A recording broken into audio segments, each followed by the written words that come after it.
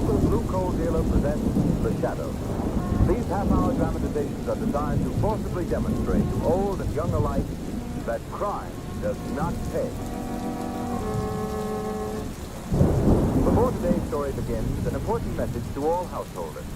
When ordering fuel, remember that there's a tremendous difference between various kinds of hard coal. And remember that there's one hard coal that offers you better heat with less furnace attention. And that's blue coal. You'll find that blue coal banks and burns better and gives you absolutely the most for your money in heating service and satisfaction. So ask for blue coal by name the next time you order fuel. And be sure to listen at the close of today's program, for we have a special guest whom we wish to introduce to you. The Shadow, a mysterious character who aids those in distress and helps the forces of law and order, is in reality Lamont Cranston, wealthy young man about town. Cranston's friend and companion, the lovely Margot Lane, is the only person who knows to whom the unseen voice belongs. The only one who knows the true identity of that master of other people's minds, the Shadow. Today's story, Hypnotic Death. Albert, why did you bring me to this doctor's office? I want you to meet the famous Dr. Dahmer. He's a friend of mine. We might even get him to be my best No, man. Albert, it makes me so happy to hear you making friends for our family. Martha, if you stay here a minute, I want to prepare Dr. Dahmer for the big surprise. Yes, Albert. Hiya, fellas.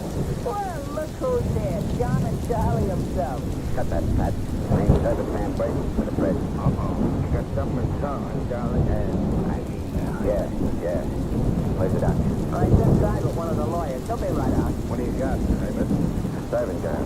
No living relation. Yeah, it's pretty. Made to order. What kind of a policy you got?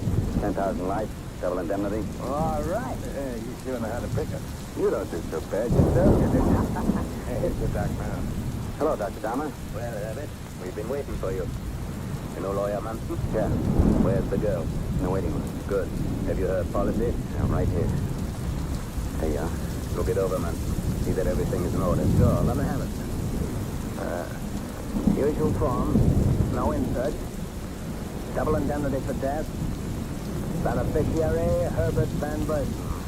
It's made out to you, all right? You bet. That's okay. Very well. Bring the girl in. Okay, Doctor. See that the boys have their instructions, Manson. Right, Doctor?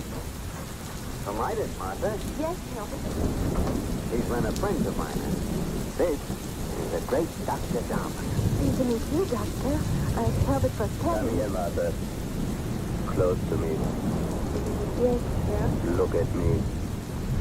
Look into my eyes. Albert. Look into my eyes, Martha. Oh, Albert. Take me out of here. Martha. I am afraid. I don't run. Look into your... Now, Martha. From this moment on, I will control your mind. My will shall be your will. My instructions, your commands. Whether or not I'm with you, whether or not you see me, you will obey my orders. Obey your orders. Yes. Obey my orders. All right, men, you must be going. You're about to witness an even greater demonstration of my principle of telepathic hypnosis.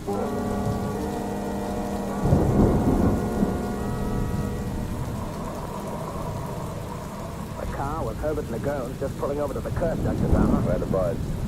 See, they're standing on the corner. Herbert's getting out of the car. Very well. Stop the car. Oh, this far away, Doctor? Distance in no way affects my powers. I must close my eyes and concentrate. Keep me informed of the results, Manson. Right. Say, the girl stepped out of the car. Yes. Now to test my theory of telepathic hypnosis. Martha, move close to the curb. She's doing it, Doctor. She's there. Stop, Martha. Wait for my orders. She's standing at the curb. There's a car coming, Manson. Yes, one coming down the street at a fast clip. How far from the girl? About 200 feet. Yes. 150 now. Yes. 100. 50. And now, Martha. 25. Walk, Martha. Walk. 10. Yes. Well, that's done, Dr. Dahmer. Yes. It is quite done, Marston. Quite. Look, he's dead. Dead. You murderer. You killed my fiancé. That's right there, you paper. Stand back. Now, buddy. What happened? The girl stepped right in front of my car. I couldn't stop. Yeah, of course you couldn't. You were going so fast. All right. We can't argue that out here. I'll have to face down the rest, young fella. Just a moment, officer. What do you want? I saw what happened. That young man is not to blame. Why? The girl walked right in front of the car. Well, you'd better let me have your name. Question. Lamont Question. Say, officer, this man's talking through his hat. This woman was killed by a reckless driver. Officer, there's something very peculiar about this whole thing. Beg your pardon. Excuse me, officer. I'm Dr. Dahmer. Well, what is it? You witness to this? No, I'm not. I didn't see it. But as a citizen, I feel that reckless driving must come to an end. You say you didn't see what happened? That is correct. Then you'll pardon me, but I hardly think you're in a position to voice an opinion in this matter, Dr. Dahmer. I see. You, of course, are a witness for the driver. Exactly. Very noble of you. Very. I assure you, sir, that you and I will meet again. Yes, I'm sure. We will meet again.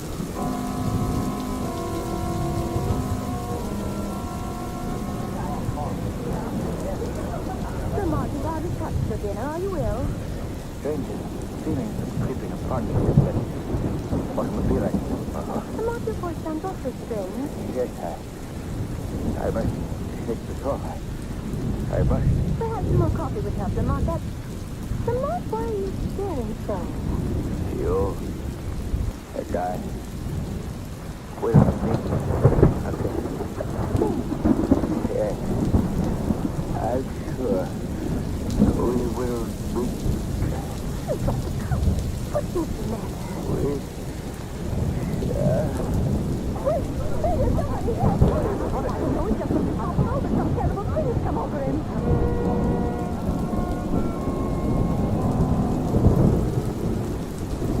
Now, Miss Lane, try and calm yourself. Look, how long will I have to wait for the news about Mr. Krantz? Dr. Anthony and Dr. Whitman are with him now. Mr. Tate don't understand it. He was so well only yesterday, and now I just can't believe it. Oh, here's Dr. Anthony now. Dr. Anthony, how is he? just a moment, Miss Lane. Nurse, will you stay with Mr. Cranston? Yes, of course, Doctor. Sit down. I want to talk to you. But, Doctor, how is he? No better. Why? If anything, he's worse. That may be brutal, Miss Lane, but you should know the facts. Oh, Doctor, it sounds frightful. I called in every specialist I thought might help us. We're completely stumped, Miss Lane. Never in our experience have we encountered such a strange thing. Well, what can it be? We don't know. All the vital organs are in excellent condition, yet his energy is rapidly ebbing. Oh, I hate to have to tell you this, Miss Lane, but we're afraid Mr. Cranston won't last tonight. oh, no. Oh, no, that can't be The possible. most discouraging thing is Mr. Cranston's complete lack of cooperation. He seems to have lost his desire to live. Oh, I must go to him and fight this thing off, whatever it is. Come along. We put him in this room right across the hall. There we are. Now, Miss Lane, try to arouse his interest. Yes, Doctor, I will. That's right. Lamont. Oh, Lamont. Now, go. How are you, Lamont? Are you any better? Help me. Right. Here. My head. Hand. Squeeze. Lamont, listen to me, please. Your life is in your own hands. You must fight, Lamont. Fight. Fight. Open it. Order. By will. Your will. But please. What can't you tell us, Lamont? Tell you. He will let me. What's that? Who won't let you?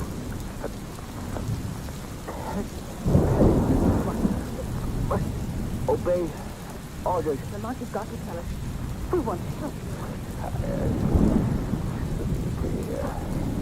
Doctor, will you step over here, Lamont? Of course. Doctor, don't think I'm mad, but the man in that bed is not Lamont Cranston. Not Miss Lane. The body is Lamont Cranston, all right, but the spirit is not here. Well, that doesn't make Let sense. me explain. You think it's true that when a person suffers from a psychosis, they mutter of things and experiences of the past? Yes, that's quite correct. Well, these things Mr. Cranston's been saying, I've never heard him say before. No, but... Doctor, I'm convinced Mr. Cranston is uttering the words of someone else. Someone else? Yes, a will stronger than his own domination dictates his every word and action. You mean a form of hypnosis? Have you ever heard of telepathic hypnosis? Why, of course. A book has been published on the subject just recently. In fact, I have a copy in my office. I feel owning authority on that subject is not Mr. Cranston. We must send for the author of that book. But, Miss Lane, the theories of hypnosis described in this particular book have not been endorsed by the medical profession. It makes interesting Dr. reading. Anthony, we don't know what's wrong with Mr. Cranston. Perhaps I'm clutching at a straw, but his life is in danger. I insist that you call him an author. Very well. There. Yes, Doctor. Go into my office. Tell this man to come here at once. Here, I'll write the name for you. Dr. Augusta Dharma.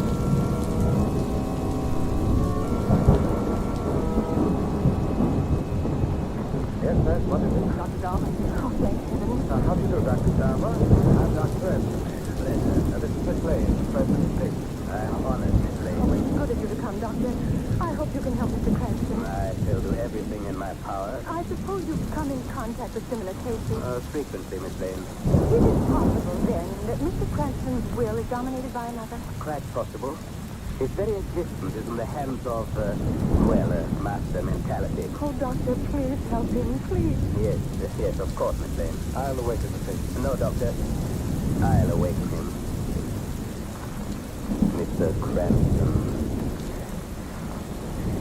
Yes? Open your eyes. Oh. Why, Doctor, that's an amazing demonstration. Lamont, this is Dr. Dharma. Who's come to help you? Obey. Don't you understand? Why do you stare like that, Lamont? Dr. Anthony, Dr. Dharma, that's the same expression he had on his face just before he collapsed in the restaurant. This is frightening. Dr. Donoghue? Miss Lane, Dr. Anthony. I think it's best that you leave me alone with the patient. Of course, Doctor. It's a little cool in this room. Would you mind closing that window behind you? The window? Window? Of course, I'll take care of it. Now, if you please. Certainly, Doctor. We'll leave at once. Come, Miss Lane. Dr. Dharma, I place my last hope in you. Mr. Cranston will be well taken care of. Thank you. Well, Cranston, we meet again. Meet? Up there? Oh, yes, of course. Your vocal cords. Quite forgotten. You can think clearly enough, but can't express yourself. Well, I shall lessen the pressure a bit for the moment so that you and I can have a little tete-a-tete, eh? You may talk, Cranston. You may talk. You murderer? You feel rather a spectacular beginning for a tete-a-tete. There may be a spectacular end to it, too, Dr. Dharma. There's a limit to your control. The facts dispute you, Mr. Cranston. You are helpless. You can speak no louder or no longer than I choose to permit. You've grown rich by murder and fraud. But in some way, I'm going to put an end to you. Come now, Cranston. Your slight respite is over. I return you to the condition that baffles science and destroys you.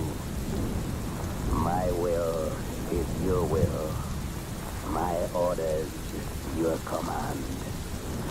Obey. Obey. I will. Your will.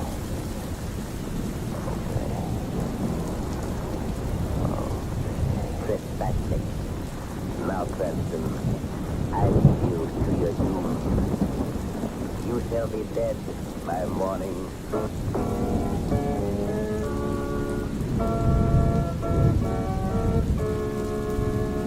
Before our second act begins, let me ask you a question. Have you ever talked to an older person who said, of course, things are a lot easier for you people now than they were in my day? I guess you can't blame older folks for being just a bit envious, for we have so many new improved products which make present-day living easier. The list is practically endless. Just for example, take blue coal. Now, thousands of you homeowners will agree with me that blue coal has certainly simplified living. Its use has brought home heating comforts that wouldn't have been thought possible a generation or so ago. For blue coal burns so much better, requires so little furnace attention, and it gives you safer, more dependable heating service and satisfaction. You see, blue coal is a guaranteed product of the Glen Alden Coal Company, the nation's largest hard coal producer. All their superior resources, equipment, and care in mining and preparation combine to make blue coal the finest hard coal money can buy. That's why it will pay you to make your next fuel order a supply of blue coal. See what a tremendous difference it makes compared to ordinary anthracite. Then you'll join the thousands of regular blue coal users who say there's no substitute for blue coal for perfect heat with less furnace attention. Call your dealer tomorrow. His name is listed in the classified section of your classified telephone directory under the word blue coal.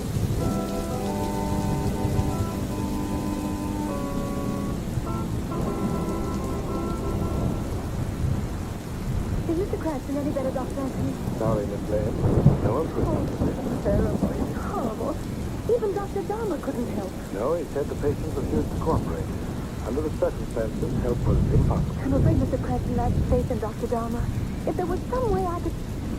Dr. Anthony, you have a copy of Dr. Dahmer's book. Yes? That's my duty. If we show Mr. Cranston the book, he might realize how important Dr. Dahmer is. Well, we can try it. Nurse, Yes, Doctor. go across to my office. You'll find Dr. Dahmer's book on my desk. Bring it in. Yes, Doctor. Dr. Anthony, the phone line is on. Oh, thank you. Hello? Yes. Want to speak to Mr. Cranston? But that's impossible. Well, I see. All right, have it come up. I'll talk to him. What is it, Doctor? The driver of the car that killed the girl goes on trial tomorrow. His lawyer's downstairs in the reception room. He thinks Mr. Cranston is saved for him. Well, perhaps the plight of the boy might stimulate Mr. Cranston's interest. Why, yes, there is that possibility. Here's the book, Doctor. Let me have it. Yes, Miss Lane. Look, Lamont. This is Dr. Dahmer's book. You see his name on the cover. He's a tremendously important man, Lamont. You must let him help you. Miss Lane, I believe we've stuck something. Thumbing through the pages. I think we've aroused his interest. Well, that's the lawyer. You must put him off, Doctor. Yes, nurse, tell the gentleman we can't see him just yet. Yes, Doctor. Look, Doctor. He's actually reading the book. This is the first break in the case. Oh, I hope so. Dr. Anthony. Yes, nurse, what is it? All that lawyer wants is Mr. Cranston to establish how far the automobile was from the girl when she stepped off the curb. He brought this enlarged photograph of the scene of the accident in the hope that Mr. Cranston could mark the spot on the picture. Well, I'm afraid that's what I do. Doctor, look. Mr. Cranston's reaching out for the photograph. I believe... You think he recognized me? Apparently. Here, let me have that photo. Yes, Miss Lane. Here, Lamont. Show us where the automobile was when the girl stepped off the curb.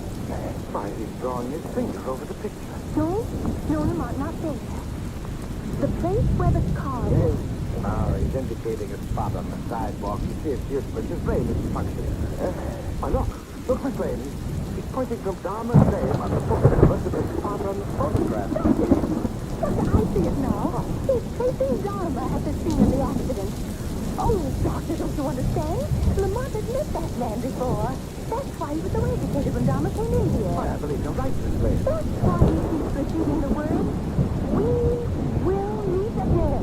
Do you think Dahmer might be the influence that dominates Mr. Cranston? I don't know, Doctor. Look, Miss Lane. Pointing to a passage in Dahmer's book now. What is it, Lamont? Here's a passage, Miss Lane. Should the controlling mind lose poise for even an instant, in that moment the spell is broken, and the will of the subject released. If the controlling mind loses poise... Window. Oh, we find tell something by association of ideas. The significance of the window pane. Doctor, do you remember when you asked Dahmer to close that window? He lost his poise. He never went near it. He didn't dare look out of this 26th floor window. Of course, I thought this conduct stayed at the time. Dahmer is a victim of a phobia. The fear of high places. That is what Mr. Cranston is trying to bring out. We shall meet again. We've got to get Dharma back up here. We've got to make him lose his self-control if only for an instant. It's the only way to break Dharma's influence. But will he come? He's washed his hands of the case. I think I know a way to get him here.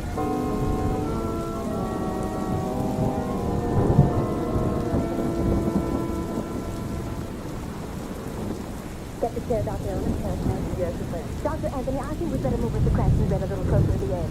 Yes, hurry, Miss Lane. Dharma's already on his way. Where do you want this chair, Miss Lane? Right over there, close to the parapet. How did you manage to get Dharma to come up here? I think they phoned and told Mr. Cranston was getting well. He nearly dropped the phone. He was so nervous. That must be Dharma. Now, look, I'll go to the next room and leave you and Mr. Cranston alone with him. First, you show Dr. Dharma in, and you can go. Thank you, Doctor. Good luck, Miss Lane. I certainly hope this helps. I hope so, Doctor. Hurry, hurry. Come on, watch. Watch Dharma every second. This is our only chance to be here. Oh, Dr. Dharma, I'm glad to see you. How do you do? I'm glad. Isn't this rather unwise, having Mr. Cranston out here? It's quite windy at this height. Mr. Cranston requested it. Requested it. Mr. Cranston did. Yes, won't you sit down, Doctor? Here's a chair, right over here. Yes, pardon me, Miss Lane, but I'm pressed for time. Must examine Mr. Cranston alone. Do you mind? Not at all, Doctor. I'll leave it. Oh, Miss Lane, look out. I said, how up. Well, you nearly fell over the edge. Oh, did I frighten you, Doctor? Oh, come away from there. Sorry. I'll leave you now. Yes, Miss Lane, look. Mr. Cranston's gone. What was that? Just as controlling mind lose poise for even an instant. Thanks for the tip, Doctor. Miss Lane's fake stumbled in the trick. You lost poise. Who are you? Your liberated subject, Lamont Cranston. I can't see you. Right, Doctor. Nobody ever sees the shadow. The shadow? You? Yes, Doctor. I've heard of you. The invisible. But it can't be. You accomplished this through hypnotism. Correct, Doctor. We're masters of the same art. We apply it quite differently. You have hypnotized me. All my life I've looked forward to an encounter with a shadow. I felt it would be the ultimate test of my hypnotic powers. Well, here we are, Doctor. Quite so. And you shall see who is master. What do you mean? I lost control over your will, but only for the moment. You're a fool if you think you can bet me. I have just to touch you, and you will again be helpless. If you can touch me, you've made one mistake, a fatal one. Mistake? Your selection of an arena was thoughtless. This terrace is small. You'll have to pass me to get away. I warn you, Dharma. This may mean your doom. I know where you are now. There. I'll... You've lost the first move. You can't touch me, Dharma. It's useless to try. Your wisest course is to surrender and settle with the law. You moved that chair. You're in the corner near the wake-up bench. Now we'll see whether you can...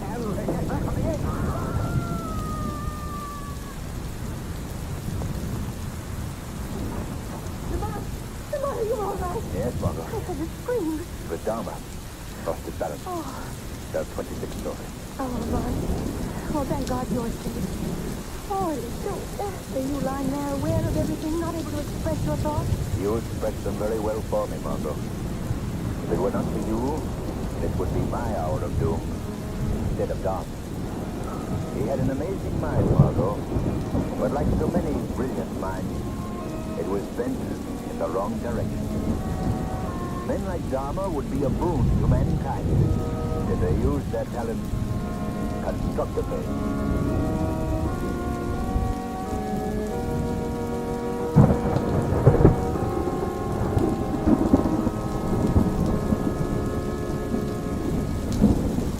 We'll introduce our special guest in just a moment, but first, let's hear from Blue Coal heating expert John Bartlett. Thank you, Ken Roberts, and good afternoon, friends.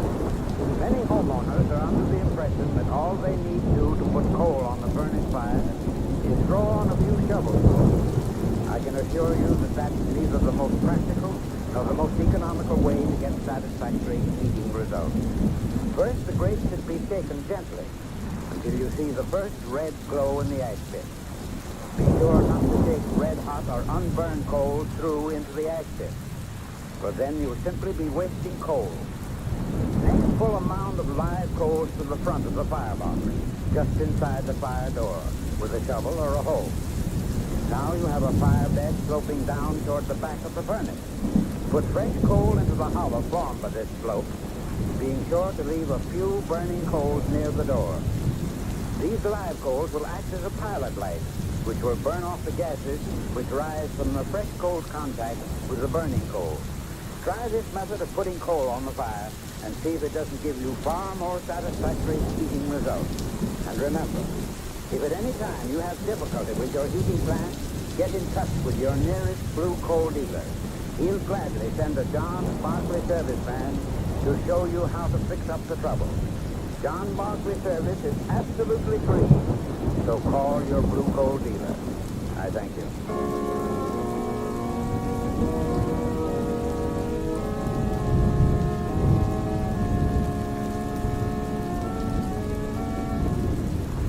And now I have the privilege of presenting Dr. Lawrence W. Barclay, National Director of Camping Activities of the National Council of the Boy Scouts of America. By the way, you're not related to John Barclay, our heating expert, by any chance, are you? Not that I know of, but I've heard his heating advice on this program. Found it very useful. Good. Dr. Barclay, the producers of Blue Coal have asked me to congratulate your great organization, the Boy Scouts of America, on the 29th anniversary of its founding. Through the years, the Boy Scouts have made many important contributions to the finest American ideal. And for that, we salute you. Thank you, Mr. Roberts. And may I say that we are grateful to the sponsors of the Shadow Program.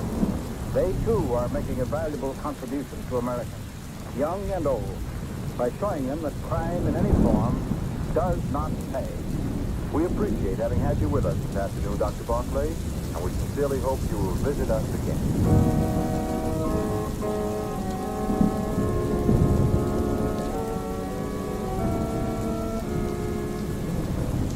Today's program is based on a story copyrighted by the Shadow magazine. All the characters and all the places named are fictitious. Any similarity to persons living or dead is purely coincidental. The Shadow magazine is now on sale at your local newsstand.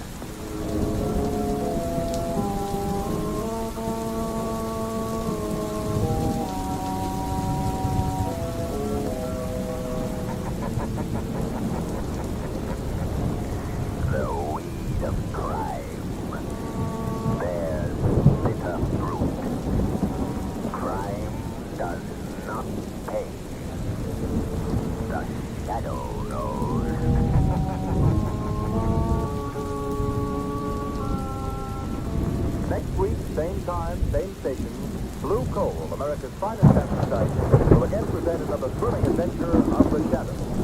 Be sure to listen, and be sure to burn Blue Coal, the solid fuel for solid comfort.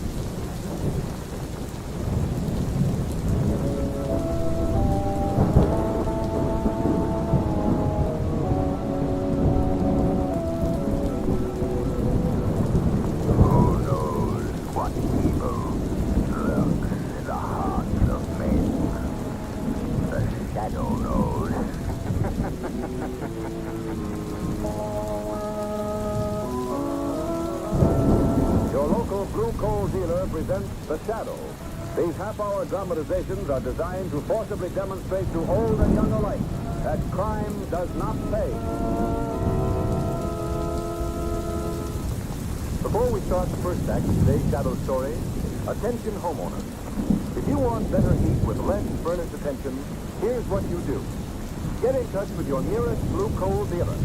Order a supply of Blue Coal, the fine quality hard coal that's been mined and prepared by the most modern methods and laboratories tested for quality. You'll find that Blue Coal offers you by far the most for your money in heating comfort and satisfaction. Don't fail to try it. Order your supply of Blue Coal tomorrow. The Shadow, mysterious character who aids those in distress, is in reality Lamont Cranston, wealthy young man about town. Cranston's friend and companion, the lovely Margot Lane, is the only person who knows to whom the unseen voice belongs. Today's story, Friend of Darkness.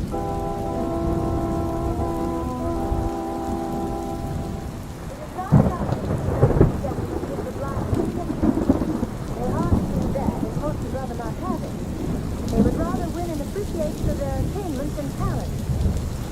When one faculty is denied, it makes the compensate by developing others. To illustrate that point, I've invited here to my home a young man who has been blind from birth.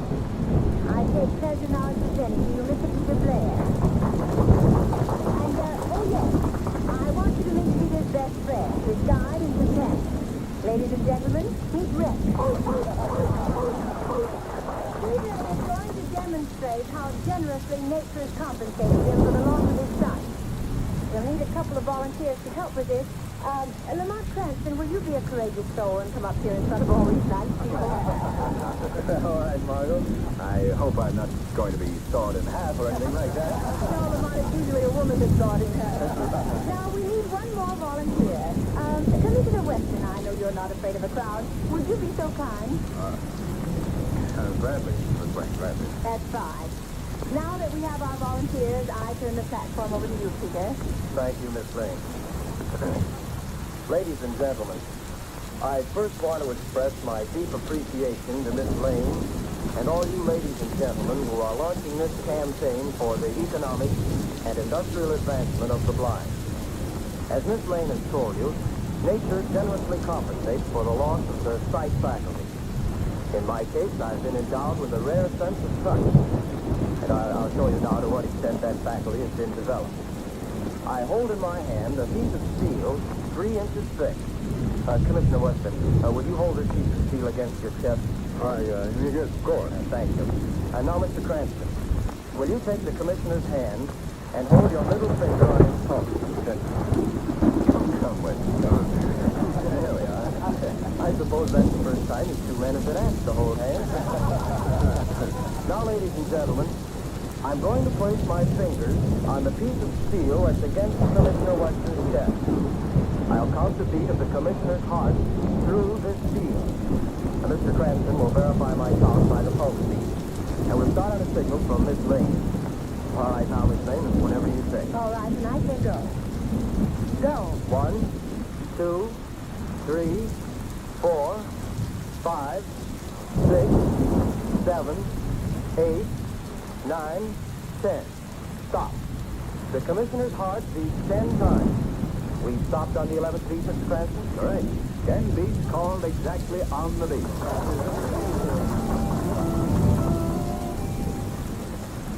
Where's the Skinner, Joe? He's out with that police dog Prince for teaching and stuff, they said.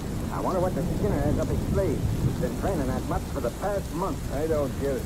First he holds us up in his shack, and then he goes in for dog training. Got me. Shut up. Here he comes. Hello, Skinner. Hi, Skinner. How'd the mud do tonight? I did okay. It's a smart hound. I had to slap him around a bit, but he gets the idea after a while. Come here, Smoker. Search it, Skinner. Here. Well, I guess this is the night. Night for what? Fullest stunt I've been planning on for a couple of months. You mean you got something on the fire? Yeah.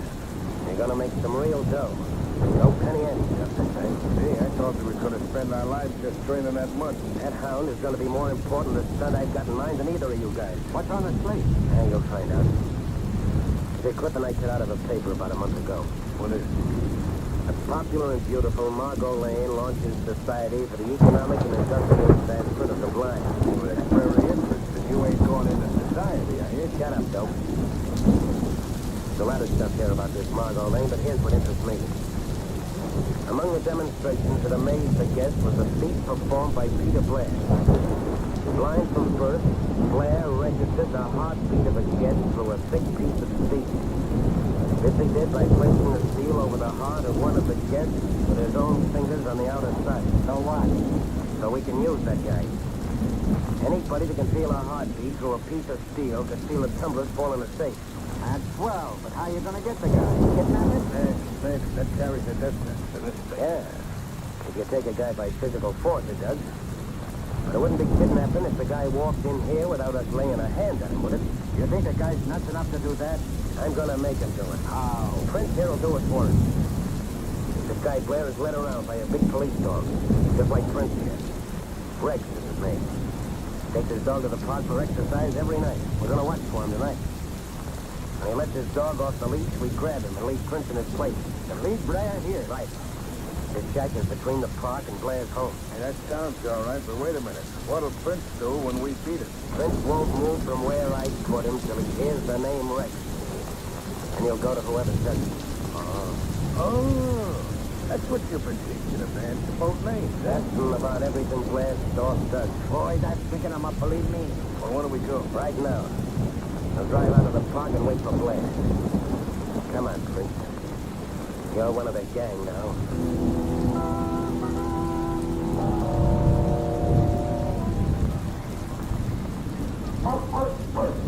There's Peter Blair now, sitting on that bench over there. Has his dog running around? Yeah. Don't let Prince out of the car. That's where we make the switch. Come on, Prince. As soon as we get Rex over here to the car, we'll trade dogs. Prince, speaking. Hey, look. The other one's not getting his track. Now he's getting his back. Here he comes. All right, boy, you're getting up. Ready to grab Blair's dog? He won't get away. Hello, Rex. Nice, Rex. Come here, boy. Oh, that's good stuff. All right, fellas, grab and muzzle him. Got him. There's no one to make it sunny. Shut up. You'll find your boss in a little while. Okay, Skinner, we're all set. Dogs in the car. Right. Now lie down on the grass, Prince. That's it. Now stay put till Blair calls for Rex. No, boy. Down. That's Prince. Moving a muscle. Boy, you got it right. Brett, time to go. Come on, Brett. Look at Prince. You heard him call. Say, look at Prince jump all over Blair. Like he knew him all his life. He'll never know it ain't Rex. Will you look at that? Prince is leading the guy right out of the park. Right out of the park and right into our hands.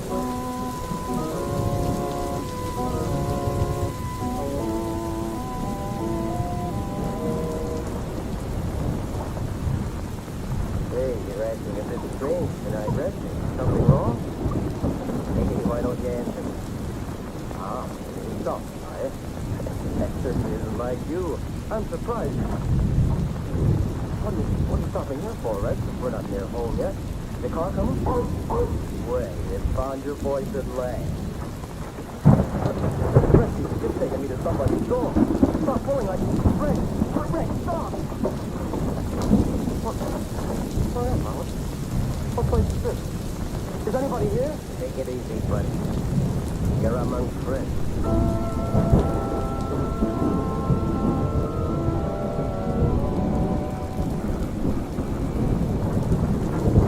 Margot, you're all excited. Something wrong? Oh, Dr. Mark, a terrible thing has happened.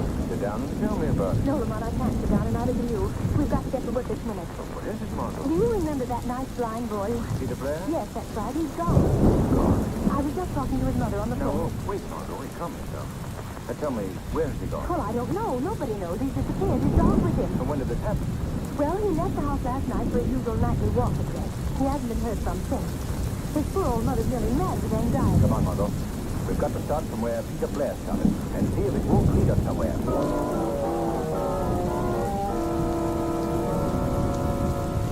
Now, take it easy, Blair. Nobody's gonna hurt you. Oh, I don't care what you do with me. What have you done with my dog, Blair?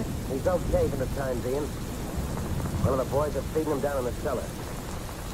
I'll let you and me get down to business. Oh, we'll get it over with. I have no money, if that's what you're after. No, but you can get money for it. At least you can help us get it. Help you? What do you mean? Here's a dope. We've got a line on how to get into the State Street Bank. There's plenty of dough in that big vault. All you've got to do is plant them educated fingers of yours against the vault door and tell us when a tumbler's full. You mean you want me to help you rob a bank? That's just what we want, and that's just what you're gonna do. Oh, you must be mad to think I'd do anything like that. Look here, Blair. I try to be nice to you. I guess it ain't the right treatment. I got another medicine. A pretty bitter dose. What do you mean? Why keep the dog healthy? Fresh was more than I belong without him. My eyes see for You're going to the bank with us tonight or else. Oh, you wouldn't. You wouldn't hurt Rex. That'd be as bad as killing a person. I'd help with human. You're going to do what we say or not. Oh, I couldn't. I'd be a criminal. I couldn't do it. Okay. Look Go find out. You got your gun, Marty? Yeah. When I count 10, I want you to plug that dog of land. Oh, no, you can't. Yeah, that's just how long you've got to make up your mind. To the count of 10. What? Oh, you wouldn't do that. You couldn't. No. 3. No, Red. Red. 4. No. 5. Please, for God's sake. 6. 7. 8. Wait. All right. I'll do it.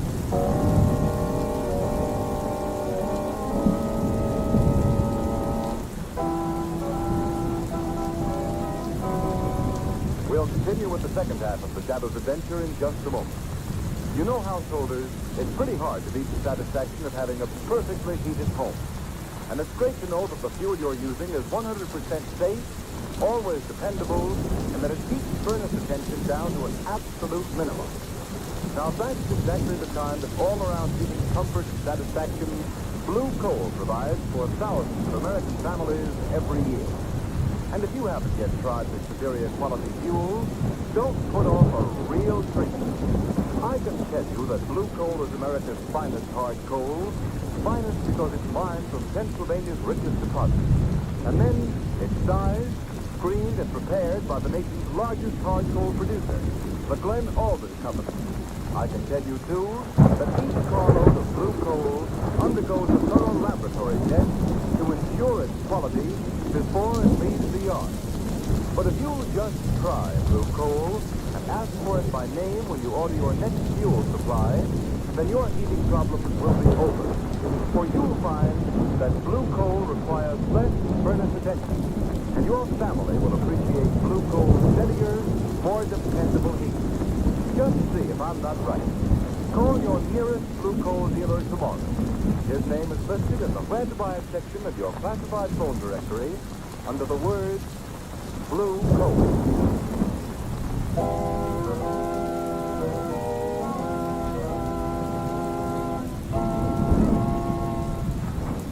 Well, good morning, Commissioner Weston.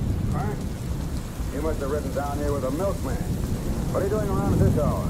I've been anxious to know what the police are doing about the disappearance of Peter Blair. Oh, you've got your fist in that now, huh? Very much so, Commissioner. What news have you? None. We've been dragging the river for his body all night, but we found no trace yet. I don't expect you will. Why not? That's the most likely place to find him. How do you think he was drowned? Well, he was blind, wasn't he? He probably walked off the end of the pier. I'm afraid, Commissioner, you underestimate his dog. That animal would never leave Peter Blair near enough to fall into water. Well, and he might have jumped off, committed suicide. Oh, what of the dog? Do you believe he also committed suicide? Certainly not. But if he saw his master go off the pier, he might follow him. That's likely what happened. The dog was drowned going after his master. I admit that such devotion is characteristic of dogs like Rex. But I'm afraid your water theory doesn't hold water. Cranston, it's too early in the morning to get into an argument with you. I don't want to start my day off wrong. Now, will you... your phone's ringing, Commissioner. I know it's ringing. There goes your day. Commissioner Weston speaking. What's that? The State Street Bank. By accident. Where did this happen? Yes, I'll be right down. Well, what do you know about that? What's up, Commissioner? The State Street Bank was robbed last night. The big vault was cleaned out. Why, I can't believe it. It's impossible. It happened. It couldn't. It did. Oh, shut up.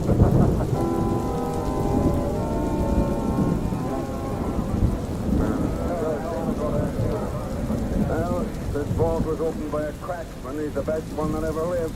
There's not a mark on the vault anywhere. No drills, no tube, nothing. Just open, that's all. That seems to have been enough for the gang's purpose, Commissioner Weston. Cranston, if you're going to let loose a theory, I'll lock you in that vault until I've completed this investigation. I wouldn't lock anyone in that one if I were you, Commissioner. It's too easy to open. Then keep out from under my feet. Have you formed an opinion yet as to how this thing was accomplished? Yes, I have. There's only one way it could be done. Only a person who knew the combination could have opened that vault. Then you think it's an inside job? Obviously. It would be impossible otherwise. I'll grant you it has all the earmarks of an inside job. Still, it doesn't seem possible that an employee would take such a chance. No, it doesn't, eh? Well, how do you think it was done, then? This thing is baffling.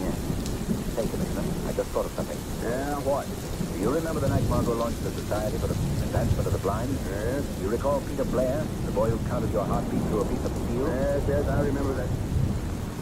By see it now.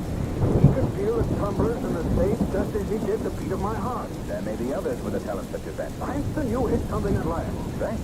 Why didn't I think of him before? Why, he's the only man in the world who could have done this job. Just a minute, Commissioner. You don't by any chance think Peter Blair robbed this bank? Why, the whole thing ties in perfectly. He disappears mysteriously, the bank is robbed. Say, Blair's on there, all right. No, Commissioner. He'd never do Langston, anything. he's the only one who could do it. I've been hunting him dead. Now I'm after Peter Blair, dead or alive. What are you hollering about, Blair? We're only asking you to do one more job for us. And we'll beat it out of town and you can go home with your dough. But I can't do it again. I just can't. You'll do it all right. This job is a cinch. We got almost an open door to the National Bank. All right, men, here's the setup. Now, the watchman has coffee delivered from a lunch wagon every night at about 12 o'clock. He takes it from a kid at the side door. All we have to do is follow the kid into the alley, stick a gun in his ribs, make him ring the bell just as he always does. When the watchman opens the door to get his coffee, we go in. Oh, you'll be caught sooner or later, Skinner. All right, Blair, it'll be later. Come on, fellas, let's go. Oh, Joe. I want you to stay here and get things together for the getaway. We're leaving town right after this job. What do you want me to do? Clean out everything. Don't leave a thing behind, get me? No evidence. Right. Don't leave a thing. How about Blair? We'll handle him on the way back. All right, you guys, into the car. Marty, take care of Blair. Come on, What's the matter, Bud? You trying to be a boss? And you won't miss him long. Skinner said clean up everything. That means you too. And you too, friend. You're not messed up. I guess they might as well get it over with. Get up. Hey, Rex, get back there. Get back. Holy mackerel, right through the window. Hey, get down. Get down. Get down.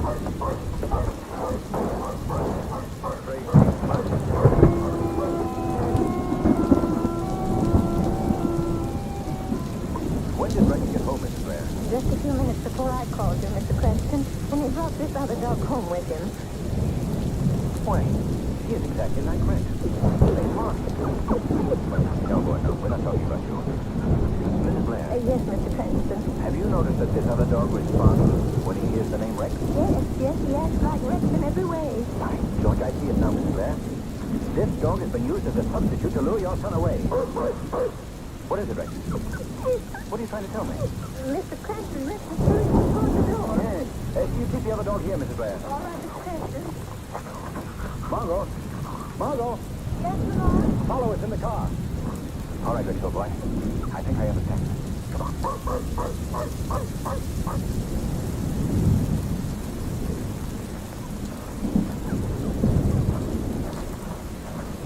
Easy, Rex.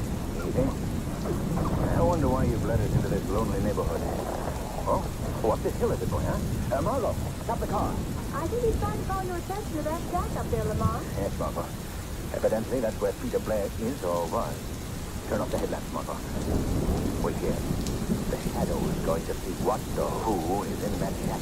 Be careful, Lamar. I will, Margot. Come along, quick. Come on, boy. Come on. Yes, somebody is in here, all right. The door is locked. Be quick. There's the boy. Yes, somebody's coming. Well, so you come back, how much? Get in here. Won't get away this time. Skinner said clean up everything. Hey, my dear thing. So the Skinner told you to clear up everything, eh? What? What was that? I don't see nobody. Who asked? I did. Who are you? I am the shadow. Shadow. This guy don't exist. Yes. Where is Peter Blair? I ain't telling you nothing. I'm getting out of here. Stay where you are. I'm getting out of here. I'll shoot my way out. Drop that gun. Let go his arm, Rex. What do you want from me? I want you to tell me where Peter Blair is. I'll tell you if you let me out of here. I won't bargain with you. I'm interested only in Peter Blair for the moment. All right. All right, I ain't gonna be the fall guy in this. Blair's with the Skinner. Where? They're robbing the National Bank right now.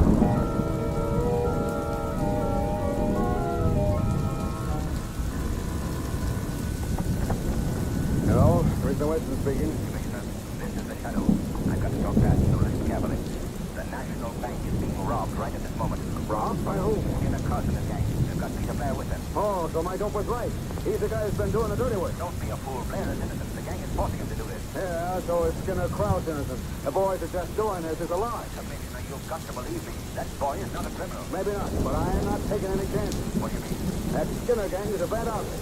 I'm taking a squad of men over to that bank with orders to shoot to kill. Commissioner, you can't do that. You may kill an innocent boy. The order is shoot to kill.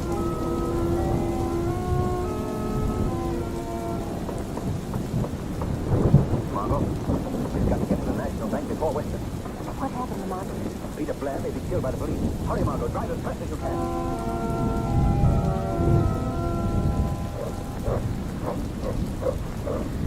Okay, hold it.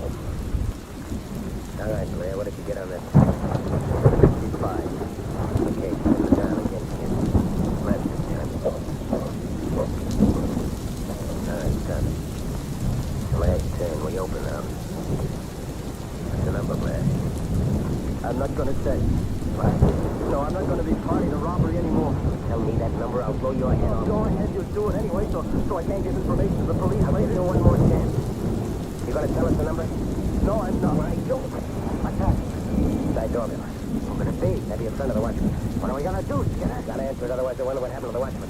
Come on, all of you. All right. As soon as I open this up, you grab whoever it is, drag him inside. Right. All right, here we are. You guys get back there. Prime your rods. I'll open it up. What is it? Nobody out here. What? That's funny. What do you make of it, Skinner? I don't like it. Better finish this job quick and scram. You better not wait to finish the job, Skinner. Who is that? The Shadow. Shadow. Yes. I've got no time to wait, Skinner. Circumstances force me to be your ally for the moment. I've got to warn you that the police are on their way here with orders to shoot to kill. I ain't falling for that, Shadow. Maybe the guy's telling the truth, Skinner. I'd hardly warn you. If it wasn't necessary to save the life of an innocent man. Listen, Skinner, the cops. Thank God. Don't leave me here. The police will shoot me. Don't be afraid, Peter. Just do as I say. Follow the sound of my voice now. You are. Skinner and his gang are running to the police. Come on, Peter. We've got to hurry. This way, Peter. There he is. A real brave to the gang. We've caught up with you, Blair. Just a minute, Commissioner. The Shadow. Yes, Commissioner. You certainly got here fast. Just barely fast enough to keep you from making a complete fool of yourself. Where's my dog? Where's Ray? What happened to him? He's in a car not far from here. If you call out loud enough, he'll hear you. What? Ray? Ray? Ray? It's me. It's Ray. He hurt me. Now, see here, Shadow. I'm not gonna let this fellow off the easy. He's got a lot of explaining to do. Very well, Commissioner. It'll all be explained so even you will understand. I'm doing what done for him. I'm glad you're all right. Right, George. I've never seen a dog act so happy. Cute son of a gun. Come on, Blair. I think we can talk this thing over.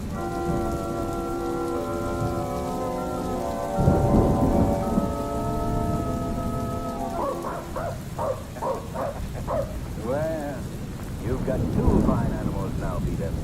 You gonna keep them both? No, Mr. Cranston, I'm going to give Prince to a sightless friend. He'll be a great companion for him. No doubt about it. Look at Rex and Prince gobble that ice cream. I don't know how to thank you, Mr. Cranston, and you too, Miss Lane, for everything you've done for Oh, us. don't mention it, Peter. I wish it were possible to thank our invisible friend, the Shadow, too. I'm sure he feels your gratitude, Peter. I'll wager that none of his exploits brought him more satisfaction than the apprehension of the Skinner and his gang. Men do terrible things, but the man is particularly depraved who would rob the faceless of a great and devoted friend, his dog.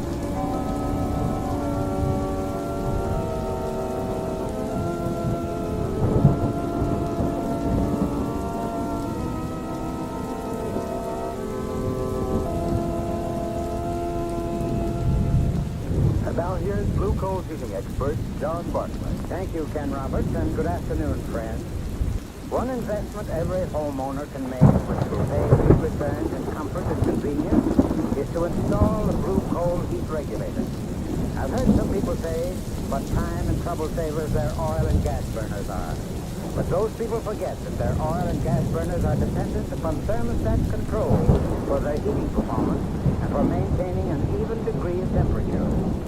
By simply installing a blue-coal heat regulator for your coal furnace, you too can control room temperatures and enjoy exactly the same kind of heating comfort that the most expensive oil or gas burner could give you. The blue coal heat regulator is a thermostat which controls your furnace dampers automatically. All you need do is set the thermostat control at the exact temperature you wish. Your heat regulator will maintain that temperature day and night. What's more, it will stop your house from becoming overheated in warmer weather and save you from wasting coal. Get in touch with your nearest blue coal dealer. He'll be glad to show you how a blue coal heat regulator can pay for itself in the time, trouble, and amount of coal it saves you. I thank you.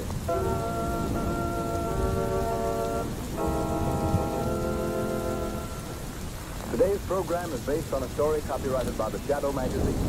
All the characters and all the places named are fictitious. Any similarity to persons living or dead is purely coincidental. The Shadow magazine is now on sale at your local newsstand.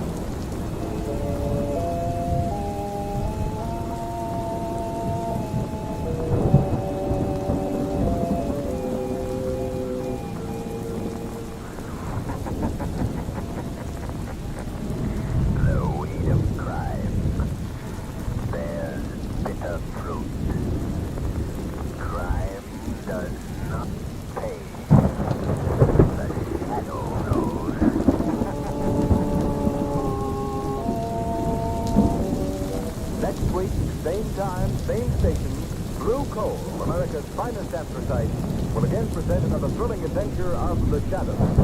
Be sure to listen, and be sure to burn Blue Coal, the solid fuel for solid comfort.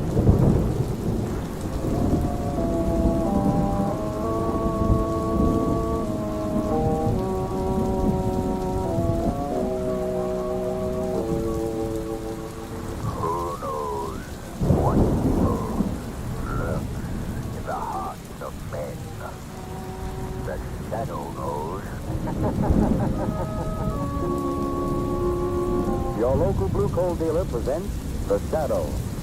These half-hour dramatizations are designed to forcibly demonstrate to old and young alike that crime does not pay. Before the curtain rises on Act 1 of today's adventure with The Shadow, remember this, homeowners. Because of abrupt changes in temperature, the coming months are the most treacherous of the entire year. So do the safe thing, the wise thing, and order Blue Coal for your next fuel supply. You'll find that this quality-tested hard coal gives steadier, more healthful heat. It's easier to bank and control, and it burns evenly and prevents your home from becoming suddenly chilled or overheated. Remember the name, Blue Coal, for perfect home heating comfort in any kind of weather. The Shadow, serious character who aids those in distress and helps the forces of law and order, is in reality Lamont Cranston, wealthy young man about town. Cranston's friend and companion, the lovely Margot Lane, is the only person who knows to whom the unseen voice belongs. Today's story, Horror in Wax.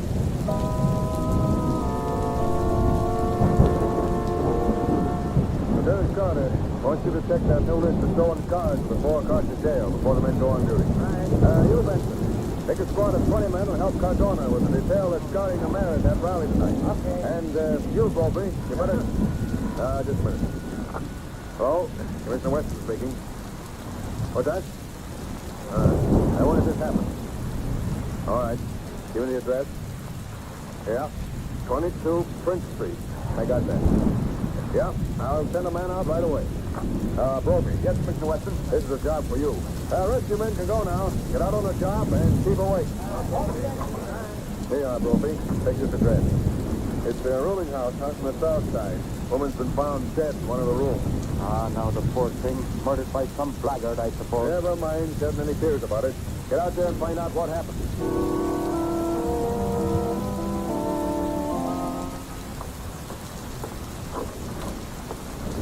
There she is, Lieutenant Brophy. Diane, just the way I found her when I came up to clean it up this morning. Who is this woman? Never saw her before. Didn't you enter the room? No, I rented the room to two men. They came in last night. They were gone this morning. She must have come in during the night. Did they leave baggage or anything? No, they brought nothing with them and took nothing, I guess. Well, I'll look her over and see what they killed her with, if they killed her. Well, she certainly is kind of... The saints above, what do you call this? You found something? Hard enough to curl me tongue so I can't say a word. Here, feel that hand then. You want me to touch it? Oh, no, you don't. Hand is the stiff part of the rock towards the arm, see? I sure this is no woman at all. It's a wax figure. Wax figure? Certainly, the lads who entered the room and left it here were likely as not a couple of dress bales. Not cause. But she's not really dead. No better than she's ever been. It's the devil's own thing they send a police officer out on nowadays. Well, what will I do with this wax figure? You leave it where it is. We'll send the wagon for it. Maybe the wives of one of the men can cut her clothes on it.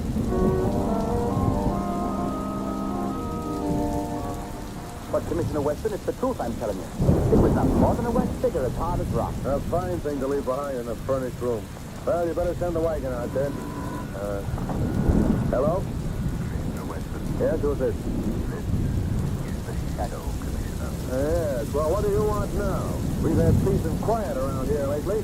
Oh, say, just a minute. Hold the wire thing. This is that Shadow fellow, Bobby. I'm going to have to follow him.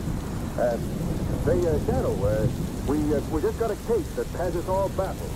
Would you like to help us? Of course, Commissioner. You know I'm always willing to lend whatever assistance I can. Oh, fine. Well, here's the dope. A woman's been found dead at 22 Prince Street out on the south side. We don't know who she is or how she died or a thing about her. Now, I'll put the case into your hands if you want to tackle it. Well, that's exactly, Commissioner.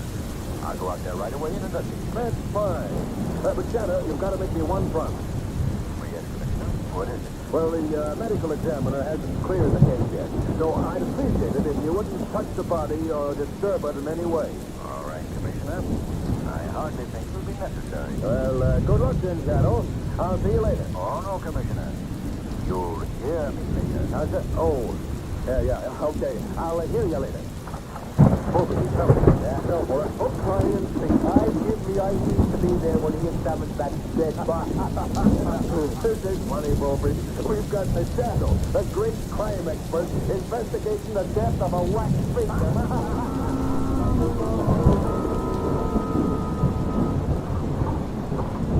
Well, they kept me into this room, but there's not a single thing that identified a human body. I know, Margot. I didn't expect there would be. Perhaps I'd better get closer. No, Margot. Don't touch the body. Commissioner Weston specifically asked me not to. But there might be a tag on the clothing or something. Hardly. The men who left his body here planned it too well to leave any telltale markings. You'll notice that even the manufacturer's name has been scraped off the soles of the shoes. The features have a strange wax-like appearance. Yes. Amazingly wax-like. Well, if there's nothing more to do here, Lamont, I must be a bit sorry to leave as soon as possible. No, all right, we'll go, Margot. Commissioner Weston is probably waiting for the Shadow's report on the case. We don't want to meet any of his men here. We mustn't disappoint the Commissioner.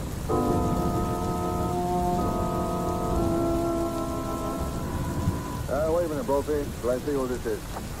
Hello? Commissioner Weston speaking. Hello, Commissioner. This is the Shadow. Oh, yes.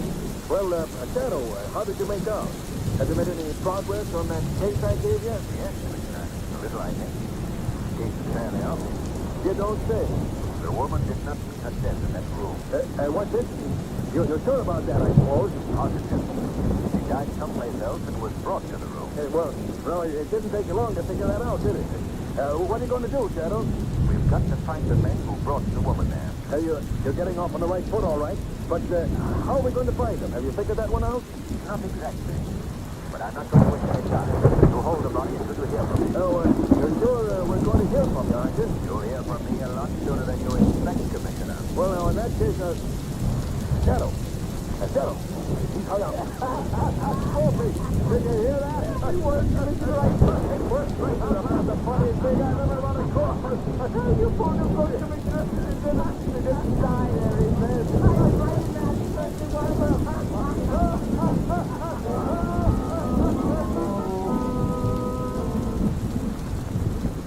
You're regarded, Professor Whitehead, as an outstanding authority in this matter, and I want you to know that I trust your judgment implicitly.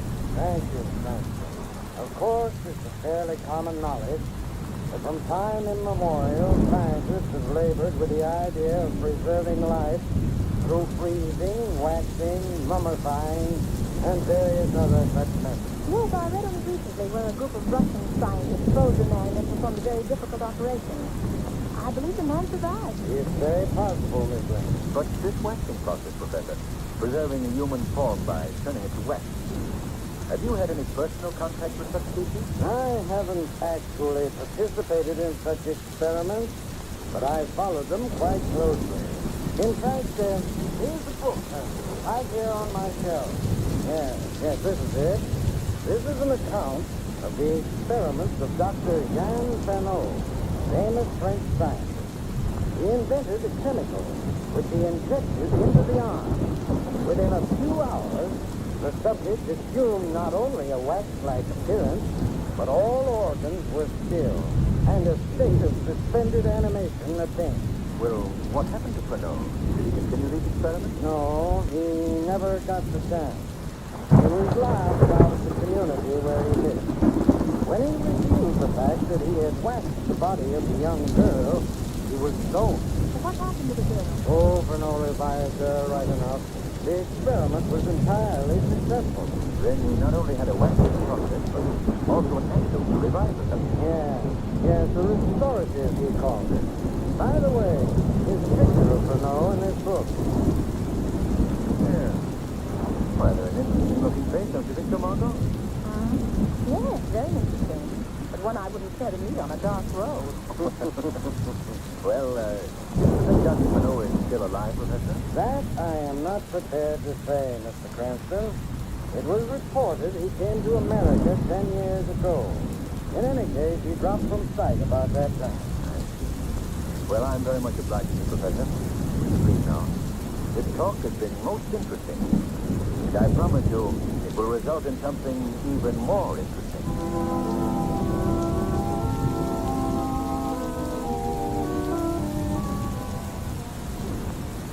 Are you nearly finished, Lamont? Yes, Margot. Quite finished. We've checked every wax figure dealer in this entire territory. Business connections of all of them are easily accounted for. That is, all but one. This Cosmos Wax Figure Company. I can't find a single firm that does business with them. There's something in there. I don't know, Margot, but I think that... Oh, that's probably my friend Vic Marquette, Internal Revenue Department. Hello? Oh, is that you, Brent? Oh, yes, Vic. Have you found anything? Well, that Cosmos company you inquired about. Yes? Now, there's a ship due at quarantine in a few hours with a large consignment of wax figures for them. You say the ship is due in a few hours? Yeah? Vic, I want you to do me a favor. All right. I want you to assign Miss Lane and myself to the customs detail that goes on board that ship at quarantine. I don't know what you got up your sleeve, Cranston. It's not exactly official. Oh, I guess it can be arranged. All right, we'll be right down. I'll explain that to you then. What are we going to do now, Lamont? I'm only playing along enough. But if it works out, Margot, I think we'll have a little surprise in store for our friend Commissioner Weston.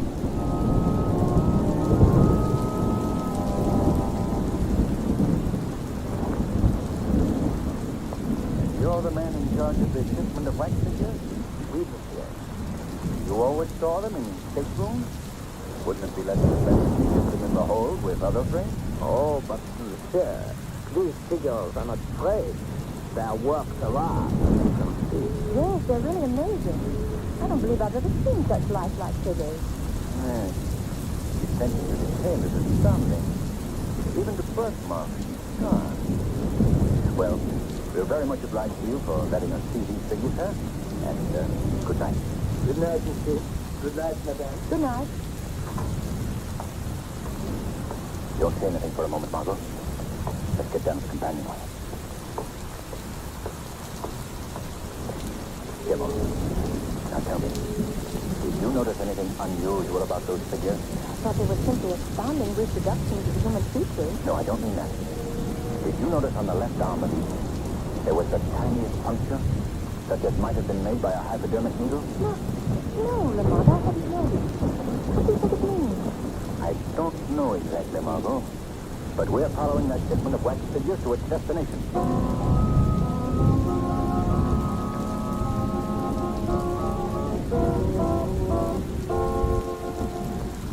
In a moment, you'll hear Act 2 of today's story.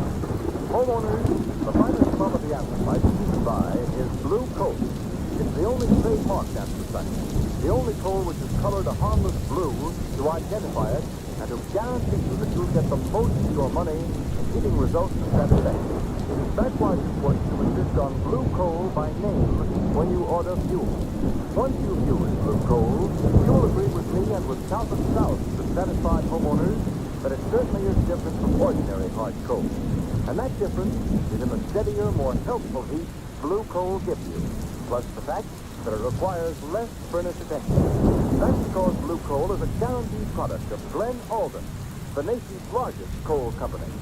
Each ton of blue coal is carefully sized, prepared, and washed to remove any existing impurities. But most important of all, each carload is submitted to a thorough laboratory test to guarantee its superior quality before it's accepted for shipment. Those are the reasons why blue coal banks and burns better and gives longer intervals between firing. Those are the reasons why it will pay you to order blue coal by name if you want perfect all-around heating comfort and satisfaction in the treacherous months ahead. Call your nearest dealer. His name is listed in the Where to Buy section of your classified telephone directory under the word Blue Coal.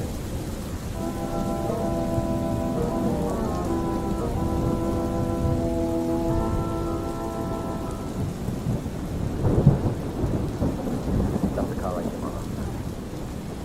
That's the Cosmos building. Just ahead there. Really looking place, Lamont. Doesn't appear as though there's anybody inside. Yes, there is though, Mama. Look down at the back there. You can just see a bar of light filtering through that covered window. Oh, no. What was the police do with the this hour? They've already got wax figures on that plate. That's probably what occupies it now. Better turn off the headlights. Yes, we'll sit here. Wait a while. Look, Lamont. That down door is open. What? Coming this way. What? Margot. Look at this man. Look at his face. Why? And the first thing is amazing if that can't be possible. Quite possible, Margot. That man who just walked past was one of the wax figures we saw on the freighter tonight. Funny. It's like seeing someone step out of the grave. It may be little less than just that, Margot. Men stepping out of the grave. Lamont, you don't want to. I don't know what it is, Margot. I've only got a hunch. I'm going to see if I can get a glance through that window back there. Oh, come along, Lamont. No, you better sit here. I feel more comfortable with you. All right, Margot. If you feel better, come along. We'll have to be very careful, Margot. The rest of the building seems to be deserted. All but that one room. They're all probably busy in the back. Let me take your hand, Margot. Put it to here. Quiet now, Margot. This window may be open. You might hear it. I'll see if I can peek through this crack here. Margot. Look. Why the hell is this like a laboratory? There's some more of the things we saw on board. Oh, no, what is that? That's like a doctor. I hope he turns around so we get a good look. Margot. Over there in the corner. Recognize that face? Why, yes. It's the man who was in the ship's cabin. The one who took care of the doctor. There's the one. Isn't that the man who took the white building? Yes, Margot. It's Dr. Pernod. What do you suppose they're doing, sir? They're working at the other end of the room, aren't they? Margot, you go back to the car. No good. Look around. Yes, if there isn't any way of getting into this place. There's a gang of men in here. I've got to keep his hand, Margot. Now go, Margot, quickly, quickly. This is a matter of a shadow. I want to be careful. Even a shadow might be shot.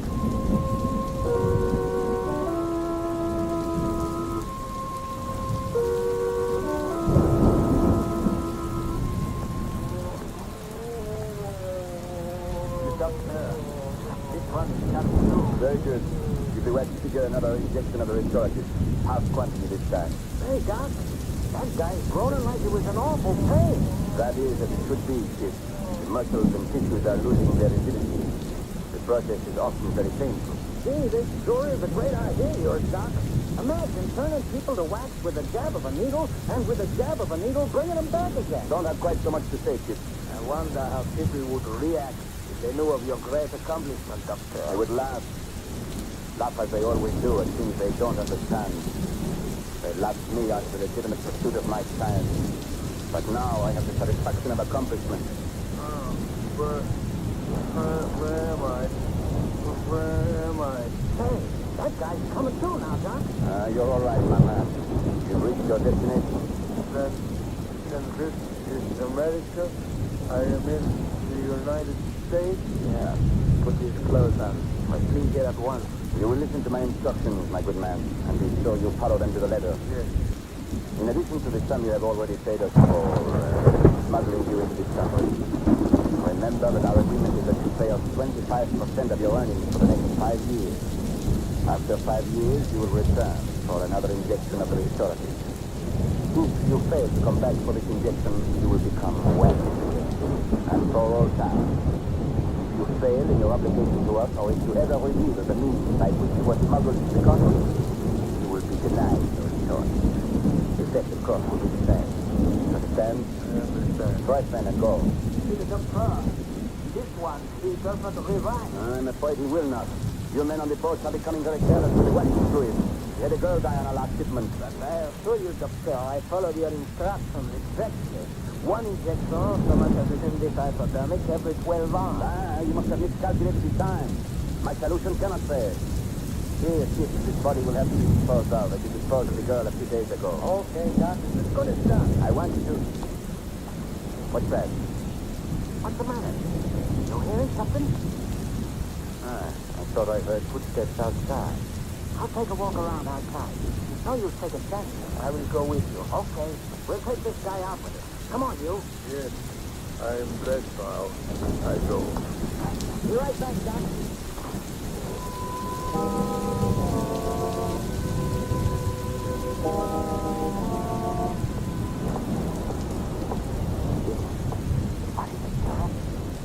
That car over there. Did you see anybody? Yeah. I can't see a face. It's strange that anyone would sleep in a lonely place like this with the lights out. Yeah, that look kind of fishy. Let's find out what it's all about. Come on, Doc. Keep your gun handy. There is somebody. Talk about the girl. What do you know about that? I didn't like it. He won't like it either when we get through with it. What are you doing in here, lady? Waiting for the morning mail? Who are you? What do you want? We want to know who you are and what you want. That's none of your business. You're a first day, man. Yeah? What's the matter? Sure. I've seen her before. Yes, I know. She was with the custom man aboard the ship. Oh, yeah? Come on, lady. Get out of that car. I'm not get out of this car. You get away from here. Have him, you're... Keep your hand over her mouth, Murat. We'll take her into the doctor.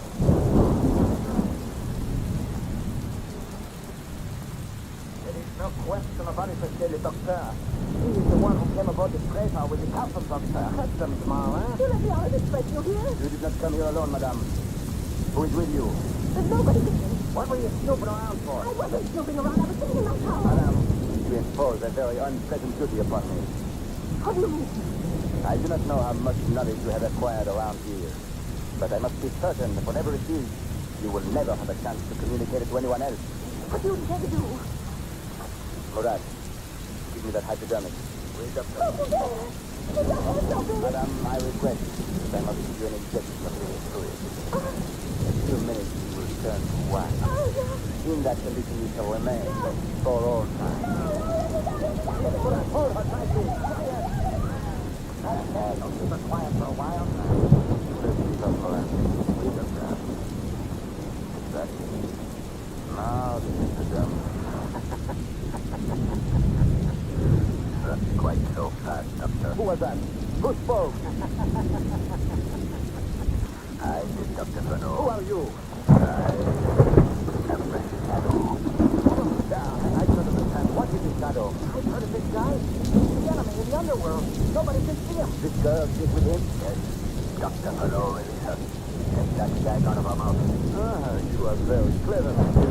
Very clever. But I think you will find I'm not so easily beaten. Do it, I tell you. I don't want to have any fight with this shadow. No, do I. You are cowards, both of you. Now he's going to. What? You will not run out on me. Oh, stay where you are. Hey, you. You're tough, brother. Yes. And now you. And now, Shadow, where are you? Right beside you. And I... Oh, no, you dog. Oh, my arm. There, fellow. Your gun is on the floor. You're helpless. Now will you be so foolish as not to do what you're told? Very well. I cannot hide the unseen. What do you wish? Remove the gag from the lady's mouth. Of course. There you are. Get out of here. Get me out of this horrible place. You're all right, Margot. There's nothing more to fear. Madam, I will get you a glass of water. Oh, no, you don't, Doctor. It's too easy to poison the water. Dr. Fano, you are coming with me. Where would you take me? To the police. They will deal with you. I'm afraid I will have to disappoint you, monsieur. Life, the people of the world have humiliated me enough. They will never subject me to humiliation of a criminal death. What do you mean, Doctor?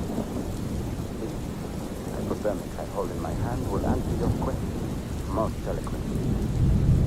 Many people have known the results of my great discovery.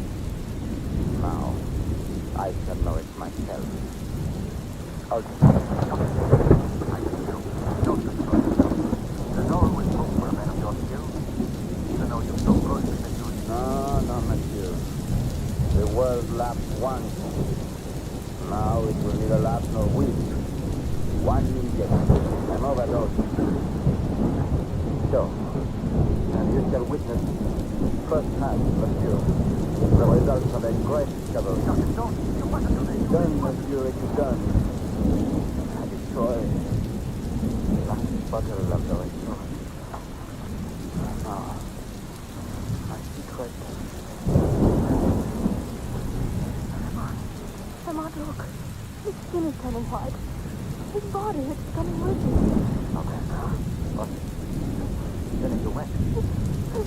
Just a bit. That's on it. Oh, Ramon, I've been there before. Take me out of here. Take me out of the house.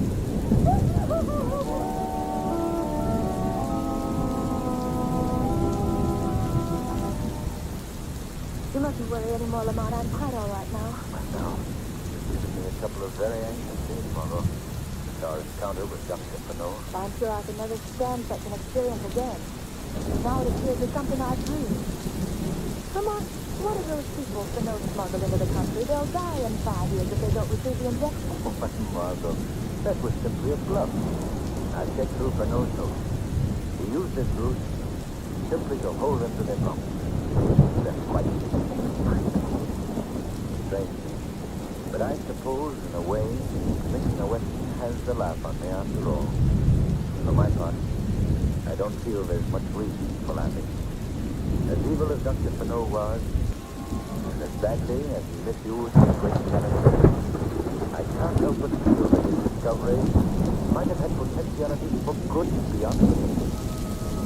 Perhaps it will occur again in a mind worthy of great things.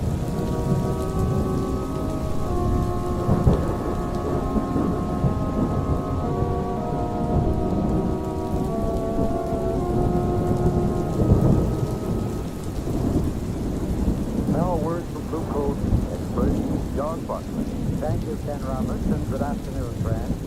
You know, you just can't operate your furnace efficiently and economically unless you understand how to regulate your furnace dampers. Every furnace should be equipped with 3 dampers. The acid damper, located at the base of the furnace, below the grate level. The turn damper, located in the smoke pipe behind the check damper and the boiler. And the check damper, located between the turn damper and the chimney. In milder weather, when you want a slow-burning, lasting fire, the check damper should be wide open, the acid damper closed. It is very important that your check damper be large enough to adequately check the fire. If it is not, it will certainly pay you to have an additional check damper installed by your plumber. If you're having trouble in regulating your furnace, Your blue coal dealer will gladly send a John Barkley serviceman to give your heating plant a thorough inspection. There is no charge or obligation for this service. I thank you.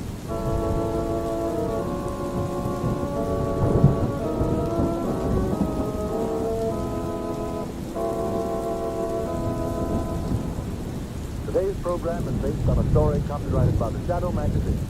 All the characters and all the places named are fictitious. Any similarity to persons living or dead is purely coincidental. The Shadow magazine is now on sale at your local newsstand.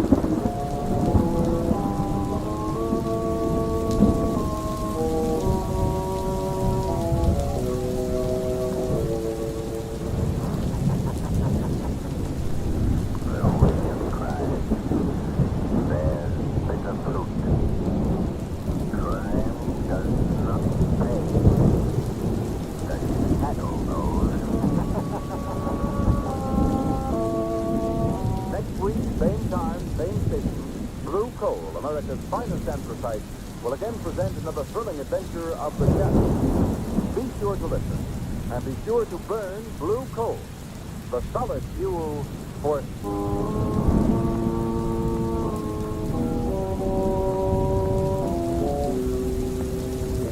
Who knows what evil lurks in the hearts of men? The shadow knows.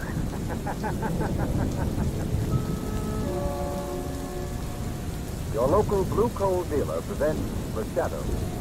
These half-hour dramatizations are designed to forcibly demonstrate to old and young alike that crime does not pay.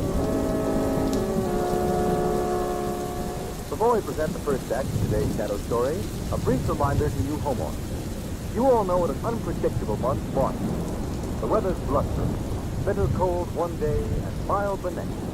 And I don't have to remind you how very dangerous those extremes in temperature are to the health of everyone in your family. Now, if you want to ensure steady, comfortable warmth inside your home and help prevent late winter colds and illness, here's what you do. Call your nearest blue coal dealer. Get a supply of blue coal. The quality tested hard coal that guarantees you steadier, more helpful heating performance and satisfaction. Don't gamble with just any ordinary coal. Insist on blue coal. Ask for it by name. It's the coal that's trademarked blue, so you can identify it at a glance. It's the coal that will give you better heat with less furnace attention. As our story opens, we find the one classic with his friend Margot Ray, busily turning the dials of the shortwave radio receiver. Margot, a few nights ago, I came across a very interesting noise on the radio.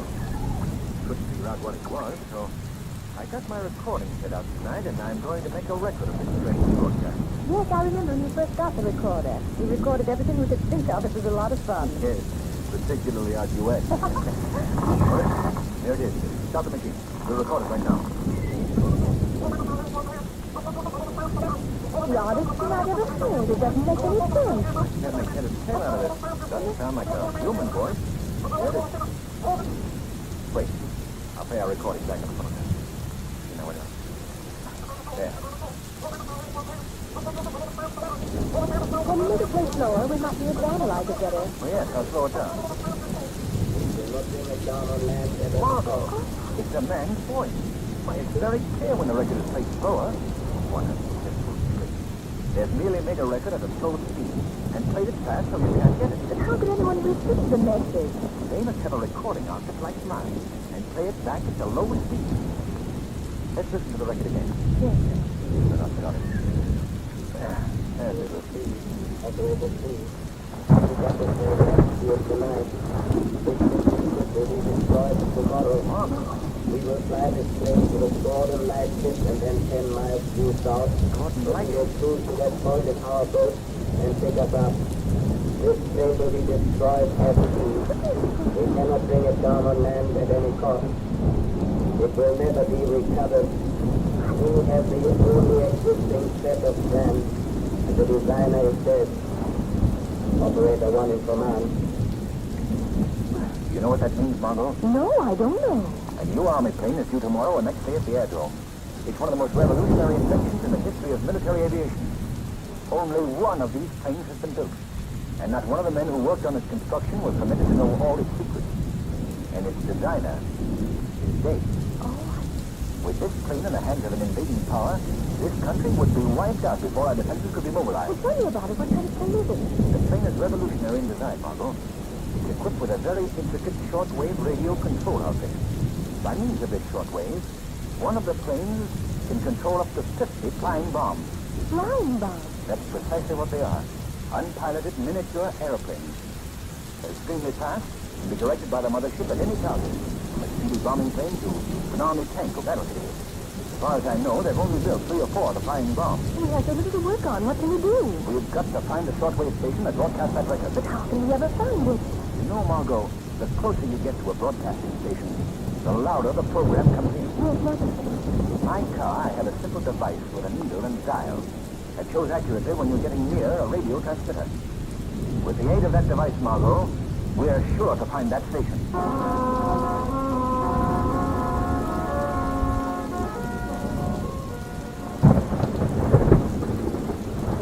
don't think any use any further west from us. What is the dial read now, Margot? It's down to 9. Well, we'll go southeast. The signal is getting stronger, Lamont. The dial reads 20. Good. Covers every inch of the field. There must be a road that goes further east from here. The only place I know east of here is Robert's Reef. You think it could... Oh, it couldn't be out there. Why, there's only an old tumble-down house on the reef. I think you've hit it, Margot. How do you get there? There's an alley between a couple of these buildings here that leads out onto a sort of short, narrow sandbar connecting the mainland with the end of the reef. Is that it there between those old buildings? So hard to see him, it's Argus. There. Yes, that must be it. We'll try anyway.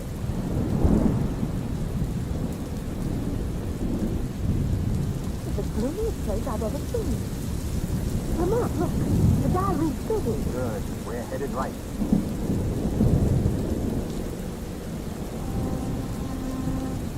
Now look. I'm going to stop here. Now, you stay in the car. The door's locked. Let come out of the house. Please don't go in there, Lamont. I won't, Margot. But I think the shadow will pay a call.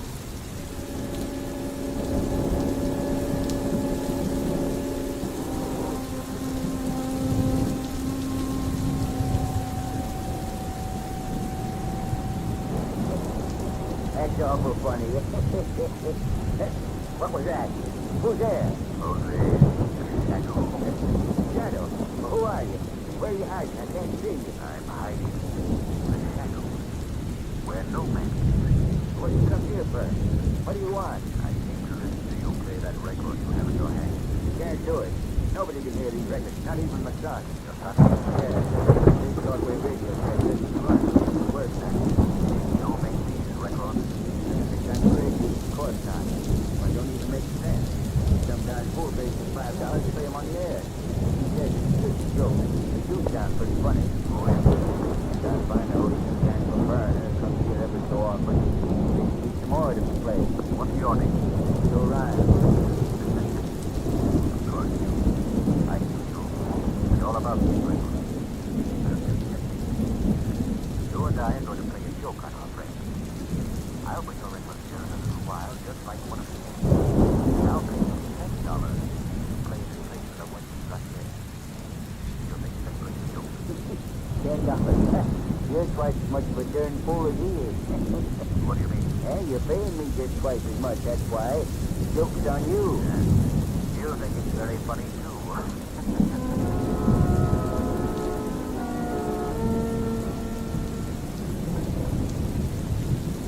Well, here's for you, Corbin.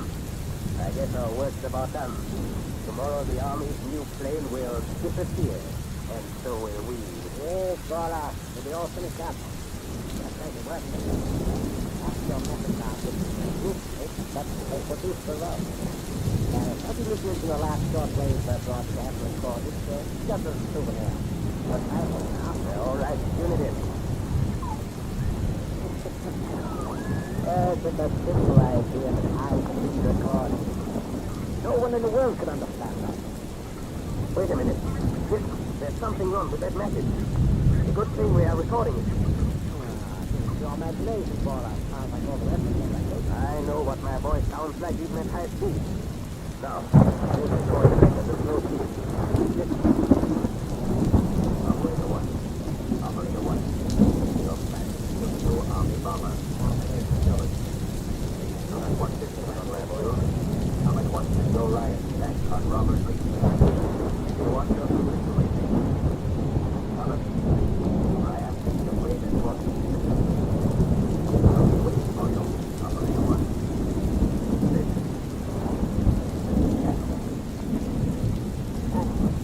I heard of it. Do you say it? Perhaps we should leave tonight, Paula. You have the only plans in the Sopranos thing. It's a punt. Fool.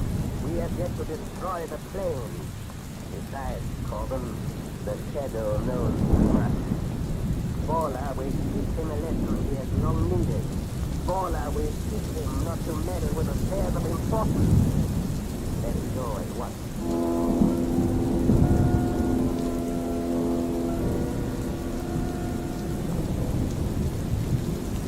Don't drive so fast, Corbin. It's talking 56. And he told me to hurry. Yes, but it would be a picture with the point that shadow. Put out your headlights, Corbin. We turn on to Robert Reed here. All right. Drive slower, you fool. Just barely creep. Well, we can't take any chance on any accident now. Look, what's that? Right ahead of us. Calm. No light. Calm. No light. Coming in from Robert Reed. Must be the shadow. Quick, Corbin. Steer out of its way. I can't without going into the way. Going to hit us. Come out.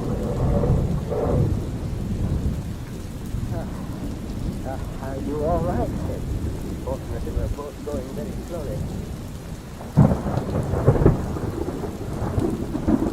Stop where you are before I do. Corbin, let the light on his face.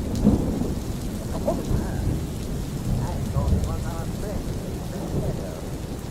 What are you doing out here, young lady? And why are you driving without lights? I don't believe you. Corbin, look in the car and see if there's anyone else. Perhaps you brought someone out to Robert Reed. Young lady, Well, we'll soon find out. You are coming with me. Someone else in the car. Good, Corbin. I'm sure there's nothing the matter with the car. Drive further into the water. Let's bring out the shoreline back. The young lady and I are going to walk. Unless she is foolish and tries to run away.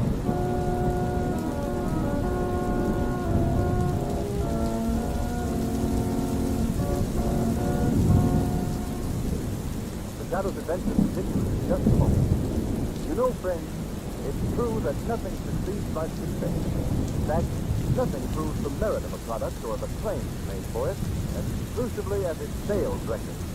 And the fact that Blue Coal ranks first in nationwide volume of sales is proof that it is a better anthracite.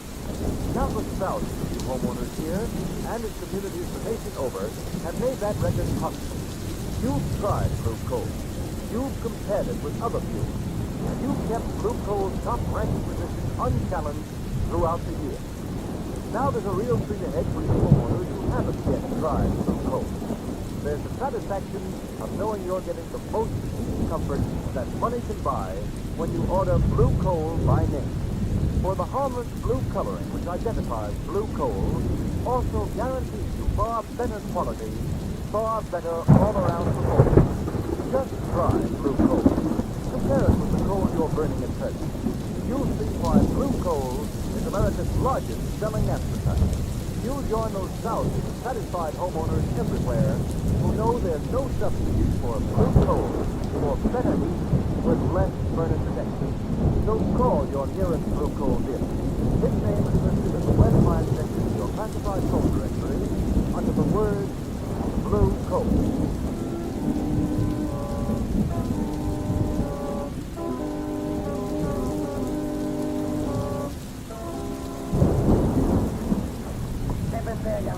What?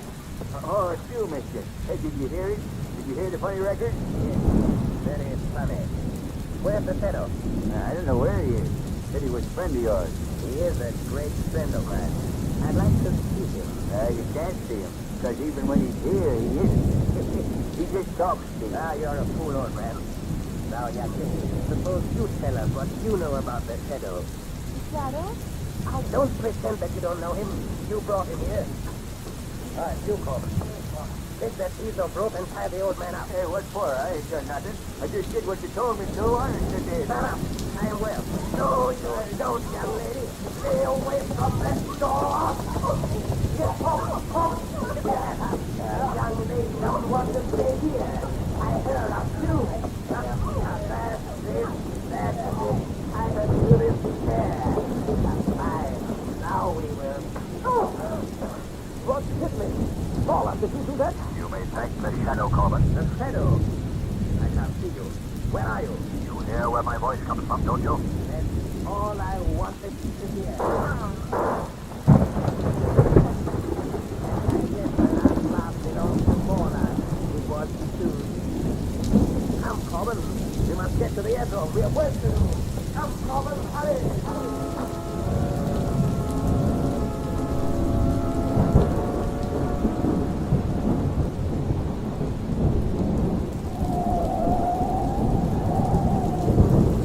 Hurry, Corbin. Next one to blend just at dawn. Will be light in a few moments. Do the best I can. You're worried about that girl and the old man back on Robert Reed.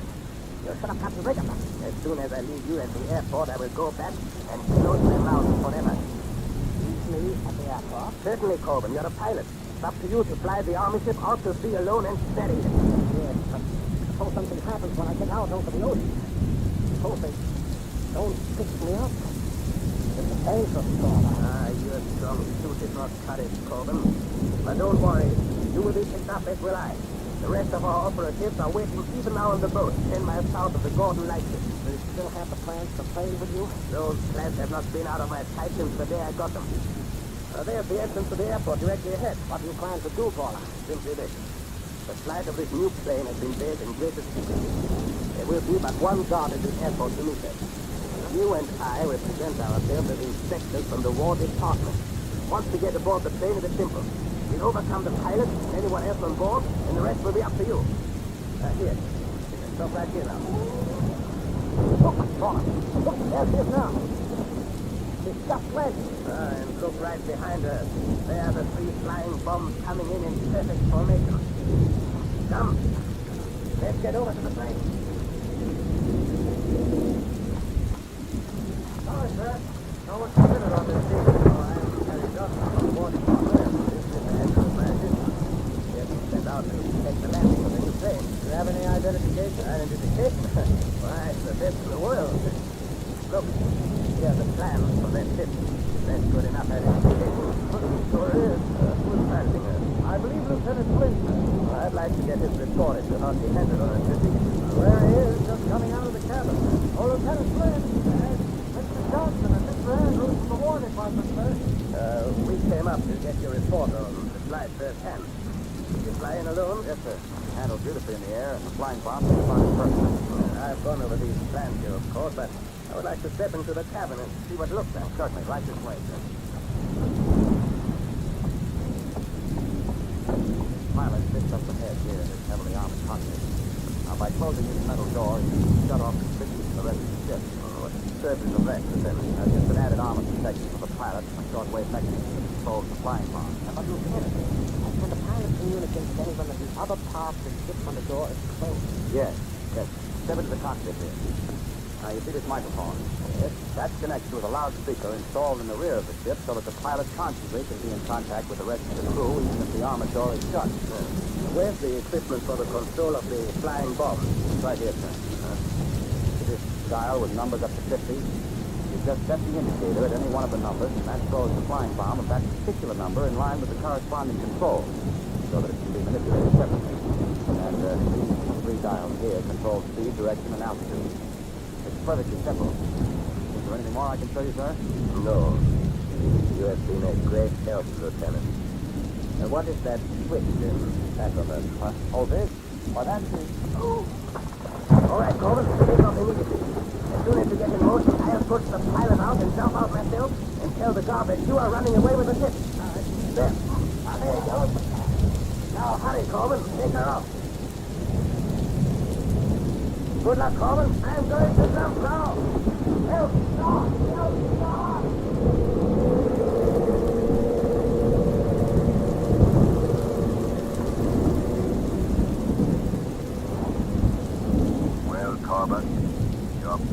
worked perfectly. Up to now. What?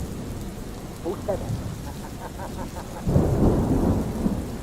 The shadow. But how did you get here?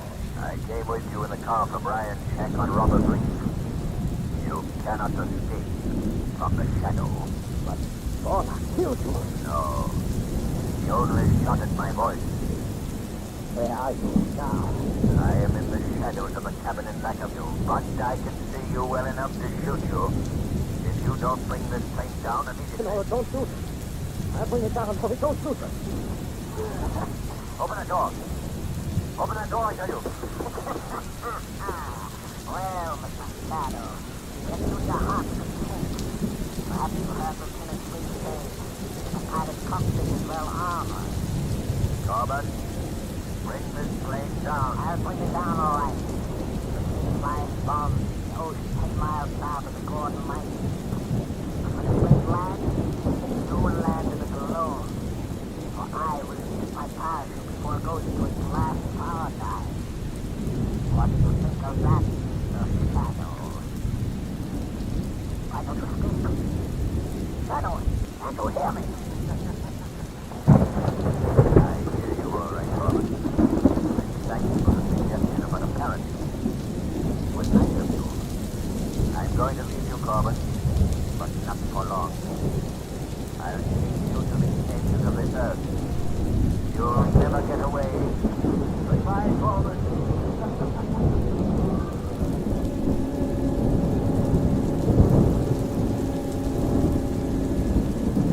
What's the matter with those mechanics? Can't they get that pursuit ship started? Look at that plane gain altitude. Take it easy, Lieutenant Flynn. Mechanics are warming it up as fast as they can. How's your head? You got a nasty crack. All right, all right. Wait till I get my hands on that guy. Where did the other one go to? The excitement, he ducked into a car and beat it. Send out a police call? Sure, first thing. Hey, look. Look. Someone just bailed out of the ship. That's funny. The parachute's opening, but I can't see anybody. That's the darndest thing I ever saw in my life. Look, the number one flying bomb is diving for the parachute. When it explodes, it hits the parachute. Once the firing mechanism is released, it'll go off and hit anything. Oh, my Lord. He just missed the parachute. And it's diving. It's diving straight towards us. It's out of control. Quick, I got it. Wait on. All right. Yes, but boy, I hate to be any close. What happened to that parachute? Came down right in back of it. I still can't see it. Well, I can't stop now. I gotta take off and force that guy down.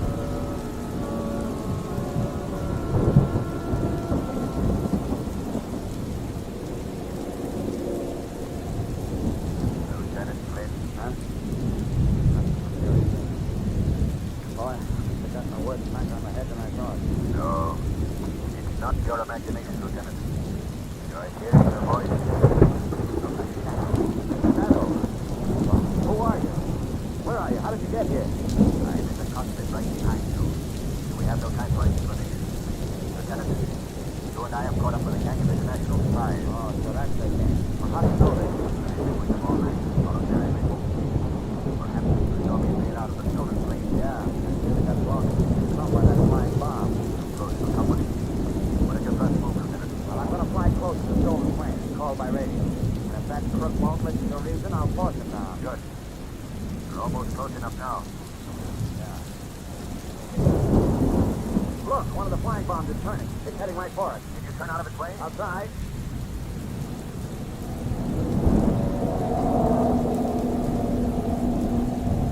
Those things are too fast. They can turn on a dime. Look at that thing fly. Your only chance is to shoot it down. Can you hit it? I've got to.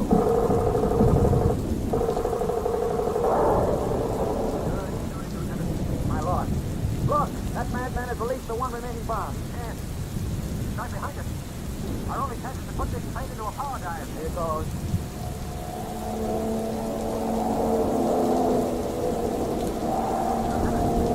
Still right on our tail. If I could only get to that rear machine gun. I'll handle it. You know how to use it? Yes.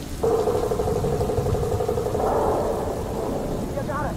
You got it, Shadow. Wow, that was close. Now I think Corbett will listen to reason. I'll call him by shortwave. Calling plane, X1. Calling plane, X1. Corbett, This is your last warning. Land that plane. No, don't shoot me down. Don't shoot. I'll land the plane, Oldies. Don't shoot.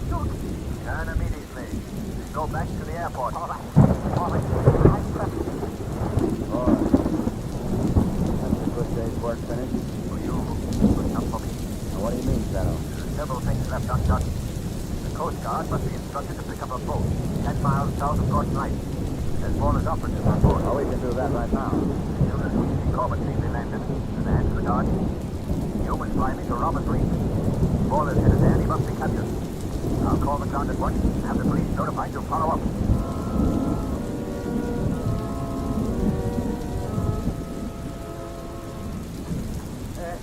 Who's there? Oh, what are you doing here? Well, I'm glad to see my little bird has not flown. And now, there are a few questions I would like to ask you. As you loosen these ropes a little, they're cutting my arm. In a few minutes, they won't hurt your arms anymore. Nothing will hurt you anymore.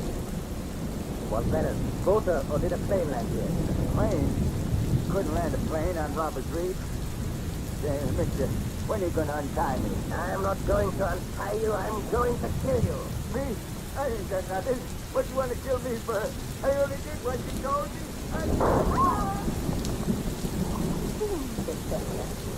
You are the only one left, young lady.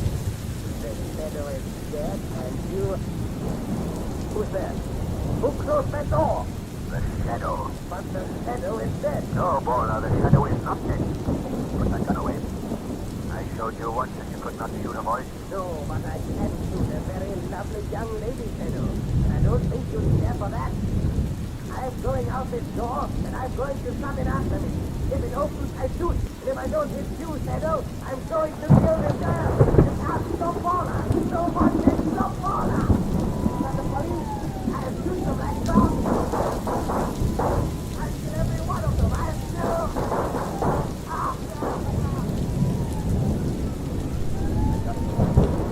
All right, Margot.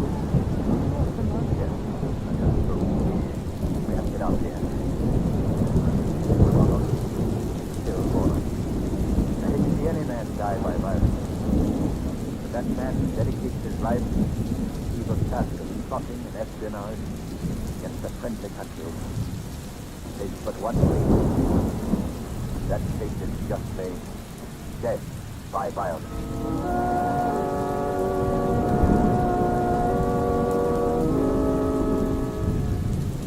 And now here's John Barclay, Blue Coal's heating expert. Thank you, Ken Roberts, and good afternoon, everyone. I think it's a fact that of all things a man owns and operates, he knows less about his furnace than anything else. Now, the weather this time of year, as Ken Roberts said earlier in the program, is particularly treacherous. You've got to pay strict attention to the control of your fire and your furnace dampers to keep the house from becoming chilled off or suddenly overheated as the temperature falls and rises outside. So if you have any question in your mind about damper control, or if you want to be sure you're operating your furnace in the most efficient and most economical manner, here's what I suggest you do. Call your nearest Blue Coal dealer. Ask him to send a John Barclay serviceman to check up on your furnace. John Barclay men are trained heating experts. They can show you how to get the best possible heating results. There's absolutely no charge or obligation of any sort for their advice. Always feel free to call on your Blue Coal dealer. I thank you. Today's program is based on a story copyrighted by the Shadow magazine. All the characters and all the places named are fictitious. Any similarity to persons living or dead is purely coincidental. Shadow magazine is now on sale at your local news channel.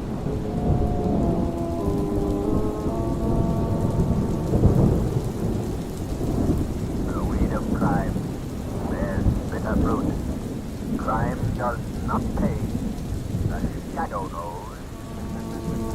Next week, same time, same station, Blue Coal, America's finest anthracite, will again present another thrilling adventure of the shadow. Be sure to listen, and be sure to burn Blue Coal, the solid fuel for solid comfort.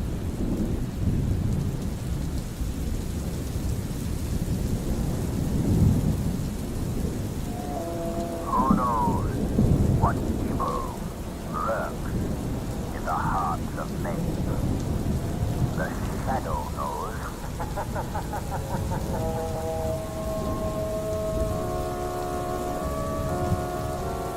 Shadow, a mysterious character who aids those in distress and helps the forces of law and order, is in reality the Bud Cranston, wealthy young man about town. Cranston's friend and companion, the lovely Margot Lane, is the only person who knows to whom the unseen voice belongs. The only one who knows the true identity of that master of other people's minds, the Shadow. Today's story, Appointment with Death.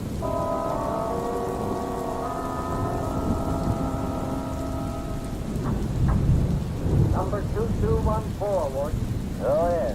Come in, Blackie. All right, Joe, you can go. Yes. Well, Blackie, now let's get you to sit. Okay. That is one I've been wearing. Here's your railroad fare and the money you've earned since you've been here in prison. Not a bad little sum. Ought to help you over the first bump. Blackie, you've been in this institution for 5 years. That in itself will prove to you that crime doesn't pay.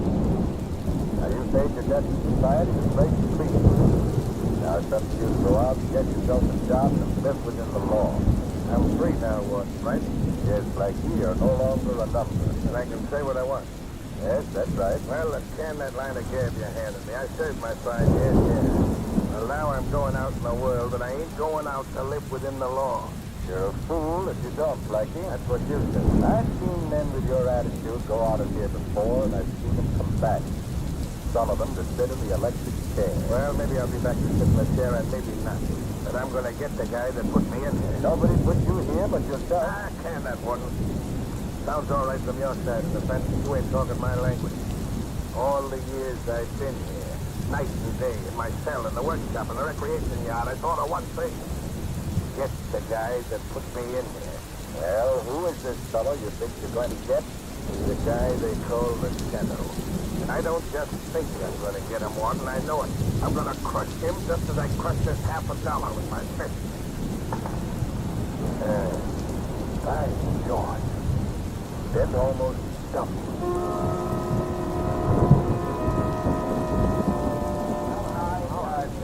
All right. There's no two ways about it. You guys have got to go along with me. You're the big shots of every racket in this town. This Shadow is as much an enemy of yours as he is of mine. If you don't get him, sooner or later he'll get you. Well, what do you think? Well, how do you figure you're going to get this Shadow, Blackie? I'll tell you that later. First, I want to know if you're going along with me. We do anything to get this guy, but how do we know you can do it? I spent 5 years figuring that one out. I got it all set up perfect. Well, can't you give us some idea how you're going to do it? All right. First, I'm going to get the guy on my trail. Yeah, how? I'm going to lay a trail of robbery and murder across the city that'll shake the whole country. I'm going to lead it right to my door. But this time, I'm going to be all set for him. But you can't see this guy, Blackie. Yeah, I know. We hypnotize him. Yeah, but he's no further away than his voice. He can be gotten. I figured out just the way to do it. Well, okay, Blackie. I don't know how you're going to work this out, but we're your friends for life if you do. What do you want us to do? Nothing more than lay out some dough. I want you to buy me an island. An island? What is an island? It's a little patch of land, no bigger than half the city block. It sits right in the middle of White Lake, right outside of town. There's a shack on it. That's going to be my hideout. That's where I'm going to leave the Shadow. And that's where I'm going to knock him off. Well, if you're sure you can do this, I want to be in on the kill. All right, Frank, I'll need company you're in. Okay, Blackie, the island's yours. Thanks. You're getting a swell bargain. The Shadow for a piece of steak.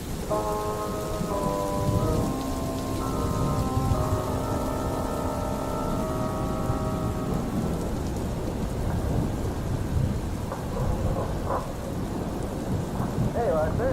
$5, 95 cents. 95 cents? All right. Here you are. Good hide, sir.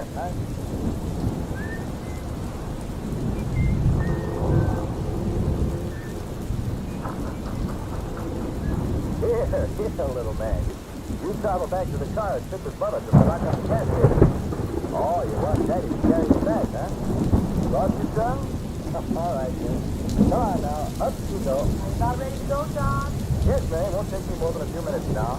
Pretty late to have this little man out. So lonesome down the house, I thought you'd come out and drive me home. Oh, that was nice of you, Mary. I certainly appreciate it. Here now, son. In the car with you. There you are. Oh, what's this? Another customer? Gosh, business is picking up. I'll take care of this one in a hurry, Mary. Right back. Yes, sir. What can I do for you? Fill her up. Make it snappy. Yes, sir. Shut your motor, please. Shut my motor. What for? Well, it's pretty dangerous putting gasoline in a car with a motor running. All right, never mind the gas. Let's take a walk into that candy store. Say, what is this? A pickup? Yeah, don't right, brother. Get going. This gun talks loud. Knife down, lady, if you know what's good for you. Wait a minute, buddy. You've come to the wrong place. I've got exactly $9 in my till. That's my receipt for the whole day, and it's bread and butter for that woman and child in the car over there. And I'm not giving it away. Never mind the long-winded story. I'm here for business. Now step on it. Yeah? I'll step on it, all right. Oh. Tough guy, eh? Now your wife and kids can use that $9 to buy you a funeral.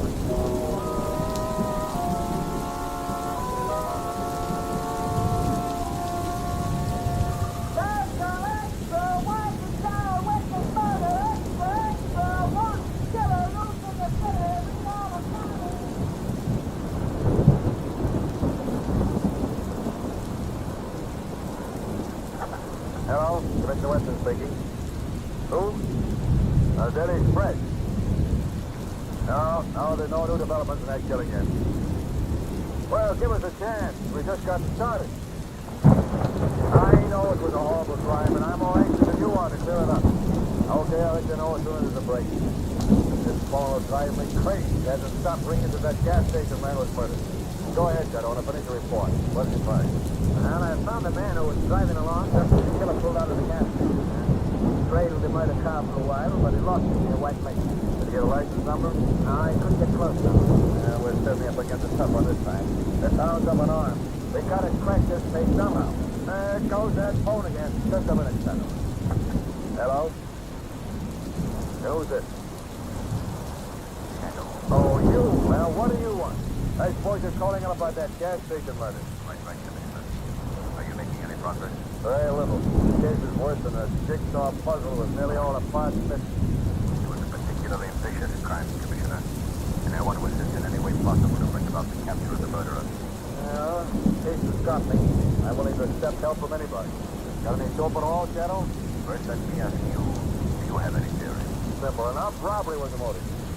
Are you sure about that, Commissioner? Positive. The man resisted and was shot. That's simple enough. I'm afraid it's not as simple as that, Commissioner. Isn't it strange that the killer passed many a prosperous, large gas station? Yet he picked up this obviously poverty-stricken one? I haven't got any answer for that, except most crooks are dumb. No, Commissioner. I feel certain the killer deliberately planned his crime so that it would shock and outrage the community. That's why he picked up that poor gas station man. That sounds a little bit involved to me. Maybe you're right, but just a minute, Shadow. There's a teletype message coming in. May have some bearing on this case. See what it is, Shadow. Right, Commissioner. Hey, Commissioner, get this. What is it, Shadow? Mystery gunman robbed and killed a restaurant owner at Huster Point near midnight tonight. Crime of the same character and undoubtedly committed by men who killed gas station owner. Good Lord. What is it, Commissioner? What's the matter? Another killing at Huster Point. Shadow, we're dealing with a madman. We've got to get him at once. Excuse me now, Commissioner. There's work to be done. Wait. Tell me what you're going to do. I don't know exactly. But one thing is certain. I won't rest until the man responsible for these crimes is brought to justice.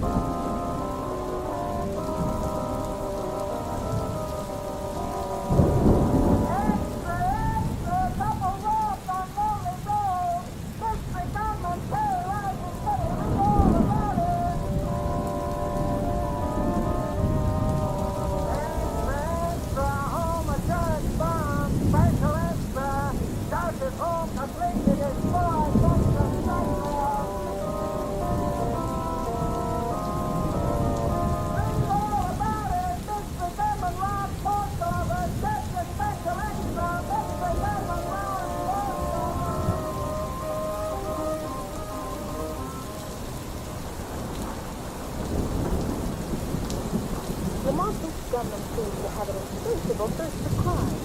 He's held up over 10 cases in the last 24 hours. The shrewd and dangerous man, Margot. Nothing to capture him. They seem so utterly hopeless. The chance of even finding out who he is. Margot, criminals all make mistakes. And this has already made one. The one that makes a difference. Have you an idea who he is? Do you remember the description of the killer that young woman gave us? You mean the wife of the murdered gas station man? Yes. Yes, I remember, but the description made no particular impression on me. I think I know the man she described. Who is he? Do you remember Blackie Carmichael? I'll never forget him. He's the one who swore in court that he was just a shadow when he got out of prison. That's right. Well, Blackie Carmichael is out of prison. Who do you think the man responsible for all these cases? Not that, Margot. But there's one significant fact. The murders have all been committed since Blackie got out. It's a very dangerous position of ours. Dangerous for you, I mean. Don't forget that Carmichael swore to get the shadow. Forget? Hardly. I'm well aware of his fact. And I know he's not likely to forget it either. This case will mean the end of Blackie Carmichael, or the end of the shadow.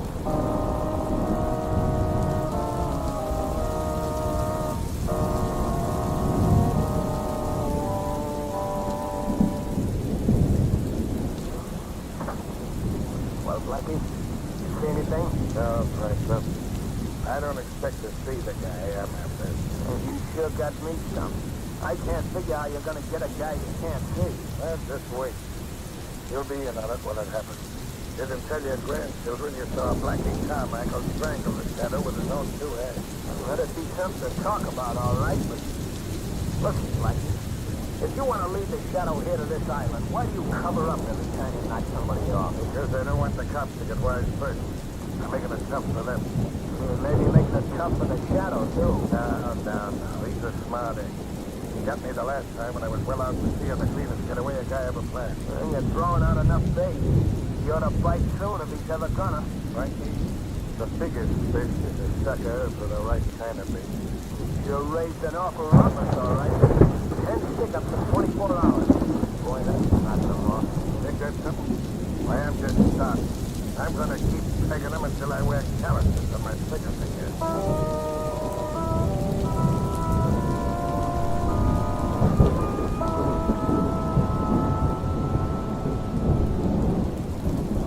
Drive a little further down the lake tomorrow.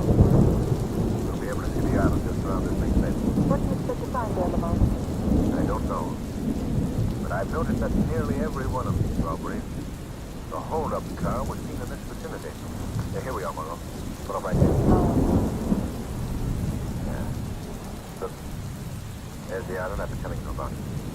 Out there in the middle of the lake. I understand that island's deserted. Nobody's lived there for years. I'm not so sure about that, Margot. That's one of the points I must be satisfied about. You mean you're going out there to investigate? Yes, Margot. That means the shadows. How are you going to do it? I'm going to swim out. When? Way out there? Why not see if we can just find a boat or something?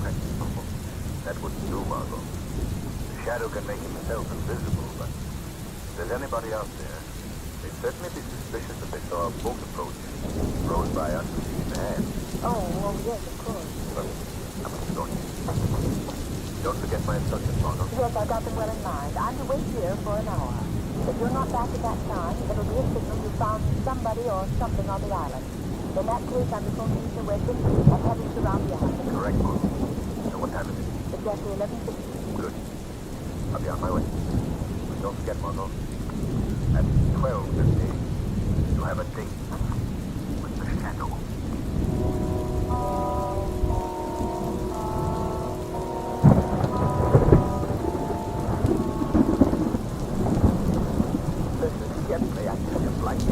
I can't stand it anymore. Well, go on to the shack and take a sleep. No, I'm getting off this island. Who said you was? I say so. I'm going nuts waiting while you keep staring at that water. You close that trap of yours or you'll be carried off this island. Hard up, Black. Be reasonable, will you? This is a screwy idea. We can't wait around here for a guy that may never show up. I got things to do. I can... You're in on this, Steve. Oh! So you're staying into the finish. You get me? Yeah, for Pete's sake, Black, you let go. You break my arm. Are you doing as I say? Yeah. Okay. Oh, I don't want to hear no more performance. You got a grip like nothing else. My arm felt like it was in a steel vise. Right down. What's up? What's the matter? Look, Right along where I'm pointing. And the boat takes the water. Yeah? You see anything? Just a ripple in the water, that's all I see. Some ripple. The one I've been looking for every night since I'm here. What do you think it is? It's a man swimming. Just nuts, I don't see no man. It's just a fish. Fish is good. The fish I've been putting my bait out for. What? It's black. You don't figure that's the shadow, do you? That's my dope. I'm willing to lay a bet on it. I get it now. This is the way you've been planning it all the time. That guy can hide himself, but he can't hide the ripple in the water. That's what I've been figuring for 5 years. I know this shadow can hypnotize you so you can't see him, but he's a body just the same. So I doped out this idea. If I could get him in the water, I still would be able to see him. And I could see where he ripples the water. Then I could grab. Like that's a smart idea. And simple. So simple I would scare some other guys who would do it. The ripple is moving this way. What are you gonna do now, Blackie? I'm going out to meet him just until he gets far enough in to be a fish underwater. Then I'm gonna grab him and strangle him with these two hands. You ought to be a cinch for a guy as strong as you at any time. But now after we swam that distance, he's stuck. It's time to go, Frank. Here. Grab my dad, sir. Take him. Okay, Blackie. You better make it snappy. So it's out of the water. He's paddling in his own grave right now. Here goes. Keep your eye on the water, Frank. What? Okay, Blackie. Not those on you. Don't you?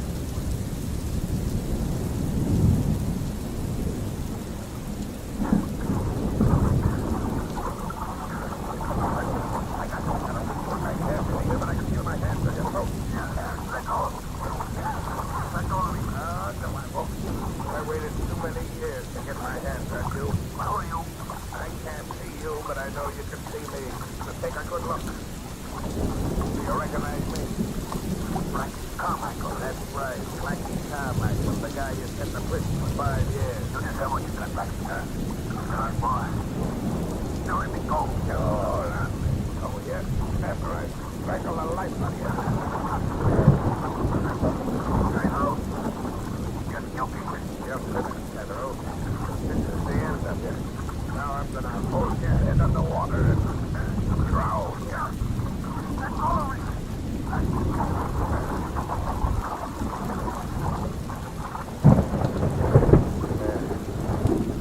That's done. Frank! Frank! I got it! I killed him! I killed the shadow!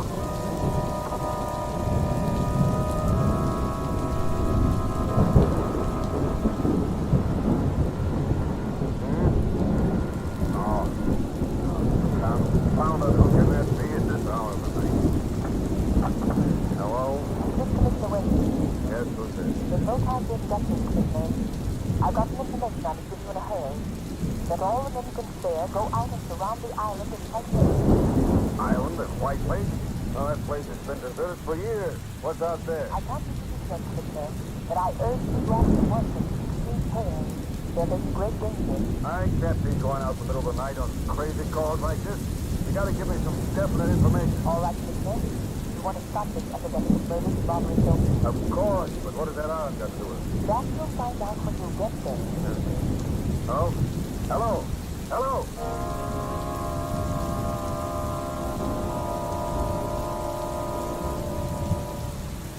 Hey, Blackie, you'll be the biggest guy in the racket after this. You done something that every guy in the underworld wanted to do. You killed his shadow. That's the gas. Let's get going. All right, I'm on set. Instead of finding this shack down, we want to leave any fingerprints, any evidence in the cut. Nothing to take on the game. No. Get that can and carry. Right, Blackie. Okay, I got it. All right. Pour it all over the shack. Boy, wait till the gang hears about this. It'll knock them all for a twist. Okay, that's enough. Get over here by the door. Now check the message on it and let me know. Right, Blackie. Cover us completely. Well, there she goes. Come on, cram out of here. This shack will look like paper. Boy, look at it flying, huh? with the two machines left in the boat. They're in already. All right, then, come on. That's good. We can never get off this island. The boys are doing a stretch in jail. What are you going to do when you get back to town, Mike? I've been getting chicken feed so far. Now I'm going out after the real big show. I ain't gonna be too particular about how I get it. Okay, here we are. All right, now get a hold of the other end of the boat and we'll slide her into the water. Okay. There we go. Hey, Black. Wait. What's the matter? Look. There's a boat out there. What? Hey, there's another one. Two more. There. What's around us, Black? Must be the cops. What are we going to do? Can't have it. You going to make a break for it? Yeah, after I knock off enough cops and open up a big enough space for us to get through. Set that gun up here. Leave the other one in the boat. We'll need it going across. We're going to make a break for it, Blackie. That fire's getting awful hot. I tell you, shut up. All right, all right. That's the cops, all right. See him down on the light. Fine. You got the gun loaded? It's all set. All right. It's gonna be that one of them two boats right in front. Put the one to your right, please. Let's go when I tell you. And we'll knock off the other one. All right. They're a perfect target now. Let him get closer. Let's go. Blackie, they'll be on top of us in another minute. You let go when I tell you, not before. All right. Get ready. Say, you son, you knocked the gun over. I didn't knock it over. What are you trying to hand me? I'm Blackie, didn't I tell you? Who else could have done it? I don't know. I could, Blackie. I did. Blackie, who's talking? The shadow. Blackie, you hear that? It's the shadow. I thought you killed that guy. I did. I'm sure I did. Oh, no, you didn't, Blackie. I'm very much alive. You can't be. I held guards. I must take it down. I simply played good water polo, Blackie. Taking punishment underwater and holding the breath for sustained periods is a requirement, Blackie. I let you believe you had an easy victim. You know better now. Come on, run for it, Blackie. Get to the water where you still got a chance. Right. Come on. I tell you, yellow rat. Come here and find it out. Your little crazy is gone, Blackie. The police have shot him. There's no chance for you to escape. Yeah, that's what you think. You ain't railroading me that easy. You better give up, Blackie. Well, I guess this round's yours, but the game ain't over yet.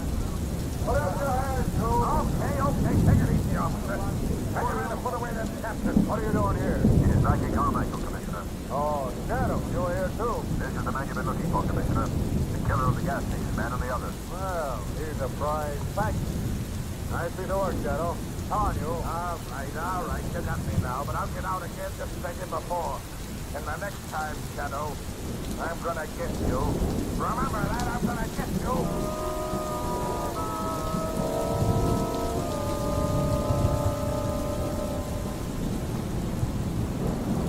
There you go. Get Blackie Carmichael's record card out of the big file. Yes.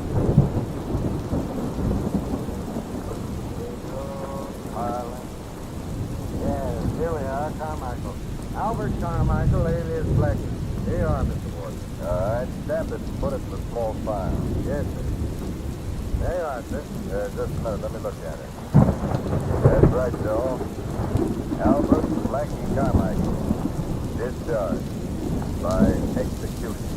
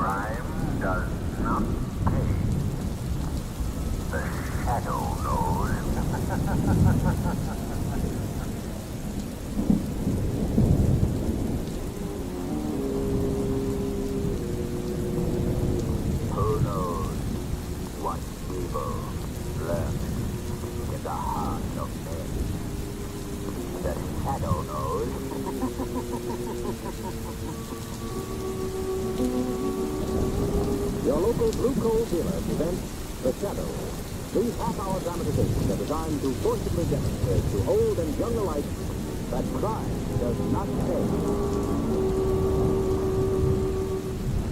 Before the final broadcast of this Shadow series begins, keep this fact in mind, homeowners. One way to be sure of maintaining steady, even temperatures throughout your home during these changeable days and nights of March and April weather is by burning blue coal. Blue coal is America's finest cancer sucker. It gives perfect, dependable warmth and stops overheating or quick chilling of rooms. Remember the name Blue Coal for better heat with less furnace temp in all kinds of weather. And be sure to hold on at the close of today's Shadow story, for we have an unusual treat in store for you. The Shadow, the mysterious character who aids those in distress, helps the forces of law and order, is in reality the Monk Cranston, wealthy young man. Cranston's splendid companion, the lovely Margot Lynn, is the only person who knows within the unseen voice of the law. Today's story, Can the Dead Talk?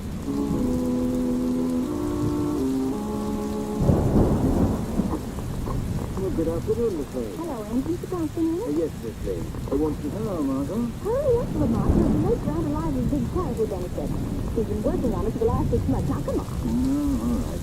Get my coat and please. Oh, Miss Lane, you're not acting like a little boy who doesn't want to go to dancing school.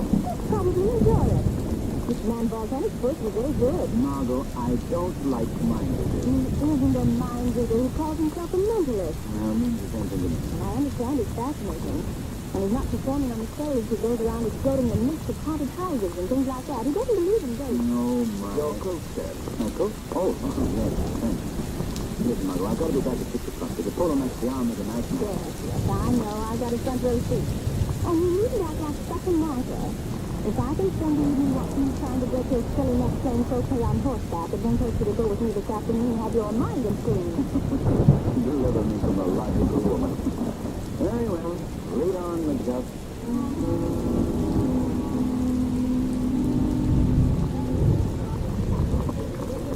And now I will proceed with my next experiment. Lamont, I told you we'd be late. It started already. Thank you. Open the view in the audience and written on the slip of paper that my assistant distributed questions you would like me to answer. Now, if you will concentrate on what you have written, I will try to get these questions by thought transfer. But remember, you must concentrate. I must be in complete accord with your thoughts. I get the initials, TK. Someone with initials TK wants to know the date for marriage. And this is called... Yes, I'm sure it was. March 24th, 1903. Is that right? Oh, that's right. You hear that, Lamont? He's marvelous, don't you think? That's an understatement. Oh, don't be so superior. Everybody, concentrate. I cannot conduct this experiment in thought transference without sympathetic cooperation from my audience. Now I get the initials BDN. BDN wants to know the street, number, and city where it was born. The street is Walnut. The number 2124. The city, Philadelphia. Am I right? Got it. He's marvelous. How do you suppose he got it? Elementary, my dear. Wait, please. Before I proceed further, I feel that in this room there is someone who is not only an unbeliever, but one who is distinctly hostile to me and what I am trying to do. Well, Lamont, he must mean you. Probably not. I would like that person to attempt a little experiment with me. If he or she will think of something, some question, the answer to which is known to no one else, I will attempt to answer it correctly without the person having written the question down at all. If I can answer it correctly, it should prove to the skeptic the transference of thought from one mind to another is completely possible. If it can do it. You don't think it's possible, Lamont? It's impossible, but it's certainly highly unlikely. Well, think of something and concentrate on it and see if you can get it. I will not. In the first place, you don't know that I was the one who was referring to. In the second place, even if I were, I would not do it. You think of something that no one wants to know what's about. I'll bet you 100 to 1 he can't get it. Quiet, please. Quiet. Someone in the audience is concentrating on the question, who is the shadow? Did you think about that? Why? If there's something that comes like this, I will answer that question. Yes or no? No, on second thought, I believe I will not give the answer after all. Unless I am very much mistaken, the shadow himself is present. And I don't believe this is just the time to remove his veil of secrecy. However, in case the shadow thinks this is merely a sham, I would like to inform him that within an hour, he will receive a cablegram from someone he never heard of. What do you suppose that means? I will now proceed with the questions that have been written on the papers. Someone whose initials are LCG wants to know the number of a license plate in his car. Oh, Lamont, what I was wondering. You can go if you like, my dear Monroe. But I'm going to stay till the end. But what is big why? After the performance, I think the shadow will pay a little call on Mr. Bolton. I'm consumed with a burning desire to find out just what he knows.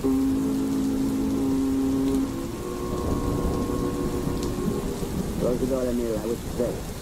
Yes, master. Remove my boots. Yes, master.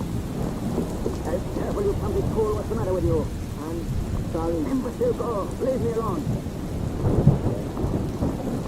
I will. Well, what's the matter? The door knob turned. The door is open. But the hall is empty. Ah, good afternoon. Come in. Have you gone mad, master? There is no one here. You're wrong, Emil. There is someone here. But I see no one. Of course not. You may leave us alone, Emil. Yes, master. Well, Shadow. Well, Bolton. Sit down. Look. Unfortunately, I can't stay. I have an engagement. Really? Your engagement is with that well-known clubman, Mr. Lamont Cranston. Lamont Cranston, a friend of yours? No, matter of fact, he's just now met. Interesting. True. Why beat about the bush, Shadow? I know perfectly well that you're Lamont Cranston. Are you sure you haven't had anything to do with someone else? Why? Of course, at the moment, I admit I'm unable to see you, owing to a strict official hypnotic, which is hard worth my while to come back. However, your charming companion this afternoon, Miss Lane, wasn't it? Let her mind dwell on the subject quite intensely.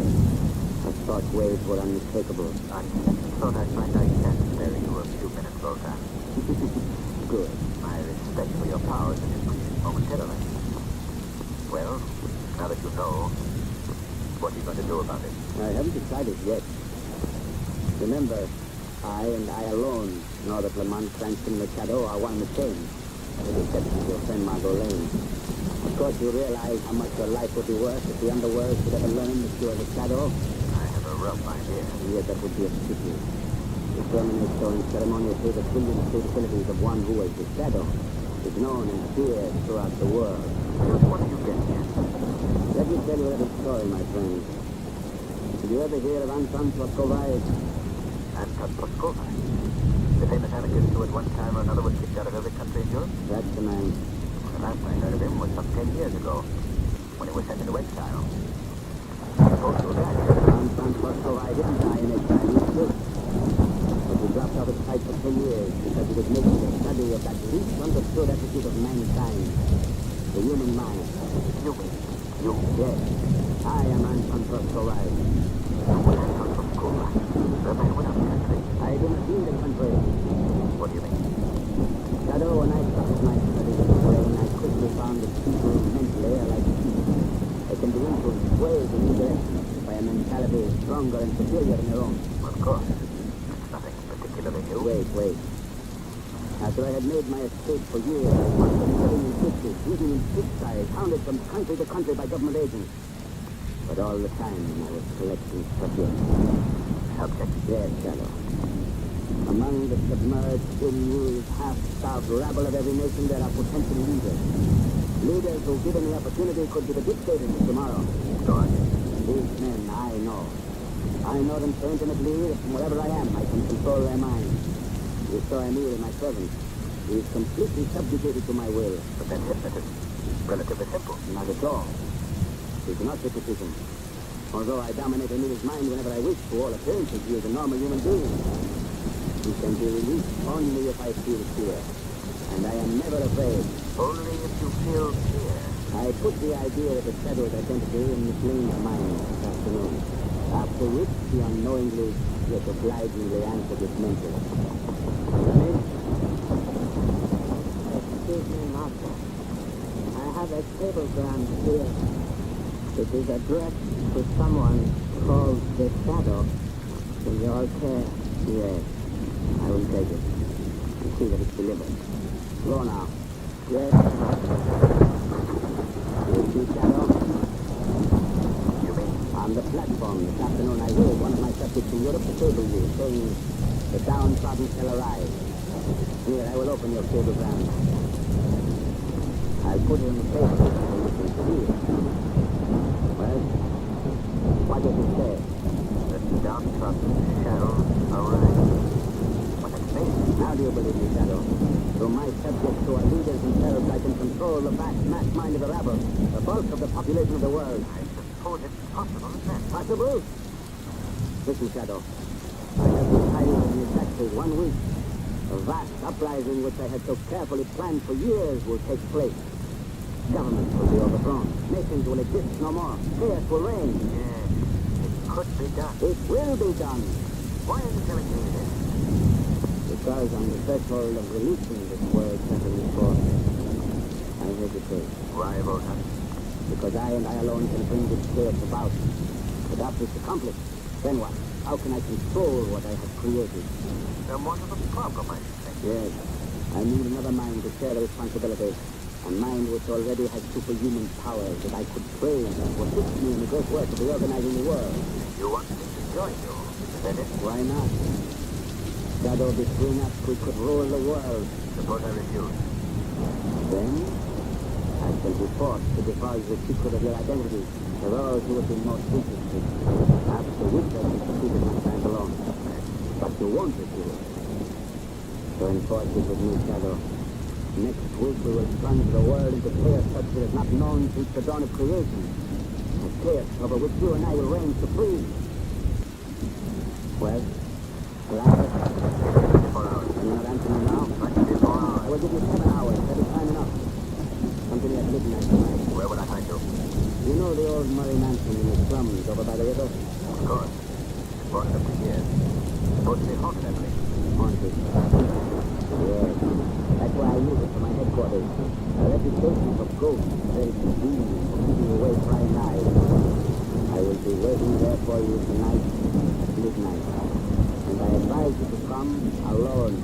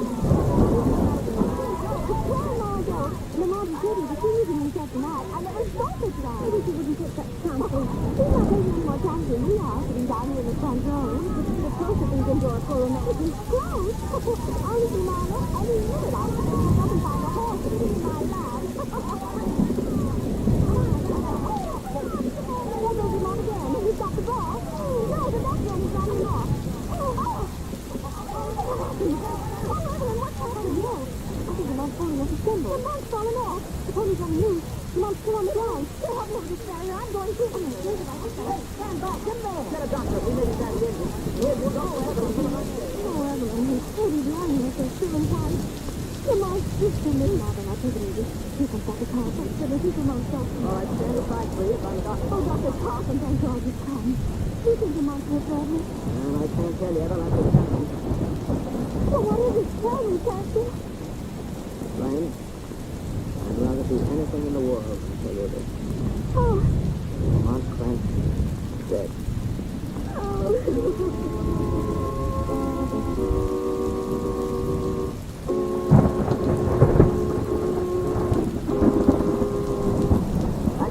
Today's story commences in just a moment. But first, here's advice homeowners everywhere will certainly profit by following. Your nearest blue coal dealer has a real bargain for you. It's the John Bartlett Summer Conditioning Service. A thorough cleaning and checkup job that'll put your heating plant in perfect shape for next fall and save you money on your fuel bill. This summer conditioning service includes cleaning all inside and outside surfaces, cleaning and reassembling the smoke pipe, and sealing all openings at joints where the pipe joins the chimney. This service also includes a thorough check of all dampers, valves, pipes, and grates, plus the painting of all doors and surfaces. In fact, it gives you over 10 vital money-saving jobs that will improve the efficiency of your furnace, all for the price of one. It's worth $12.50. It'll only cost approximately $5 for the average size home. So next month, or whenever you decide to let your furnace fire go out, get in touch with your nearest Blue Coal dealer. Let him give your home heating plant, whether it's steam, warm air, or hot water, a thorough summer condition. You'll save time, trouble, and money in the long run. And remember, too, if you want steady, more dependable heat in your home throughout the changeable weather of early spring, order Blue Coal.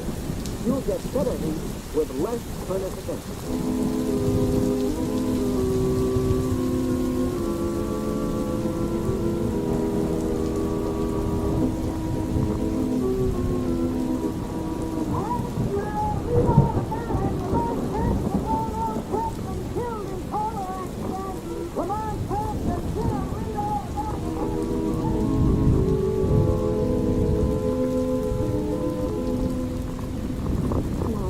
Everybody's gone. Don't you think you better go home yourself and rest? There is possible. Oh, they might have to leave it. Don't believe it, your mommy is really gone. Oh, Mrs. Dean. Now, come on, Mother, I'll take you home. Oh, but oh, there's somebody in the house. Don't let them come in here. I can't sleep anymore, Peter. How did you do? Tell your mama this house. Nobody knows. It's getting Terrible company. Have you those friends I don't think so. Well, not exactly an old friend, considering the length of our acquaintance. Fairly intimate one. Yes, sir. If you will just step in here, sir, you may use that. Come on, I haven't saw before. The man vigor. Just the corner this afternoon, I realized his friends had been a out of strange. But you know, the man did have some weird things. He wasn't saying to me. I don't think he was. I wonder if Very sad to see a man cut down his crime. I beg your pardon. Miss Lane is here. my word. I thought so. May I tender my sympathies there? Thank you. I know how you must feel. Great pity. Franklin had a future. Possibly a greater future than even you suspect. Well, what's done is done. I must be going now. Beg pardon, sir. It's not long, Congo, guys. Please let me take you home. And you'll take care of everything here, won't you? Yes, miss. I'll get the food. I suppose there's nothing more I can do tonight. I'm going good, and I'm going with you. Just to be sure you get there.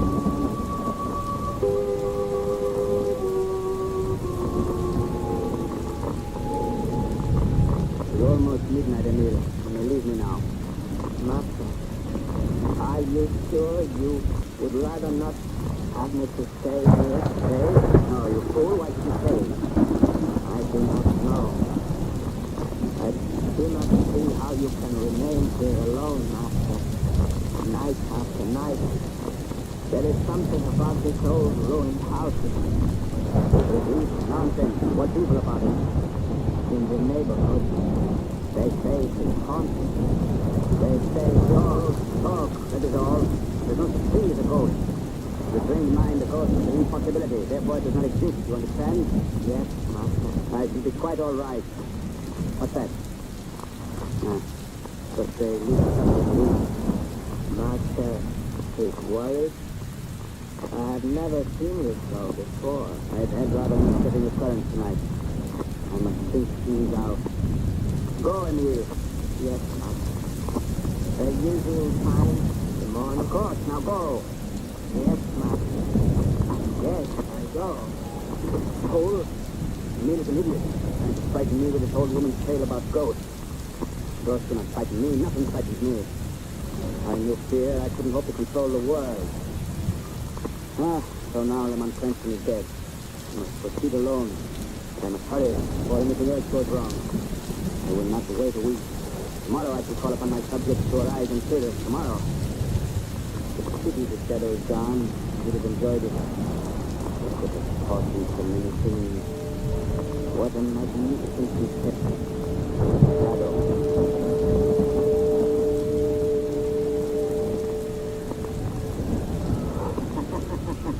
How was that? I could have sworn I heard someone laugh. No. No one is here. No one could be here. It must have been in my mind.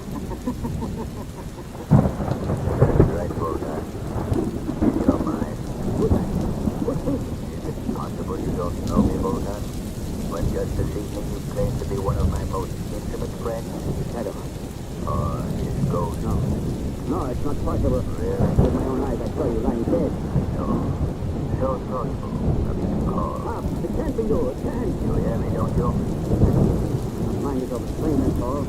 Shadow is dead. You see, it's midnight, Volkan. I have returned from the spirit world to keep our appointment. Spirit world. There is no such thing. That can't be. I won't allow myself to believe it. You're afraid, Volkan? No, I'm not afraid. You are afraid for the first time in your life. You're afraid. At last, the thousands of subjects you've held under your spell are liberated, are free. Who's that? Hey, me. You must remember me, master. Your loyal servant, Emil. The one whom you've subjected to your indignity for so long. You've gone mad. Now, Volkan, it is you who have gone mad. There is but one way to deal with a mad dog. Keep away from me, Emil. Don't come any closer. It's gone. I will shoot! Drop that gun. Emil. I didn't mean it. Stop, Emil. Stop following me. You will people. But before I die, I am going to kill you. I'm not afraid of you anymore. You are afraid of me. No, don't touch me. Don't you come. There. I am free. That's right.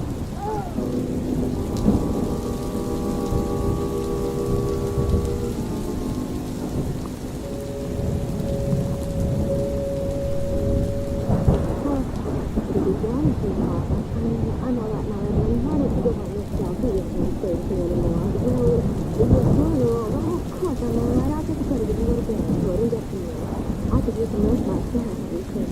Well, if you want anything, don't hesitate to call me, Margot. If I don't hear from you, I'll drop over in the afternoon. All right, and thanks, Evelyn, for sticking by me. You've been a great sport. Get some sleep, dear. I thought you'd never go. Oh, Come on. Don't you know me? come on, I must be still now. Oh, you're not kidding me. I'm kidding. You were kidding. I wasn't kidding, Margot. Oh, Lamont.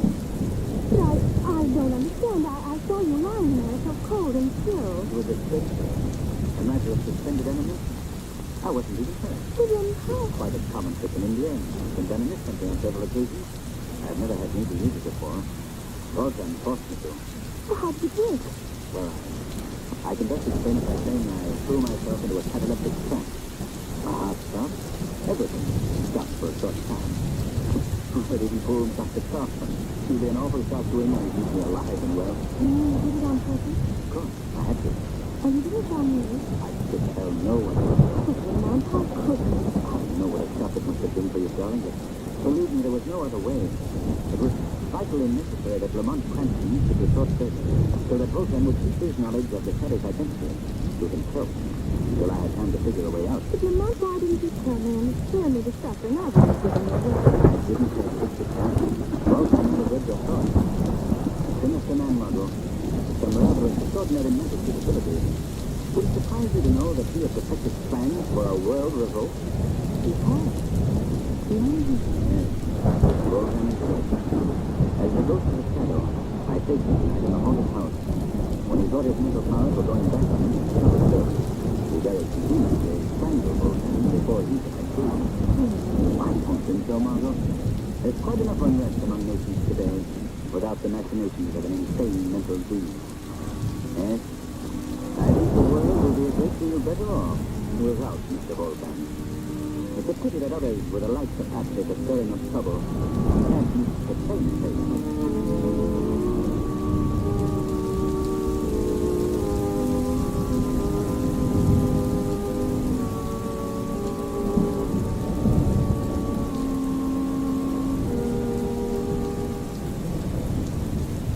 But now, friends, we have a real treat in store for you. I want you to meet two grand actors. Our stars, Margot Lane, who in reality is the charming Agnes Moorehead, and Lamont Cranston, who is known in real life as Bill Johnson. Thanks, then. Well, Margot, I should say, I know you'll agree with me that it's been a great privilege for you and me to have played the roles of Margot Lane and the Shadow for the past 6 months. Yes, it has, Bill, and it's been a lot of fun besides. I can't begin to tell you how much I've appreciated being with the Shadow during these exciting adventures. And I know that we appreciate the generous cooperation we've received from our sponsor, the Blue Coal Dealer, in teaching young and old alike that crime doesn't pay. If we succeeded in driving home that moral, then we'll have accomplished our purpose. As 10 hours of showing you, ladies and gentlemen, this is our final broadcast for the winter season. But we sincerely hope to be back with another series in the fall. Whether or not the Shadow program returns is up to you, our listeners. In the theater, you know, we actors can tell by the applause that the audience enjoys our intellectual thing, but in radio, the only way to know whether or not the audience enjoys the entertainment is by their purchases of the product that makes the program possible, or by their personal approval of the sponsor. So, friends, if you've liked this Shadow series and want to hear the show again next fall, won't you phone or write your nearest Blue Coal dealer and let him know? Your purchases of Blue Coal and your phone calls to the Blue Coal dealers will indicate to them whether or not they should bring you the Shadow program again this time. And now, on behalf of our entire cast, hearty thanks to you again for your loyalty to our show and your support of Blue Coal. Goodbye, Bill and Agnes. We hope you'll be back again in the fall. Friends, remember that you can continue the thrill of the adventures of the Shadow during the summer months by getting the Shadow magazine at your local newsstand. This is Ken Roberts saying goodbye for Blue Coal.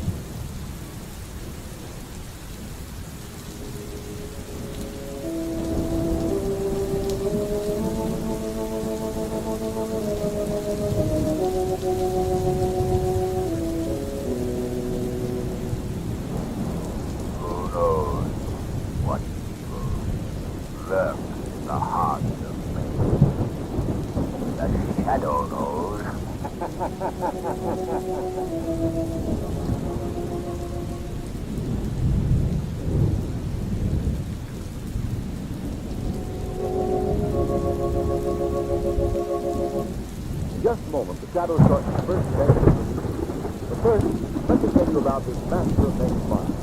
The Shadow, brilliant character who furthers the forces of law and order, is in reality Lamont Cranston, wealthy young man about town. Cranston devotes his spare time to his favorite hobby, criminology. As the Shadow, he is a sworn enemy of criminals, lawbreakers, and sharks. His annual help to the Shadow is not a power by which he clouds men's minds so that they cannot see. This he accomplishes by means of a mystic trick acquired during the years he spent in the Orient. Cranston's friend and companion, the lovely Margot Lane, is the only person who knows to whom the unseen voice of the Shadow belongs. Today's story, Dead Men Talk.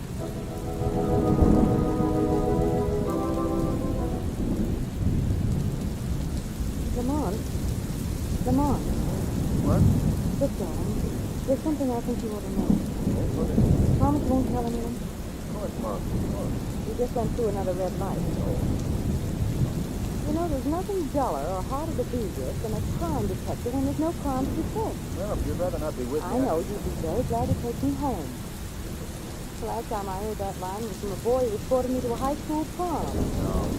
I think you'd be happy that our fair city has no murders, no robberies, no corruption at the moment. Well, I am. Of course, if you really want a victim, why don't you track down the villain and put the tax on cigarettes? Listen, Frank. You can go to your psychologist and get your money back because you haven't helped my case one bit. Okay, then. Go ahead and so. You mind telling me where we're headed for? Morgue. You mean that? I mean the morgue. I see. But you'd rather not come with me. No. In fact, after spending this day with you, the morgue will be a pleasant relief.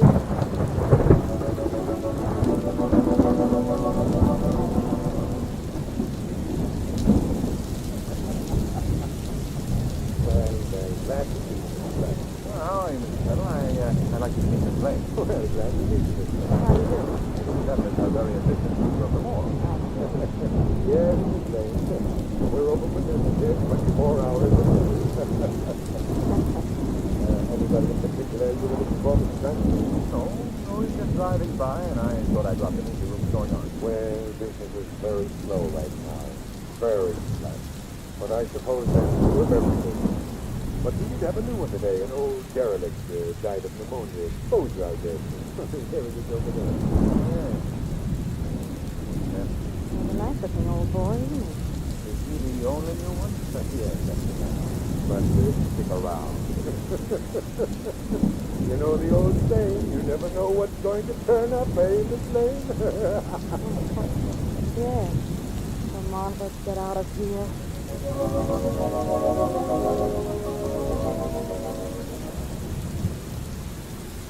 That tunnel's an interesting type, don't you think? Yes.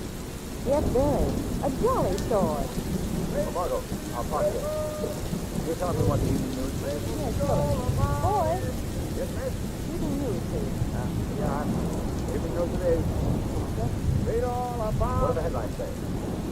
Well, the teams of strangers in Queens, Chicago during a long night here. Very, very funny. What about Logan?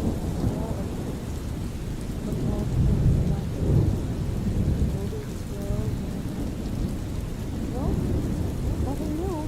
Oh, why doesn't something happen? How are you, Mr. Harper? Hello. Say, how are things in the bank? It's fine. You? Had any good robberies lately? Oh, we've been... What? So long now, Ricky. Yeah. I feel like Sherlock Holmes must have felt when Conan Doyle stopped writing. Where's he now? We're going to dinner. Oh, no. Why not? Well, you're not going to give up so soon, Lamont. You know, we can still chase ambulances.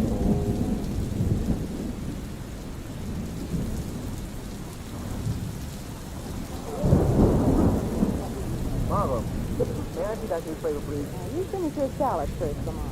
Okay, darling. Whatever you say. Well, you've gotten yourself an idea, haven't you? Uh-huh. What is it? Well, I just think. You know the old saying that if there's no news, then make news? Yes. Well, how about a rewrite on that? If there's no crime, Then make crime? exactly. Just a minute. You're not going out and commit a murder. Hardly. I have a different approach. What? Our well-known civic legislator, Grant Flynn. Oh. Mr. Flynn, the poor man's friend, benefactor of little people. The worst murdering thief this community has ever known. But Lamont, they've been trying for years to hang something on him. Granted. But just look at the details. Read the story. Whereabouts of John Gordon, the accident, is still a mystery. So what's that got to do with him? John Gordon was Flynn's partner. Gordon was a gentleman. He ran the racket, selectively extorted money from poor shopkeepers, and when necessary, committed the murder. Well, what happened to Gordon? About 2 weeks ago, poof, and nothing's been heard of him since. You think that Flynn had something to do with this case? Yep. Gordon was becoming too dangerous for Flynn's interest. Their names were being linked together. Gordon was trying to cut in on Flynn's political career. It was probably Flynn's thing. You think that Flynn and Gordon... I'm not so sure of that.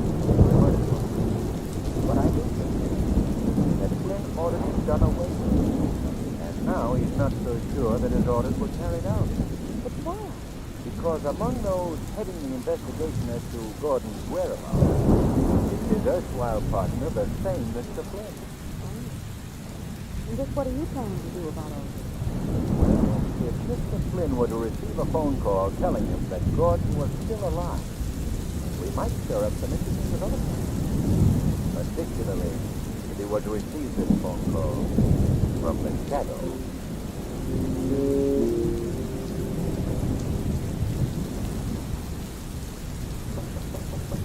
Come in.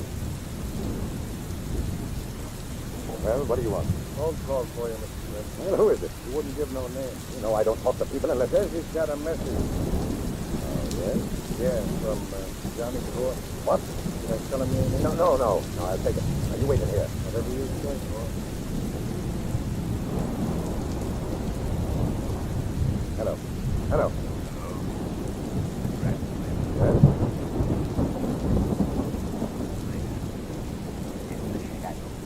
Shadow. I've heard of you. Thank you. I have a message for you that might be some importance. Yes?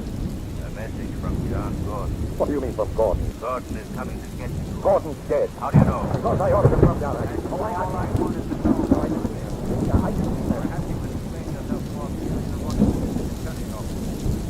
Gordon. Now, wait a minute. Wait.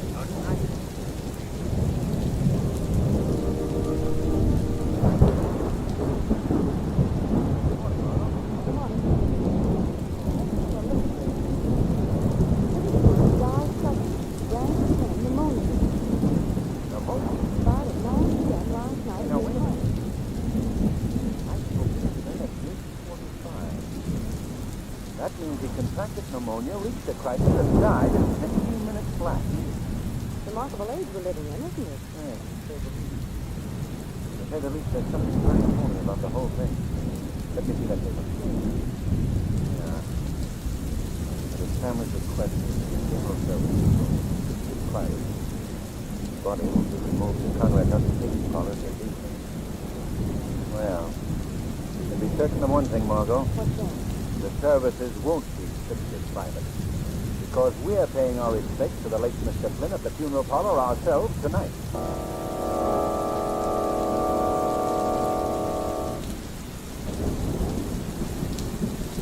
Lamont. Yeah. This is the rear of the funeral parlor. As we aren't among the invited corners, I thought this was best for him.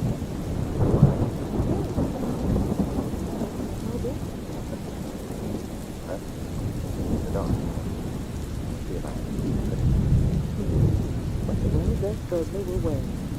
How you fix the brass knuckles. Margot, could you stop being a bright girl for just a minute, please? Try this. No.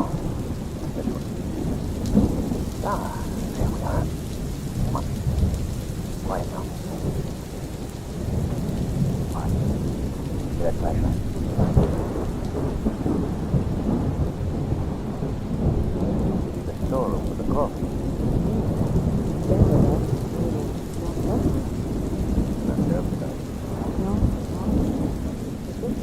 Back in that jolly old morgue.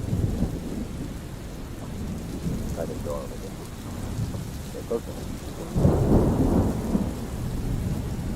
Ah, this must be the funeral room. Now to find Mr. Flynn. What's the matter? Over there in the corner. Where?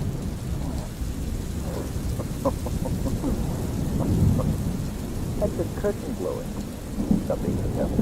Nothing impossible. Someone's coming down the stairs. Quick, duck behind your coffin. Oh, come on, let's get out.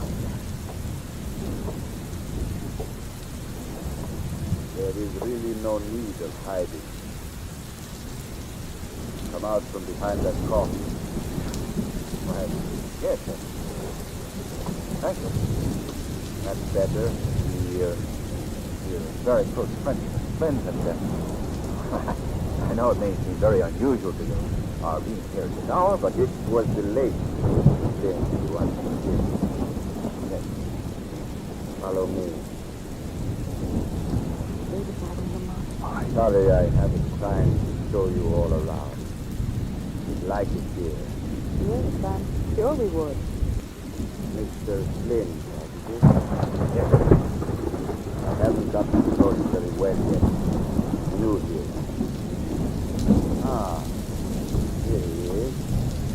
Now, would you help me with his coffin lid? Sure.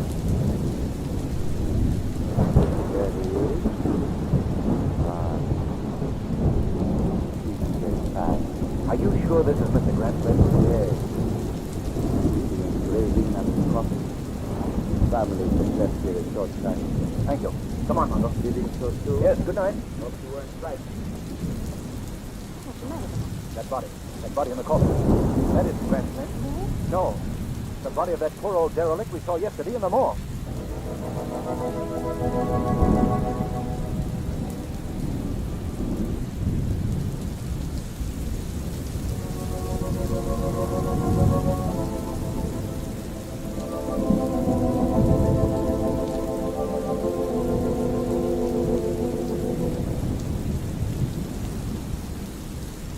Where you mind telling me, Lamont, where we're going now? To the morgue, Margot. The morgue again? Yes? You know, Lamont, life with you these past 2 days has certainly been a merry whirl. First the morgue, then undertaking parlor, then the morgue again. Well, we found that one thing. Jim is definitely still alive. Where he is, why he so desperately pretended to be dead is something that's got to unravel. Oh, what do you think you'll learn at the morgue? I want to find out who removed the body of the old gentleman. You think they'll tell you? Not people. But they will tell the shadow.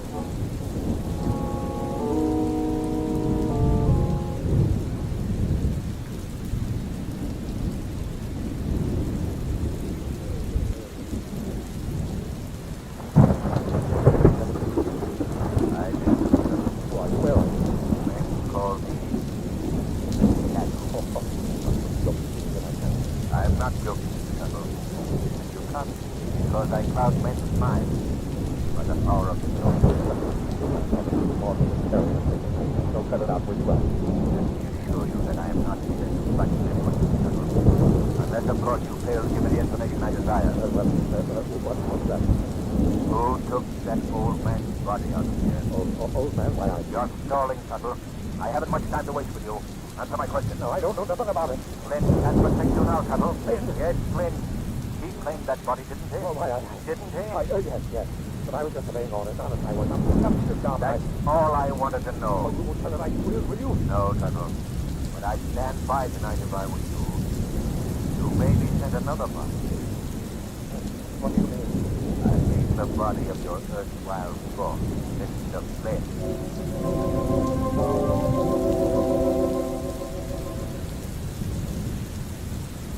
You didn't read this evening's paper, did you, Lamont? No. Why, Mama? Here's an item that might interest you. Sometime last night, the private vault of the late Brad Gentleman, first appearing then, was rifled and the entire contents removed. I might have known. Remember that Cap Harvey I spoke to last night when we bought the paper? Yes. He's been a trusted Flynn employee for years. Though he works for the First National Bank, he undoubtedly did the rifling. Yes. Stop taking it. Not exactly bright at 6:30 in the morning. Remember those good old days when nothing was happening? Remotely. What's up now, Chief? Another fire? I can take you home if you want. Not a chance. Where to now? A visit to Mr. Hart. Oh. Yes, 7th Bank. If we were to find out where he delivered the contents of the vault, it might be this to Flynn.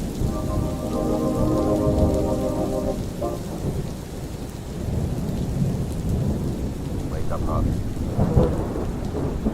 Wake up. What? I want to talk to you, Harvey. Right. Here. Put on a light.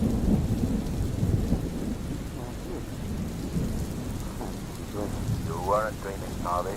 Don't try to look for me. You won't. But I'm right at you. Wait. Sheriff. Man, nobody can see. That's right. What do you want of me?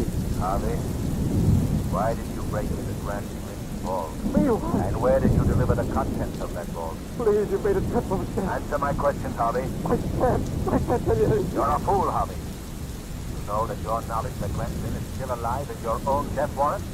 That body they took from the morgue and placed in Flynn's coffin. They'll have to replace that body. You know that, Harvey? And do you know whose body they'll use as a substitute? Yours, Harvey. Yours.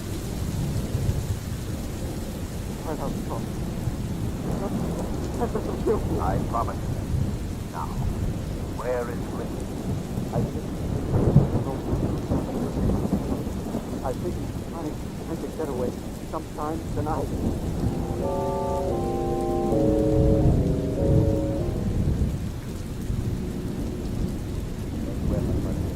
Careful looking place. Come on, what's that board of stuff?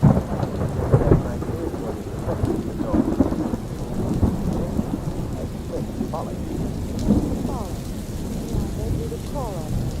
The title that was bestowed on the beginning of a tunnel that was built under the river by the public fund. And then, Made something on that little millions. think it's best to leave this car careful. Look for a door in the rear of the building. Come on. Here, Chief. I don't like this neighborhood even in the daytime. No one about it this time. Now, if we can only... Huh? Now they get... No, there's keys again. These keys are very precious, my dear. I realize that.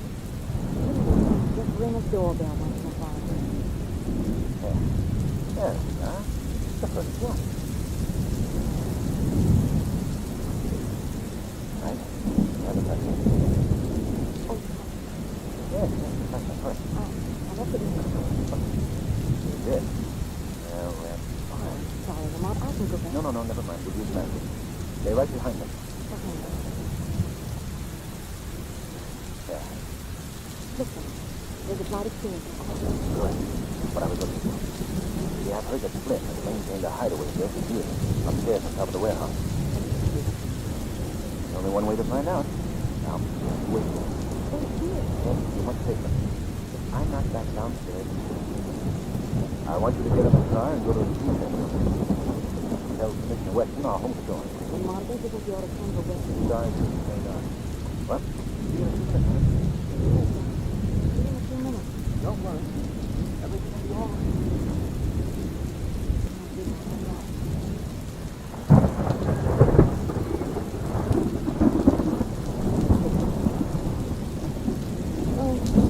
Nothing wrong, lady. Who's that? No, don't get alarmed. Take that flashlight out of my eyes. I can't see. That's the idea. Who are you?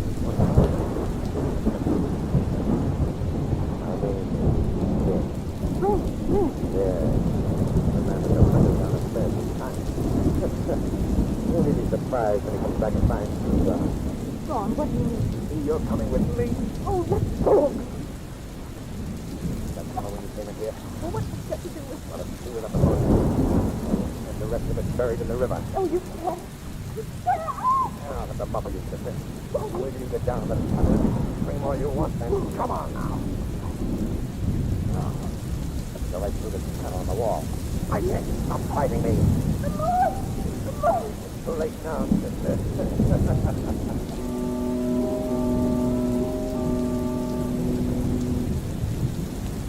You haven't told me how you liked it down here in the thunder, baby. Oh, now you get used to it. After you're here a while, the water dripping from the walls and the cats running around. Why, you won't want anything else. Oh, no. It'll be a lesson to you and your inquisitive friend to keep out of other people's business. Well, I hate to keep leaving you. I don't think you are leaving, Mr. Flynn. Who was that? I was talking before. Shadow, how did you get here? I followed you down here, and I've come for you. Oh, yes? Yes. I believe that Police Commissioner Weston will be very interested in the phenomenon of a dead capsule light. Listen, even if I can't see you, you aren't scaring me. Scaring seems to be your specialty, Flynn. No one's scaring me, and I'm dead. Come on, Flynn. Oh, no, you don't. What takes the tunnel to you now? No. Sounds like he's running down the tunnel toward the river. Follow him, quickly. Head them out, up. The shaft of light.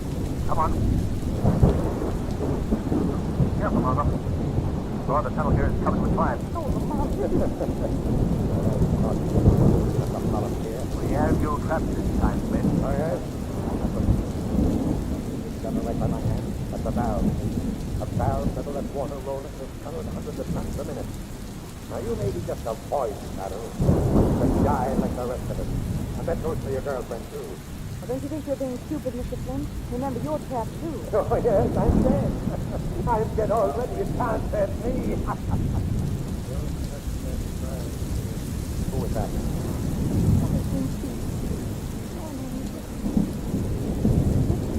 3 weeks ago, I wasn't there. 3 weeks ago, I was brought into this hole and left to die. 3 weeks ago, I was John Gott. God. Listen. But you can't be God, not dead. I ordered you killed your body thrown down here. You'll think a man's a monstrosity, but I'm not. You want a practical demonstration? Now wait, Gott. Put down that gun or I'll pull this valve. You have to touch nothing. Keep away from me. Put that gun away. I'm the one to come and get it, friend.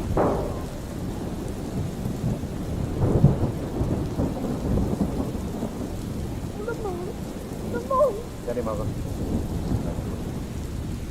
Why? They're both dead. Good. Yes. He should have died days ago down here. The only thing that kept him alive was the hope of getting free.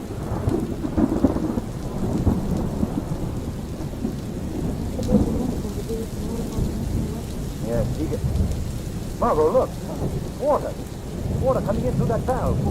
Flynn must have turned it on. Come on, Margot, quickly, quickly! Here, here's a passageway.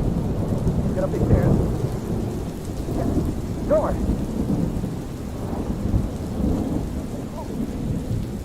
That was a close call. Oh, what do we do now? Well, we'll notify the city department. Tunnel is flooded. They're telling Commissioner Weston about Flynn and Gordon. Well, perhaps just, well, they never know. Diane, Well, it has been a busy day. let's go home. Let's stop off at the bookstore first, will you? The bookstore. Yes, darling. I want to rest my nerves. I'm curling up in bed with a very gory mystery story.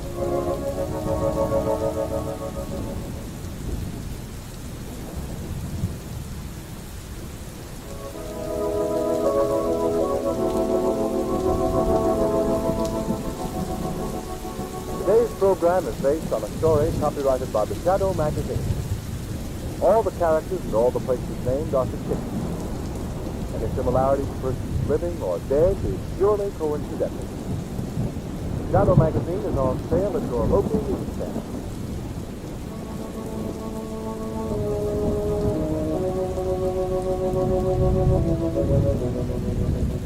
The weed of crime bears bitter fruit. Crime does not pay.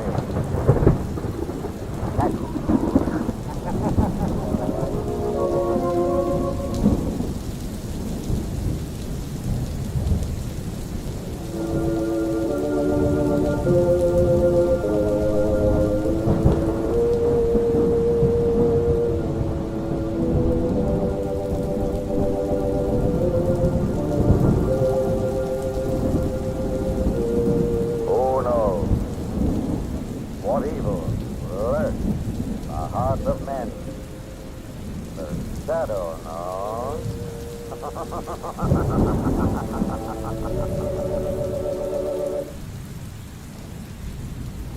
And now for another thrilling adventure on The Shadow. Today's story, The Night Marauder.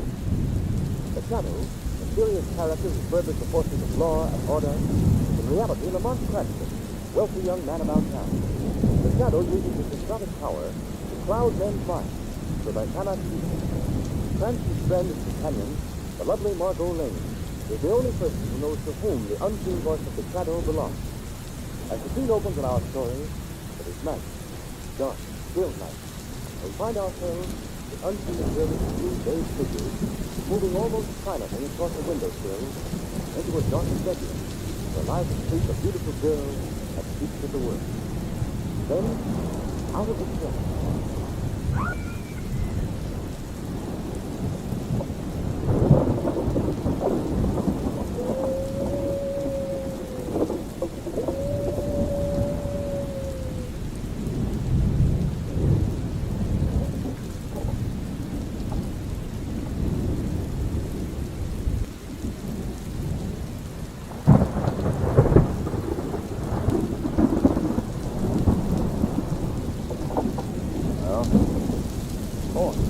Hello, darling. What? For what happened? Are you all right? Well, who was that? Not a powerful man. A monster. A dream man. Well, that takes the whole room. That sounds like the Night Marauder. Margot, I'm coming right over as soon as I call Commissioner Weston. Now, don't worry. I'll be right there. Goodbye.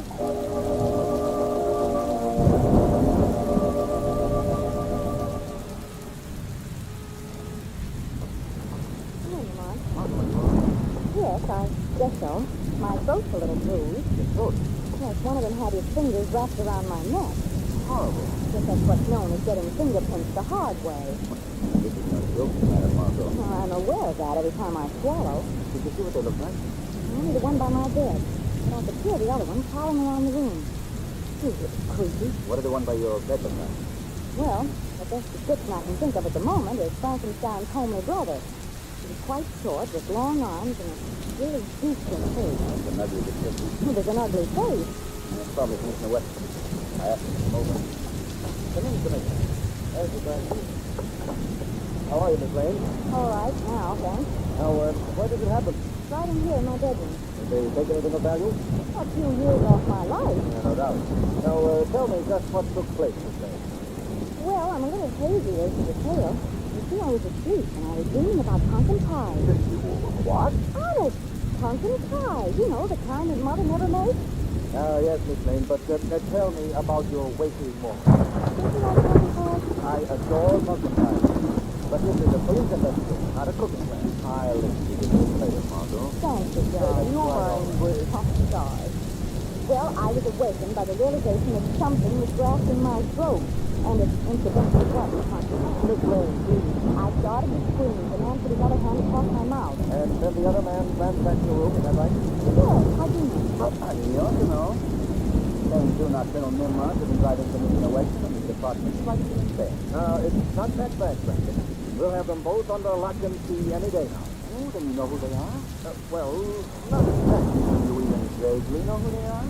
Well, not exactly, ain't you, Miss Lane? We know how they work and, well... And you know they're burglars. Yes, we know that, but... I mean, the department always catches up with crimes.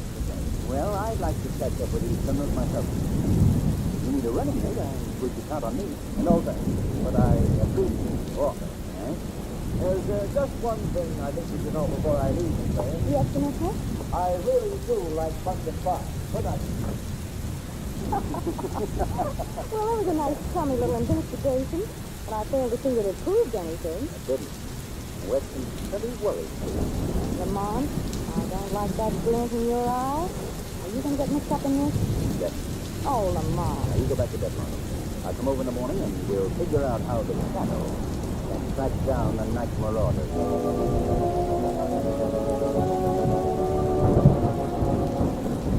Margot, you don't know how fortunate you were last night?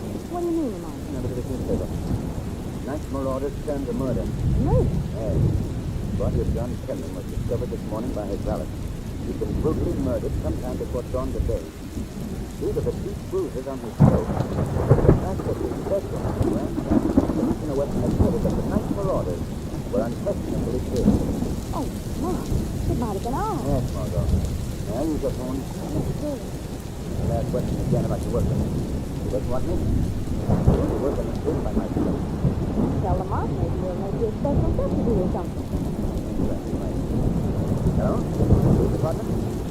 I'd like to speak to Commissioner Weston. Commissioner Weston. No. Weston. W-E-S-T-O-N. You know, the head of your department. Oh, that's it. Now, wait a minute. Find it. Oh, that's fine. They're supposed to catch criminals, and they can't even find their commissioner. Hello? This is Frank, Commissioner. I just read about the night marauders' latest crime, and I'd still like to lend a hand in rounding them up. I think that I could... Oh. I see. You're not running in school. Goodbye. Nice fellow. Did you read this, Lamont? What is it? Henry Burns, an employee of the city, is quoted as having seen two figures leap from Kimmy's window at about the same hour that the crime was committed. Good. That's something to work on. Well, what are you trying to do?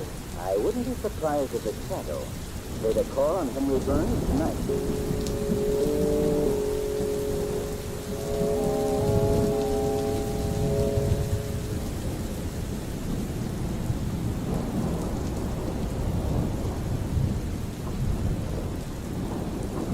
Thanks for making sure I got home safely. I guess you can go now, officer. No. Not until I take a look around your apartment, Mr. Burns. You're so nervous that if I'm out nervous. How would you like to be locked up all day in a room the size of a cigar box? An hour after hour, face the inquisition of questions hammered at your head. No, they were only trying... How would you like it? Answer me, how would you like it? So, Burns, you better think I'll be dead before morning. No one's going to kill you, Mr. Burns. Not with me on the job. I'll be right downstairs. Good night.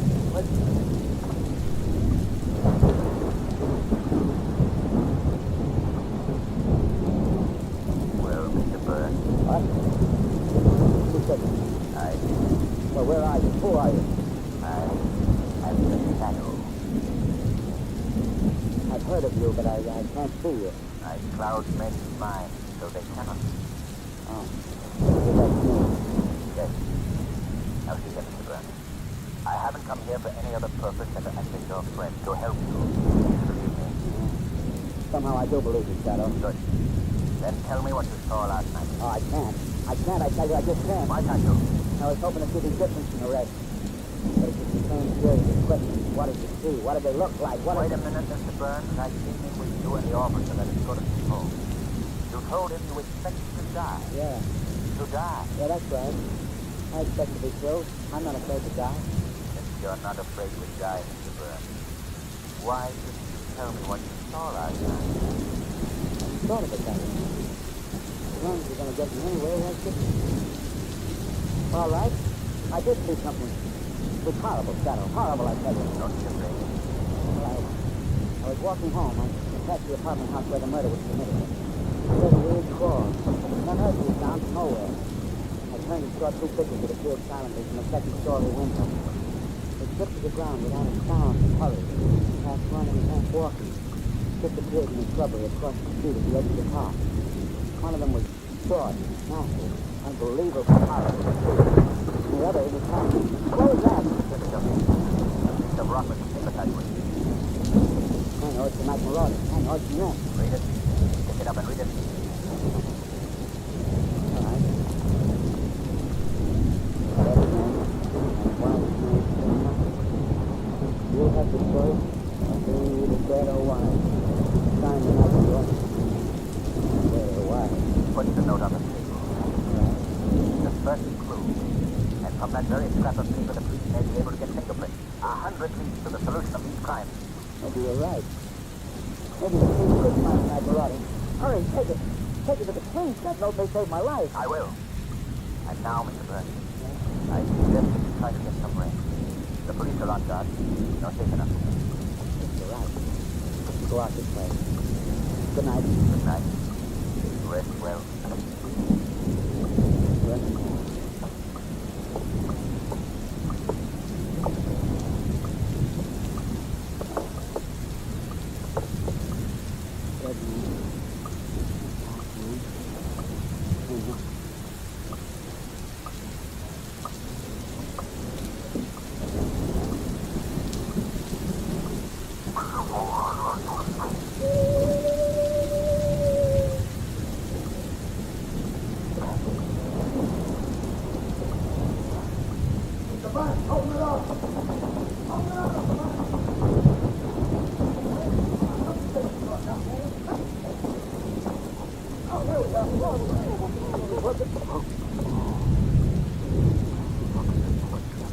Oh, good Lord. Look at the body. Oh, I can't stand it. Quiet. Don't breathe a little. Burns. Burns, can you hear me? Can you hear me? Rondo? It's Shadow. Oh, he's the guy behind the riddle of the night marauder.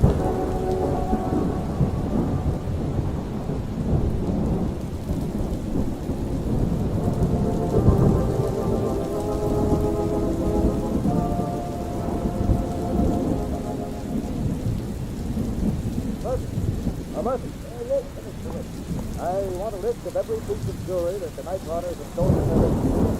Has any of it turned up the pawn shop yet? Good, they're not a piece. We've been checking everything for months. All right, then we'll... Yes? I believe you're looking for me. The murder. Who's this? The shadow. The shadow. Yes. Happens to all these ones. Every SWAT car in town in that place. Now, what do you say, Shadow? Commissioner, I know you're having this. I burned the pot while I was there. A stone was thrown through the window. Had a note attached. We didn't find any notes. I noticed it. I had it. I'll send it to you tomorrow. I better hang up now. They say they fall faster than I think. Goodbye. Wait! Wait! Well, now, this is to take the call. Squad cars on the way? Why not? You're in headquarters. Get him? Well, this is great. The shadow is now insulting the department with the department's own nickel.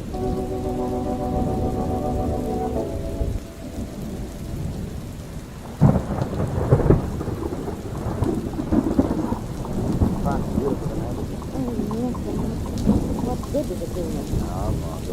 Don't be alarmed. I'll behave. You know, Lamont, I made a dreadful mistake last night. What's this? Well, I just remembered. It wasn't the kind of pumpkin pie that Mother made at all. What was the kind of pumpkin pie? My dream. It was apple dumpling. Now, wasn't that silly of me? Whatever made me think it was pumpkin pie? Hey, driver, watch out for that car. It's coming off the road. Commissioner Weston. Oh, you just scared. Oh, I'm sorry. You Travis, just telling Lamont. It wasn't pumpkin pie at all last night. It was apple dumpling. What was with a dream, Commissioner? Oh, yes. Well, I recognize you two riding along, and I thought I'd give you a little tip on detective expression. Really? And what's that? While you're driving around the park, west of fresh air, enjoying the sunset after a good dinner. And a very good dinner it was, too. I'm driving around in the park because after analysis I discovered that all of the crimes the night marauders had taken place within a block of the park. What do you think of that? Well, is that what you call a clue? Is that what I call it? It's the first significant fact we've unearthed. Do you really think that the shadow was guilty, Commissioner? What else am I to think? He tried to mislead us today by calling up about some phony letter. And furthermore, I think he's right here in this park. Oh, no, Commissioner. Yes, sir, that's what I think. I have a hunch we'll pick him up tonight. Well, how is he going? Bye. Bye. Well, maybe he's going to beat you to the punch after all. Maybe you get something. Come on. What is it? Did you hear that word, Tom? So what about it? That's the call I heard last night. I heard it call out, man. Still had his hand on my foot. And when he heard it, he got pissed and then let go immediately. Are you sure it's the same call? Oh, Lamont, isn't I could forget one the tail of that awful steam? Driver, stop here. Yes, sir. He's over there, but he's moving. We're going to walk a bit. We'll be back shortly. Very good. I got to get home. Margot, I'm getting sure I think you'd better go back and stay in the carriage. All right. Oh, but be careful, Lamont, please. I'll be as quiet as a shadow.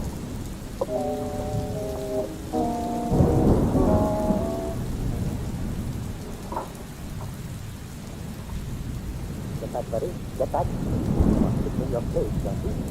There, that's better. Now you stay over there where you belong, buddy. You know, buddy, you're a very interesting playmate. Oh, you're a little rough once in a while. But you're not yet quite like a Jew. You've been friends for a long time, eh, buddy? Yes, I remember you said this. Yes, you were just a little fellow. Now you're a full-grown beginner. The finest specimen in captivity. You weren't any wicked in Jocko. You can only relax. You know what the papers said today, Teddy? They said the big shadow is that time. Yes. Silly fool, and the big shadow had the strength to do what you did to that man. But why did you get set up for those prayers? Oh, but it's just as well. You know what it is about? You know, the rules is cold. And you know how, but yeah. Now what's the matter with you? Now, what's the matter with you? What was that? Shadow. Shadow? Where are you? Here in the cave with you and your gorilla. And what are you doing here? I've been standing here listening to you heard everything I said? Yeah. Talk, for heaven's sake. Now, more quietly, later, I'll watch you. Look, this is what he said. Just hold on as we talk. Now, what I said meant nothing, Shadow. Nothing at all. No! No, Shadow, you and Freddy are locked alone in the cave. And he knows you're in the cave. Maybe you're able to hypnotize my mind so I can't see you. But you can't do it to a gorilla, can you? Can you? All right. I can't. Oh, wait a second. No. But you will. Because in a minute I'm going to tell you Freddy to kill you. But first, I thought maybe like that if I had more time. Shadow, may I present tonight's marauders? The new suckers among the who in the cave down at the end.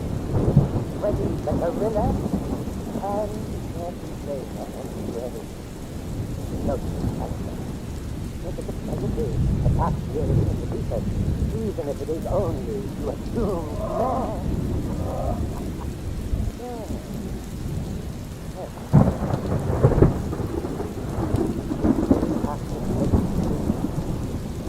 That's remaining.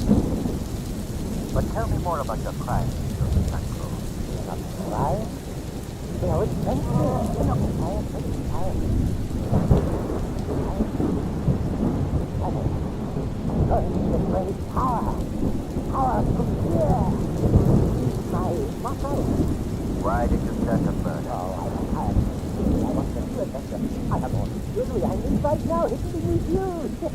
Beneath the cage you're standing in. But now, Science, the spirit of my adventure. I'm going to see you die. Yes, you know, too much time. I'm tired of talking to you. Oh, this is going to be fun. That's very amusing. There, now's the time. Kill, Freddy, kill. Freddy, you hear me? Kill him. Toss him it up. Kill him. Well, Joseph Sanko, your power is gone. Your gorilla will no longer do what you want. Freddy, obey me. Kill him. He will not obey you anymore, Joseph Sanko. I too know and understand animals. Freddy won't kill me. Yes, he will. Freddy, kill him. You hear me? Up in there with the slip.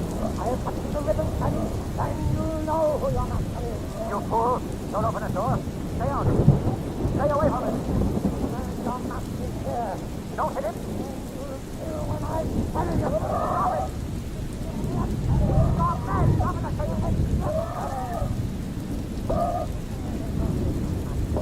You'll do what I say.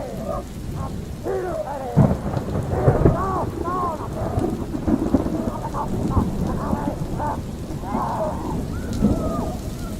Stay back, please. Stay back.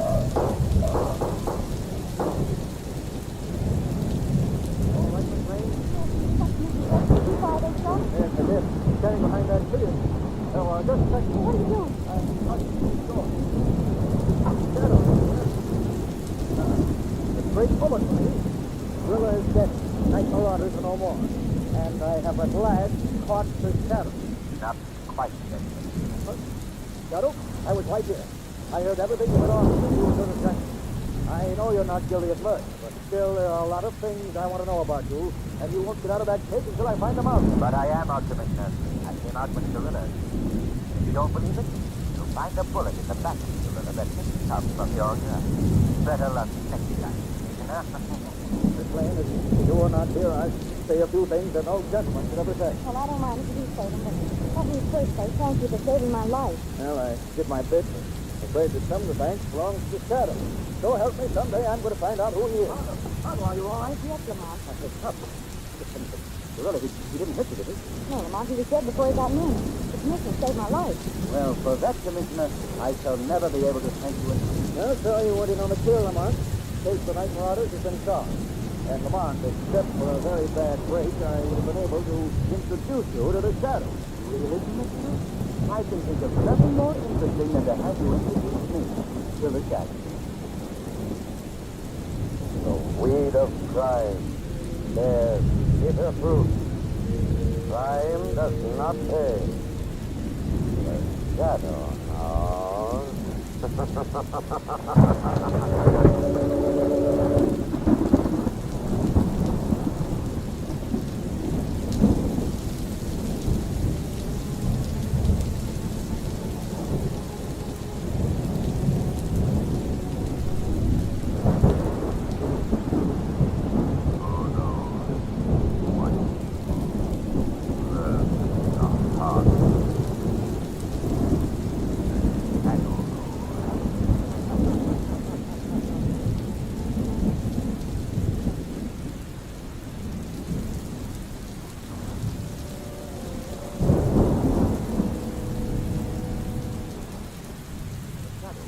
Serious characters further supporting the law and order.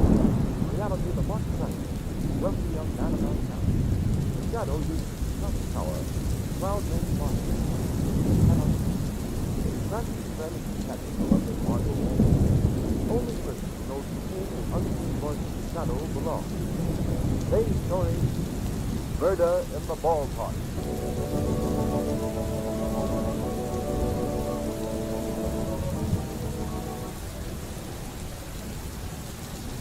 Well, poor time, here we are back in the state. No scoring this thing so far, you know. Might as well do the business with that. I like that. Two on Friday. 2 balls and 2 strikes. Here's the pitch.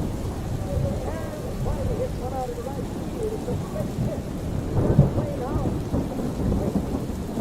Wait.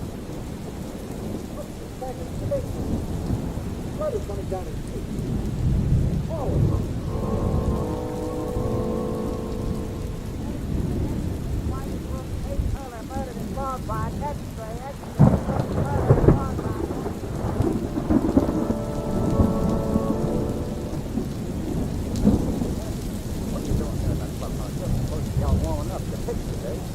Look at him. He falls asleep 10 minutes before the game time. Come on, wake up, Andy. Here, come here, somebody, quick. Andy.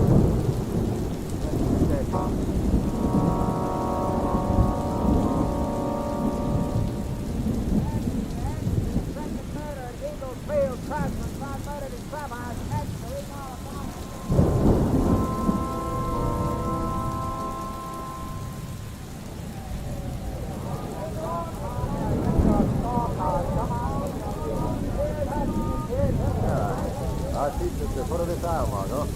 Right on the third baseline. Okay. Oh, do you mind if we stand here a second, Lamont? I've never seen anything like this. Nice baseball game. Oh, those big arc lights make the field as bright as day. That's right, Margot. It's very impressive. Keep moving, will you, lady? You're blocking them, you. Oh, sorry. Lead on, Lamont. All right. So, you know, I'm very curious to know why we've come to this game tonight. Promise to tell me when we got here. So, Margot, my interest happens to be perfection. Oh? You know that killings have taken place at this ballpark within the last 2 weeks. Yes, I remember reading a few noted pictures were seriously slain. It happened. It's very safe again. One was an 8-7 named Brooks. The other was a great deal by the name of Flood. But unbelievable. Why? Well, somehow you never associated murder with race. Nevertheless, it has happened. That's why we're here tonight. Say, Lamont, that hunchback certainly can play baseball. What? Yeah, there's one out there on the field. Oh, yes. That's Bogo, the mascot. The little ball player, too. He always found he doesn't return practice. Lamont, it's in the sanatorium that Joe Roberts caught more flies than any other shortstop. What's a shortstop, and what do you want to catch flies for? Well, Margot, a shortstop's one of my favorites. Fly. Well, I know what a little fly is, Joe, but why did it call a shortstop? Well, because I'll tell you later, Margot. The game starts. Who are the players in blue? Those are the umpires, darling. I won't say another word. Ready for tonight's game. For the Eagles, batting pitching, and bowling catching. Who did he say? I don't know, Margot. That's part of the game. You're never supposed to understand the concept. For the Terriers, Martin pitching, and Boyfriend catching. Label.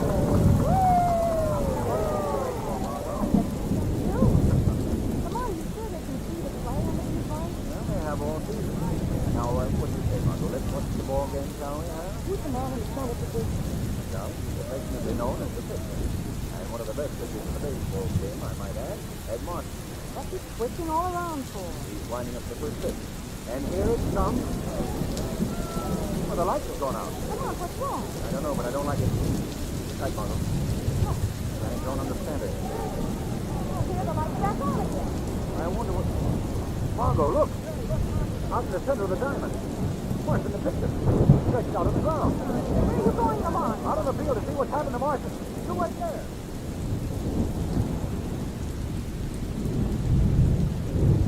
Wait a minute. Don't move in until we find out what's happened. Ed, all right?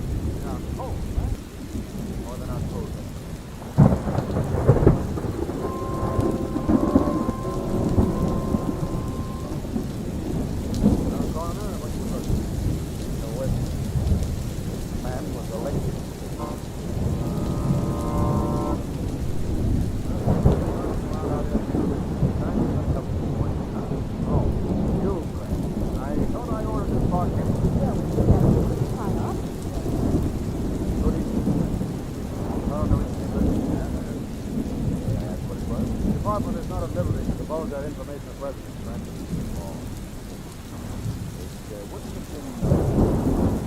What makes you think that? This little steel plate here beside the picture's rubber. Where? Right here. Right there. Wait, Commissioner. I wouldn't touch it if I were you until the wire is straight. Oh, that's how it was done. Steel plate on his white shoes makes it sound like the curve for the shot. Isn't that clever of Lamont to find it, Mr.? So just Well, the department is not at liberty to divulge that information to me. In other words, you don't know, isn't it? not at all. I'd like to point out a few things to you. What's that? Have you noticed that all the deaths of the stud on the trees of the plain eagle? Yes. And all the victims were pictures? Very excellent pictures, I might add. Yes, but what does that prove? I have a favor to ask of you people, Benson. What's that? I don't want anyone to know that we were aware of how the victim died. So, quiet. And now, I have a little idea. Well, I'd like to tell you tomorrow. That's the best. It's a deal.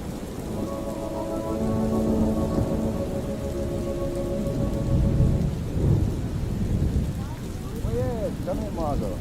The mission will be right ahead. Right, Mr. West? By all means, come in. No, great enough. Any more of them out there, Murphy?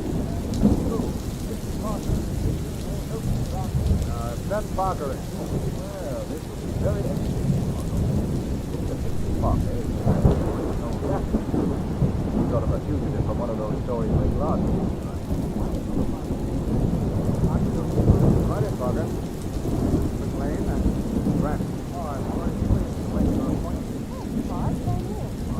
Can you shed any light on our mystery fixing? Well, Commissioner, I am thinking while I am waiting outside that what happened last night is very much the same as happened to me when I'm having a 20-game win streak in Jersey City. How's that? Well, as I am the sensation of the league, they are saving me for pitching night games in Houston on account of my obsessive data time. Yes, but what's that to do with Martin's death? Well, I am reaching that point. Go on. One night I am pitching for Jersey City, steaming them in my usual baffled style, when all of a sudden, the lights are down. Yes, go ahead. There is much timing for this. All right. And then all of a sudden, the lights is on again. Listen, what's that? He went on with the game, that's all. I see. Thank you, Bixby. You've been a big help. Oh, that's okay. Send Pop Tilton. Whatever you Sure. I am very happy to have made most of the acquaintances. Likewise. Yeah, that was very informative. This old Hilton guy will be worth. Who is he? The ground keeper. He's a great pitcher years ago till he stopped the baseball, stopped his head. Oh, a little bomb. Come in. Yes, sir. This is McLean and Grant.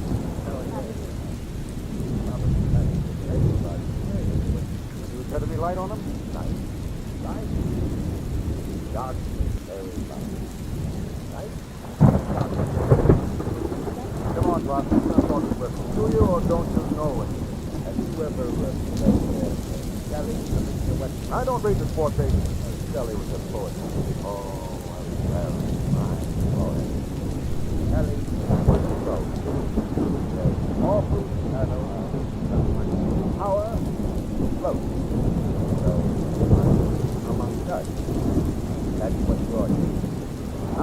was a murder case. I've wasted enough time on you. That'll be all, Pop. Wait. Well, an afternoon wasted. Not entirely. Nothing. We'll be running along soon. Come on, Margot. Right. Goodbye, Commissioner. I'll send you over a copy of Shelley, you know. I mean the poet, not the poet. No, that's mighty nice. Thanks. Goodbye. What do you mean, Lamont? You asked me not tired of me. That old man is up of it. You know something? I'm sure of it. The shadow will pay a call on the old boy in the baseball park tonight.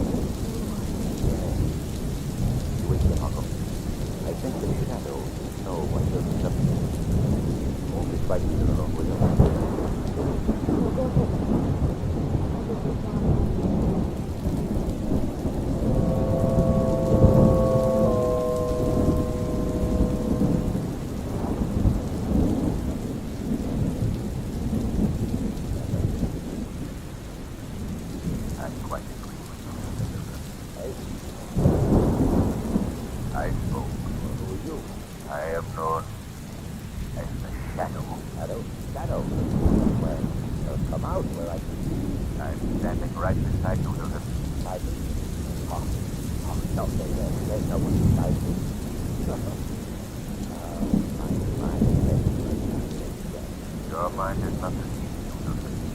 I have really clouded you, Lieutenant. What do you want? I was interested in your examination of that steel plate. Rather ingenious killing device, would you say? Oh, yes. Do you know anything about these death children? Of course. We always know something about death. Death has 1,000 swords from life. Yes, of course. You know through which door Martin traveled, don't you? Right. Can you tell me who opened that door for you? I think I could. Help now, children. You'll never find out. Come back! Come back!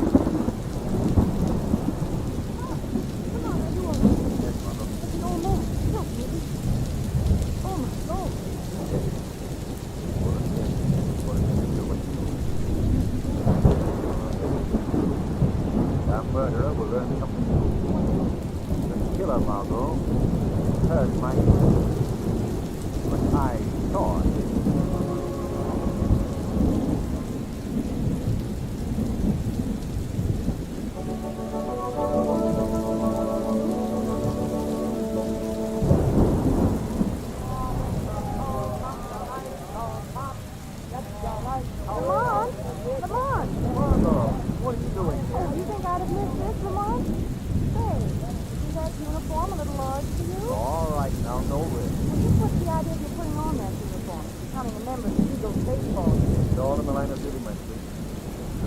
What goes on when they play a game, and the best way I could think of is to join the team. Are you going to be in the game? Oh, what a pity. I had trouble enough getting permission to sit on the bench. Well, why are they playing in this park today? What's the matter with the stadium we went to before? They haven't used Eagle Field since the murder. No. Yes. Going down the bench. Okay. Oh, Lamont. Yes. Really down there. How do you take in those clouds? Oh. Hang on a minute.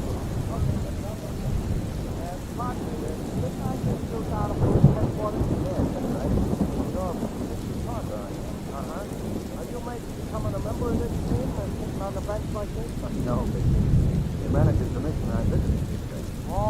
like a visitor, huh? Yeah, that's right. I get it. Hey, Poco, come here. I want you to meet Mr. Brand. Like a visitor here. Hello, Poco. Poco is our factory. Oh, yes, I knew him on the field. You're a good little ball player, Mr. Poco. He would be an even better ball player if it wasn't on a confidence front play. Golly, you never know that Mr. Poco is now doing more sometimes. I'm sure you'll know. Yeah? Get out there and warm up. Pitch today. No good.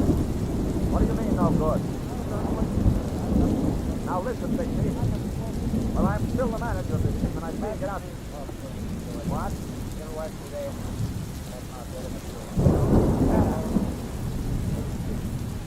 He's better. Fine ball club where the manager has to get the bat for it. It can take the play. Oh, no, I don't care what you say. I don't listen to me. Look at me. Now, who's the break to the baseball? Who's it? That's coming. That's coming. That give one the one reason. He's a great partner. That's right. I'm going to disappoint him, aren't you? You're going to give him your money's worth, aren't you? Yeah, their money's worth. Sure. Come on. Go out and warm up. Whatever you say, Poco. Whatever you say. Sure. Pogo always includes talking like this. Yeah. I only wanted to do anything with it. Pogo's like a little dog show. A lot of things. Excuse me, sure. Margot. Oh, I know. They want you to play after all. No, not serious. I wish you'd do something for me right away. What? Go up to the front office, find out the home address of 60 Park. Why? What's up? We're going to receive a visit this evening from the tenant.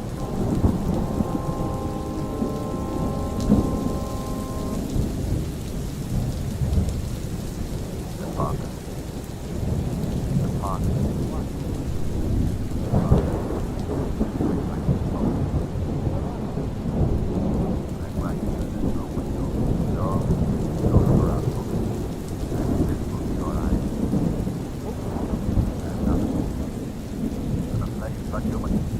But I control your mind so that you can then call me the shadow. I need information about your little friend Pogo. What's the matter with Pogo? He ain't done nothing. You're wrong, Parker. Pogo has done nothing. I think that I am responsible that Pogo is responsible for the murders in the ballpark. Look, Pogo wouldn't take nothing. But you're wrong, Parker. Now tell me. What is this influence that you just told me? Yes.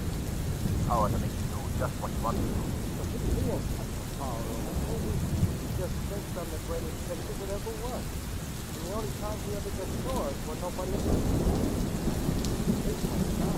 Right, but just the other day, he can't even kill anything. He's talking about it.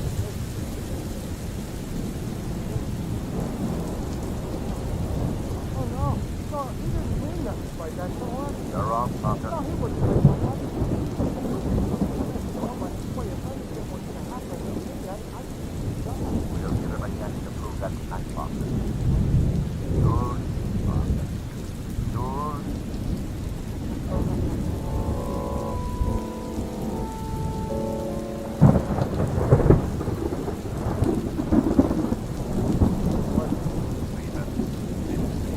What? You again? Sorry, Parker, but I think that I have a story for your week over. What? Never. Who did it? Oh, no, look, no, I'm a busy man. Listen, you must believe me. Here's what I want you to do. Get every player that took the game the other night up to Eagle Field right away. Why? I want you to retain the case of the murder justice in the country board. But I happen to know. I'll send a message. how did you find that out? Never mind. It's important thing. Don't allow me to talk to anyone until I arrive. Hey, who's supposed to be the police commissioner around here? You are, of course, the see you at the ballpark. All that. Murphy. Murphy. I just got an idea. Call all the players that were in that game the other night. Get them up to the park. I think These guys figured out a solution to the murder. Good work, Chief. Thank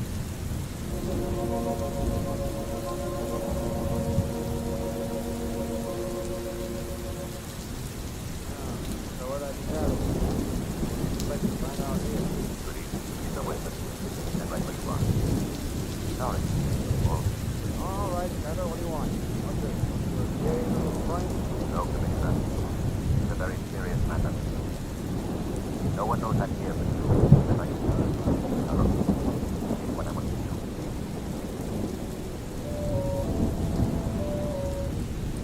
Now look, here's what I want you to do. We're going to replay the events leading up to the crime exactly as they happened the other night. Everyone take his position in the field, please. Follow me now. We'll have a conversation about that. Everyone come with Shannon so they can mark too. 60 bucks. Okay. Hey, 60. What?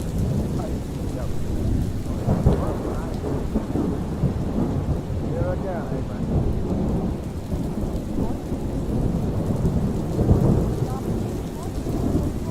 Alligator room. I don't hear you say. Be quiet, so there ain't hearing the gun. All right. Mr. Parker? I'd like you to reenact Marston's role again here tonight. There's no danger, Dixie. Of course, if you're afraid, play it up in that. Don't do it. I don't care what, Dixie. Let him do someone else. But I want Parker to do it, Bull. What are you doing? Now, wait a minute, Shorty. I said he's doing it. That's all. That's it now. Where are you going, Bobo? What are you doing? I'm not that stuff. Not gonna watch my car play a dead. You better stay here. What for? Stay here, Bogo. Stick with him, Murray. Shorty, did you guys catch me around? Mr. Stewart, did you tell the man to put out the floodlights just as he did the other night? Yes, I want you to wind up just the way Marston did. Then we'll put the lights out. Oh. No, don't do it, Dixie. Shut up, you. Ready, Parker? Dixie! He knows I'm getting you. How did you know he'd be listening to us, Bogo? I want you how Marston died and myself. Bogo? I don't know what. I know what makes you say it. It was because you murdered Ted Marston. Oh, that's a lie. Then why did you want Parker out in the 50 months? And why did you want to leave him? Because you wanted to turn off the current so that Parker wouldn't be electrocuted like Marston. No. And why? Why?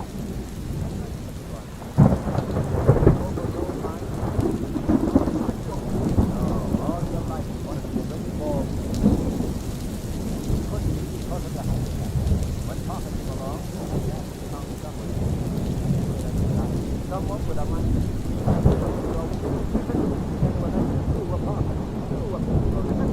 That's right,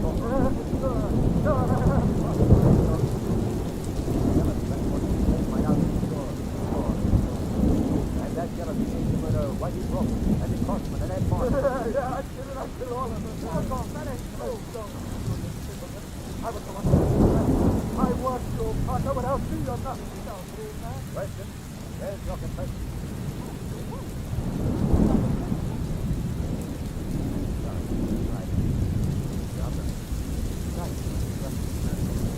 Put the gloves on him, Ruby.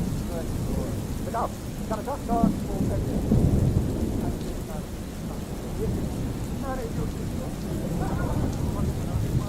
Put that gun away from it. I had to put it. It's getting away. It's not getting away. Give me that thing for. Yeah. I ain't no finger without him. I'll show him something. Get it. That's the best right I ever threw. So I'll pick him up.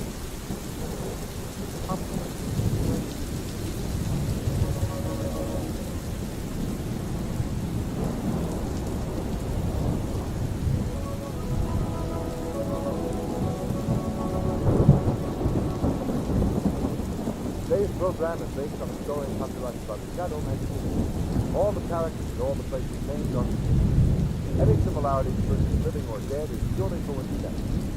Shadow magazine is on sale at your local newsstand. The weed of life bears bitter fruit. Crime does not pay. The shadow knows.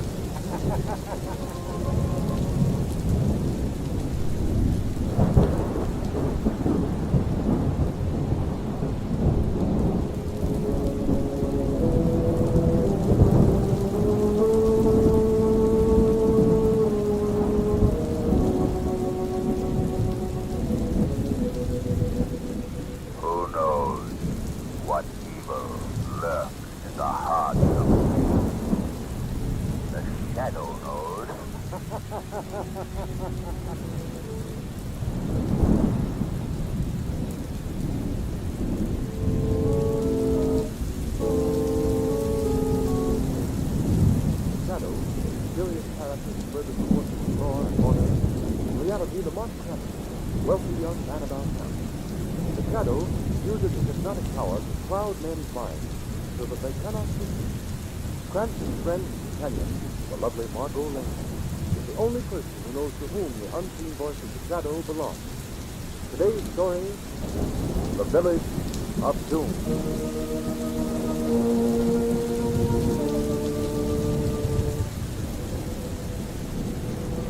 Well, Margot, here we are. How do you like it? Oh, it's glorious, Lamont. What an ideal place for a picnic. I thought you would be. Now, come back to lunch. Hey, now, wait a minute. That's my job. You just sit there and enjoy the scene. Oh, it's fun. How did you ever find this spot, Lamont? The one that's holding out on you. I used to come here when I was a little boy. Really?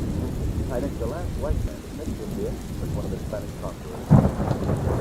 Certainly remote.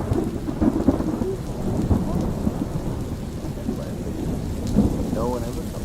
Oh, that's fine. Here, go away. Go away. Hey, it's fine there. Oh, Lamont, you got the chicken. Now, fix that right now. Now, come on, you get a I don't think you can catch it. Thought no one was here. Well, what's the count store? Not start. Well, we just have to struggle along and salad and things. Here, we open these all. My goodness. Yes, like you said, you're pretty good stuff. See if you open the top. Trouble? No.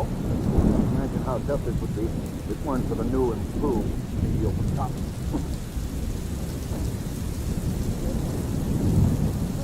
Did the dog run through here? Yes, you did. Oh, it's back. Look out for that salad bowl. Now have salad done too quickly. Well, goes that then. You would be the son of the Spanish conqueror? All I know is that it used to be very quiet here when I was a boy. Certainly grateful. Did you get the top off the olive? Not yet. Just twist the top. What are you laughing at? Lamont Cranston, noted criminologist, solver of mysteries, and he can't get the top off a bottle of olive. Well, for your information, young lady, this is the toughest case I've ever had. Let's go. Mr. Max, George, and Randy Bridges. Yes, right that way. Right. Wait a minute, come back. What for? You forgot to step in the salad. Oh, why did I Well, you know the quiet little spot there. I'm sorry, Margot. Come on, I'm going to kidding. Here, have music with us. All right.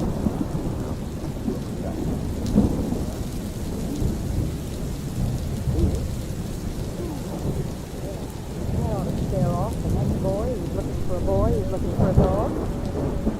This is so glum, Lamont. Oh, I'm not worried about it. Ollie. Oh, here, have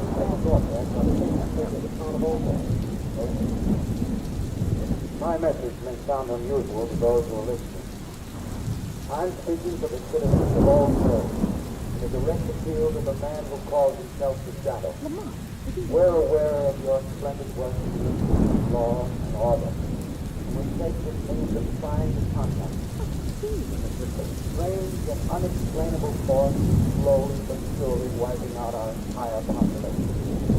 All other agencies have failed to cope with this terrible situation. Unless we get aid at once, our village and our people are doomed. Please, Shadow, help us. Turn it off, Mother. I make Do you know anything about Old Mill? Oh, I've driven through this. It's a quaint place. About a 2-hour drive. Come on, let's get along. What are you going to do?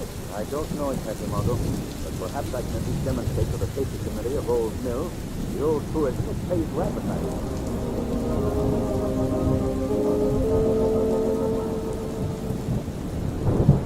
Over there. Hey, you want the whole road? Slow driving, Lamont. Where do you suppose all these people are coming from? I don't know. Cars are loaded with different furniture and personal belongings. It's possible they're stealing Old Mill. Certainly in a panic. Look out, Margot. That car is right next to the road. Couple of Pardon me, sir. Could you tell me how far it is to Old Mill?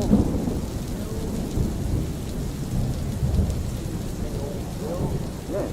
We're near it, aren't we?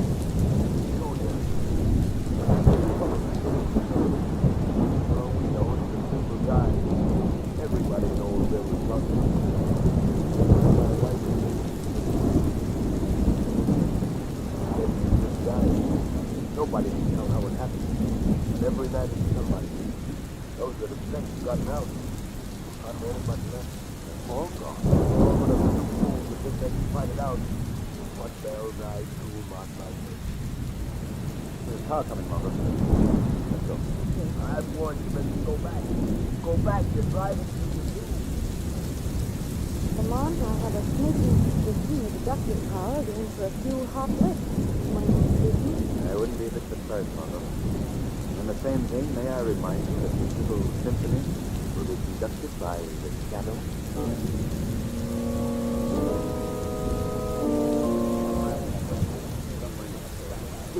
We can't spend the rest of our lives bottled up here in town, Paul. We've got to stick it out. I know most of you men want to leave Oldville. I don't blame you. But we just can't turn our village over to this thing. We tried everything we could think of. But still our people died. Why, we ain't got enough men left to man the old mill power plant. Look at it. Here in candles. Wait. For what? I'm telling you, we've got to stay and lick this thing. But how, Hal? How? Trying to leave this shadow in the peasant soda. I don't think this shadow can do anything about this. Perhaps. Would it be second try?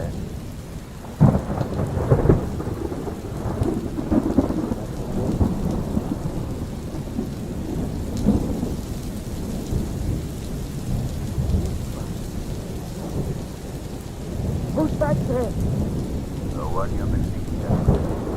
I am the Shadow. Shadow, Constance, dear, what did I say? Shadow, I know you'd come. I hope I can help you. Tell me what it's all about. I don't know so much to say. Stories contain everything. Not a nice fact. Somebody in the village does die. What causes the death? We don't know, Shadow.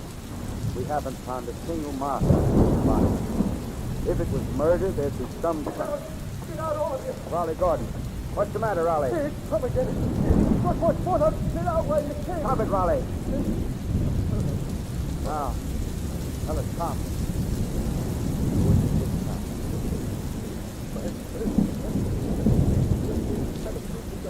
You've got to tell us. It's into one of the teams. We got to know. Come on, Raleigh. Talk with him. Charlie. Yes. God help. One of mine. The little boy. No. The baby. It can't be. An innocent. Are you sure, Robin? Sure he's dead.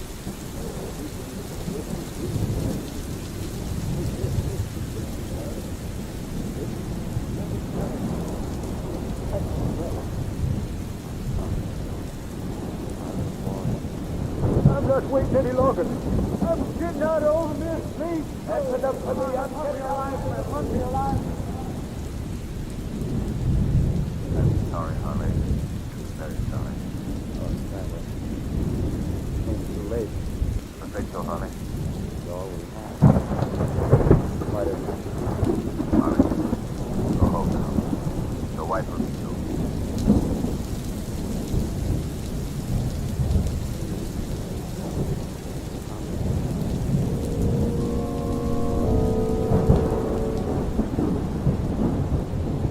Margot, step on it. Follow that car. What's the matter, Lamont? I've never seen you so far. The son of that poor man ahead has just been killed.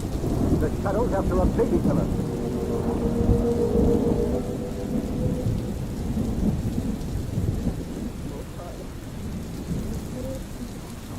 You can put the baby out of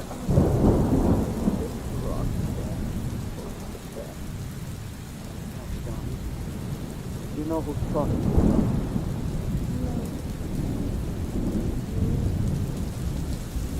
Give me the baby now.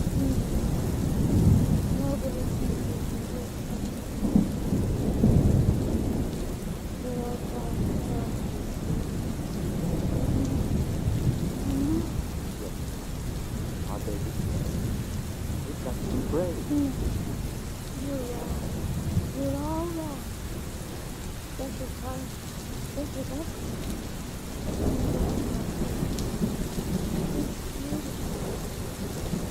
The guys will open. You wake up and cry to the box.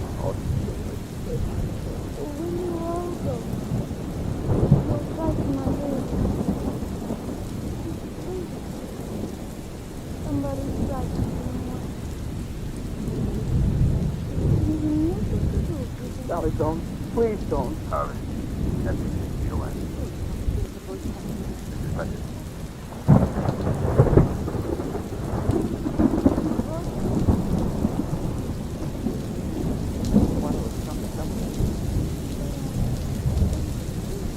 No, you can't see Sally. But I'm close to you. Close to the third tentacle being closed.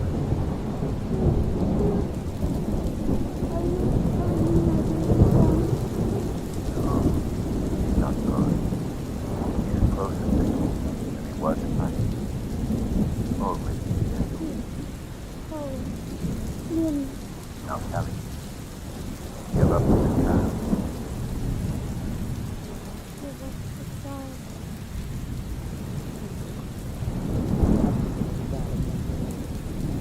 Give up my baby. I did not. I gave up my baby to the wolf. I'll never get him back again. He's gone. Sally. He's gone. My baby's gone. My baby's gone. Sally!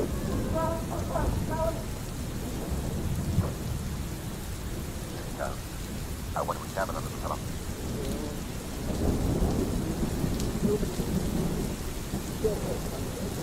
Perhaps, but yeah, much better. And all the others, cleverly, fiendishly, this infant has been murdered.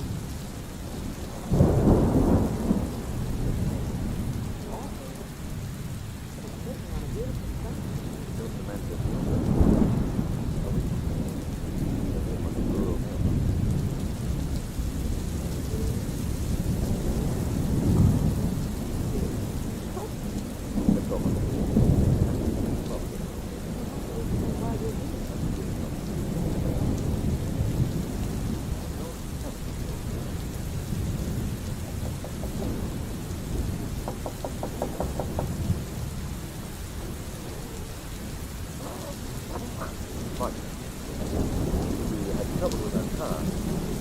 Thought you might have a telephone. That's a use for the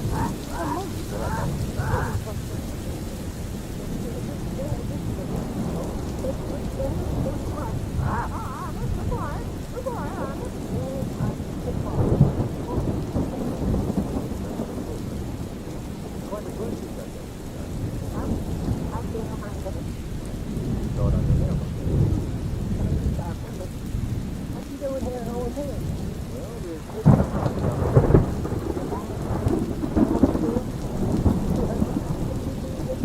Heard all about it. Made it easy to get a house, as a matter of fact. No, it's my idea exactly. It's all of it. Sure.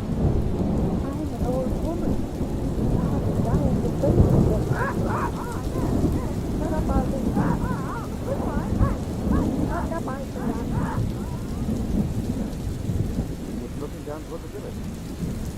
Yes, I Somebody's going to die tonight.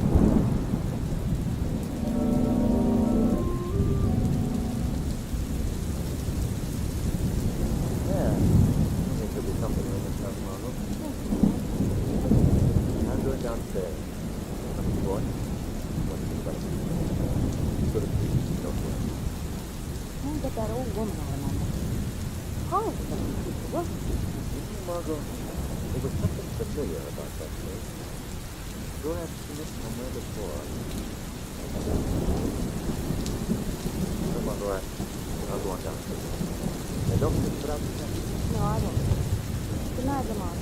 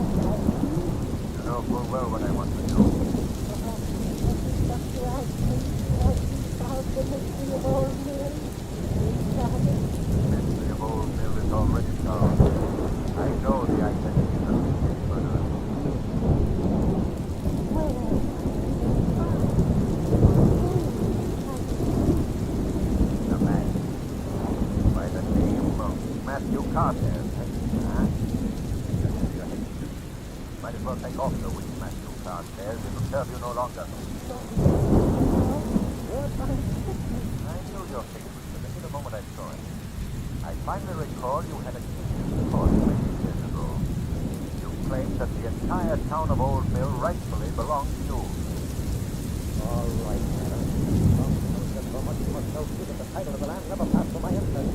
Fine. The court denied your claim. The court robbed me. You swore that someday Old Mill would be yours. It was a long time ago.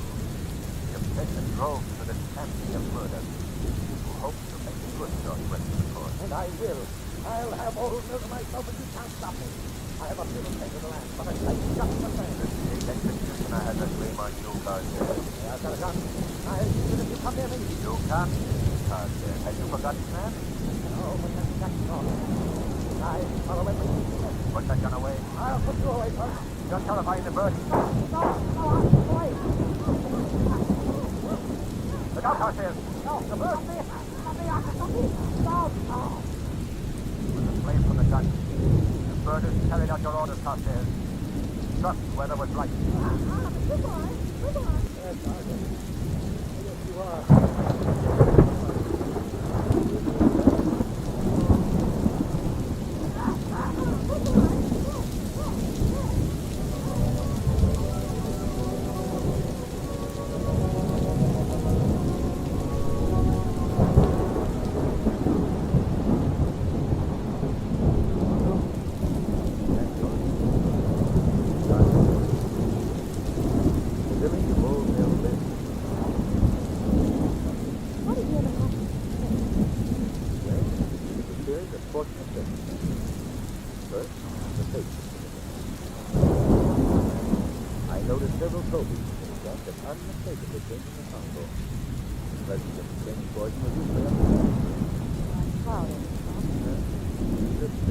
Why not?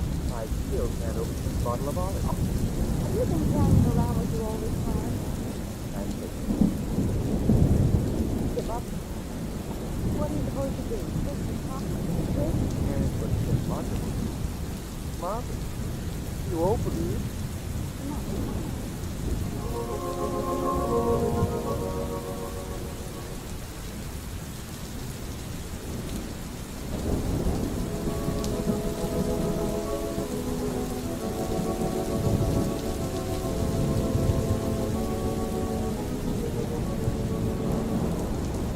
Today's program is based on a story copyrighted by the Shadow magazine.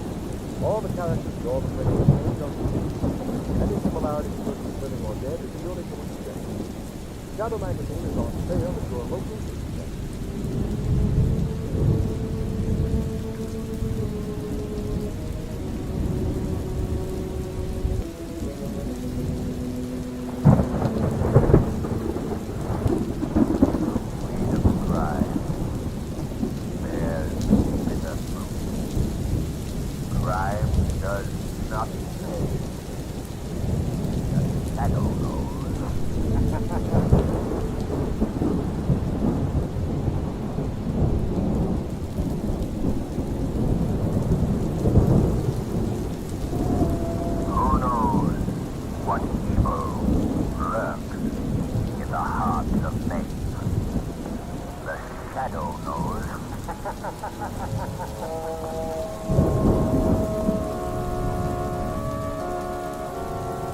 The Shadow, mysterious character who aids those in distress and helps the forces of law and order, is in reality Lamont Cranston, wealthy young man about town.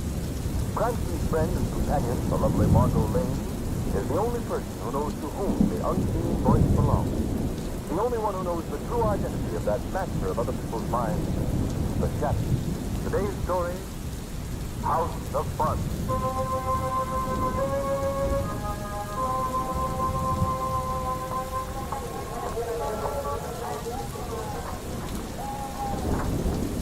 Just told me you wanted to see me. Shut up. You know better than to mention my name around here. Oh, I'm sorry, boy.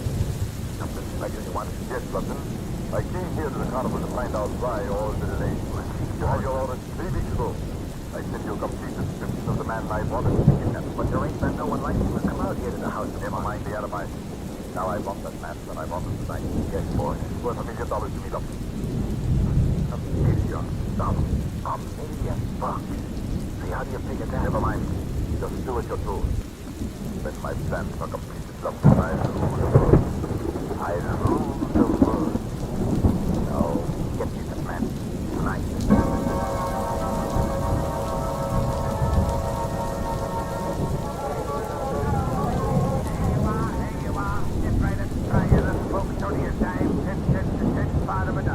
All you do is hit the funny man and not Oh, just move in a little closer. That's right there before you stand Sylvia, the lovely little lady from the rustic land of India. And she dances, folks, she dances. Hurry, hurry, hurry, hurry, you're just in time for the Wonder Show, but made us protection on the midway. It's true. Oh, Lamont, I'm having a wonderful time. It is fun, isn't it, Margot? Oh, I haven't been to a country carnival since I was 10 years old. Hey, look. There's a hot dog stand that we missed. You want one? Oh, I haven't finished his ice cream and root beer yet. Oh, it's sissy, eh? I should say not. Get me 2 hot dogs. Okay. Will you hold these 2 blankets in this bridge lamp? Sure. You're going to take these dolls and candy boxes, too. What about the set of dishes? I'm trading those in for the hot dogs.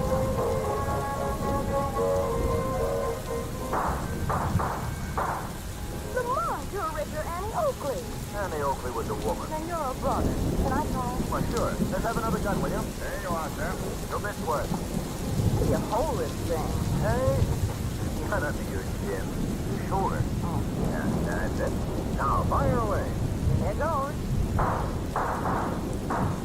Say, I knocked the head off that gun. Don't look now, darling, but that's the proprietor. Getting tired, Margot? Tired, I'm just started. Say, how about trying this place? Oh, lad. It's thrilling, it's killing, and a laugh from beginning to end. So sit right up, folks. It's the hilarious House of Fun.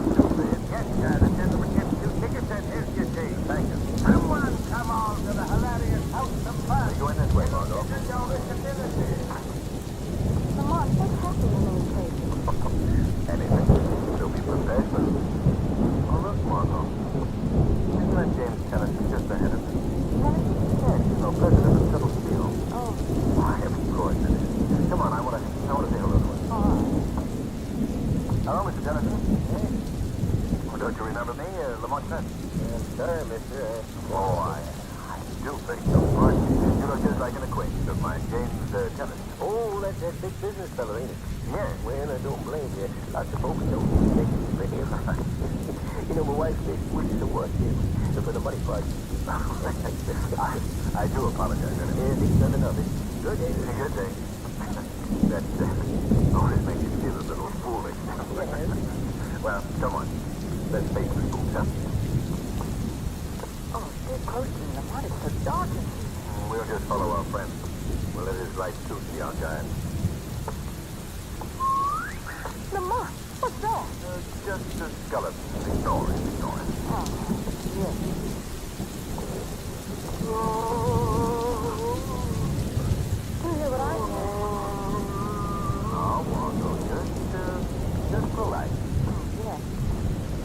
Sure. What's that awful thing in front of us? Where? Right there, look. That great big head with tiny arms and legs. Oh, if I tell you we promised not to get set, Yes. that's you. Me. Yes. You're looking into one of those distorting mirrors. Oh, go ahead and laugh. You don't look so pretty in it yourself. Oh, is that so? Simon said John, why do they call these places fun houses? and because it's so much fun when you get out of them. Here, let go. What's that? Our friend up ahead must be getting scared. My throat got choking, man. Margo, come on. What is it? I don't know, but it doesn't sound right. Something's happening to that man. Look ahead, Lamont. He's being pulled through a door in the wall. No, I say. Gone. Are you sure you saw him disappear through this wall? Oh, yes, of course. But there's no door here. It must be a sliding panel. Open up! Open up in there! Yeah, what's going on? A man just disappeared through a panel on this wall. Oh, what's the matter with you, brothers? This place got you? Well, who are you? Well, I'm the manager here. And you can take my word that there ain't no secret panel. Well, we saw him disappear. Oh, yeah? What did he look like? Middle-aged man wearing a light green suit. Why, that fella just left the place. I passed him on the way in here. Are you sure? Of course I am. funny. Well, why shouldn't it be funny, brother? This is the house of fun.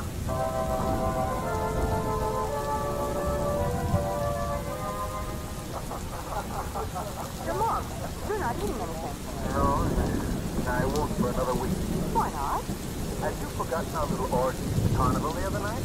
12 hot dogs, 6 frozen custards, 4 bags of peanuts, and an apple on a shake. Lamont is sick. Yes, I guess so. The way the stock market behaved this week hasn't helped my appetite either. I thought the market was going up. It is. But there are a few companies that are solvent, successful enterprises, yet their stocks have done a complete nosedive these past 2 weeks. Oh, why?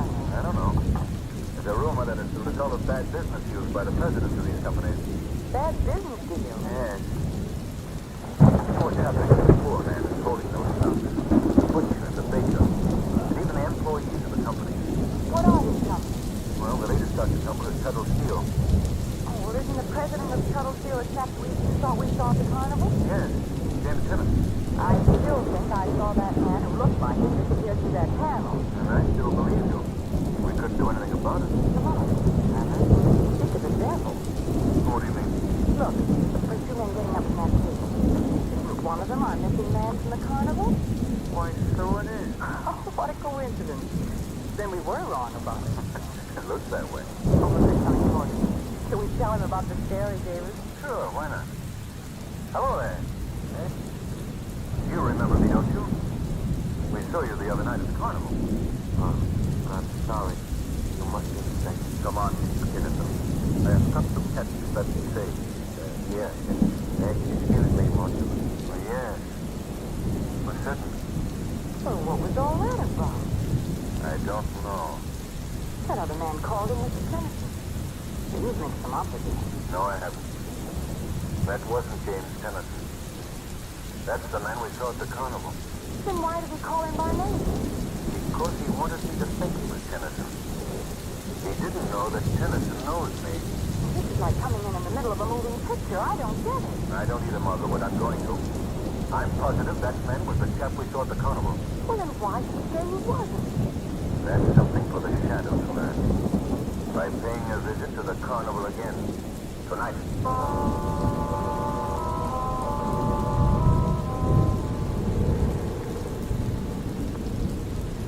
I'd like to know what you're going after, Lamont. Well, Margaret, it's weird and uncanny. I have the feeling that this house of fun that we're heading for is somehow mixed up in the stocks falling off of the companies I was telling you about. How? Well, this is pure supposition, mind you. But wouldn't it be possible that someone who was interested in having those stocks declined, could dispose of the real president of the company and substitute a person who looked at active life? Oh, Lamont, that's unbelievable. That remains to be seen. Now, here we are. You'd better wait in the car, Mona. What are you going to do? The shadow has some serious business in the house of fun.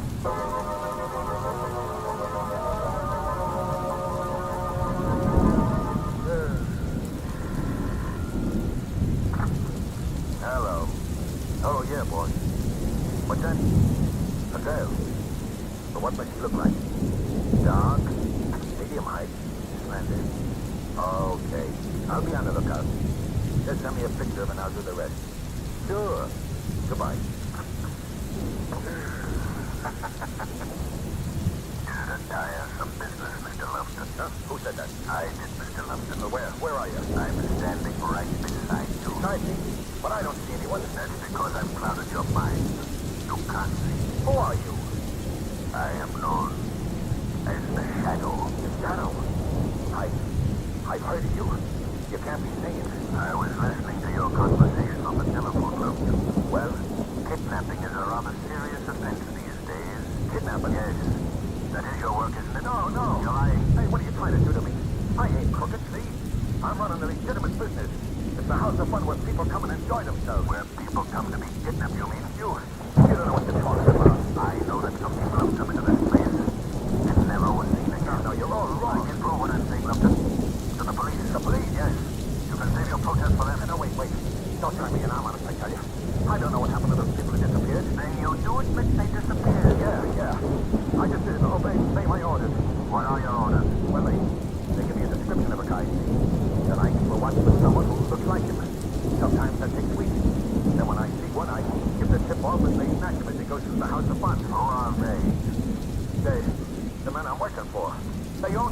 And these doubles that you're watching for, are they the doubles of any specific people? Usually a big businessman or something. Why do they want these doubles? I don't know.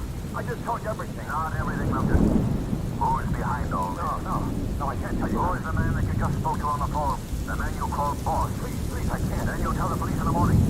Well, you already have your confession as a kidnapper, Mr. Logan. I'll tell you. But you've got to protect me. Who is behind this? My boss is Mr. You will never know, Shadow. You will never know.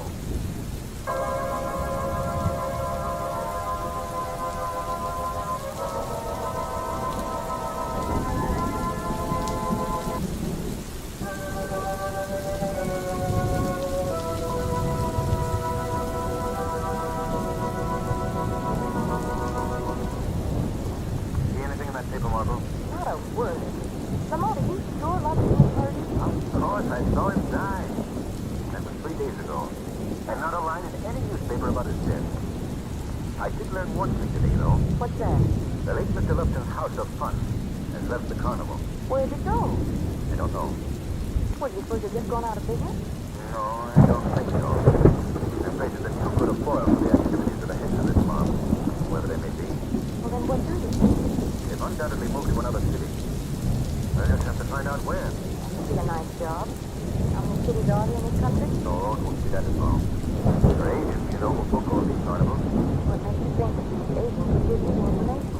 Well, if we were to go to their office looking for one. You need performers? Exactly. The Flying Cranston. Margot, that's a wonderful title. Come on, get your hat. Okay, partner. The Flying Cranstons are taking their first engagement. Alley-oop.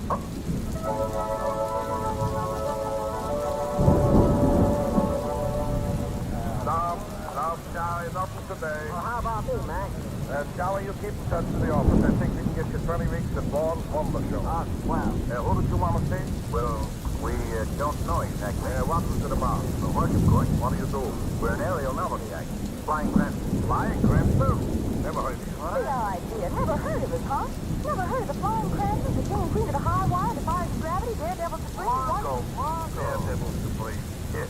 I still never heard of you. Well, Mr. Lupton told us to see you. Lobster? Yes, the proprietor of the House of Fun. Oh, Johnny Lobster. Yes, that's right. Good old Johnny Lupton. Well, I'll have to see the act before I can book you anyway. Well, I realize that. Oh, by the way, where is John these days? I ain't seen him in months, but his show is up at the Winkler County Fair. Winkler County Fair. Thanks. Wait a minute, where are you going? I just remembered we left the trapeze home all alone. And you know how tattoos are. You can't leave them for a minute. Certainly not. Well, we'll be in to see you again. Goodbye. Yes, goodbye. Yes, bye, guys.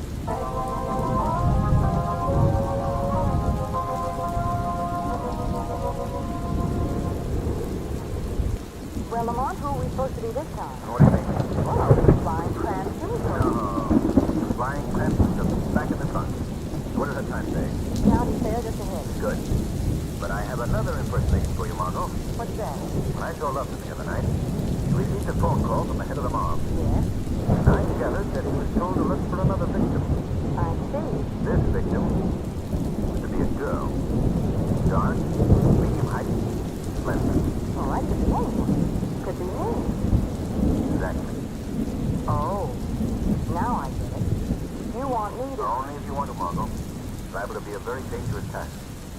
Well, you know me, queen of the high wire, daredevil supreme. Now, this is no joking matter, Margot. These men are killers. Why do you suppose they want a girl this time? Well, if my theory is correct, that they're kidnapping their victims and palming them off as the big business tycoons that they resemble, then the next company to receive their attention is the Amalgamated Personal. That's a shot in the dark, isn't it? Not as wild as it sounds. The only big businesswoman who answers to your description is Dorothy Andrews, the young socialite who runs the company. I see, and you want me to visit the House of Fun. Yes. And I want them to think you're alone.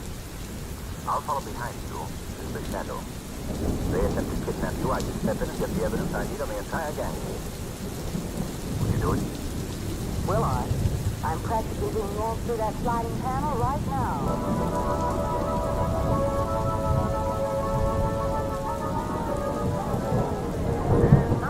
Doing every minute in the hilarious House of Fun. It's thrilling, it's killing, and it's a laugh from beginning to end. Go ahead, Margot. The little lady was.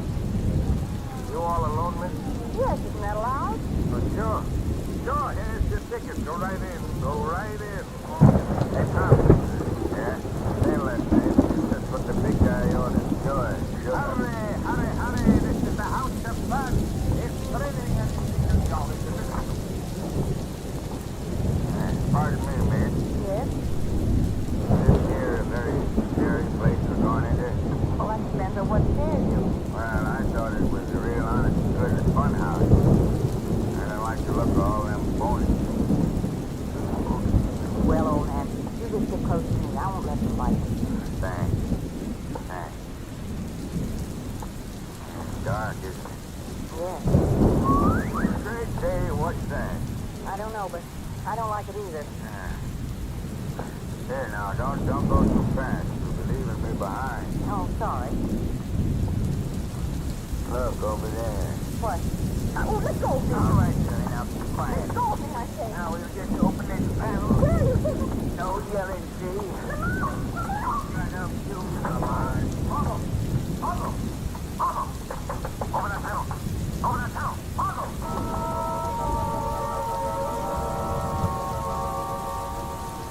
Now you listen to me.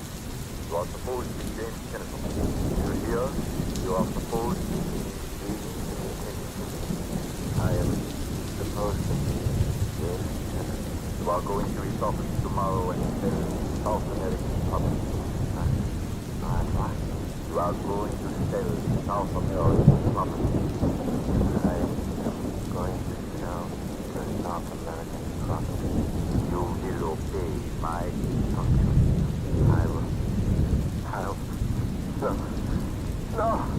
No, I am not finished. I am not finished. I can't do this.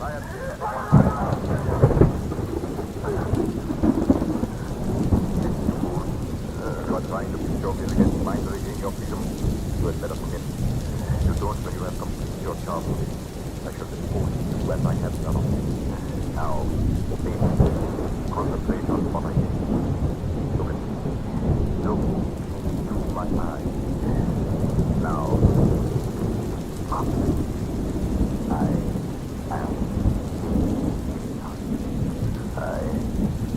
am James Kennison. I will obey my instructions. I will obey my instructions. That is better. You may go now. Yes. I am James Kennison. I am...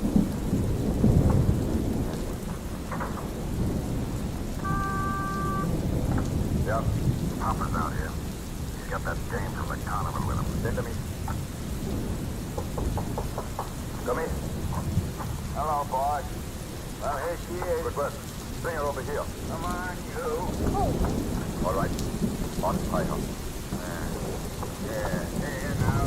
Stand still while I loosen ropes, will you? Well, I must compliment you, Papa, on your selection. She is practically a double for the Anders girl. There she is. What's the meaning of Now, don't take it easy, young lady. Nobody is going to harm you. Do as you're told. What do you mean? Do it. Okay, Pop. You wait outside. Yes, yes. Take a seat, Lane. But I want to I know... want you to talking for a while, Miss Lane. Miss Lane. That's not very good name for you at the invitation. Change my name. From now on, you'll be known as Dorothy Hanson.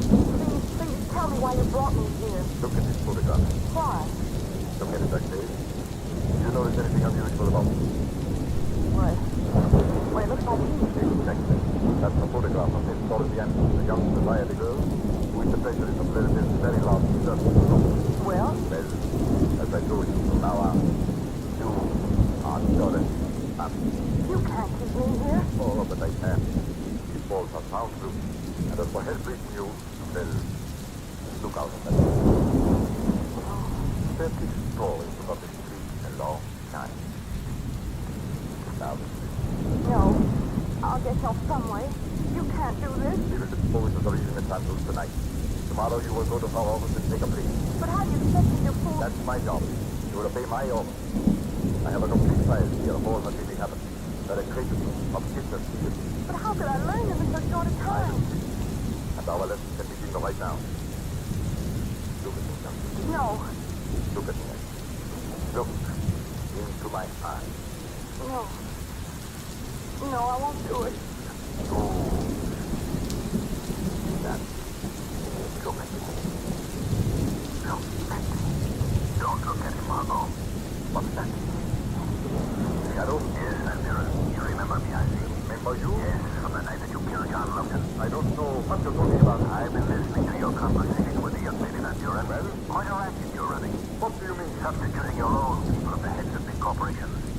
Hypnotizing them into ruining these corporations for your personal gain. Crazy. Oh, no. You were the one who said it. They should be questioned, Mr. Ventura. What do you want with me, Shadow? First, I want you to release that girl. Then I shall turn you over to the police. Oh, that's not the chance. Do you think that I am going to be frightened by you? A shadow that doesn't even dare show himself to me. We shall see. I know your power, Shadow. The power of hypnosis. Mine is as strong as yours. I shall force you to become You're a fool, Ventura. And I'll prove it to you. I'm standing right in front of this desk. Here, I'll pick up this pen to prove it. You see, my eyes are on a level with yours. Now, make me become visible. Make me. I will. You shall become visible, Shadow. You shall. Your ego is greater than your talent, Ventura. You can't do this to me. The daddy has a gun. How did you like that, Shadow? Yeah. What? It doesn't answer. It doesn't answer. I killed it. No. No. You didn't even hit me. Try again, Ventura. I'm over here by the window now. You're a poor shot, Ventura. No more bullets. I'll get you. I will get you anyway. Away from that window. He's coming after you. Look out, Ventura. That window's open. Ventura. He's fallen to the street. You're my model. I'm taking you home.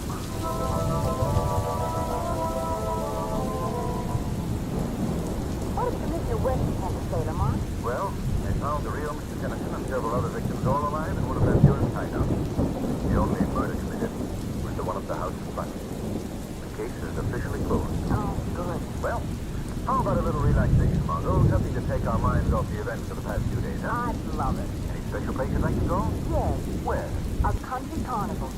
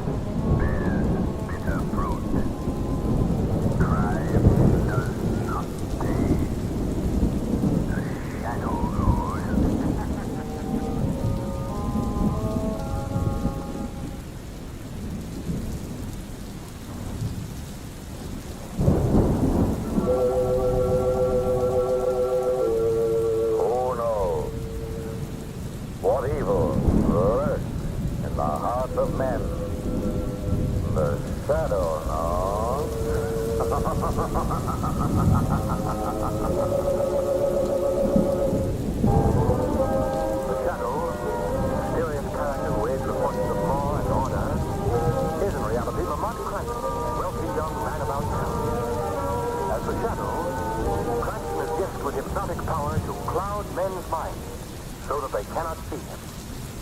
Cranston's friend and companion, the lovely Margot Lane, is the only person who knows to whom the voice of the invisible shadow belongs. Today's story, Phantom Fingerprint.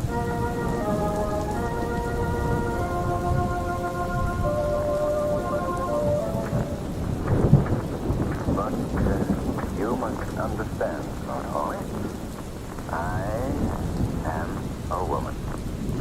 No. And let's see, I am a lady. No.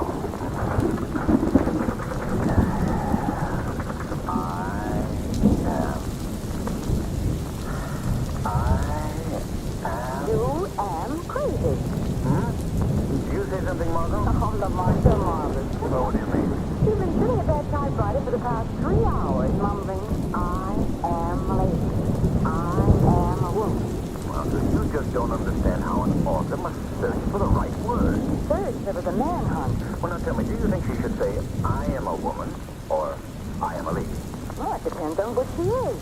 Well, she's both. Why don't you play safe and just call her a female? Oh, now there you go again. Now, how do you think it would sound for her to stand up and say, I am a female? Well, I was only trying to help. Oh. Say, why don't you a date with Commissioner Weston to take him to your rehearsal tonight? So. I did want to rewrite this scene and take along with me, though. Well, then call her a woman and let us go with that. Yeah, a woman isn't bad. It's very good. Yeah.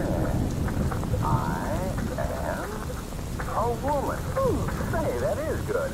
I am a woman. Dear genius. I am a woman. Now, come on, let's get down to police headquarters.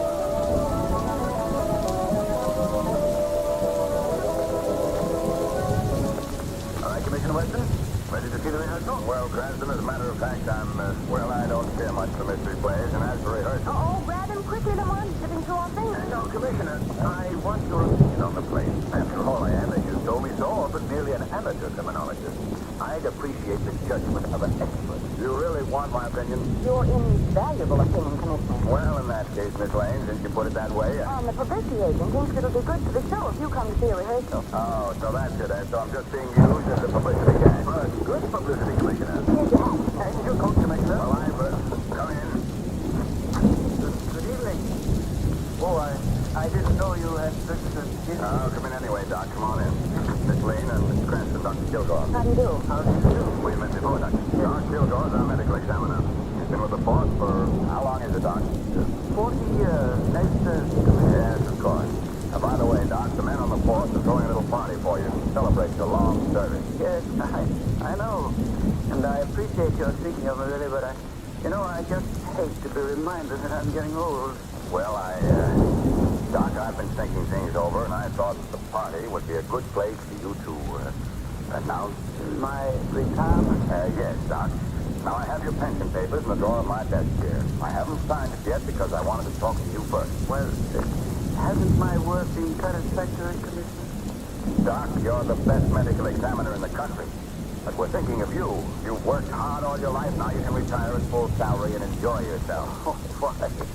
If I retired, I'd be dead in 6 months. Now, Doc, that's no way for you to talk. I'm an old fire horse, Commissioner. I wouldn't know what to do with myself if I didn't have my work to do. But, of course, if you want me to retire, I'll do it. I wouldn't think of it, Doc. I was only doing it for your sake. Well, then, shall we forget it for the time being? You see, I don't want to retire yet, Commissioner. Oh, forget it then, Doc. All right. Now, I guess I'd better get along. Oh, what is it you came in to see me about, Doc? Oh, would you rather we left the room, Dr. Kilgore? Oh, no, indeed not. It can wait until morning. Well, we'll miss the first act unless we hurry. You see, Doctor, Mr. Cranston's play is in rehearsal tonight, and he wants my critical opinion. But if you want to talk to me, I'll be glad to. No, indeed. What I have to tell you can wait, Commissioner. Well, let's go then. Oh, by the way, Doc, those reports I wanted you to look at are right here on my desk. And you sit right down and go over them. There'll be no one around here to bother you at this time of night.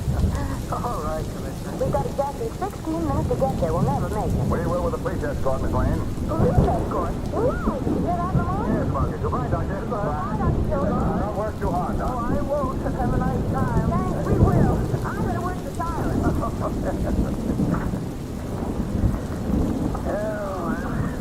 Now to work. Let me see, where did he say those reports were?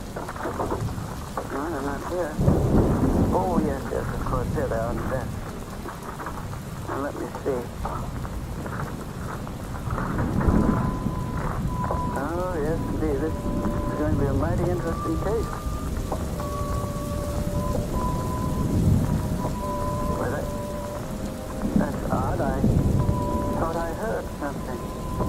Hey, who's there? Who's there? I said, I can't see you over there in the dark. Oh, no. No, not you. No, don't look at me that way. No, you couldn't. I'll call for help. Oh, please, you couldn't. What have I done to you? Oh, please speak to me. Don't just keep looking at me that way. Well, you wouldn't kill me. Well, you couldn't. It's impossible. I'll call for help. I just know I'm lost.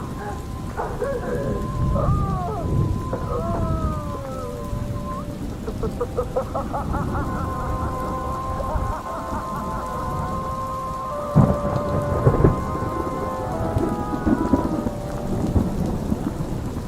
Commissioner Weston, what's your opinion? I think you've got a mighty nice bidder here. A mighty nice bidder? I think Lamont's more interested in your opinion of his play, Commissioner. Well, of course. Oh, that. Well, now look, Cranston, your villain is supposed to be a master criminal. Yeah. Makes a foolish blunder, for one thing. Well, then, you don't think a master criminal would leave his fingerprints around, even by accident? Emphatically, no. Well, I don't see why. So much for you being patient, Commissioner. Yes, one of my men from headquarters. Guy, what are you doing here, Giles? Well, Dr. Giles, hello. Chief, I've got bad news for you. Dr. Kilgore is dead. Dead? Why, we just left him 2 hours ago in my office. He's been murdered.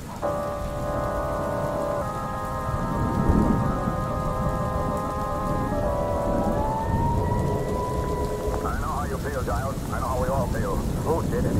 Who would want to kill him? I wish I knew, Giles. Step on it, Murphy. Yes, sir. Dr. Giles.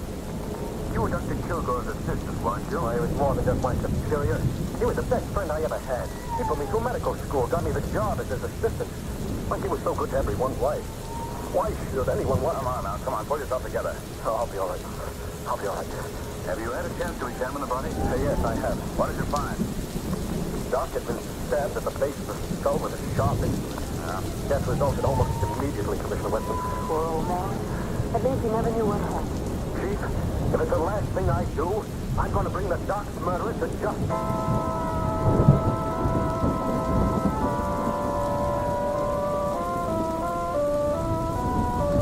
Who did you say was with you when you discovered Doc Kilgore's body, Molly? No one, sir. What time was it? You've asked me that question at least 4 times, Mr. Weston. And you've interrupted this investigation at least 50. Oh, Commissioner, you're exaggerating. I haven't said more than a dozen words in the last 2 hours. Please, explain. All right, but I just wanted to help. What time was it when you discovered the body, Molly? About 11 or just before 11. You were off duty at 8 o'clock. What were you doing at the office at that hour? It's the 3rd degree, Commissioner? No, this is not the third degree. We don't use the third degree. We don't believe in third degree methods. Well, you don't have to shout at me. You needn't leave your office. I'm not leaving my office, but you are. What? Giles, where's Cranston? He's out here examining the body. He is, because he will ask him to come in here immediately. Thinking about me, Commissioner? Now, look, Cranston, I don't mind you and McLean being here, but she's interfering with my investigation. I am not. I was just... I think it's time you went home anyway. Yeah, it's 2 o'clock in the morning. No, I'm not going home. I'll wait outside for you tomorrow. And as for you, Mr. Weston, it wasn't necessary to be so rude. Good night. Rude. Now maybe I can get somewhere. Dr. Giles, tell Commissioner Weston what we've just discovered. Well, it's your idea, Mr. Cranston. You tell him. Well, all right, Commissioner. Do you need me any longer? I'd like to go home. Go ahead. But I haven't finished questioning you yet. I'll see you tomorrow morning, Molly. Yes, sir. Good night, sir. Well, what is it, Cranston? Commissioner, do you remember Killer Novelli? Remember him? I certainly ought to. I sent him to the chair in 1931. That's right. He was a tough customer, all right. Murdered about 5 people with his knife. Commissioner, before he started on his career of crime, he was a night thrower in Portland, is that right? Yes, that's right. Now, what are you driving at? And Dr. Giles tells me he performed the autopsy on him. Right, Giles? Yes, I'll never forget. It was the fall of 1931. My first big assignment after Doc Kilgore got me my job in the department. What's a murderer electrocuted 8 years ago got to do with the death of the doctor? I don't know the answer to that, Commissioner, but there's an odd similarity in the murder technique. And as Dr. Giles pointed out, the weapon used on Dr. Kilgore left the same tri-cornered mark as found on Novelli's victim. Yes, everything is the same. Why, if I didn't know Novelli was dead and buried, I'd say he was on there. Now, wait a minute, gentlemen. I can see exactly what you're thinking. Killer Novelli comes back from the dead to kill a man he never had anything against. Oh, no, Cranston. All right, Commissioner. Now, what about fingerprints? As I told you before, Cranston, a smart criminal doesn't leave his prints around. Oh, but O'Reilly found a clean-cut set of prints right in the center of your desk, Chief. He's down on the files right now, checking up on them. What? On my desk, you say a complete set of prints was found? 4 fingers and a thumb, all perfect. No smudges. Perfect. Well, you're very fortunate, Weston. We'll have the murderer within an hour, Cranston. I wish you luck. Chief, I've got the murderer. Here's the red who killed Dr. Kilgore. Molly? I knew your story sounded phony. I didn't do it. Dr. Kilgore was a friend of mine. You've got the police. Shut up. Now, what is all this, O'Reilly? Well, I was developing the photographs of the fingerprints we found in your office, Chief, when I heard the noise in Doc Kilgore's office. Yes? I rushed in and caught Moley red-handed going through the Doc's papers. This paper was in his hand when I jumped him. Let's see it. Sure, I was going through his papers. But I didn't kill Doc. I can swear it. Why, he was the best friend I ever had. This is getting to be most interesting. What does the paper say, Winston? It's a note for $850. Made out to Doc Kilgore and signed Charles Moley. Well, I've never seen anything. I can explain this. I'd like to have you explain this, Molly. Well, I did owe Doc $850, but I paid him back early this evening. He was busy in the lab and didn't have time to get the IOU for me. After he was dead, I realized how bad things would look for me if the note were found, so I went to his office to get it. Why, Molly? Well, that's about all there is to tell. He left me the money to pay off the men I'd been gambling with. I didn't want to lose my job, and I knew I would if you found out that I'd been gambling. You say you paid the money back to Dr. Kilgore? Yes, early this evening. I swear I did. No money was found on Dr. Kilgore. Now, I'll tell you what I think, Molly. You owed Doc the money and you couldn't pay him. You couldn't come to tell me about your gambling. You got desperate and killed him to save yourself. I gave him the money, I tell you. How can you put this thing? Oh, none of that, child. I know how you feel. Doesn't anybody believe I didn't do it to him away, O'Reilly? All right, come on. Come on. Give him a hand, child. All right. Well, there you are, Cranston. You're convinced you have done Kilgore's murder? Absolutely. Motive and all. I don't think you have, Commissioner. There's too many loose ends. What about the fingerprints in the center of your desk? Why was the knife thrown, and how do you know it was thrown? Just a hunch. You can't convict a man on hunches. I've got proof and a motive. What happened to the money? There never was any. That was part of Moley's phony story. Oh, I see. You know, Commissioner, those fingerprints intrigue me. Well, go to work, Sherlock Holmes. For me, I'm going home and get some much-needed sleep. Come in. I'm sorry to bother you, Chief, but is O'Reilly here? No, he's busy. What did you want? It's about the prints, Chief. The ones we found on your desk. What about them? Well, I've checked them, and I've rechecked them. And they don't make sense. What are you talking about? Fingerprints we found on your desk, Chief, belong to Killer Norvelli. But he's been dead since 1931.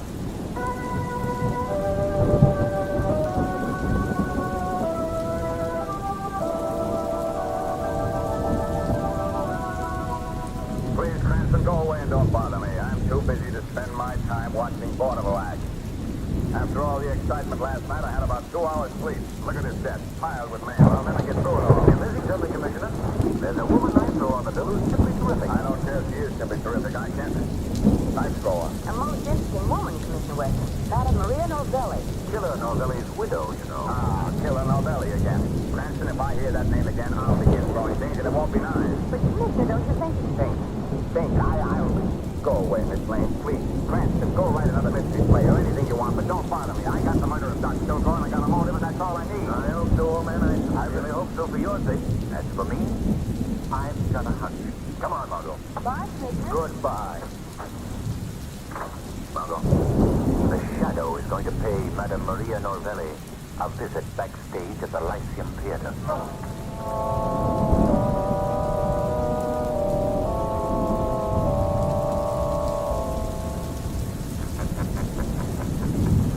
Maria Norvelli. What? Who is there? I can see no one. It is I, the Shadow. You cannot see me, but I can see you. And you must answer my questions. Who are you? What do you want here in Maria Novelli's dressing room? Who murdered Dr. Kilgore, Madame Novelli? I don't know what you mean. Is it Killer Novelli? Novelli? No. No, it could not be. He is dead. Novelli was your husband. Yes, but he is dead. Dead, I tell you. That is the truth. That is the truth. He was evil. He killed with the knives, the beautiful knives. I teach him the great art to throw the knives, and he knows it to kill. Who else have you taught to throw the knife? Ah, many. But there was one last year I taught him. He was very good. He done quick. He done as good as Novelli. I wanted to join the act with me, but he Go on. Go on. He say no. He say he got other reasons. Other uses for the knife. Ah, he is evil too, like Novelli. You aren't lying to me. No, it's true. Everything is true. What is this man's name? His name? Oh, no. That I cannot say. He make me promise not to tell. He say I'll kill you with your tell. You must tell me his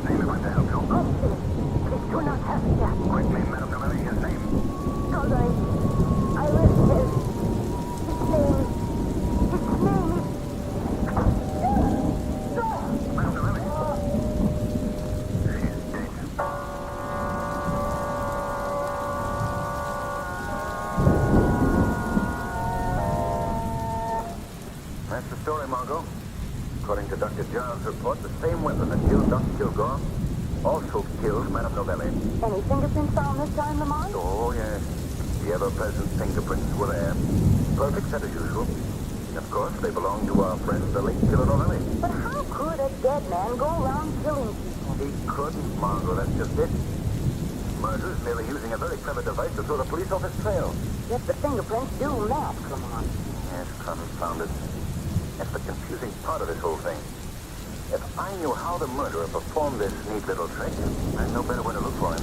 Well, darling, at least you were smarter than Commissioner West. He thought Molly was the guilty party. Oh, boy, was a bit upset that the killer should have struck again and Moley safely guarded miles away under lock and key. Still, I can't be too hard on Winston. My record hasn't been too good on this case, you know. For all I know, maybe Killer Novelli is alive. Maybe he's the man we're after all. Oh, I know that mood of yours when I hear it. Come on, Houston. You and I are going out for a nice brisk walk. Oh, it's getting pretty late, Margot. Besides, No, I won't take no for an answer. Now, come on. My hat, my gloves. Weird looking. Just look. What? Oh, well. Oh, what's the matter with them? Oh, they're ruined, that's all. Ruined. I just got them back from the cleaners, and they washed them instead of dry cleaning them. Now, look. They've ripped. Of course they've ripped. All the oil's been washed out of the leather. They had any sense they Wait a would minute, know. Margot. Oil, leather, preserve. Margot, if the oil was still in the leather, the preserving oil, it'd still be good. There's the gloves, honey. Lamont, sometimes I That's it, think... Margot. Of course that's it. You've just given me the one link I need to solve the case. But how? I don't understand what you... Remember I told you if I knew how the murderer performed his trick, I'd know where to look for him? Yes, but what... Well, Margot, right now the Shadow has to make a call on a gentleman in a dissecting laboratory.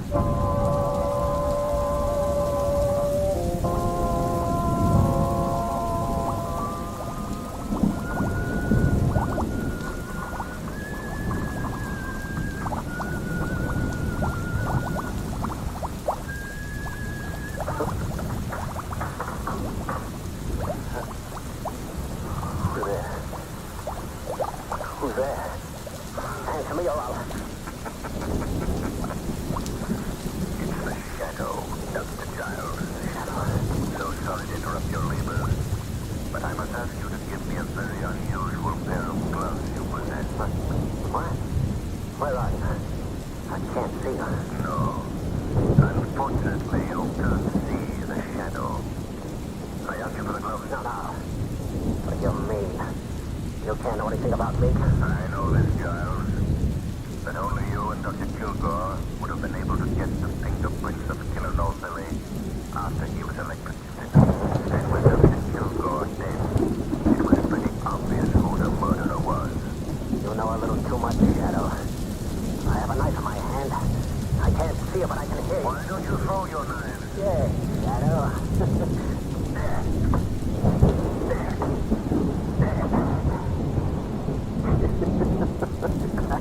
Killed you. No, Dr. Giles. I'll not be another of your victims. What do you want of me? I want your confession to the murder of Dr. Kilgore and Maria Novelli. I also want that pair of gloves you made of human skin. The skin you took from the tips of Killer Novelli's fingers when you performed the autopsy and then kept in preserving oil. You know too much, Shadow. If I can talk plainly to you, because you won't live to tell. You killed Dr. Kilgore? Yes, I'd kill him. But why? Why, Giles? Because he stood in my way. I should have been head of this department long ago. But I had to wait for him to die. He also had found out that you had Killer Novelli's fingerprints and was going to tell Commissioner Weston the night you murdered him. Is that right, Giles? It's right. But he can't tell now, can he? Madame Novelli's dead, too, because she knew too much. Everyone saw Novelli did it, didn't they? You were very clever, Giles. I prepared for years to do this. First, I stole the fingerprints from Novelli's hands. When I performed the autopsy of his body, then I got Novelli's own wife to teach me to throw the knife the way he did. No one would catch me. No one would suspect me. My crime was perfect. No crime is perfect. In some way, the criminal slips up and is brought to justice. Well, what is all this, huh?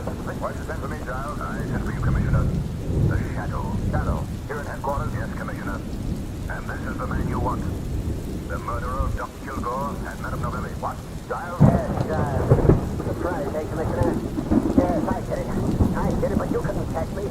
You never found that. Now that your hands, you're not gonna take me alive. Not alive.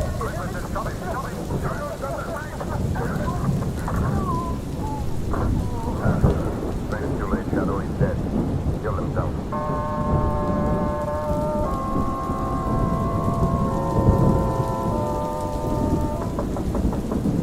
Come in. Hello, Commissioner. Remember us? Huh? Oh, hello, Miss Lane. Cranston. I'm busy. Sit down.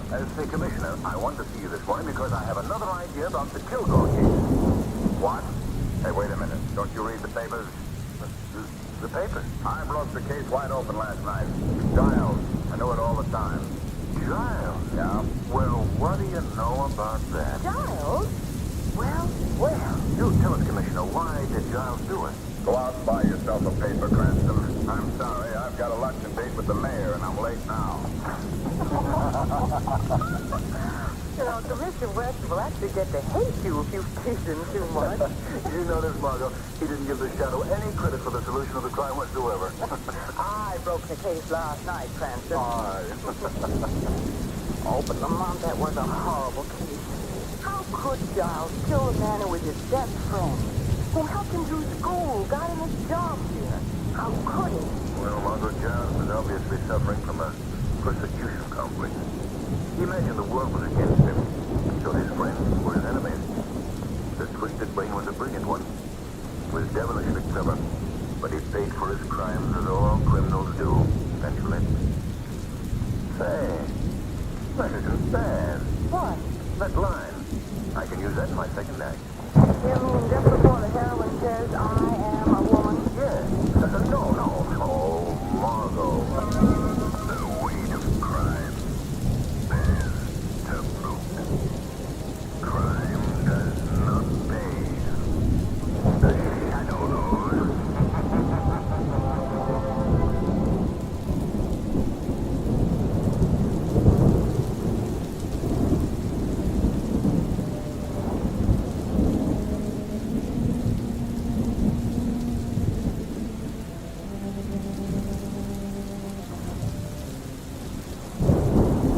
Who knows what left in the heart of man? The Shadow knows.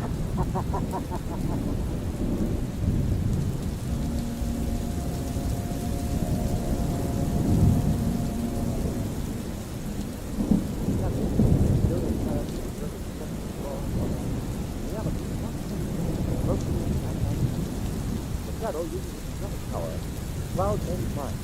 Those that cannot see.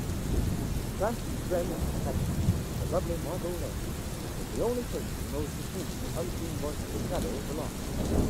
Today's story, Phantom of Madness.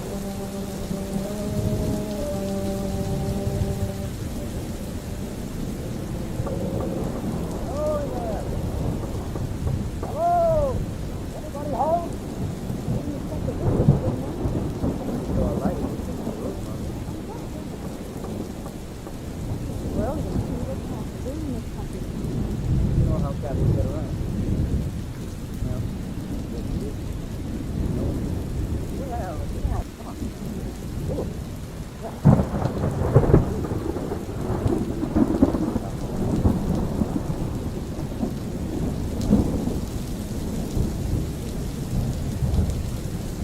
I hope your car now is shooting us. Maybe all down the road. That's the place. Right down the right.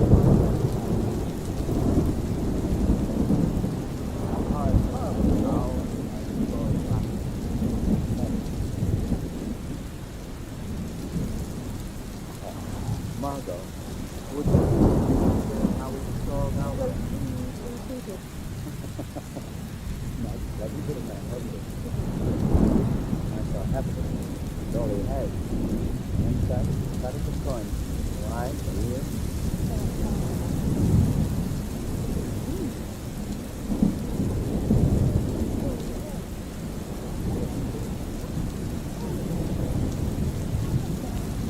I don't like this.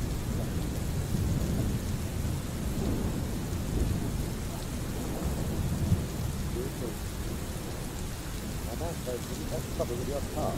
Yes. That's not a good idea. Okay, lay down. Oh, what is it? Stop. That house. Let me fix myself. That house is closed. That house is open. I thought they happened on my own. So, stop. How do you do? I'd like very much to use the telephone. I call it garage. Telephone? That's no question here. No telephone. I think that's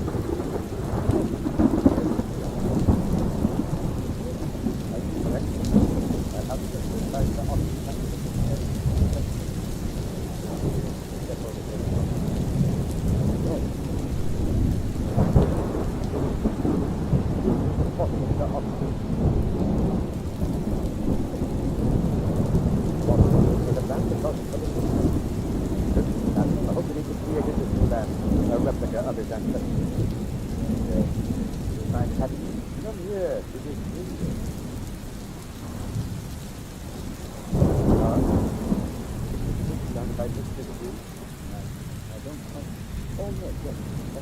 The office is found hanging by a rope from a property.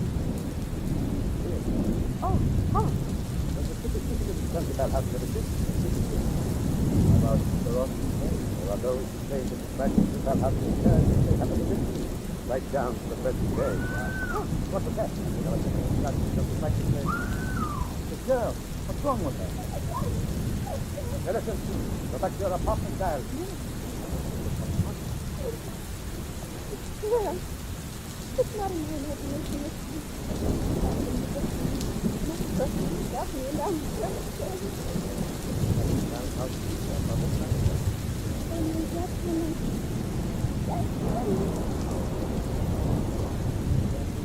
No.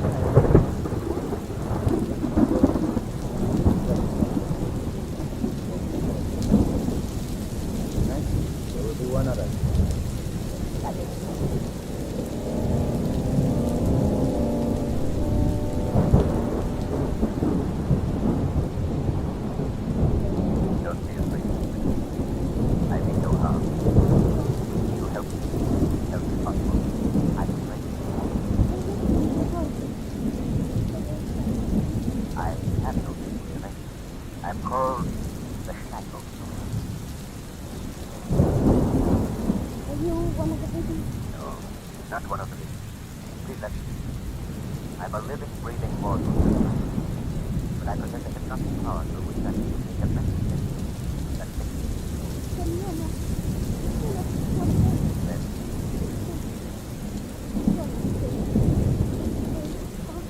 there's nothing supernatural about you. And no, they're dead.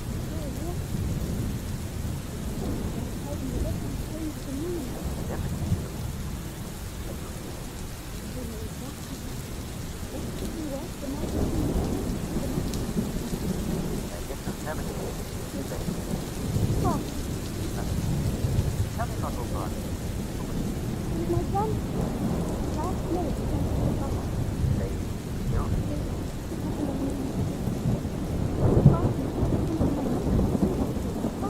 Now, tell me exactly what it is.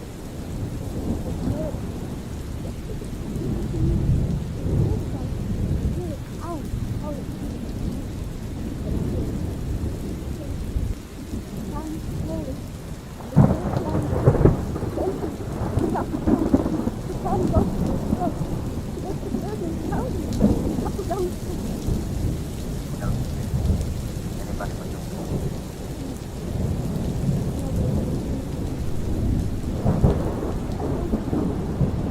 I believe you're yep.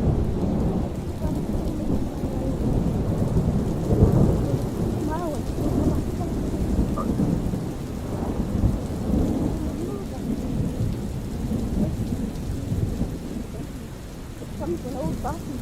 Nothing I do will drive him away. All alive, very nice. Missing part of his tongue. You're possibly your business. I think there must be no You got me up. How do you feel? I don't know. I hope there might be a way, but frankly, I will. I just don't know.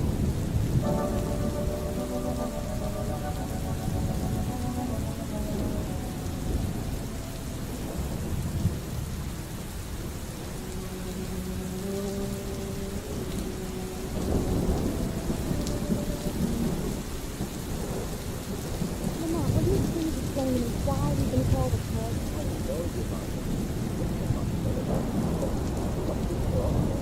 Why have you been waiting here all this time? We want to get out of here. You said, the schoolboy said. I bet you if women were running these places, things would happen a lot faster than they do now. Now, wait a minute. I seem to recall a few shopping with you, my dear. Oh, well, that's different. And the people that hang out. All criminal types, every one. That man who just came out of that room. That man there? Yeah. Darling, that's the judge. Boy, this is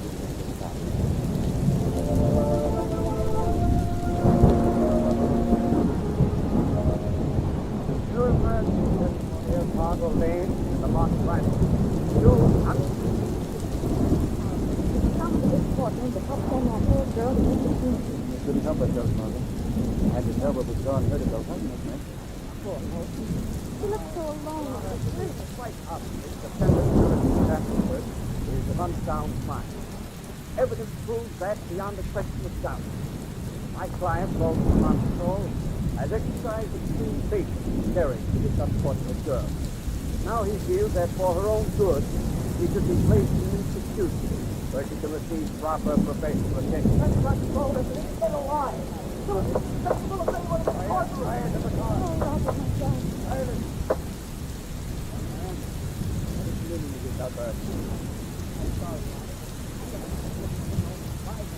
If thought, please.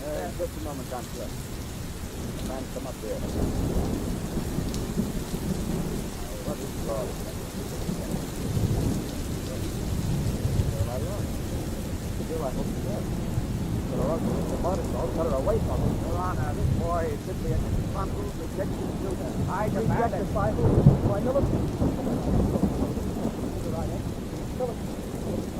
I thought you were all my son. Good. Judge, if you judge, Your Honor, I object. Well, Judge, let me take care of it. Let me know you. The protection of the section is deserved. This is problem before the court.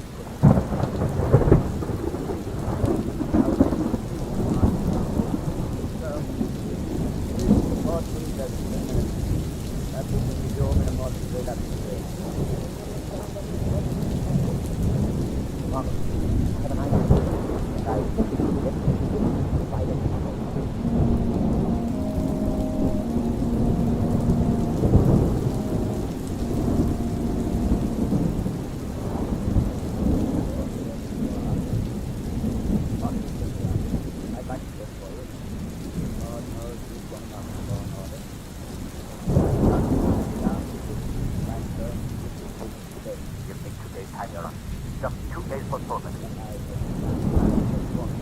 Your Honor, you've got to give me some time to accomplish my job. Yes, Your Honor. Tell you what I'm doing. Yes? Possibly a sentimental old fool, but 24 hours. So not that. Just to get me enough time. I have to do it. 4 hours. That's all. There's a change in the mood. Please, I got to do this thing. Maybe nothing, Your Honor. Maybe everything.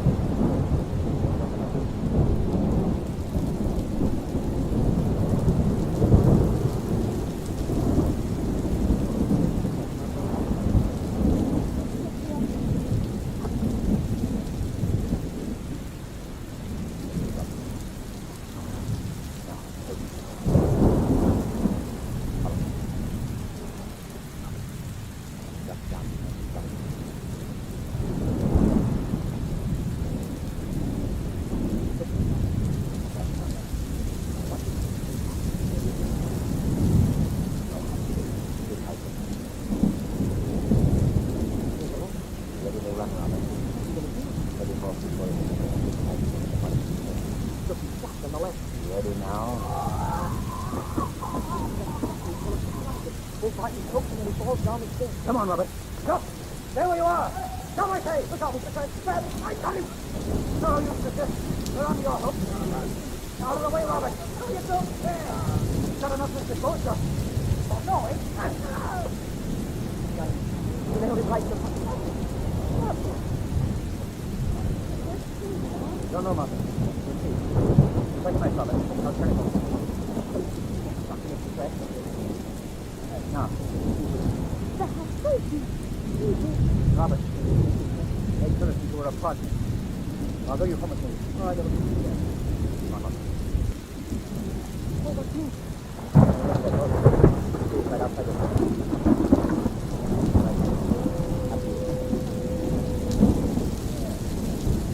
There's Tom. There's Trent. Bill, that's that compound voice. Margot, take a look at this. Yes. I'm not mistaken. Well, let's give it a yank and see what happens. What a long story. Long, pucker, and pucker incident. There we are, Margot. The postage dinner. Heart, soul, and mind are all encased in this little device. That's exactly it.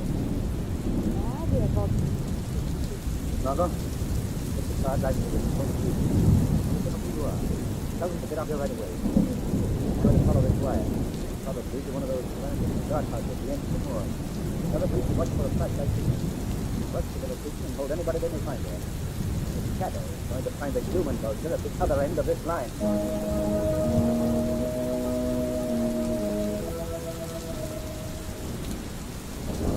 What's the fall? Long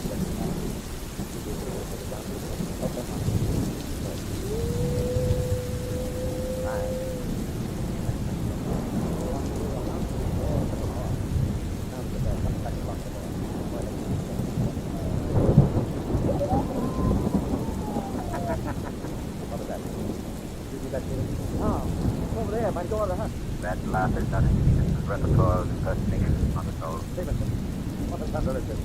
Anybody? I'll answer for him on the soul. Can't see any more than you can. Well, who are you? I am the shadow. Hello. Oh, yes, I've heard of you. Quite an elaborate array of insanity, which is the machinery you have here. Amateurs and radio, professionals in crime. You're the one who's made the mistake for the soul. Make the mistake of thinking to drive militant pencil but mad. You're denial don't interest me, Mother Soul. I'm only there to destroy your plan. Dark control over milk and pencil board is unfortunate at an end. What's that? Come on, I'm here. Come on, these The crowds. police, Mother Soul, coming for you and your impersonating Confederate. Run, Mother Soul, run to your doom.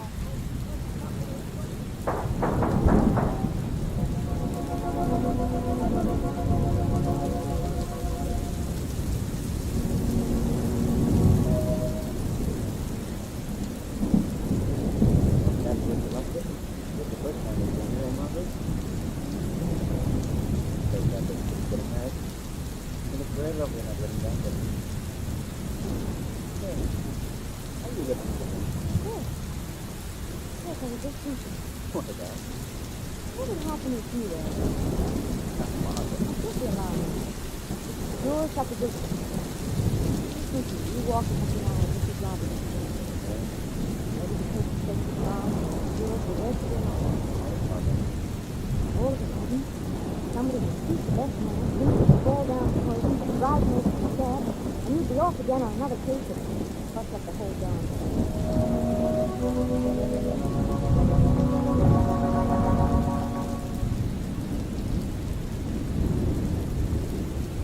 Today's program is based on a story copyrighted by the Shadow Magazine. All the characters, all the places, names are similarities with living or dead is still to be accepted. Shadow Magazine is on sale at your local newsstand.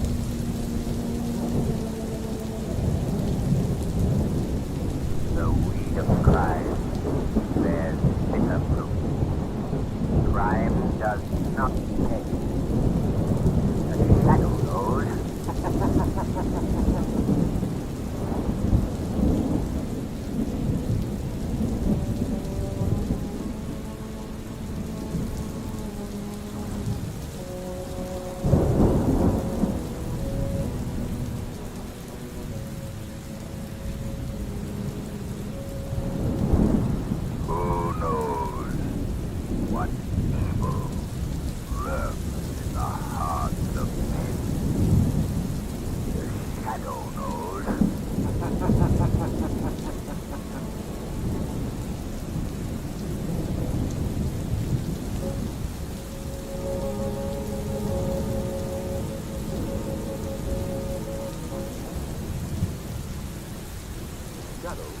mysterious character who further supports law and order. In reality, the one question, wealthy young man about town. The shadow uses his strong power.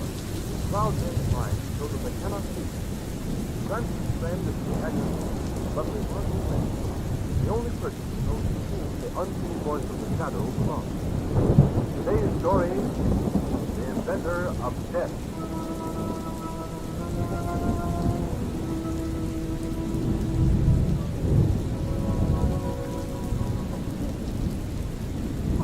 This is really fun. I thought you might enjoy it, Margot. You asked me to come to an expensive hall of fun.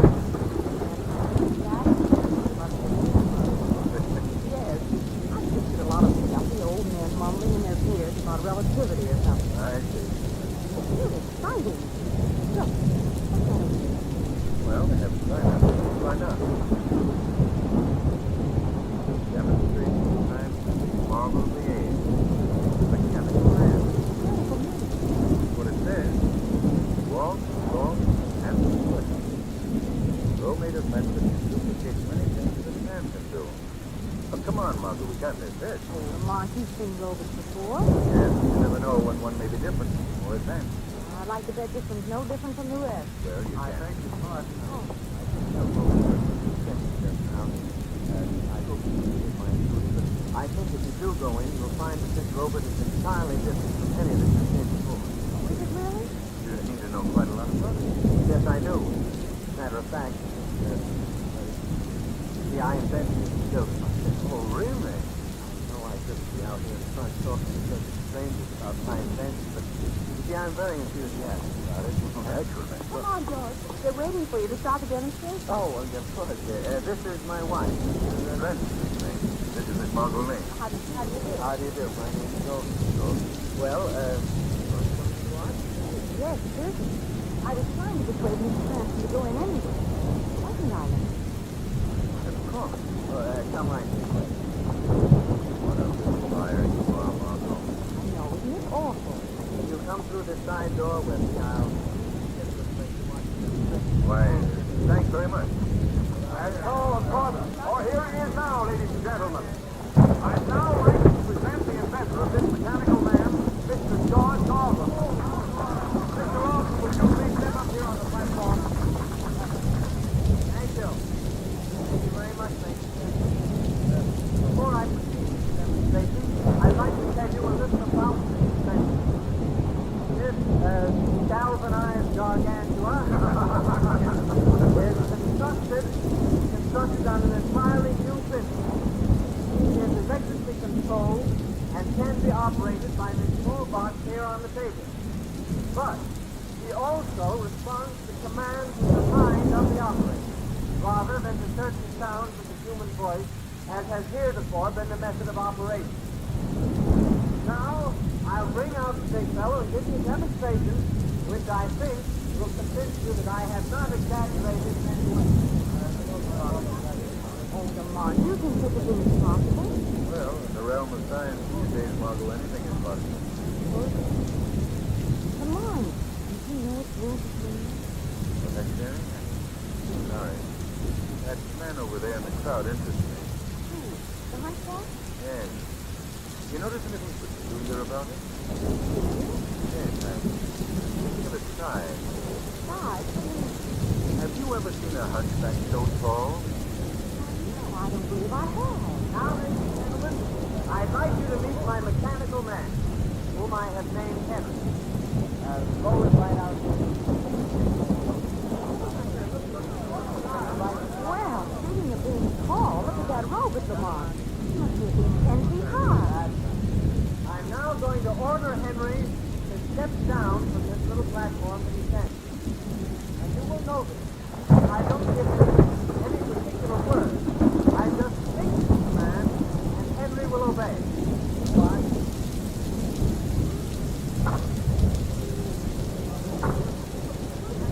Lamont, look. That thing stepped right down off the platform. What did you say to it? Yes. I will now ask Henry to answer a few questions. Henry, how much do and do?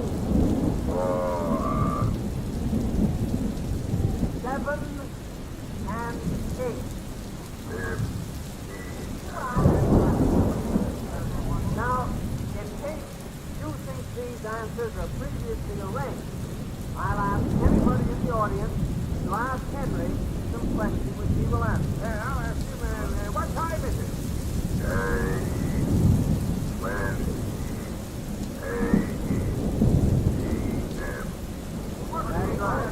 Why, Lamont, this is weird. How do you think you got it? Lamont, you're not listening. Stop staring at that hunt for. I'm sorry, Margot. I was watching his expression. Just look at him. Things are back in 40 and 10. Not the same, Margot. Hey, why? Well, unless I miss my guess, hate for your little inventor, Mr. Alton. Now, I'll ask Henry to walk among you, pick up various objects, which I will call out from the platform. Now, please, ladies and gentlemen, don't be alarmed. Henry is perfectly amiable and obeys my orders explicitly. He wouldn't harm a fly. Well, that may be so, but if that two-legged tank's gonna walk around here among us, brother, I'd get down. I'm very sorry to lose you, sir. I guess I'll have to show you that Henry is perfectly harmless. Lamont, if Henry toddles this way, harmless or not, you'll find me joining the parade to the exit. Ladies and gentlemen, please. Now, you see the young lady sitting on the chair at the other end of the platform. That is my wife. She's not afraid of Henry. Therefore, I'm going to ask you to move over, pick her up in his arms, and carry her back to me. And you will find that she's done the work of the experience. All right, Henry. You know what I want you to do.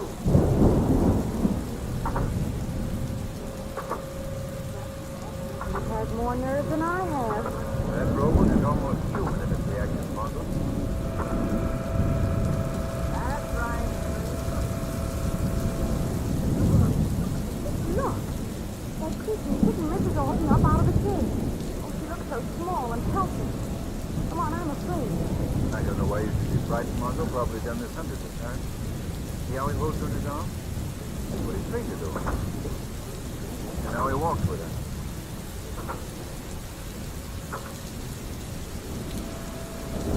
Look, Lamont. Nobody stopped. Good Lord. No, Henry. Mrs. Alton is struggling to get down.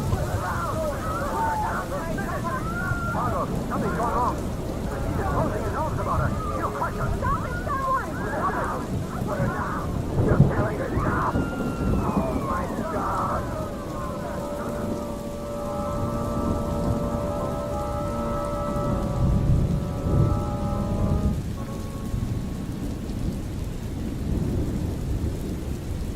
You've got to get out of here. I think the police could have catch. I don't know, Margot. I don't like it. There's something behind all this. Something sinister. Something has to be scattered in this. Margot. Don't remember that. No.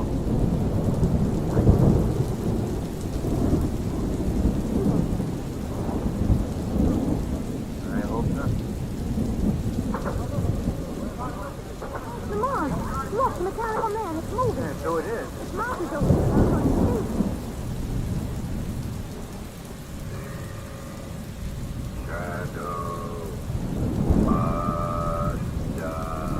Oh, Lamont. Well, I'll be. Lamont, what does it mean? I haven't the faintest idea. No, I say that Mr. Alton, I don't care what we got to do. I don't care what anybody says.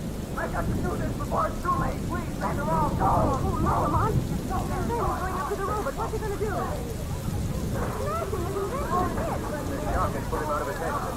Margot, we've got to get that boy out of here.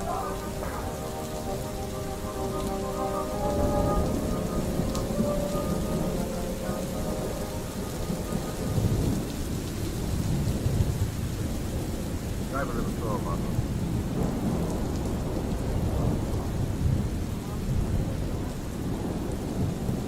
Try to get out first. Leave this room. Seems relaxed enough now. Pocket must have been horrible accident. Yes. If it was an accident, And you think it's murder. I don't think so.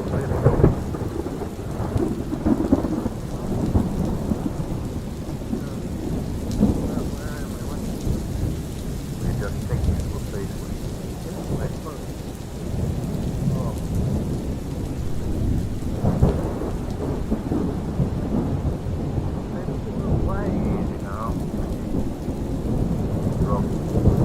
Let's help yourself. Myself. What does it matter about me? Mr. Rogue. Do you have any enemies?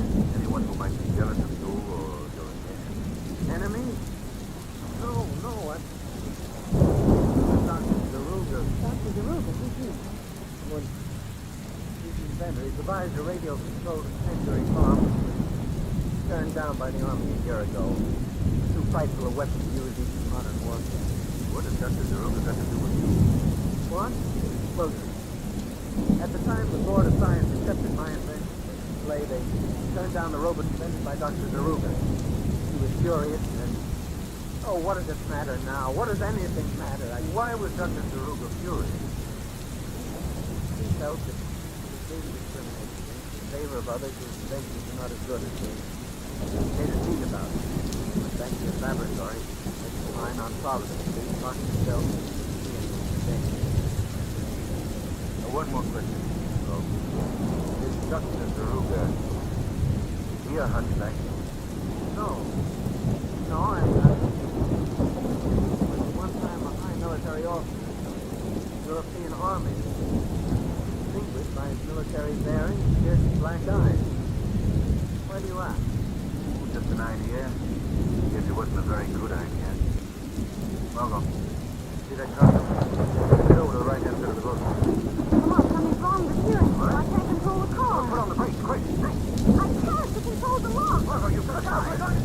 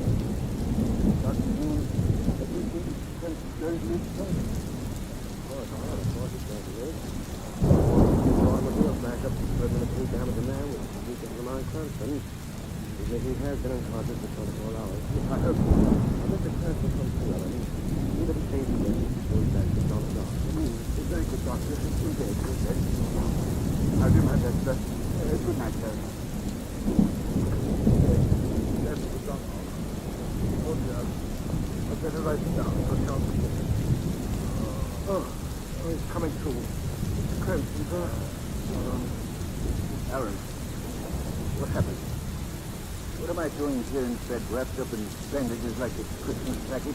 Remember, sir, you're uncomfortable for 24 hours. Well, I've been unconscious for 24 hours, I've put it. Well, yes, sir, quite so. No, what happened? You're in bed, sir.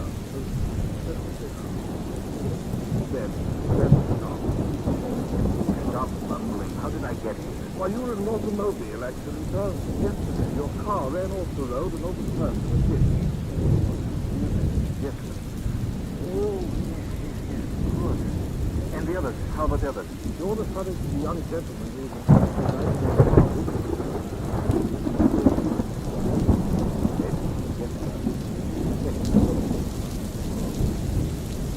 What about the plane? This plane? Yes, the plane with you. What about her? What happened to her? This plane, I think it was... What, this lady right to tell her what happened to this lady? Speak up. Oh, yeah, sir. So time for us to do the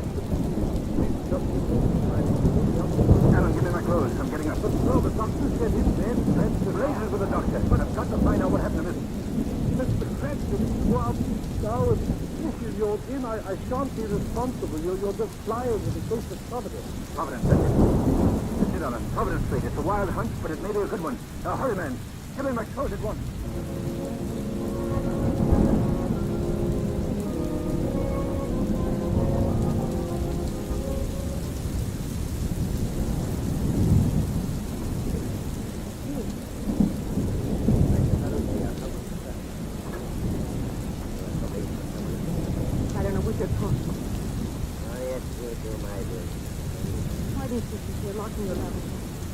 Why don't you let me go?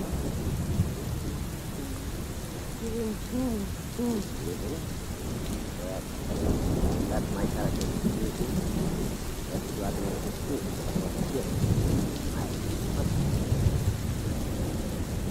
Why, you're not. That's not on my back.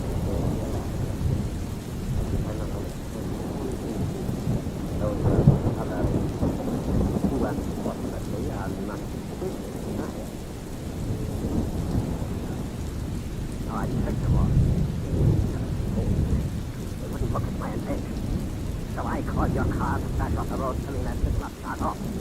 I made his robot run amok. I forced him to kill his wife. Now, what do you think of me? A man.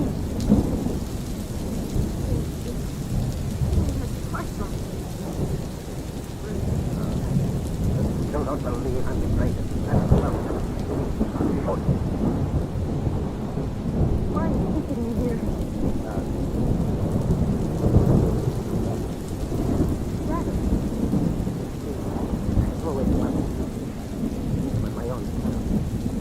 The shadow is the only man who must be able to match.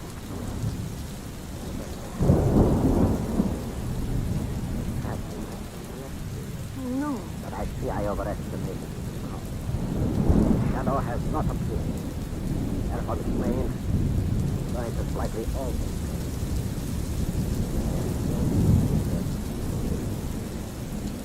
What do you mean? I'm going to demonstrate for you a robot I haven't yet. When you have seen it, I think you will admit that a terrible injustice has been done me. No. No. You will see it. Oh, no. That's not the thing. No, it's not. Stop holding me. I keep it in a secret compartment. And in his hand.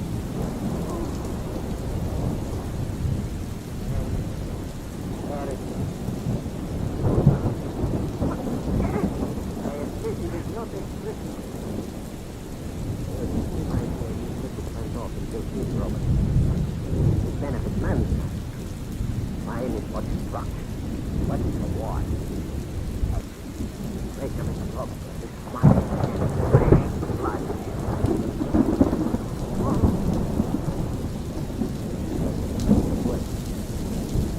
Robert, let's start. Wait, wait.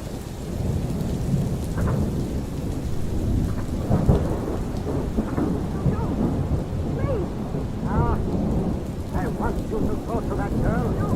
Pick her up. Not delicately. Delicately. I want her to see how gentle you can be. First.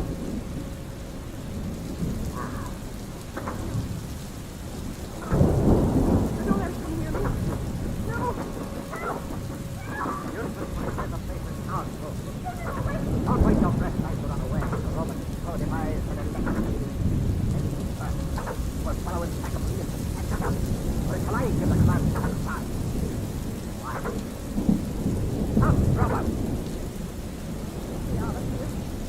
Well, I opened the laboratory door. You can run over the whole house if you like. The robot will follow you to track you back. You're right, Mike.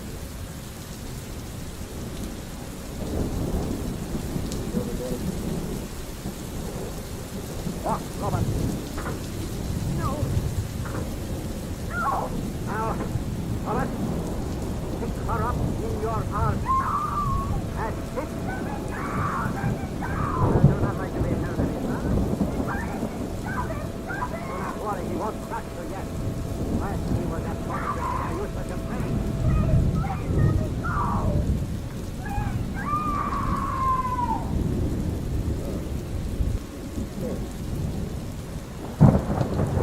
Let her down, Robert. Face her. Face her, you will hold her again. There isn't going to be anything, Dr. Zaruta.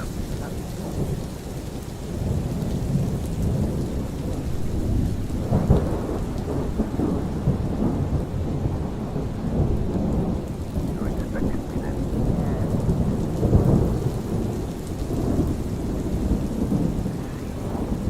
Very clever of you.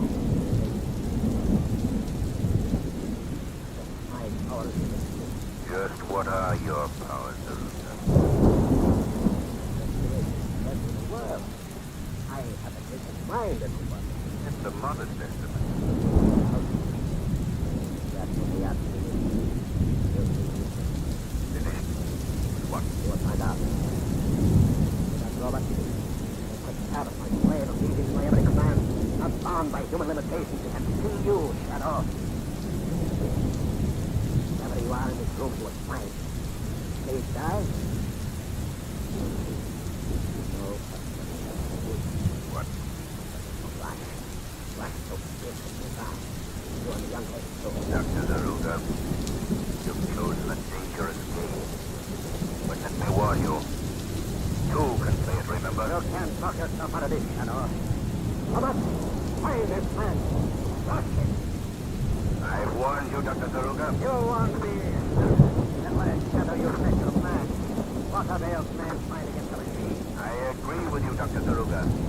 So I think we'd better eliminate the machine. But hold me. What are you trying to do? I'm interested in knowing what's under your coat, Dr. Zaruga. No! Robert! Robert, help me!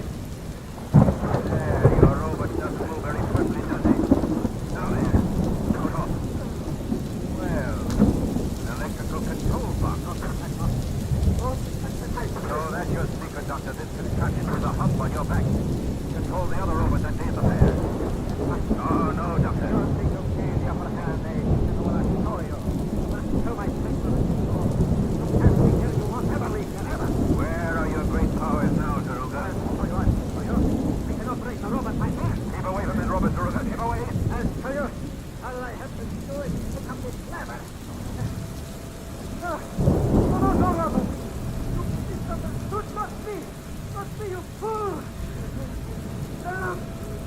Not me. Let me go.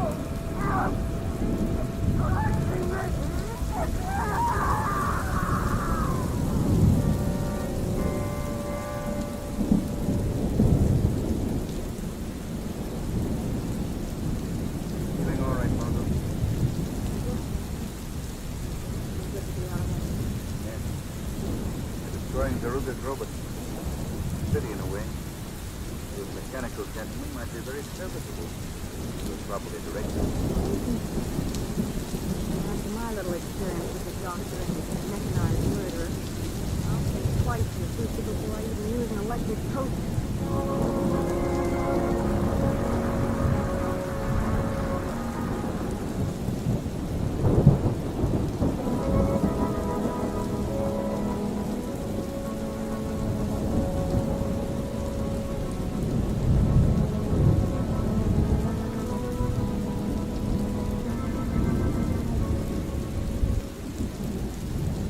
Today's program is based on the story copyrighted by Shadow Magazine.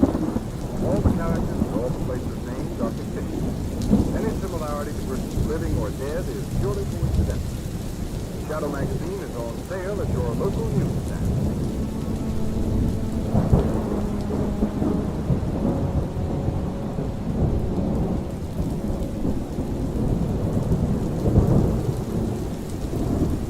The wind of crime. There's bitter fruit. Crime does not pay. The shadow knows.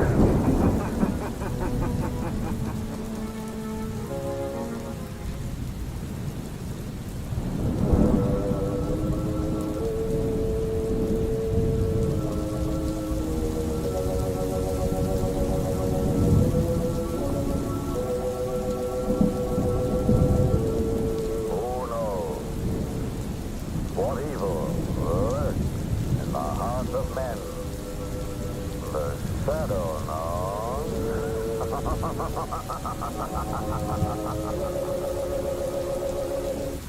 Today's story, The Shadow Returns.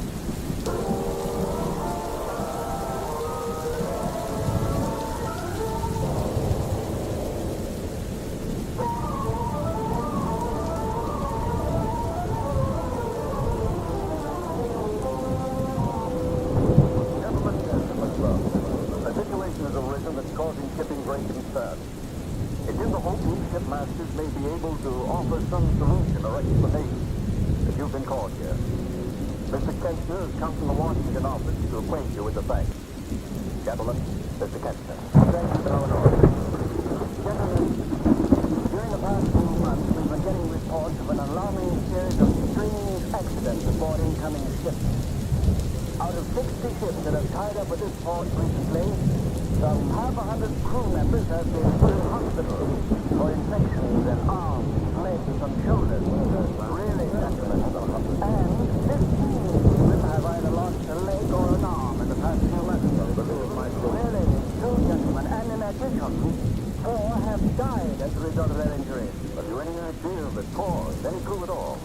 only thing we're sure of, Commodore, is that unless something can be done at once, there are men on the sea right now who lose an arm, a leg, or maybe their lives.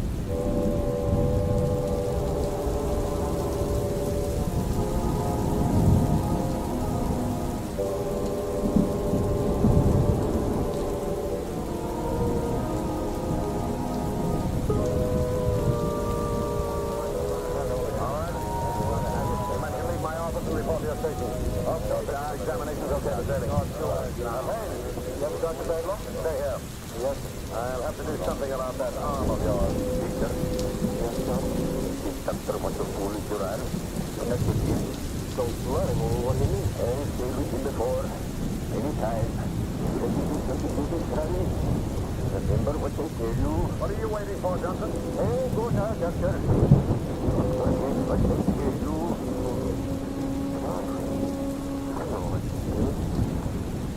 All right, Payne. Now we'll take care of you. Where'd you get the vaccination? Well, I got it in Harvard. I went to that doctor you told me. Oh, yes, I'd forgotten. Well, you've got a bit of an infection later on today. Listen, Doc, I don't want to go home to my mother with my arm all tied up. I'm scared to death. Now, look here, Payne. I can't force you to submit to treatment. But if you disregard my advice, I'll have your name stricken from the crew roster. Oh, no, you see, this is my first voice. Well, I want to make sure. Well, it's up to you. What do you want to do? I can't waste all day with you. Well, all right, go ahead. This won't hurt. Steady now. All right. Shoot. Stop.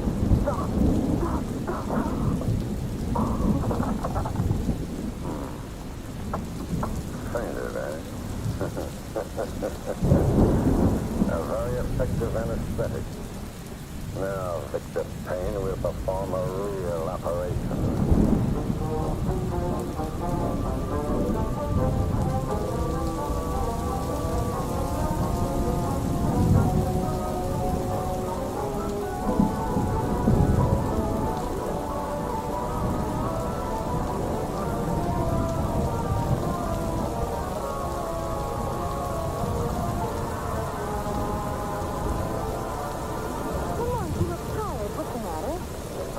Get a rest from the rest I've had on this ship. Oh, Lamont, it's been fun. Fun is right. I've never had so much fun thrust upon me as at George Deuces in all my life. Well, you mean the cruise director. I mean the cruise director. That voice of his will haunt me for the rest of my days. Having fun this morning, Mr. Cranston. Join us. Next games with Cranston. They're fun. Play with Mr. Cranston. Loads of fun. Be sure to come to the next night, Mr. Cranston. It's going to be fun, yes. Say, look, Lamont. Yeah, what's the matter? When you turn the ship, that Copper's here. They've been gathering in little knots like that for the last 2 days. What do you suppose it means? Maybe they're planning to get the cruise director. Seriously, Lamont, I don't like it. And there's Captain Blair running down from the bridge. Come on, Marco. Let's walk back and see what it's all about. Well, not too close, Lamont. Don't worry, Marco. Well, I don't like the look of it. Yeah, let me try.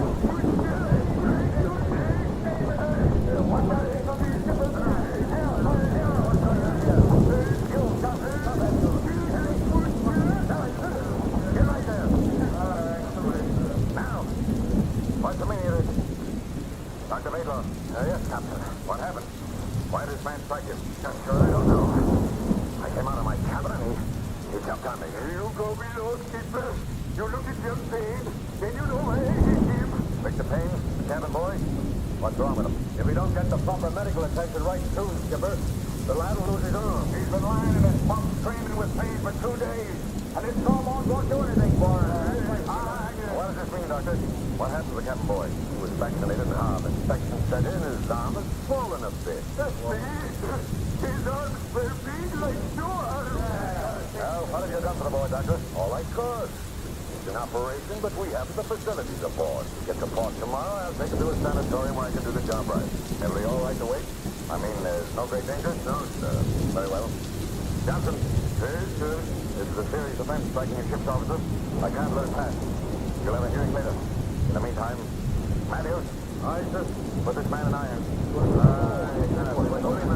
Put him in irons. All right, Johnson, come on. You can put me in there now. But ain't it been better later? All right. Get back to your post. Go on now. Come on.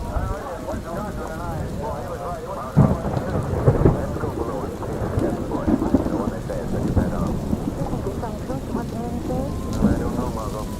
They may exaggerate, but I've always inclined to the belief that too many men can't be too far wrong.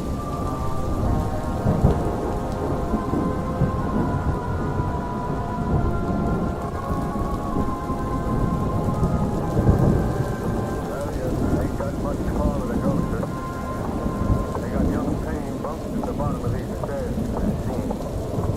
Well, certainly no place for a sick boy. Scuttling hot. You ask me that, Miss Lane. You might as well ask me why they have a doctor aboard like Bradlow. Now, here we are. Step right in. Thanks. Margot, you better wait here. All right, come on. Well, help me. Victor, what in thunder you doing out of bed? I'm not going to stay down here below any longer. Now, you get back in bed. Oh, I just do my trick like everybody else. I'm not going to work. Now, just a minute, son. You're in no condition to do anything. Wait, son, Take it easy. steady, boy. I'm back in bed with you. Easy now. There we are. They'll never trip me again. I fell down at my first point. Don't worry about that. You've got a man-sized job getting well on your hands. Victor, this here's Mr. Cranston, and come in, Miss Lane. Oh, thank you. Mr. Cranston and Miss Lane, Victor. They're passengers. Come down to see how you're doing. You mind if I look at your arm, Victor? No. What? No bandage? Oh, that's a nasty wound. Why, the arm must be swollen more than twice its normal size. Tell me, Victor, how did it happen? Well, it started from a vaccination I got in college. A bit of infection set in. Well, I didn't think it was much, but Dr. Badlaw, he said it was serious. Oh, I see. Yes, but I don't lose my arm. Oh, I can't do that. I gotta work. You see, there's somebody depending on me. That's why I came to see you. There wasn't any work at home. Victor, don't be encouraged. That's why when we fall out in this mess, I was warned against that. Warned? By who?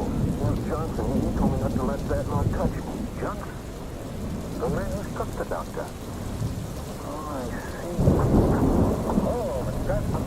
How do you do, Miss Lane? How do you do, Captain? You've met Dr. Badlaw, I believe. Yes, Dr. Badlaw, I've met before. How do you do? Captain, I don't think this boy should be kept down here. I'll be glad to pay for a deck cabin. Oh, that won't be necessary. I had no idea he was so badly off. I'll have him moved at once. Just a minute, Captain. I think I should be consulted. Any plans that affect my patients? Well, surely, Doctor, you don't object to his being moved out of this hot, humid place. I wouldn't object, Miss Lane, if I thought it was best for the patient. But you refuse to allow the boy to be moved? Until my judgment dictates otherwise, yes. Dr. Badlaw, I think it's... Margot, please. I think we better leave the doctor with his patient. Come on. Oh, Lamont, I'm so angry I could... Well, it's a good thing I'm not a man. I can't see why... Margot, please. This is a time to keep the head cool on a hot wall. I don't understand why Badlaw sewed that wound up in the first place. It's an infection. It should be allowed to drain. Well, something's got to be done. The boy's in great danger, Lamont. Margot, I have a feeling you Johnson knows something. Perhaps the shadow can find the answer. What are you going to do? Have a little take-a-take with Seaman Johnson. In the meantime, Margot, I want you to go to the wireless room and send a message for me.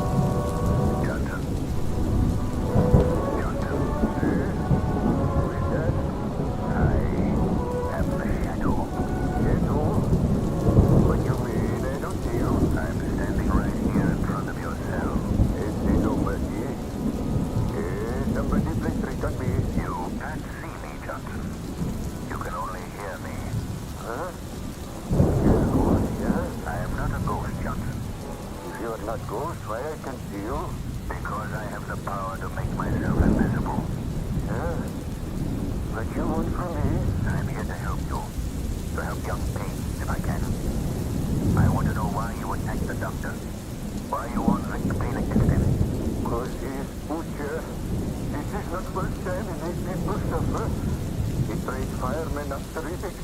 Firemen lose leg. He treats cook and breaks his rhythm. Cook lose arm. That certainly is not a flattering record. You ain't that bad. He killed my friend Sabotage. Killed him? How? Dog have infection in shoulder. He stuck the fool with him and he died. Believe me, this young thing, he died too. Johnson, I want you to leave this matter entirely in my hands.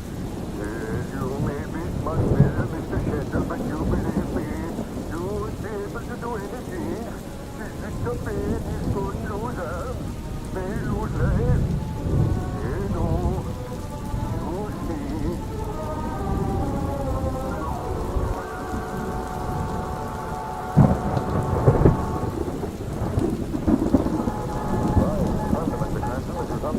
I don't think you can have it from better authority, Captain. You had me playing wire against Prairie an hour ago, you say? Yes.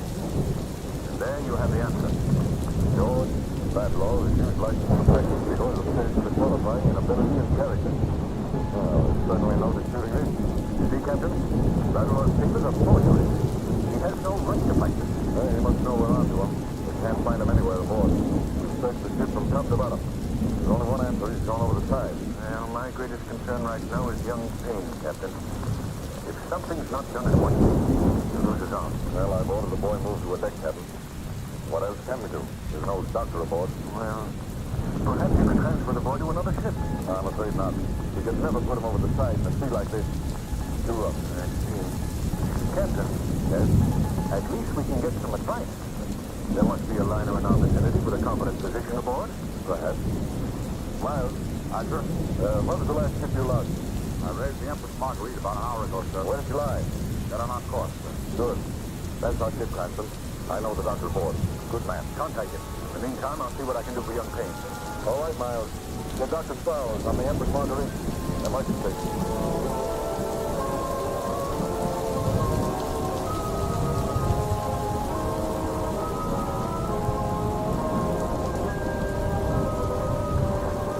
Oh, Lamont, come here. How's the boy, Markham? Well, he's much more comfortable in his desk cabin. He goes off into a coma every once in a while. The pain must be horrible. Look at the way his face is contorted. What do we need to do, Lamont? The captain's trying to contact the ship to get some advice from a physician. I'm afraid we'll need more than advice. Oh, Captain Brand. Any luck? Well, I've got an accident over the Empress Marguerite. Good, this here. Description of boy's arm indicates immediate operation imperative. In absence of licensed physician, suggest job be done by ship officer or responsible layman. How can that... Wait, Mark. We'll direct operation with complete instructions via shortwave radio. Answer at once. What do you think we need to direct the operation? We'll have to set up a two-way radio so we can talk with the operator while the boy's on the table. Captain, that boy's life is in your hands. In my hands? You're the ranking officer. You'll have to operate. Oh, no, Cranston. That's not the question. I don't know the first thing about surgery. Lamont, why didn't you do it? What? You've had some medical training. I've never done anything like that. You had medical training? Cranston, you must. For the boy's sake. That youngster's life is at stake, Lamont. You can't let him down. Captain, okay? How long will it take to hook up the shortwave set? Oh, about 15 minutes. All right. Tell the Empress Marguerite we'll operate in 15 minutes.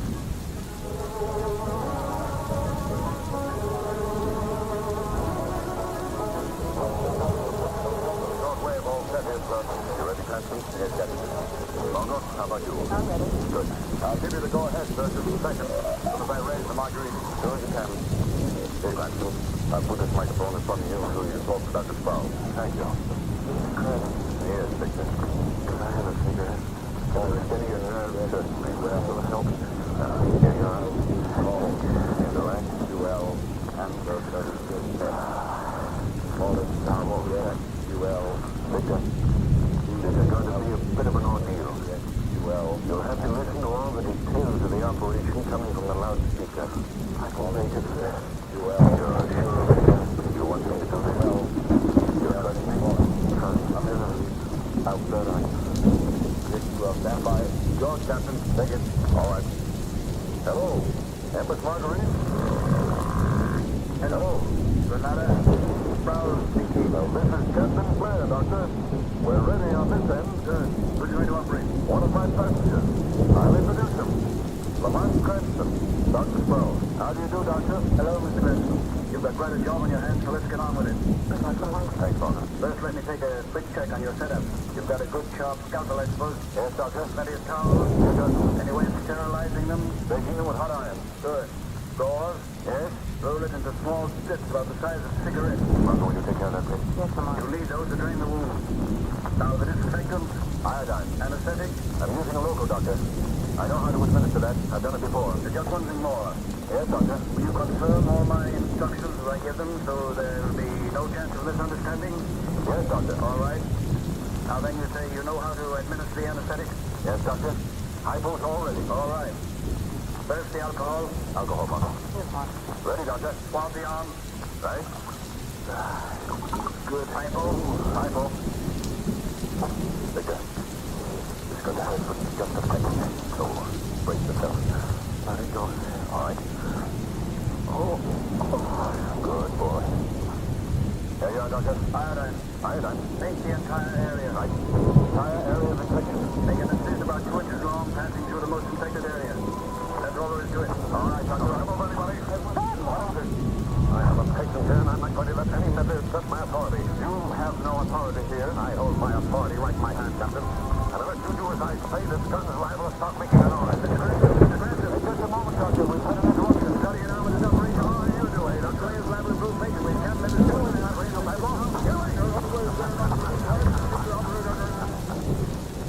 Now we'll get on with the operation. Without joy. What do you mean? I'm still the ship's doctor.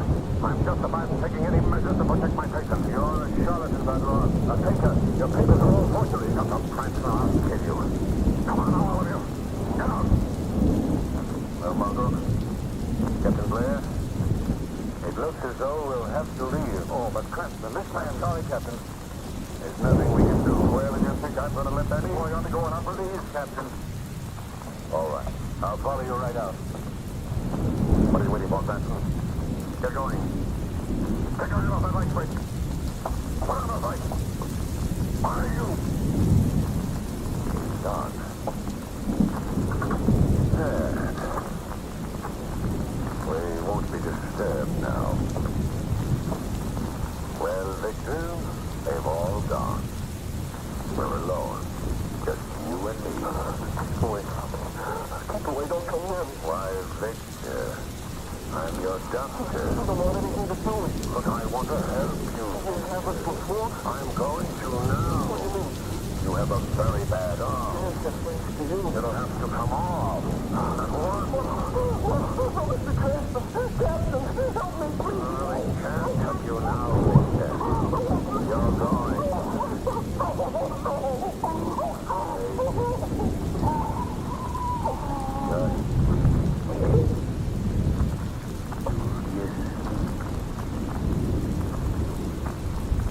Now, Victor, when you wake up, your arm will be gone. Gone. What's that? What? The scalpel, Badlaw. What? Ah, that's radio. I thought I broke it. No use, Badlaw. This is no voice you can't shut out. Who are you? I am the Shadow. The Shadow? Oh, yes, I've heard of you. Get away from that table. I'm going to finish the operation on the boy's arm. You a shadow operator? Oh, no, you don't. Not while I can do anything about it. Put down that scalpel, I say. Up to the arm. Come on. In that teeth. Sort of a devil. Stay where you are. Keep away from this table. I've no time to bother with you. I can't see you, but I can see you in position. Put them down. More incision. Don't touch down my face. Passing through. I'm going to shoot. You think I can't see because I can't see you, and I'll show you. Still operating, eh? But the Shadow, oh. Still begging for it, eh? I'd like to finish you. We did all that.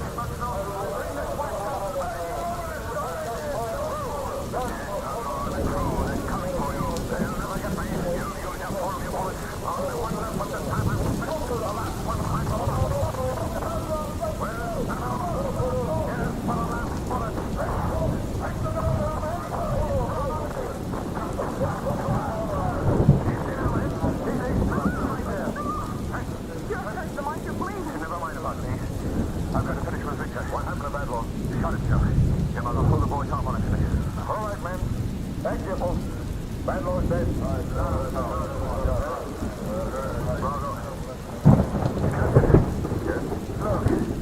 Under this muscle. What is that? It's a pure blood ruby, embedded in the boy's arm. Yes. There's the reason for Victor Payne's infected arm. The explanation for Van Lord's strange conduct. Let me get a shot, Lamont. You want Lamont? Yeah, we'll have to. Just get it out. Lamont, how did it get in this arm? Was placed there by Van Lord. Why would he do a thing like that? It was simply a diabolically clever way of smuggling precious stones. Van Lord was only one in a ring of similar thieves. By thunder! I never heard of the like. That's why Badlaw didn't want to operate until he reached port. Exactly. He wanted to get the jewel past the customs officials. There. It's out. This is the end of the ring's mutilating and murdering enterprise. We'll sweep the sea clean of the whole filthy tribe. Grab that jewelry of yours. We've got to take care of it. We've got to take care of this boy first. Go on, Sparkle. Go on, Lamont. Ready with the cotton. Here, Captain. Hold the arm while I spray the wound. All right. Now, Mona. Cotton. Take the one with cause. Go right ahead. Wipe the perspiration for that. Come on.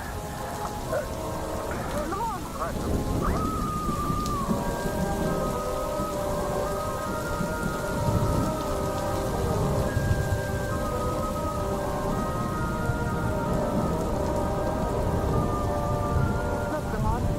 There's an article in the newspaper that gives you some satisfaction. What is it, Margot? Listen. Surgery smuggling ring broke. 10 fake doctors taken into custody. They're private hospital raiders. I guess that winds up the case very effectively. Listen, Lamont. It says that the ring had their own hospital where they extracted the gems from unsuspecting time. Yes, that was it. Victor Payne was. An unsuspecting carrier. Well, Victor's none the worse for his experience. The ring is broken. Bad Lord's dead. Your wounded shoulder's healing very nicely. The doctor told me this morning you'd be up and around again in a day or so. That's good news. I imagine that if I take care of myself, eat the right food, exercise, build myself up, then eventually I'll be in proper condition to take another rescue at sea.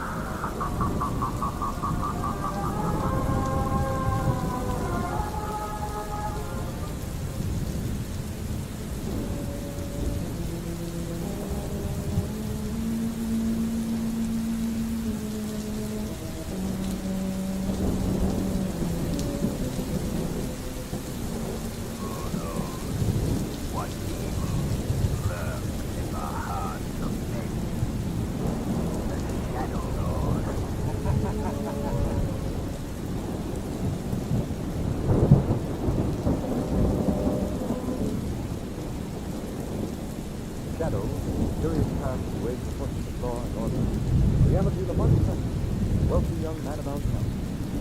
Shadow uses his sonic power to cloud men's minds so that they cannot see. Strength, revenge, and passion, but immortal. The only person who knows the truth to unseen voice of the Shadow belongs. Today's story, Sandhog's Verdict.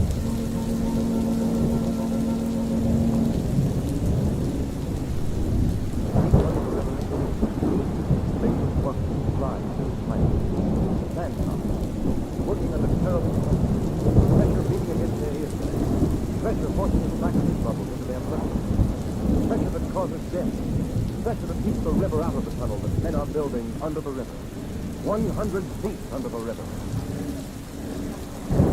How far did you go on that last shot? 27 inches, boss. Tighten those tracks next to the shield. Okay. Yeah, right me figure. Time? Okay.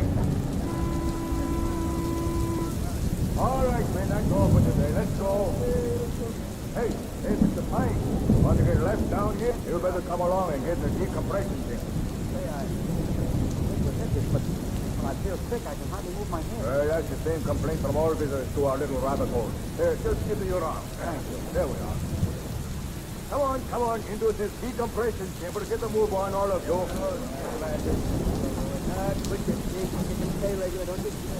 Okay, decompress. Mr. Fine, you know what could happen to you if you got left behind?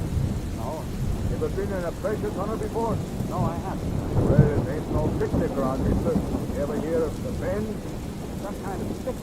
It ain't no reducing exercise. I'll tell the world it's sickness. You see, working in these pressure tunnels, pumps are full of nitrogen bubbles. And if you was to come out of the pressure too fast, the bubbles will stop your heart quicker than $1 one. You know what will happen if we open that door now? Now what?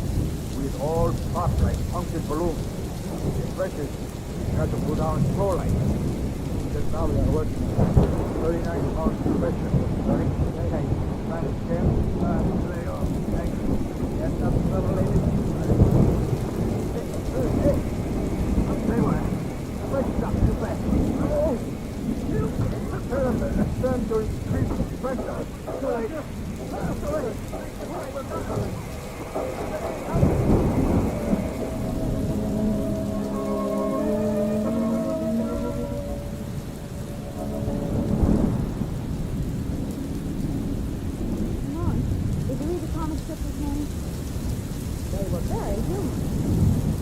In the hospital. Little orphan Andy's house burned down, and Andy's junk was hit by a truck.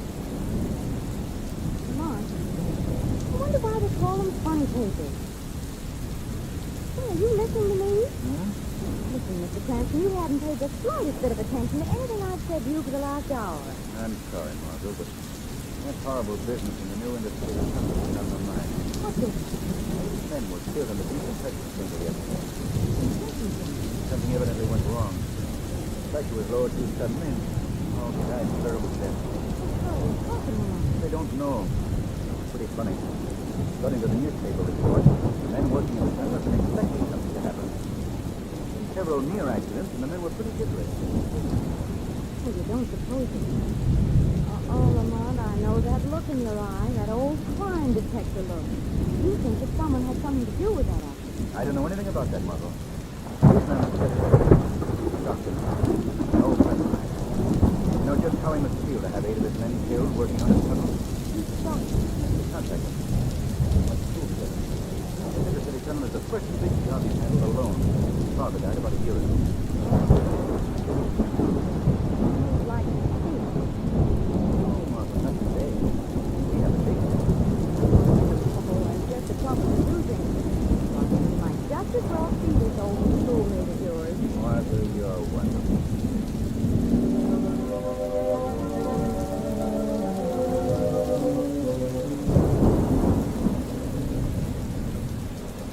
Those men who died in the decompression.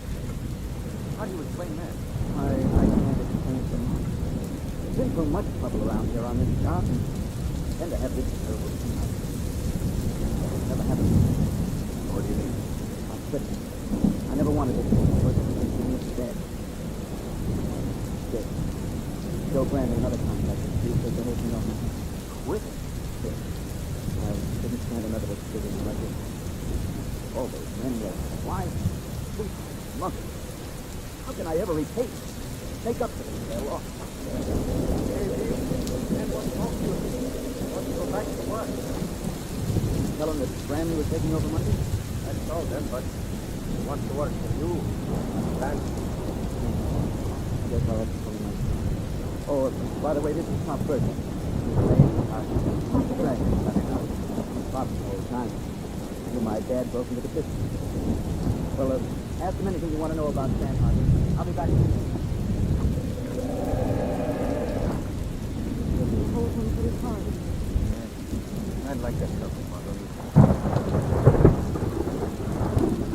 First time you've been around the tunnel, Nick? What? Oh, yes. Very interesting, isn't it? Is it necessary to keep everything so secret?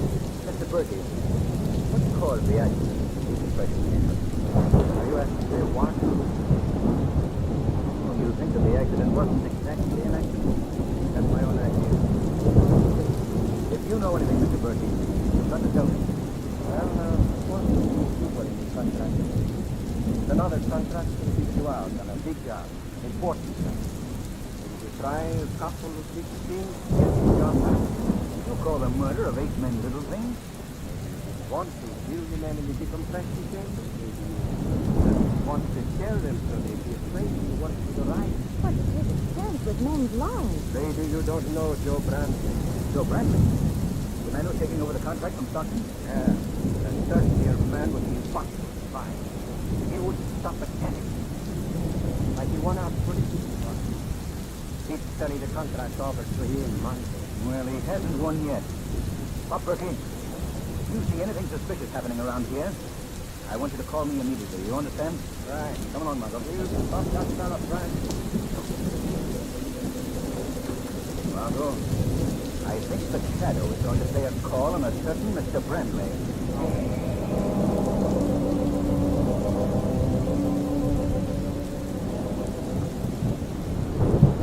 Oh, what's that, friend? What? Stockton is putting the job over to me? What? The tunnel? Where? Nice. Yeah, well, let him try it. I'll be at that tunnel and settle this thing once and for all. Yeah. Thanks for the information, Mr. Brand. Thank you for the information, Mr. Brandley. What? Who spoke? I did, Mr. Brandley. Who are you? I am called the Shadow. Where are you? I can't see you. I have wielded that you won't see me, Brandley. I've cast a mist over your mind that makes me invisible to your eyes. What do you want of me? I would like to know more about that small confrontation you had. I believe it was concerned with the murders in the Union City tunnel. Murder? Those men were supposed to die by accident. Did you have anything to do with that accident, Mr. Brent? What are you talking about? I'm asking you, did you have anything to do with those murders? No, nothing.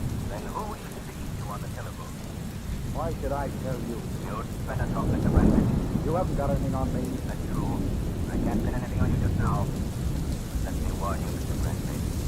The Shadow intends to prevent anyone from destroying the Inner City tunnel.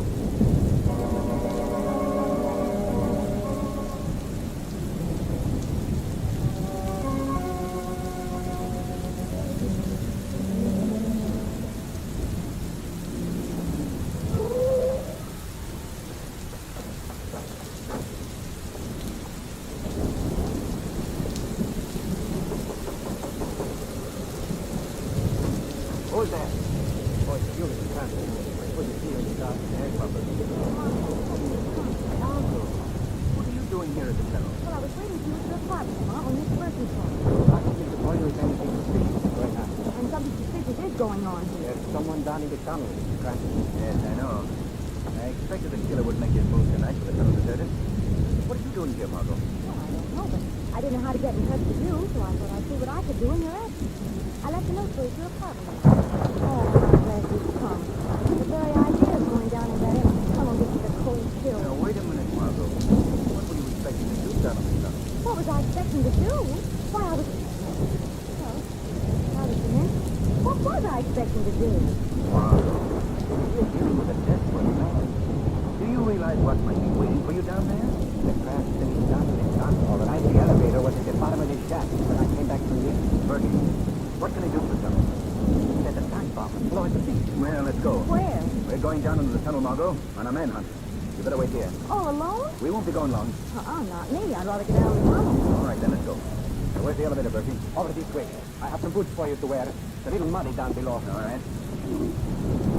Step in, Margot. Going down into a coal mine, isn't it? Margot, have you ever been down in a coal mine? No. The way I imagine it would be. Oh. How deep is this? Why? This elevator shaft.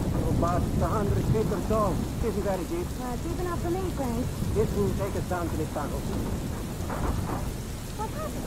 You've arrived, Margot. That's all. That's enough. All right, step out. Look out for the much water. There's better walk on the plank. Now, wait a minute. Flash your light around. No one here. All right, lead on, Berkey. Gloomy.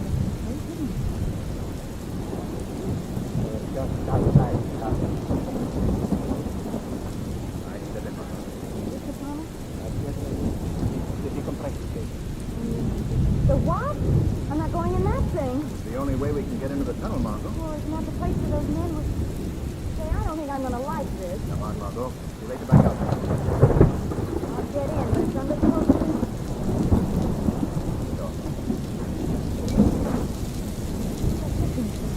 That means that the air is being pumped into the cave. We're going under pressure.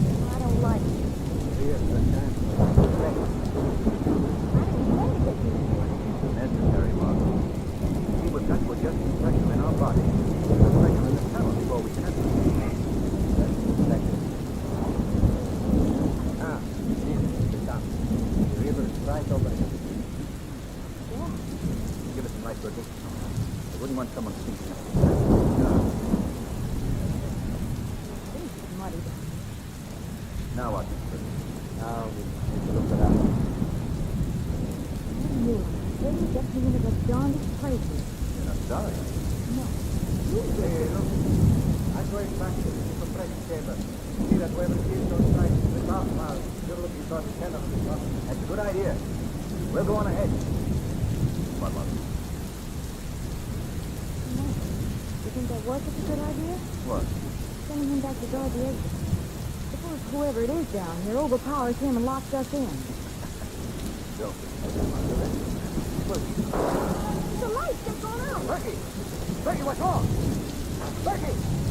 Come on, Margot. We've got to get out of here. I can't see anything. The monitor can't run in the door. Over this way, Margot. Give me a hand. Here's the door. Get us out of here! Bertie! Bertie! Help us down. Well, what can we do? Guess we'll have to wait until someone comes and lets us out. Like a salt.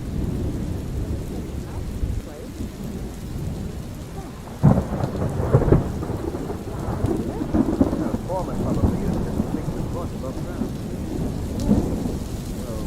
Sound came from... Oh, there it is. Hello?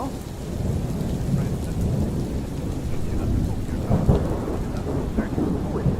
Makes no difference now, Mr. President. You're gonna die. Hear me? Die. Bradley, listen to me. I don't care about much. But surely you won't do this to a woman. Sorry, I used my got to go.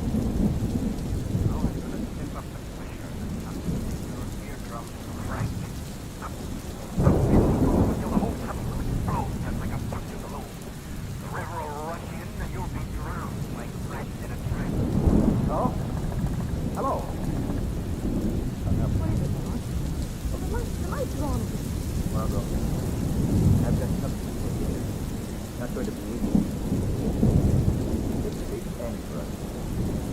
We're going to die here in this hole, Margot. Come on. I'm not afraid of that. Margot. All I can say is I know now that I've been right about you. Brandon, I don't know, Margot. I think so. I'm afraid he's going to carry on this way. He's going to increase the pressure till it blows this tunnel to bits. to be the last few minutes I'm going to spend on this earth. I'm just going to be gay about it. I have to keep going out with a frown on my face. And a very lovely thing to do. Why, Lamont, do you realize that Crash is the first compliment you've ever paid me? Well, it just proves what a special guy I've been. Pretty swell. Living a dull moment on our knees. We have had a great time together, haven't we? I wouldn't say them anything, Lamont. Oh, man. Oh, my ears hurt. My head. Yeah. Tomorrow. Pressure's going up the river rapidly. Guess he wants to finish his off in a hurry. What? Yeah. Pressure must be pretty high now. We won't have long to wait. Here. Here's getting so misty. Margot. What is it, Lamont? Margot. In a minute, that weak part of the tunnel up there, the part that hasn't been reinforced, is going to give way. The river's going to rush in. If we climb up this framework here, we'll be able to hold out longer. What's isn't it? Flatly. I don't know, Margot, but come on. Let's climb.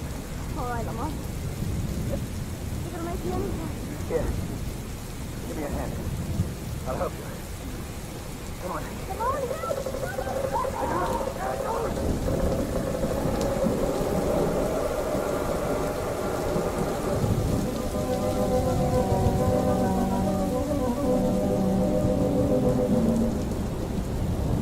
Well, Commissioner West pumped all the water out of the tunnel.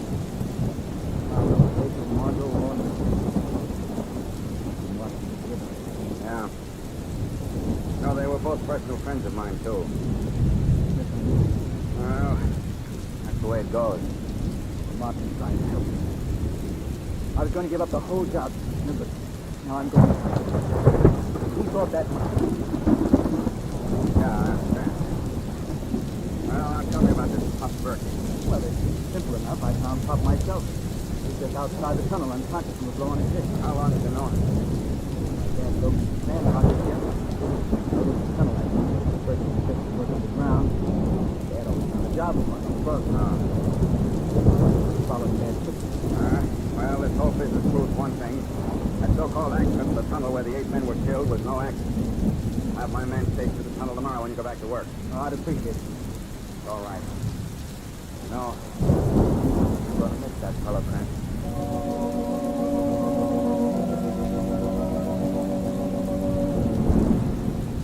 Doctor, do you mind if I stay here a while and put this room over? No, not at all, Mr. West. I've got to go down below in the tunnel and talk to them. If anything happens this time, Nothing's going to happen, Mr. Stockton. Not while I'm here. Good luck, Doctor. Good luck. yeah.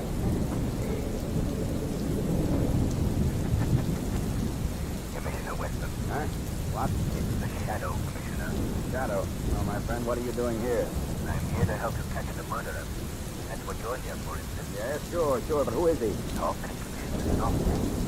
Wouldn't want to scare our murderer away with you. Is he here? Very close now. Just a moment to come into this room.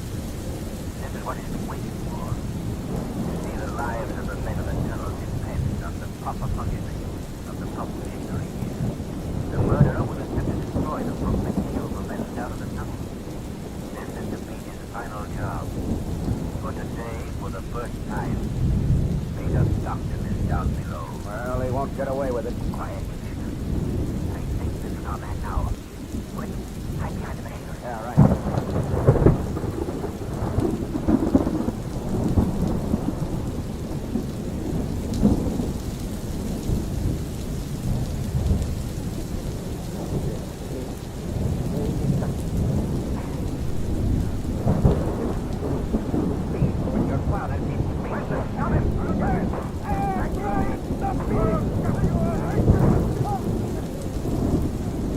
Now, let's see who it is. Right. Pop Berkey. I've killed old Pop Berkey. No, Commissioner. He'll live to pay for his crime.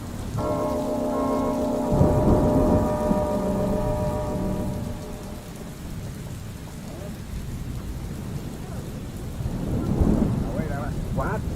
Cranston and you, Miss Lane. I thought you were... Yes, I know, Commissioner, but... Well, I'll have to... Come on, you glad to see you. Oh, of course. Now, but how did you get out? Where have you been? What you were in the tunnel, weren't you? One question at a time, Commissioner. We were in the tunnel, all right, but... Jake. Find the top of the tunnel. There's a blow-off thing. There was an air pump. A very wonderful air pump. Don't forget the details, Margot. Oh, yes, I will. And a perfectly good pair of socks. Oh, that's... About how did you get out? Through the escape chamber. Berkey had forgotten all about that. Ah, but Lamont had it. He found it. Right at the top of the tunnel. Let me tell you something. If you ever get stuck in a tunnel, have Lamont along. Well, I still don't understand. Now, what about Berkey? He confessed everything last night. He hated Stockton because he thought Stockton's father was responsible for his accident. Also, because Stockton's father married the woman he loved. He was getting even with his old man, so he was going to take it out on the son. He tried to implicate Brandy to kill himself. Well, I guess you've got all the evidence you need, Commissioner, so Margot and I will be running along. Wait a minute. I'm not through with you yet. Why didn't you let people know that you were safe? So, Commissioner, we are satisfying a lifelong ambition to our track, reading our own obituary.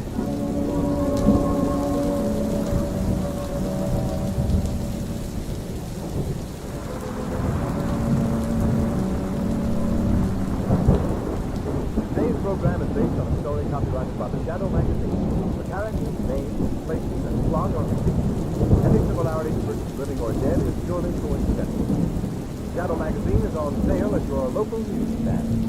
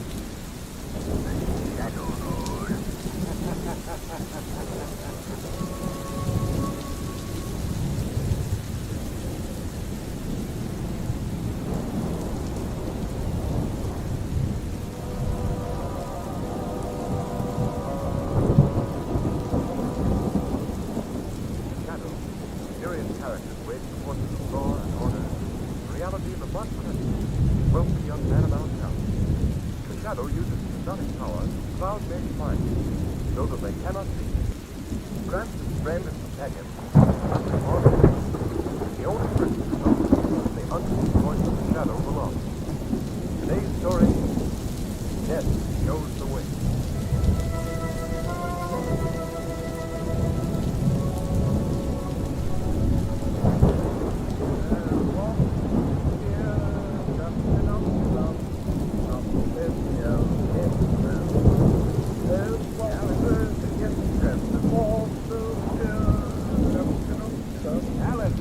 Yes, sir. What in the world are you doing? Taking your clothes, sir. Now, just a minute, Alan. I'm going away for the weekend. A trip around the world. And these are all necessities, sir. Now, look, Alan. All I need is a change of linen, a toothbrush, and a razor. I'm sorry, sir. This is impossible. What do you mean? I mean that I shan't send you anything without the proper appointment. Oh, I have nothing to say about it. Is that it? You're quite correct, sir. Now, well, I will say something about it, and right here. Now look, Alan, you come here. Oh, hello, Margot. Come in. Are you all ready to leave? Not quite. I have to settle a small point with Alan first. Oh, I bet I know what it is, too. Something to do with your weekend wardrobe? Yeah, exactly. Alan, for the last time, I'm telling you not to pack my bag full of all that junk. Did you hear me, Alan? Then why don't you do as I say? Because I'm so important. Don't go to the parcels unless your collection turns up. Except if I take the blame person fine. But the Bartons don't care whether I'm correctly turned out or not. It isn't the Bartons that time from that. Then who is it? The butler, won't you? Oh. Come on, pick up your bags, Lamont. You've lost again.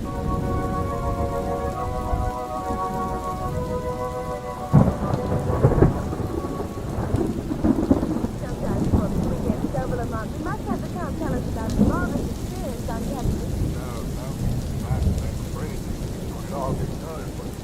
Why not at all? That's my specialty.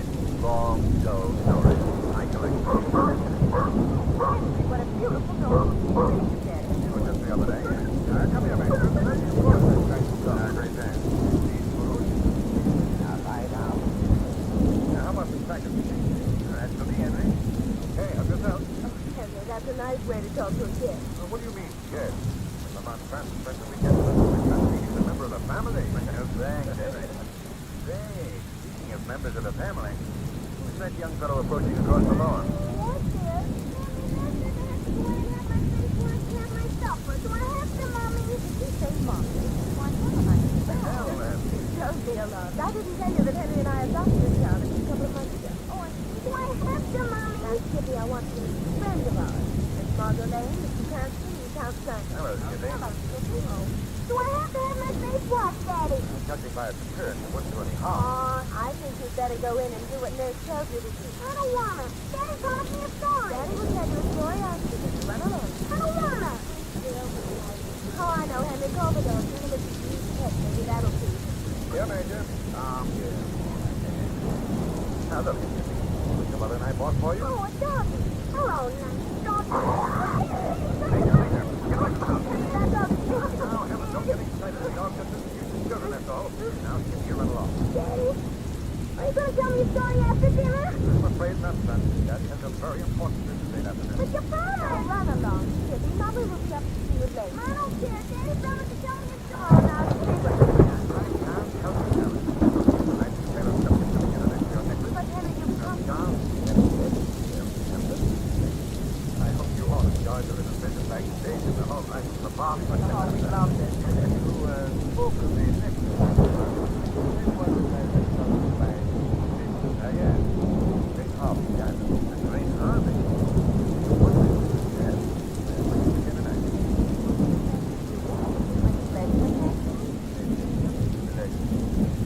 Boy, I believe the story is that it brings misfortune to whoever owns it. That is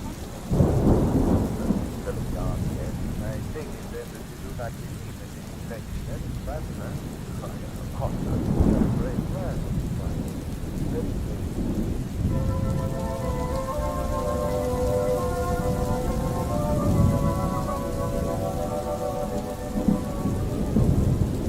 Bob, I've trust that you've arranged to keep the necklace from being fake and being some paid in full. That's the nice. Well, I guess our business is finished here then. I imagine you'd like to get back to your guest.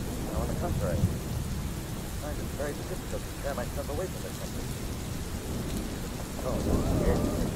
It's all right, Skippy. Come in. Skippy, this is tonight. This is none of your father. Tonight, this is my son. When are you going to tell me that story? Huh? Mommy says it's so forgetful when you think to offer Mr. Knight a drink. Mommy is right, it's sure. Mr. Knight, would you give me enough to pick you up with the other side? Well, now that you mention it, I wouldn't mind having a date. It's a long drive back to town. How to have it? Straight Street. One on the side. Where it is? There you are. Thank you. Aren't you drinking, Spot? No,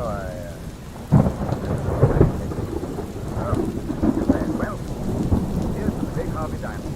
May bring you much. You drank it all in one go. Give me a break, right? I've got to be going, I know.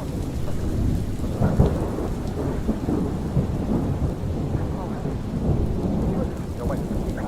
What? What? I'll never get from.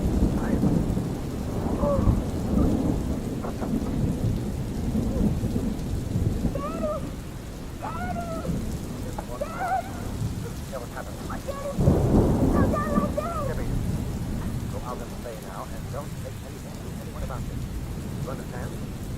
No one. I want to hurt you.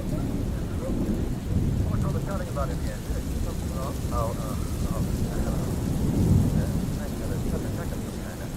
I'm afraid he's very ill. Get him upstairs. That comes out over the I don't think that will be necessary, Henry. Why not? Too late.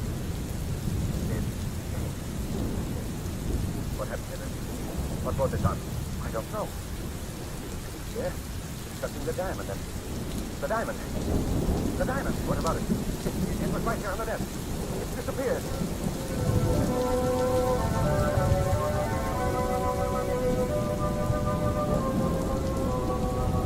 You know, Lamont, someday, sometime, we're going to go somewhere where we'll actually make true, exciting days and absolutely nothing happens.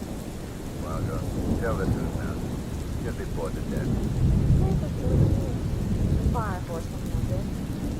What do you make of it? Undoubtedly murder. Killer made off with the Harvey diamond. It's possible by calling the police. I'm not sure. Probably didn't want his name dragged into a mess. What do you think? We're out in the country, Marlowe. Taking some time. Holy God. Marlowe. I think there's a problem with your question just in the back door of the house. Sure, but looks like a continental from Continental. Where's it going? My guess would be to the garage. Come on, we'll find out. Come on. You know something, Margot? What? Neither do I. Get away? I don't think I know. Come on, we've got to hurry. What are you going to do? Have a talk with Mr. Santos. Find out why he's so anxious to be here. Oh, but Lamont, that's dangerous. If he is the murderer, he'll try to kill you, too. Don't worry, Margot. The shadow will take care of that.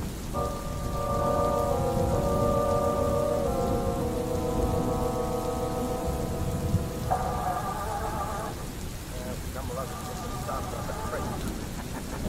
What was that? I wouldn't bother wearing out the battery, Constantino. These wires have been cut. Who is he? I am called the Shadow. So you've heard of me, Constanto? Heard of you? Why? I thought probably you had. My name is quite familiar to those of the underworld. Underworld? Never heard of that either, I suppose. Who are you? Where are you? I am right beside you. Here. In the shadows. Oh, don't try to look for me. See, I have clouded your mind until you cannot see me. Well, what do you want of me, Mr. Shadow? May I suggest first that you forget your What do you mean? I mean that when the starter of your car didn't work, you had no difficulty with me, like we had told. You're a pretty smart guy, That's better. Well, what do you want? I'd like to know why, after a robbery and a murder have been committed in a Boston house, you are leaving it so hurriedly. That's fine. It's also mine. Now listen to me, Central.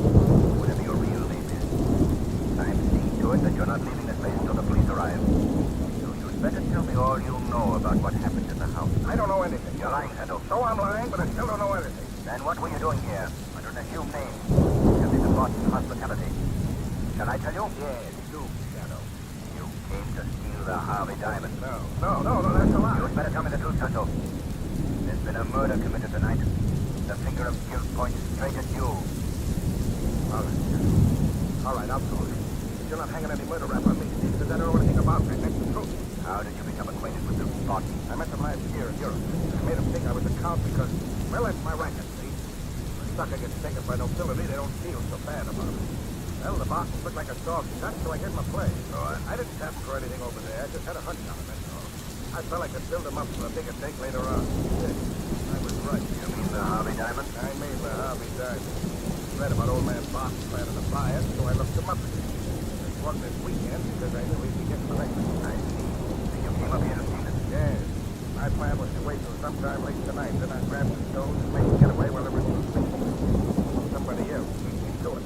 You wouldn't still be lying by any chance? Listen, Shadow, I'm a high-class, respectable jewel thief. Murder is out of my line. Even murder for the Harvey diamond? You know, for a supposedly smart guy, you don't follow the ball too close, do you? What do you mean?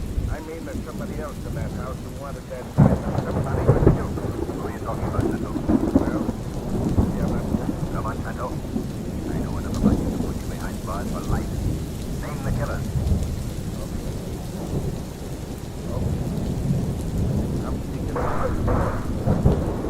Santo. Santo. Who is it, Santo? Who is this murderer?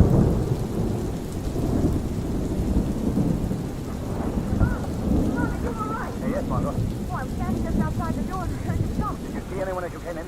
No, but his footsteps running down the driveway. Come on, Margot. We've got to catch this killer before he makes a getaway. Is there anything for him? No. Just as he was about to reveal the murderer's name, shots were fired. What's that? I don't know, but it came from the house. Come on. Watch up. What's the matter here? It's Kitty. What happened to him? I left him sitting here on the porch. I came out and he was gone. Then I looked in the lane at the foot of the grounds and two men had him. They put him in a big sedan and drove away. Kitty's being kidnapped.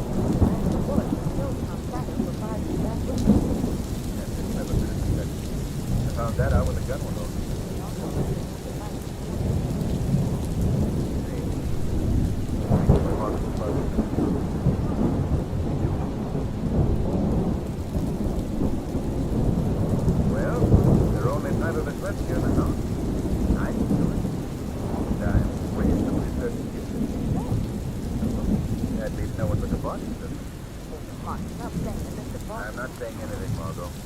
Yes. Oh, yes, come in, Skippy. I'd like to ask you some questions about what happened tonight. You carry a gun.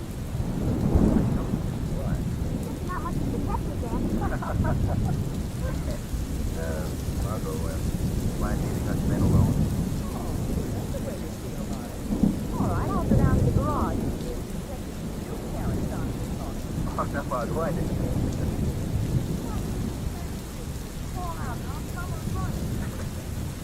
Well, Skippy, now let's What see. was it Miss Lane said you'd give me, Mr. Cranston? Oh, nothing. But she said you'd Well, give me. let's forget what you said. Then, suppose you tell me exactly what happened. On the porch, just like Mama told me, and the first thing I knew, there was a mess standing beside me. I got scared and I started to call for Mommy, but one of the men put his hand on my mouth and I couldn't. Did you ever try to call your Mommy with a hand over your mouth? No, I don't think I have. What happened then? He took me down to a car and he put me in the car and he drove away. Well, what was it Miss Lane said you'd give me? She was only having fun with you, Skippy. Now tell me what happened next. He took me to an old house that was right in the middle of a big dark wood. And he tied me up with rope and everything, and then he went. Then he got me and brought me back here again. Is that all it is? Yeah, Well, what did they talk like? that's right. What were their voices like? What did they talk about? He struck off with one. He didn't speak American at all. And he had big long knives. Members must have gotten scared, weren't they? Well, Henry, what's the matter? Sometimes. Well, what about it? It wasn't stolen at all. What do you mean? The police were just searching the lake. And they came across this package. Look. What? Why, it's the necklace. Yes. I've just finished examining it, and there isn't a doubt that this is the necklace was the one that was stolen. The copy of the original.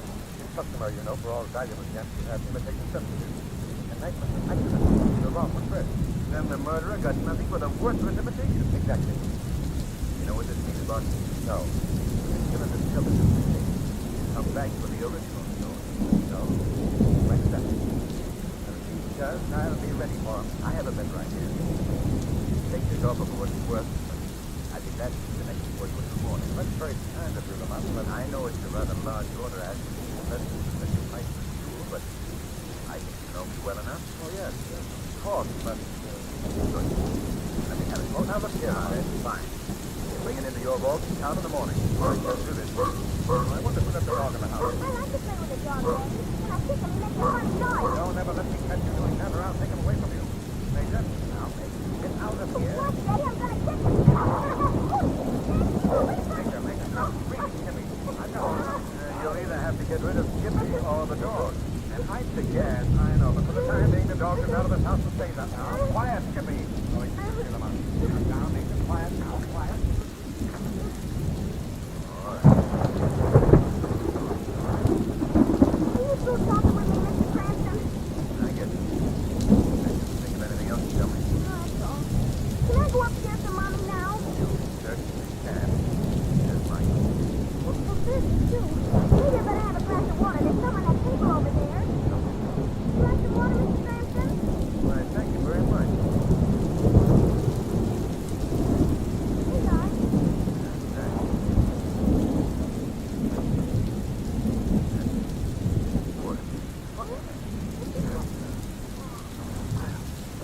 Daddy! Daddy, come quick! I think Mr. Cranston's dead!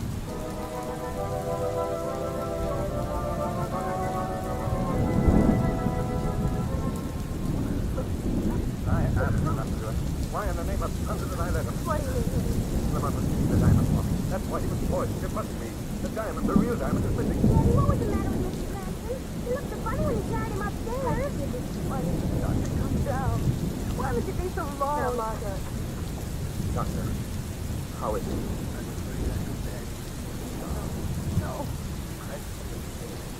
No, it can't be. I don't believe where you're going, Mother. I've got to see him back, Mother. I wouldn't go up there.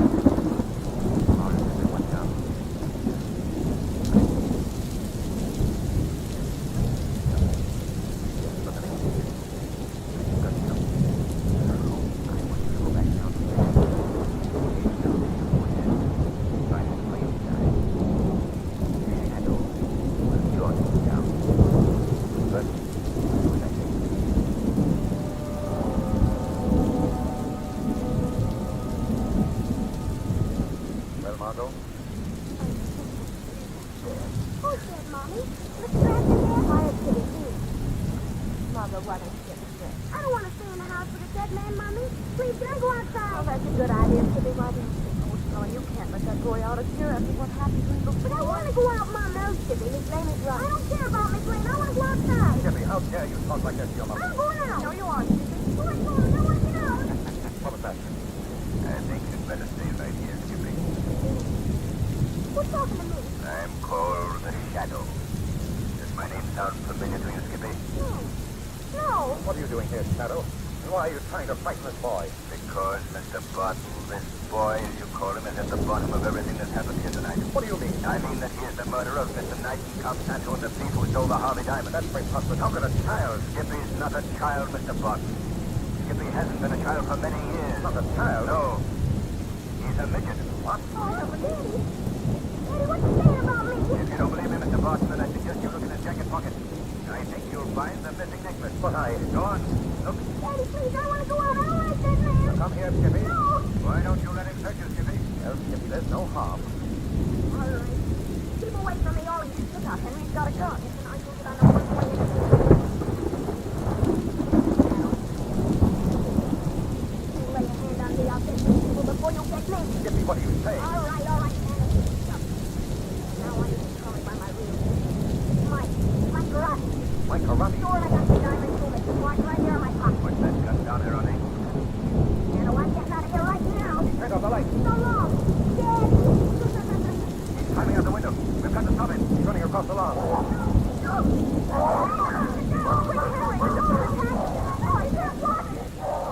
I'll go and help him. I'm afraid that my Karate is beyond help now, Mr. Barton.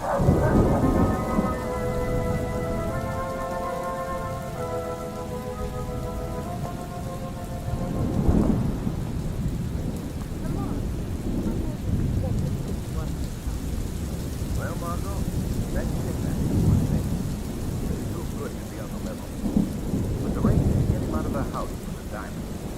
Then, when his Confederates found out that he'd stolen the pony gem, they brought him back again to steal the real stone. In this matter, I asked Barton to let me keep the real thing. After I keeled over, after apparently drinking the water, I felt him take the jewel from my pocket. Well, it wasn't a dog. I can say none. Little mice over the door. You know, Lamont, I can have a funny attitude toward children from now on. How's that? When I touch them on the cheek, I don't know whether to pet them or kneel for a beating.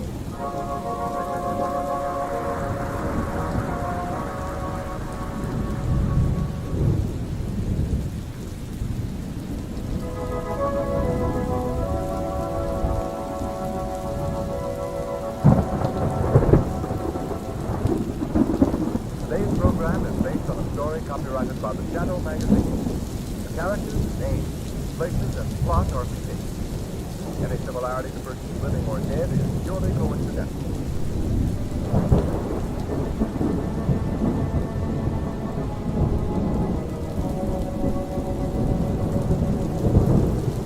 The weed of crime bears bitter fruit. Crime does not pay. The Shadow knows.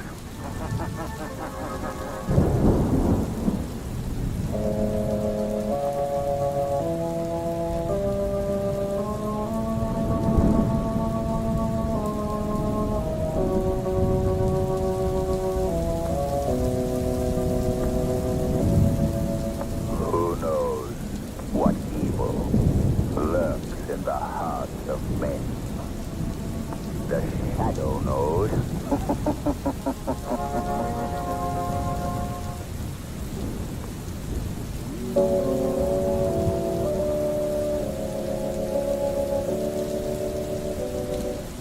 The Shadow, a curious character who aids the forces of law and order, is in reality Lamont Cranston, wealthy young man about town. The Shadow uses his hypnotic power to cloud men's minds so that they cannot see. Cranston's friend and companion, the lovely Margot Lane, is the only person who knows to whom the unseen voice of the Shadow belongs.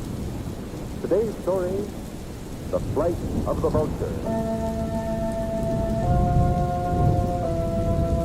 I can't have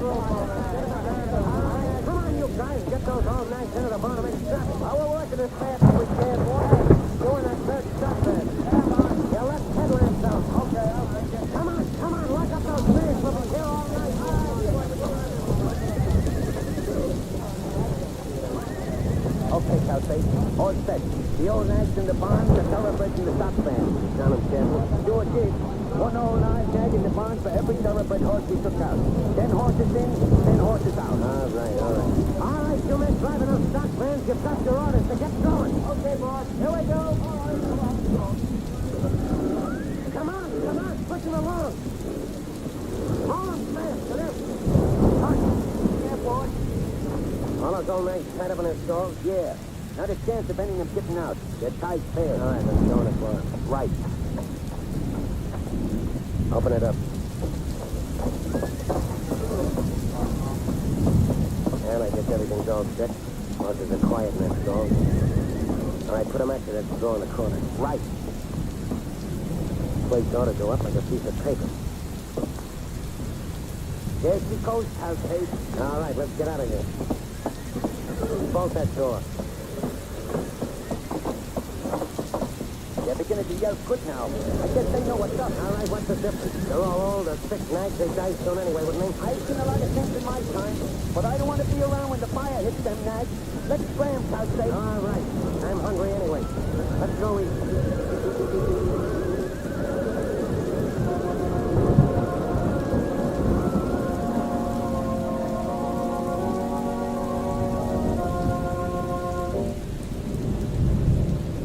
You think this Mr. Calfate's gonna show up? He said he would, Clara. Honest, Mark, I most wish he wouldn't show up at all. I know how you feel, Clara. I hate to part with old Jim myself. Poor that old horse practically raised our Bobby. You know, I'm mindful of the time he waded out in the river when Bobby was drowning. That old horse acted like a human. He pulled alongside so the lad could climb on his back. I wish we could keep old Jim, Clara, but what can we do? If we don't pay no taxes, we won't have no home. All I know is we're in want. I know. The Lord's providing. Ain't for us to wonder why. Blessed be the Lord.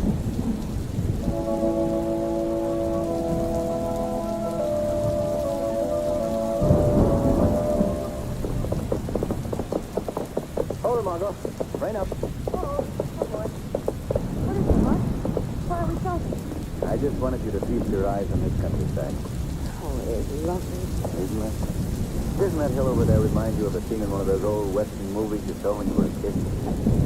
Yeah, it does, it does. All it needs is a silhouette of William F. Hart on horseback. Say, Margot, did you ever know that I almost became a cowboy once? Oh, Lamont, you're kidding. No, it's a fact. Oh, I don't believe it. I could never picture calling you a Hoot Cranston. I spent a year and a half on a ranch when I was a youngster. Yeah, here, I'll prove it to you. Just drop your handkerchief on the ground. No, wait a minute. Those ranch days are over. Just drop your handkerchief. Okay, Hoot, but take it easy. Now, back 10 paces. Come on, boy. Back. Whoa. All right, Margot. Here I come.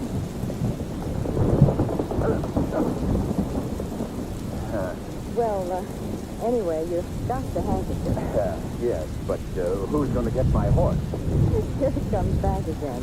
Listen, from now on, Hoot, I'd advise you to do all your handkerchief picking up in department stores.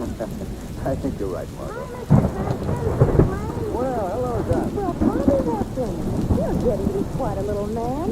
Why, you've grown a lot since the last time we visited the Wentworth. Yeah, Miss Lane, you look pretty in that riding suit. Oh, Bobby, bless him. Thanks. Yet Mr. Cranston thinks so, too. Tell you, Lamont, there's nothing wrong with that young man's poise. Oh, quite there, the young gentleman.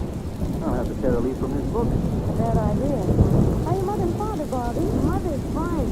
Dad's dealing with rheumatism. Oh, it's too bad. Well, how about your old horse, Jim? I hope he's all right. There he is. See? Over by the barn. Oh, yes. Suppose he remembers us, Bobby. Hey, Jim. Yeah, you never forget your friends. Call him. Hey, Jim. Look at his ears go up. Come on, Jim. Come on, sir. Come on. Oh, you're coming. He remembers you all right, Mr. Cranston. Come on, old fella. Come on. Oh, he's a wonderful old horse, isn't he? Wonderful. Of course he is. Well, Jim, old boy, how are you? See, Mr. Cranston, he's talking to you. Well, you're a good old horse. You're one of the finest jumpers I've ever seen. Weren't you, Jim, huh? Nod your head, that's it. Can he still laugh, Bobby? Oh, sure. Want to see? Hey, Jim, give Miss Lynn a smile. He's not smiling, he's laughing at me. Well, Bobby, we must be going along. Thanks for a very interesting little exhibition. You're welcome. Goodbye, Miss Lane. Goodbye, Mr. Cranston. Bye, Bobby. So long, Jim. Bye, Bobby. Bye. Come on, Jim. Let's go and get you some water. Hey, Jim. Someday I'm going to get a nice riding suit like Mr. Cranston has. Then you and me will ride way over to Martinsville. Hey, Bobby. Come here, son. Oh, Pa, Miss Lane and Mr. Cranston are just here. They're visiting the Wentworth. That's so. We just missed them. Oh, did I? That's too bad. Hey, Hep. You go to the house, son. Your ma wants you. Can I take Jim to water first, Pa? No, son. You leave Jim here. Stetson wants to look him over. Look him over? What for? You a veterinary, mister? No, Bobby, go to the house. I'll tell you all about it later. All right, Pa. Don't talk in front of the boy, Cal Cade. Old Jim's the apple of his eye. I guess the old horse loves the boy just about as much. Yeah, kids are funny. They can attach any old miserable nag. Yeah. Well, I told you old Jim didn't amount to much as your bigger horse plays. Certainly a bag of bones, all right. But he means a lot to folks here about it. Well, if anyone's willing to pay more than $20 for him, they'll better my price. $20. Is that what you're offering? Well, I'll tell you what I'll do. I'll give you $35. I... Now, before you answer, look at my stock van out there on the road. See them old nags? Eh? Well, I bought the push of them for what I'm offering you for this one. All right, the horse is yours. Treat him well. He's been a good old fella. Yeah. Don't worry about that, mister. I know how to treat horses. Yep.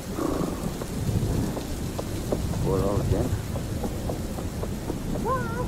Oh, Pa! Bobby, go back to the house, son. Go back. That man, he's taking old Jim away. Where's he taking him, Pa? Where's he?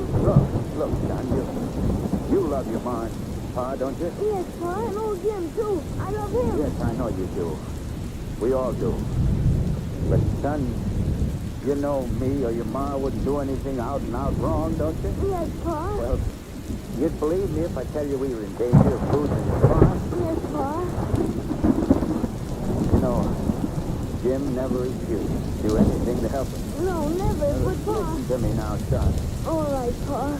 That's what Jim's doing now. He's helping, same as always. Helping to keep our farm. You got to help too, son. Being a little man now. But, Pa, how's Jim helping us by going away with that man? Well, son, it's like this. See, we need money, need it bad. Taxes. Pa, you ain't sold Jim. Answer me, Pa. Yes, son, we had to. Oh, no. Oh, don't, Pa. Get him back. Easy now, son. Pa, Jim's our friend. Do people sell a friend? No, Would but... you sell me, Pa? Oh, Lord bless you, no, son, of course not. You sold Jim. Son, I'm trying to make you understand. There's a lot of things people have to do against their will. This is one of those. Don't you understand that? No, Pa. Well, you will someday. Someday you'll understand. Now, come on, son. Let's go to your ma. Pa, look. That man. Yeah. He's making Jim get in with those other horses. Don't look over there, son. Come to the house now. He's whipping Jim. Pa, stop him. Don't let him do that. Come on, son. Come on. No, make him stop. Make him let Jim go. Son, Jim, come back, you son. can't be. You can't do Come that. back, son.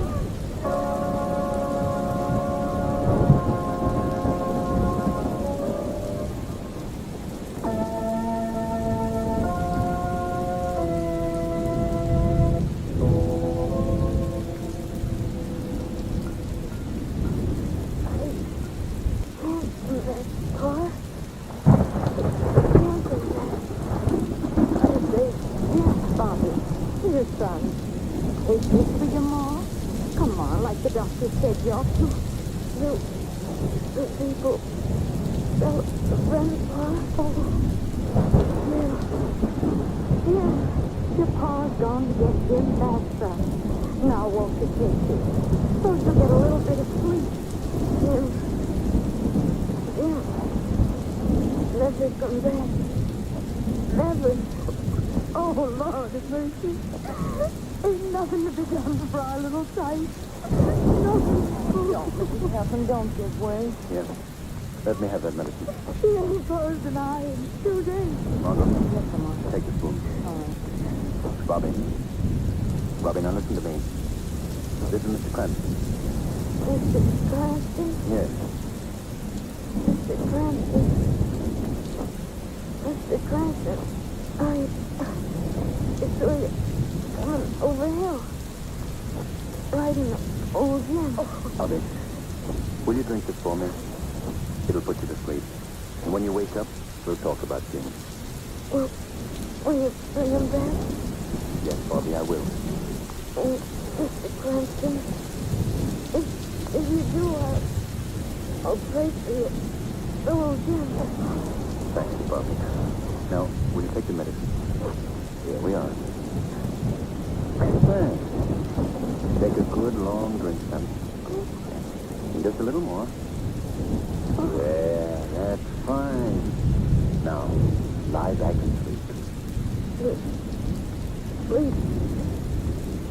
Wake up. What the bell? Oh, dear. Bobby. Done. Oh, you've done it. Praise be the Lord. You've done it. What's going on? Oh, thank heaven. Let me leave it there. Well, there's only one thing to do. Old Jim will have to be brought back. Back. Well, we give the pharmacy to get him. Poor Mark walked his huge bed trying to find that Mr. Calfade. Nobody knows him hereabouts. You say nobody knows this man Calfade? None that we can find. He just come around and paid us $35 for Jim. Then he loaded him in a van with 3 other old horses and went on his way. And that's all we know about him. For all of us, he may be on the other side of the country. $35? That's right. Yes. Dealer in old horses. Strange.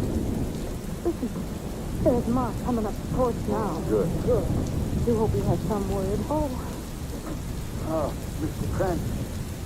Miss Lane. hello. Mark. Mark. Come to see the little tyke, did you? Yes, Mark. That's mighty nice of you. How is he, Clara? Mark, he's asleep. Good. Oh, ain't no use in me asking. I can see it in your eyes. You didn't find him. No, Clara, I didn't. Oh, Mark. Mark, Easy, what are we going to do? easy, Clara. Girl, ain't no use you putting yourself down, too. No trace at all, eh, Mark? Traces, yeah. But that's all. I ran into a couple of farmers that sold him horses, but he's gone. Old horses? Some old, some sick or blind. Margot, I promised that boy I'd bring old Jim back. Well, maybe I can't, but I'm going to give an idea I have a good thing. Oh, good to hear you, Mark. Good night, Mr. Pepper. If there's anything else, Mark, I'll get in touch with you right away. In the meantime, don't lose hope. Thank Oh, you, Miss that's Cranston. wonderful. Good night. Good night. Well, Mark, let's see here. You've got the whole state and a couple of million people. And out of all that, you've got to find one Mr. Calfade, trader in old horses. How do you think you're going to bring about this little other social event? Well, suppose we start by calling up some farmers. Or rather, let me correct myself. Suppose the shadow starts by calling on some farmers.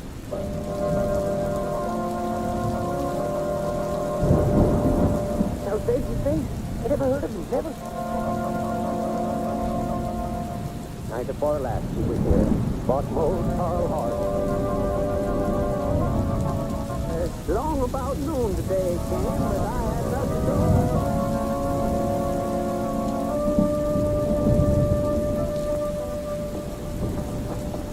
For I come from Alabama with a banjo on my knee. For I come from Alabama for my true love soul to see. Oh, Uh-oh. Sorry to interrupt your song, but I'm pressed for time. Pull up. whoa there, Mr. Plaster, whoa. Whoa there. Yeah, that's better. Now we can talk. Who is that addressing Rufus? Wherever you is, come on out from under that hay. That ain't no place for talking with a gentleman. I'm not hiding in your load of hay, Rufus. I'm sitting right beside you. Yeah, you see, you... Oh, now chicken fitters I done eat. What kind of game you all playing? I don't see nobody beside me. You can't see me, Rufus. I have the power to cloud men's minds and make myself invisible. Oh, Lord, help me. You're not afraid, are you, Rufus? Afraid. Yes, I'm scared still. I mean no harm. I simply want to ask you a few questions. Well, you ain't the man from down below, is it? Because if he is, I want to tell you that that was... I'm not the man from down below. I'm the shadow. Yes. I want to ask you if you know a man by the name of Calvary. Boss, I swear I never met a gentleman my whole life. He's a horse trader, and he goes Horse around. trader? Yes, Horse trading, you say? Well, there's a gentleman was buying a horse from my boss tonight. yes. What kind of horse? Well, sir, he ain't no county. An old horse? No, sir. Yes, sir. Rufus, don't mention a word of this to a soul. I want to follow that man when he leaves your boss's farm. Remember now, not a word. Mr. Shadow, after this, I don't reckon I'll be able to open my mouth for at least 4 days.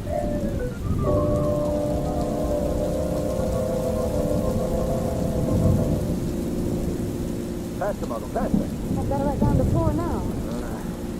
No use, Margot. The car ahead has given us a slip. Well, are you sure it was Kelsey? Positive. He had 2 horses in the van. Brought one from Rufus's boss. Kelsey, all right. We've lost him. Well, he couldn't outride us with that van. He must have turned in one of those side roads back there. Maybe. Turn back, Margot. We'll scour the countryside. We've got to get a line on Kelsey.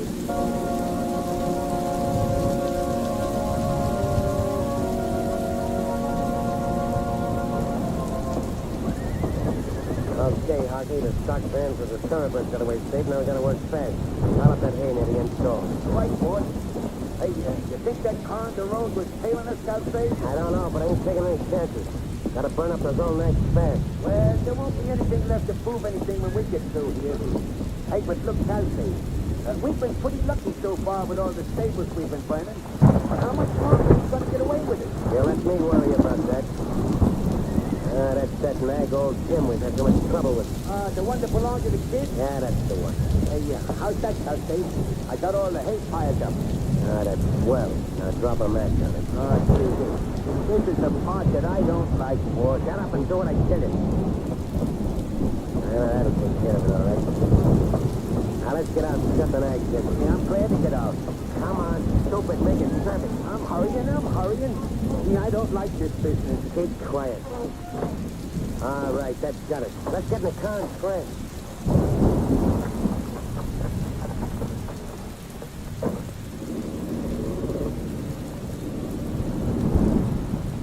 Come on out, Margot. They're gone. Phew, Bramley's had my face all scratched. That was a strange performance, wasn't it? I didn't understand it, Lamont. They took 10 thoroughbred horses out of that barn and then put 10 old ones into it. Yeah. I wish we could have been near enough to hear what those two were talking about. Lamont, look. What? Margot, it's smoke. The barn's on fire. The horses, they'll be burned up. Oh, Lamont, we've got to get them out. Hurry, Margot, hurry. Well, what are you going to do? Stand back, Margot.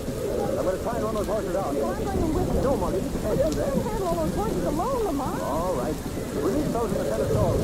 Fire hasn't reached there yet. They'll run for the door. Well, how are you going to get the others to pass the plane? I'll blindfold them with my coat. Work fast, Margot. Come on, boys. Come on.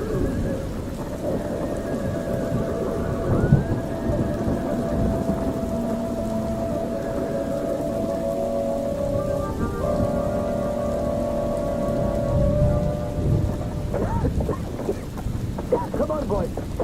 Good boy, come on. Margot. Yes, Lamont. Where are you? I'm out here. All right. Oh, we got them all?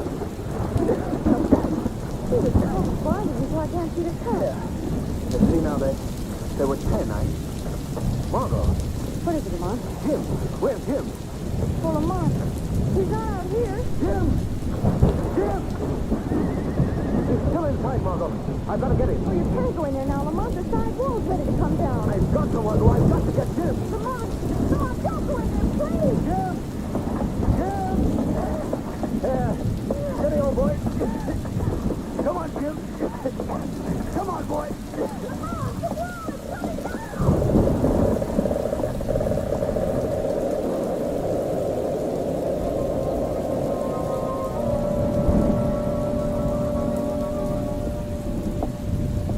What kind of an insurance outfit is this? How long do I have to wait, Mason? Sit down, Mr. Caulfield, and calm yourself now. Check's being drawn. That's to be okayed by several officials first. Oh, by the way, Mr. Calsay, this is the 5th time in 2 months that you've lost a stable full of horses. Rather unusual, isn't it? Isn't enough that I lost my fine-blooded stock without being tied up in red tape? And answering your silly questions? Are you laughing at me? I didn't laugh. I love Calcade. Look. Hey, what is this? Who's doing the talking? It is I, Calcade. The Shadow. The Shadow. Why, this is screwy. I hear the guy and I don't see him. No, Calcade, you can't see me. That's too bad. You can't see how sorry I am for your pathetic plight and loss of your fine-blooded stock. The stock, yeah. In fact, you don't realize how completely you've lost them. This time you failed, Calcade. What do you... Your 10 thoroughbreds are in the hands of the police, and so are the rest of your gang. What is this, a gag? Fire see some of the horses are all burned up? Did you see the charred remains when you returned to the barn after the fire? Oh, no.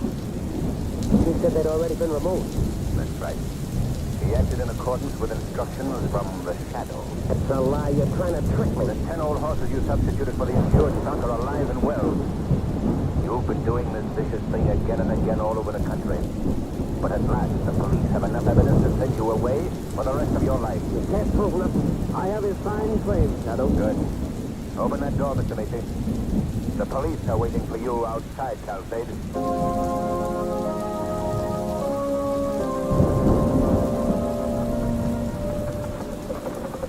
Well, package is all set, Margot. How about the note? Here you are, Lamont. All right, read it to me, will you, Margot? Mm-hmm. Dear Bobby, enclosed is your riding habit, made just exactly like Mr. Cranston.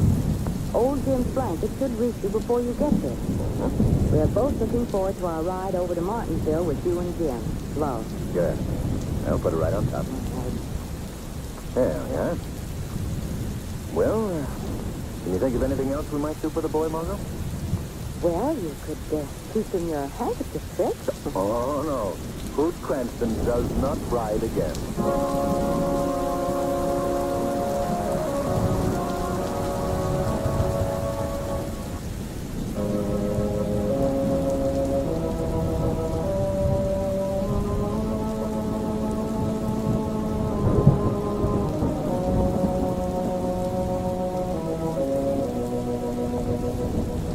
Who knows what evil lurks in the hearts of men? The Shadow knows.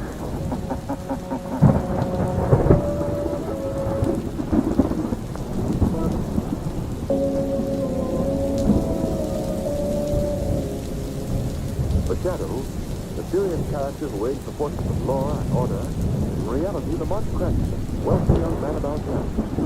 The Shadow uses his hypnotic power to cloud men's minds so that they cannot see him. Cranston's friend and companion, the lovely Margot Lynch, is the only person who knows to whom the unseen voice of the Shadow belongs. Today's story, Murder Incorporated.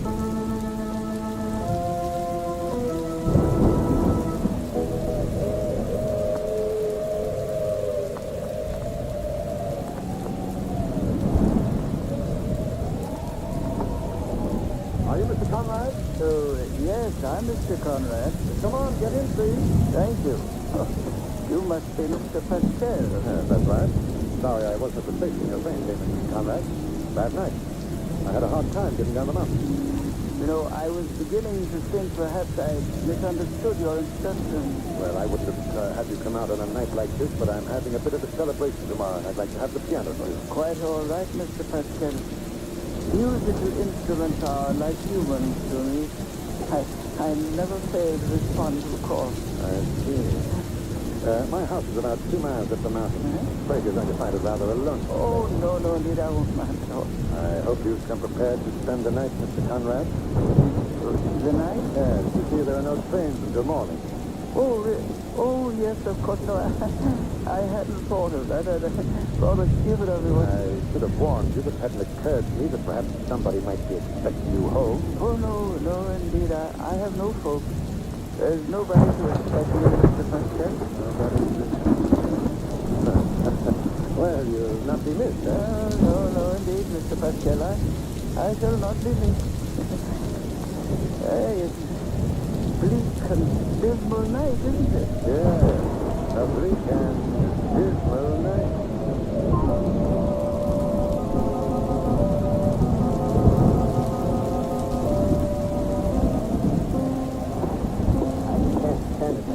Sit down, Nelson. This is driving me nuts. Take it easy. That gal will be up here any minute. I can't stand it anymore. Wallace, I'm going. Don't be a fool. Shut up and listen. What's the matter? I think I hear Pat still on the stairs.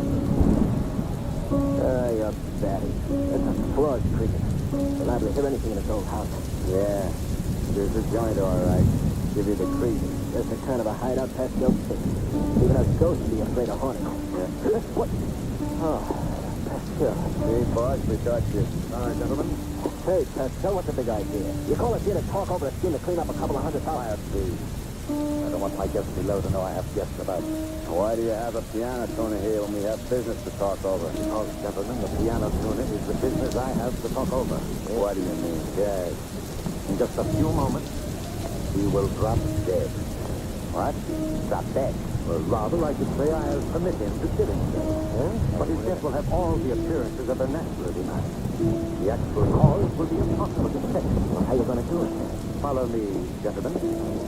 Where are you taking us to? Through the door. Hey. What is this? This, gentlemen, is my laboratory. For the past 2 years, I've devoted myself to research and experimentation in this room on a chemical that could kill, and yet leave no trace. Any secret poison? I'll explain. After I perfected my chemical, I next had to devise the best means for its use. Yes. You see this match? Yeah? The head of this match has been dipped into my secret formula. So downstairs, I placed some cigars in a package containing the treated matches beside our guest. In a little while, he'll light the cigar. So what? Then, gentlemen, you'll have the positive proof that my labors have been crowned with success. Still, when it comes to anything in the chemical line, you're a top. But I don't get it.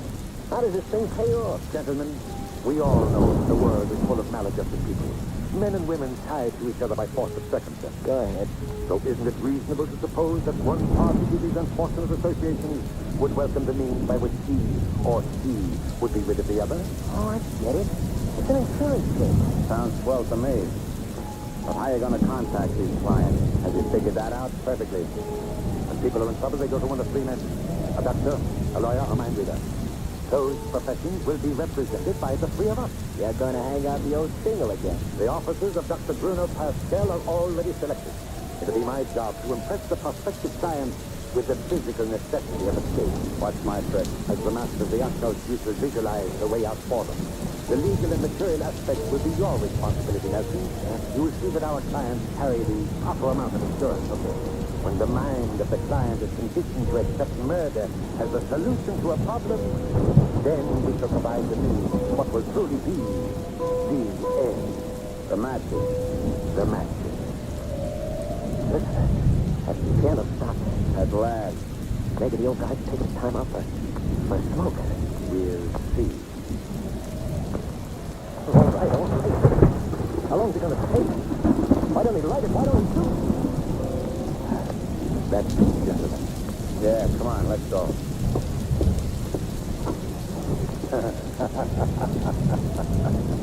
Little Mr. Conrad in the rain. There, gentlemen, look down. The piano tuner is dead, and a new enterprise is born.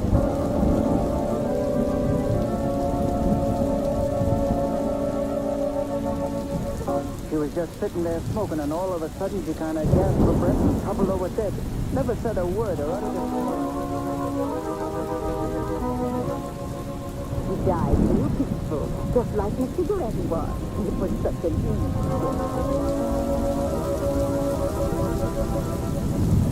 You do nothing, man. Just give him the match. He does it himself. That's all there is to it. You haven't a thing to worry about.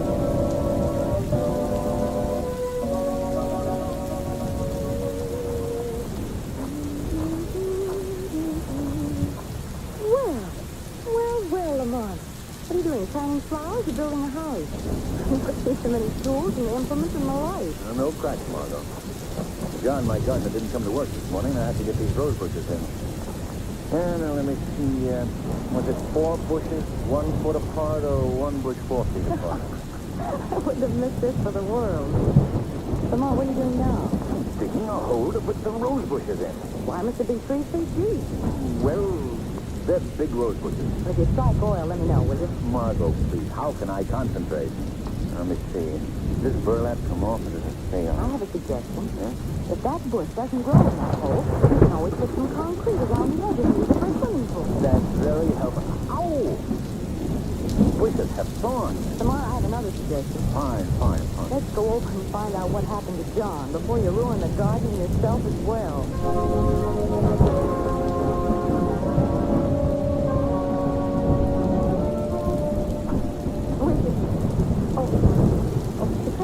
Good evening, Miss Grant. Hello, Miss Lane. Hello, Miss Graham. John home? Why, yes, sir, he is. But he didn't report for work this morning. We thought perhaps he might not be well. Matter of fact, he's sick in bed. Oh, I thought so. May I go up and see him? Well, I don't think you better.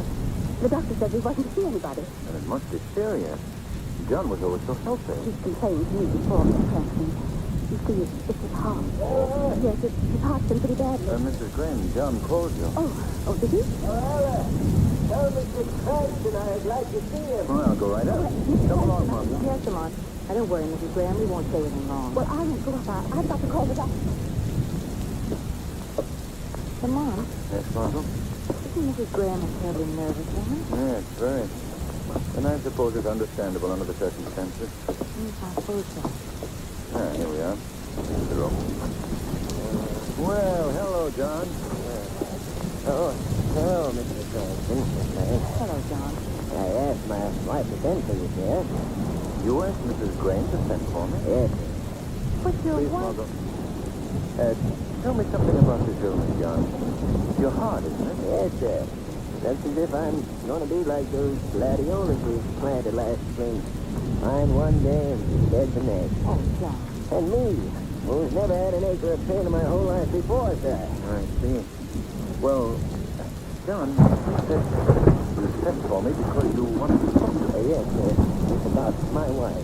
You know how little women know about money matters. Yes? I don't want nobody to talk her out of the middle line leave. You see, sir, as luck would have it, I just forgot a new insurance policy. Yes? It's much bigger than any I've carried before, but I'm glad I did it now. She won't have to worry.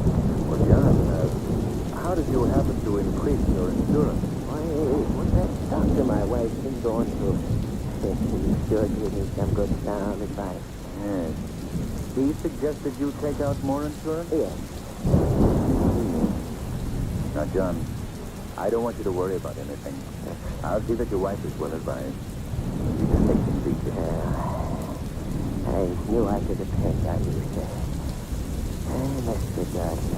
I'm sure you do, John. Those bleeding hearts, they should be put down right away. I'll take care of them for you, John. Might be a good idea to let them down. Frost. It'll be coming soon. Certainly will. John, what's the name of the doctor who advised you to increase your insurance, huh? I said, John, what's the name of the doctor? John. John. Margot. Yes, Lamar. He's dead.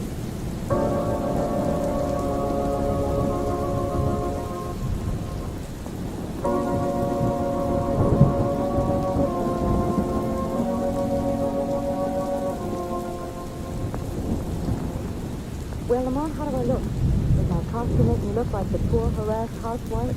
Quite, Margot. But I'm afraid you're going to an awful lot of trouble for nothing. I don't think so, Lamar. We know now that it was Dr. Pascal who's been treating Mrs. Graham for a long time. He's the one who advised John to increase his insurance.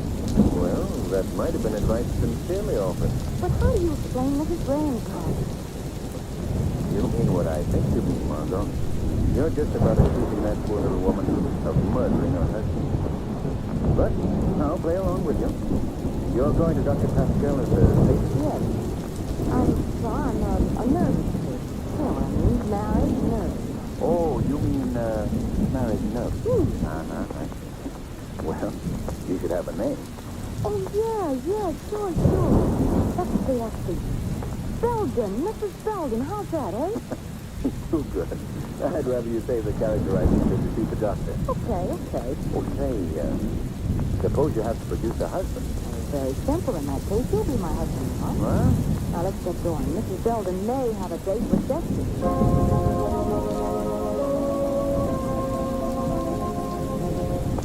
Come on, fellas, let's get to our business.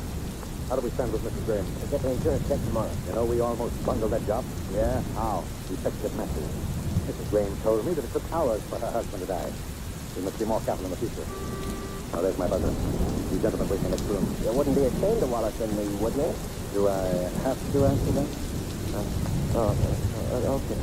There were cigars and matches on the table. Help yourself. No, thanks. I carry my own matches. Why? Well, how do you do? You wish to see me? Yeah, are you Dr. Pascal? Yes, I am Dr. Pascal. All right. Well, come right in, please. Thanks. Yes, sit down here. Yes, sir. Now then, what's your trouble?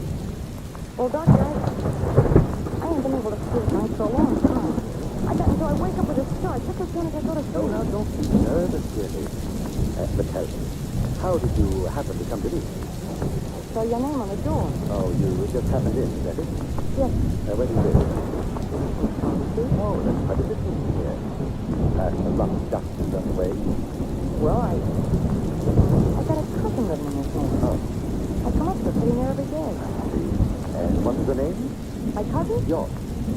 Oh, mine, huh? Belden. Married, I suppose? Yes, sir. Would you sit under this light, please? Gee, sort of blind. Now, don't be nervous.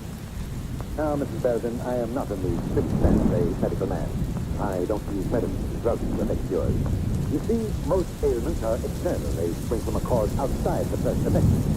You, for example, are an obvious nerve disease. Oh, I get terrible nervous sometimes. Now, that ailment does not necessarily come from inside you. It's the result of a condition which you are constantly in contact with. It might be an unhappy marriage. It might be... Would that cause it, Doctor? An unhappy marriage? Oh, very likely. I've had women come to me who are on the verge of insanity. God. Now, of course, I'm not saying that that's so in your case. You may be very happily married. Well, no, Doctor, I ain't. I don't get along with my husband very well. Oh, now that's too bad. Too bad, Belden. Can I close my eyes for a minute? That light. Well, I'll turn it off. There. Now, it'll be a long time before I permit myself to arrive at a definite conclusion on your case, Miss Belden. However, if your husband can be the cause of your trouble, you can easily correct it. Yeah, how? By simply ridding yourself of the cause. I was reading myself. Oh, there ain't much chance of that. My husband never give me a divorce. Well, you just leave your case in my hands. And you'll be taken care of. Take care. Come in and see me Wednesday at 4. Wednesday at 4, that's right. We'll go into your case more thoroughly at that time. Well, thanks, Doctor. Appreciate that very much. Oh, that's quite all right. Good day, Mr. Belden. Goodbye, Doctor. All right. Come out now. Oh, yes, all right. You had anything to do? Yeah, we sure did. That prospect certainly right for clucking. Looks like an easy few $1,000s for it. That's the trouble. It looks too easy. What do you mean? Think he's a phony? Possibly. If he is, he's not in this alone. He's got to play along. I want to know who's in on it with her. What can we do? I'm going to send her to you, Nelson. I want you to size her up. If you confirm my suspicions, then I'll have her bring her husband here. For what? He's probably a plant. If he is, then we can nip the thing quickly and completely. How? By a process of swift elimination.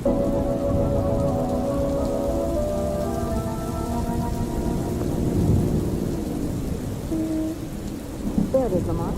Pascal's office is in that little frame house beside the grocery store. It's a modest enough place. Why do you suppose he wants to see me? Well, they probably want to condition your mind for a big insurance policy. Just as they did your gardener, John Graham. Margot, you seem to think Pascal has several confederates. Yes. Well, there's that lawyer he sent me to, Nelson. Then there's a mind reader by the name of Wallace. But remember, Margot, all of these deaths have been certified as natural. How do you suppose they bring about these deaths? Well, I haven't progressed that far in their conflict yet. But it's coming, I'm sure. Margot, I do hope you're right about this affair. But now I think I'd better go in alone first to form my own impression of Dr. Pascal. But he asked me to come with my husband. Well, I'll tell him I'm to meet you in his office. And you come in after I've been there about 5 minutes. Well, all right, if you think that's best. I'll walk on. You stay here in the car, Margot. All right, Lamont. And don't forget, Margot, give me 5 minutes leeway. Yes, Lamont.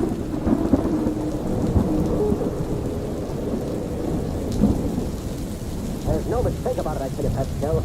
I knew there was something familiar about her face, and I remembered where I'd seen her. Went down to the newspaper office and dug up this issue of the paper. That's her picture, all right, now. Margot Lane, prominent society. Yeah, that's right. The man started on this picture, well, he's probably the one bringing here as her husband. Lamont Cranston, man about town. What are you going to do, Pascal? Taking a chance. Now, they must be destroyed. Both of them. I can have some for the door. It leads up side entrance. Okay. Good luck, Pascal. Thank you. Oh, well, how do you do? You wish to see me? Dr. Pascal? Yes? I'm Mr. Belden. Oh, Mr. Belden. Well, didn't your wife come with you? I expected her. I'm supposed to meet her. Well, in that case, I guess you'll be along too. My wife said you wanted to talk to me. Oh, it's nothing of great importance, Mr. Belden. I simply felt a man should know his wife's doctor. Well, how's that going to help her, eh?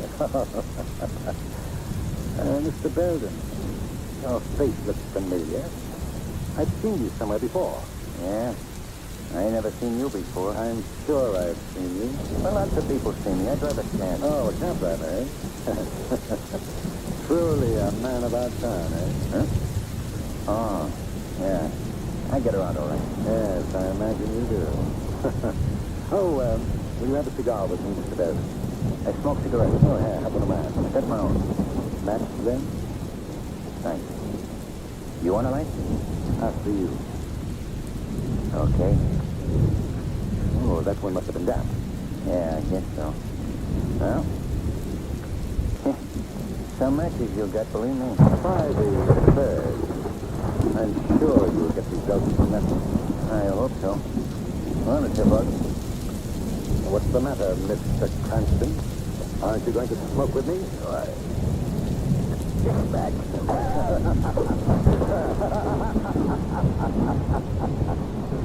My, what an inglorious end, the glamorous man about town. Yeah, now come along, Mr. Cranston. I have a room all ready for you. Ah, there's your wife. There we are. Now, you won't be alone long, Mr. Cranston. You'll be joined directly by the corpse of Margot Lane. Ah, Mrs. Belden, do come in. Thanks, Doctor. My husband here? Your husband? Oh, yes, he was supposed to come with you today. Well, make yourself comfortable. He hasn't arrived. What? Well, now, in the meantime, I have something which I'm sure will interest you. A little picture a friend of mine cut out of the paper. Oh, Surprised, aren't you, Mrs. Belden? I was too when I saw it. I said, my, what a strange coincidence. This Margot Lane looks exactly like my Mrs. Belden. yeah. Yes, it does look like me. Now, wouldn't it really be amazing if Mr. Belden turned out to resemble this Lamont Cranston in the same picture? It could happen, you know. Yeah, I guess so. Well, I better go and see what people... Oh, no, Mrs. Belden. You should be here to make some patience. Just sit down, please. There we are. Cigarette, Mrs. Belden? No, I don't. Oh, but you should. Good for nerves. As your physician had prescribed it. Here, I'll give you a light. Oh, What's the matter, Dr. Pascal? You dropped the match. quiet. Try to stop the matches. They were knocked from my hand. What was that? I heard a man's laugh. No, you did, Doctor. Hey, who spoke? Who are you? What are you? I am the factor you failed to reckon with when you embarked on your murder for profit enterprise. I am the Shadow. The Shadow. Yes, I've heard of you, but murder for profit. I don't know what you mean by that. You're responsible for the death of John Graham and many others. Why, this is nonsense. I never heard of a John Graham. No use bluffing, Pascal. I've already told the police to pick up your two henchmen, Nelson and Wallace. You're next. The police have no evidence against me. That's a lack I shall supply. I have some of your ingenious little matches. Matches? You lie, you can't. And I have proof that at least 10 people died with a box of your matches beside them. I see. You think you can stop me from leaving here? Try it. Very well, I'll call you. Don't let him go. Oh!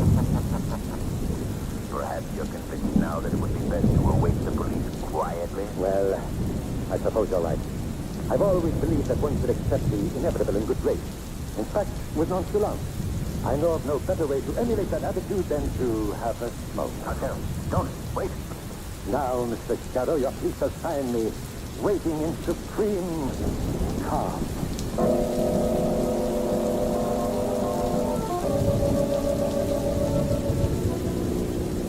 Glad we're on our way home, Lamont. Feel as though I've been living in a land of the dead. That's very near to the truth, Margot. We were both pretty close to it.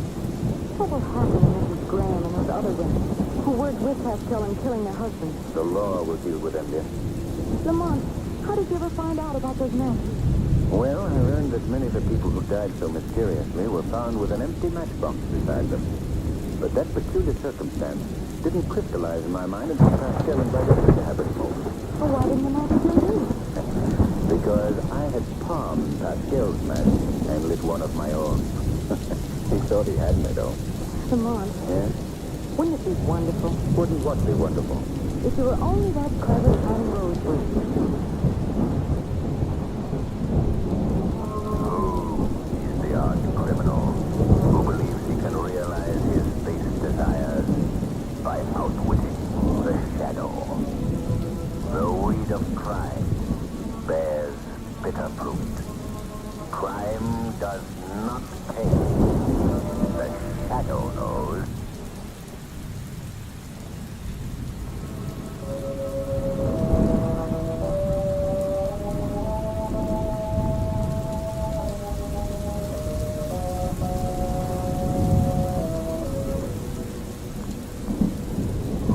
What evil lurks in the hearts of men? The shadow knows.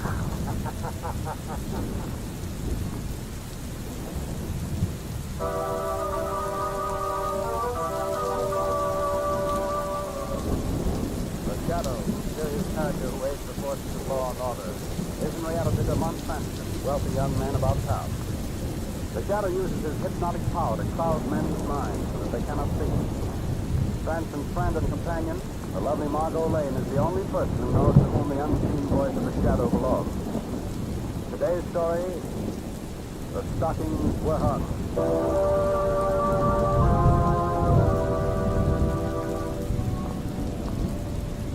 This is a story of Christmas time in a great city.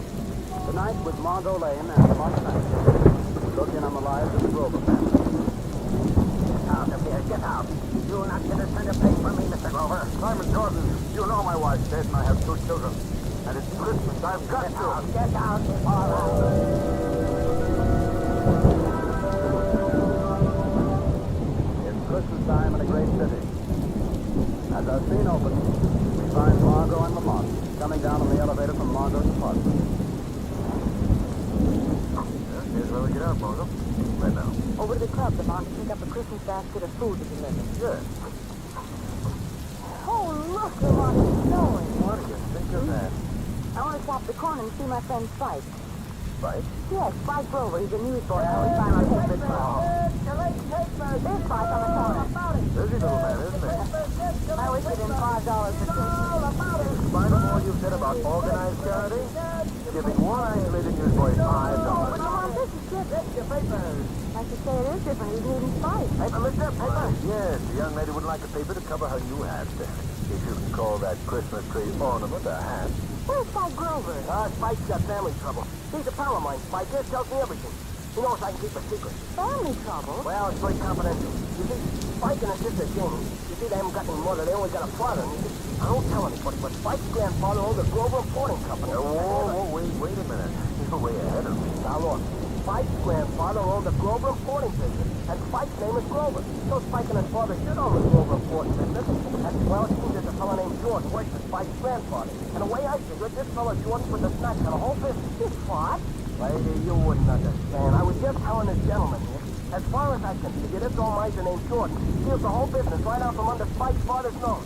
So a couple of days ago, Jordan fired Spike's father from his own business mind. Think it's awful? But where is Spike? And where's his father? Lady, if I knew that, I'd tell Spike. Well, where does he live? He lives in the old house down on South and 7th Street. What's your name, son? They call me Gabby. But you know, I could never figure out why. Well, Gabby, here's a Christmas present for Chevy. And the same to you, lady. Bye. Why you go over to your club and pick up the Christmas basket, Margot? I think I'll go down and see Spike's family. I'll pick you up at the club, Margot.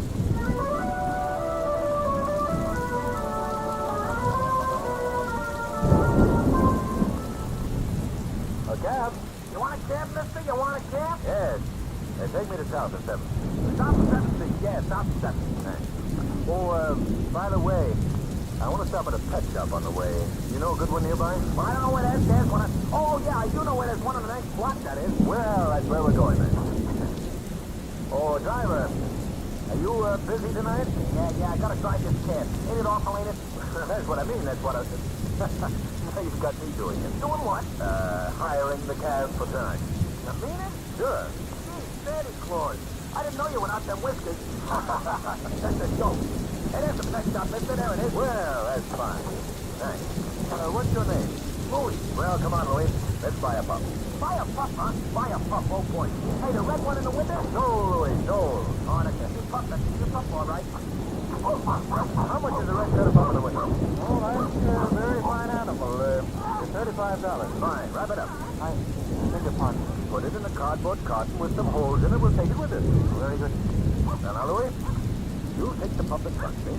The prize for a young lady we'll pick up later. You must know about it. Yeah, sure. Hey, but suppose it begins to bark or whine or something.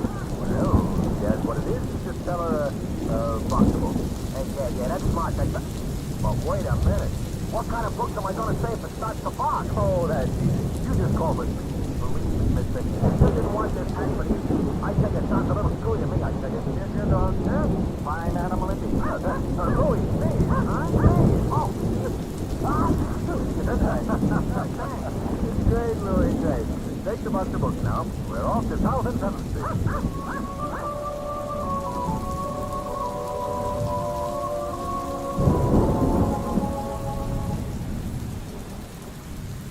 Brother would be very mad if I didn't make these cookies for Christmas, Daddy.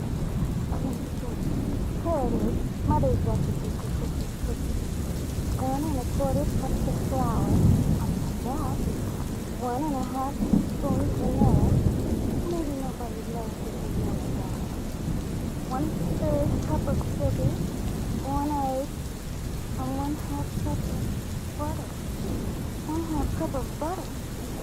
I haven't even got half of a cup of butter. So much supply, Daddy.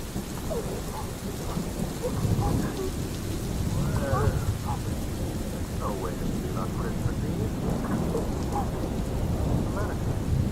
I haven't got hardly any butter. Well, we'll take care of that soon. But I came here looking for your brother Kingsley. But I don't know where my brother is because he's looking for my father. And I don't know where my father is. Daddy hasn't been home for 2 whole days. But Kingsley said Daddy will be home for Christmas. I'm sure. But now Kingsley's gone. I haven't any butter and Mother always makes it. Now look, Jimmy. I think this will give you all the butter you want and anything else you might need for your Christmas cookies. Oh, it's $5. You can't expect me to find your father and Kingsley if you don't have Christmas cookies ready for them to make them home. Will you really bring them home? I'll try. I'll try.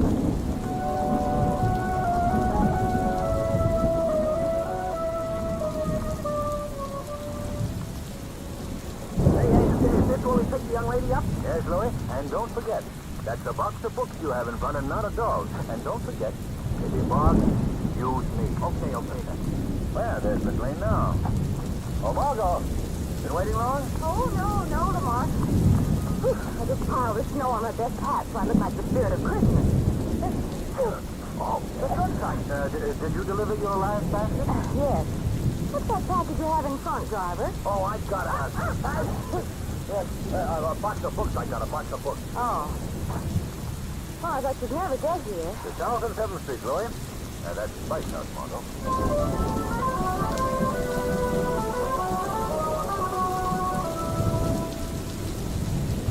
You wait here, Louis. Yeah, sure, boy. Sure.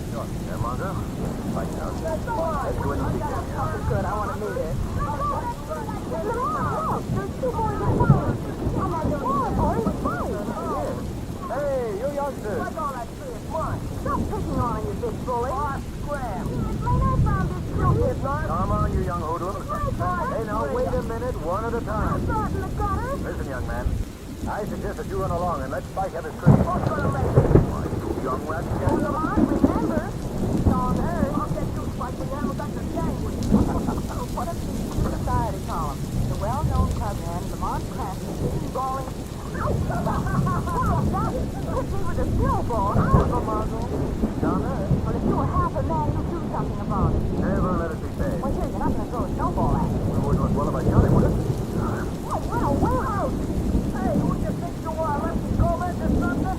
I'll get you, Spike. Isn't even a good Christmas tree. Oh, Spike, it's a beautiful tree. Have you got many people? You gotta have a Christmas tree when you got a girl in the house. You're right, Kingsley. Kingsley, have you been talking to my sister? Nothing's happened to my dad yet, has it? Why, of course not. We know your dad's missing, so we just came down to help. Have you any idea where your father is, Spike? He'll show up. Have you been to the place where he works? Where he used to work. And old stinkless Mr. Jordan won't let him work there anymore. Now, have you asked the police for help? That's just the trouble, Mr. Cranston. I can't. Why not, Spike? Oh, it's kind of private. Well, here, you must tell us or we won't be able to help you. Well, all right. I went there yesterday and Mr. Jordan said he hadn't seen Dad. And when he did, he was going to have him thrown in jail. What? Yeah. Mr. Jordan said my dad did something to the books or something. And then he was a thief. My dad wouldn't do anything like that. I'm sure he wouldn't, Spike. Yes, he would. That's because that business really belongs to him, and it's supposed to belong to me someday when I get big. Anybody can teach us that old skinflint Mr. Jordan. Now, look, Spike. The first thing we've got to do is to find your father. Yeah. The best thing to do is to get the police to help us. Oh, but maybe they'll arrest him. You and I both know that your dad didn't do anything wrong. Yeah. Maybe they can find him, huh? Maybe they can find him. Sure they can. Just tell me what he looks like. Then you and Miss Lane go in the house, and I'll go to police headquarters.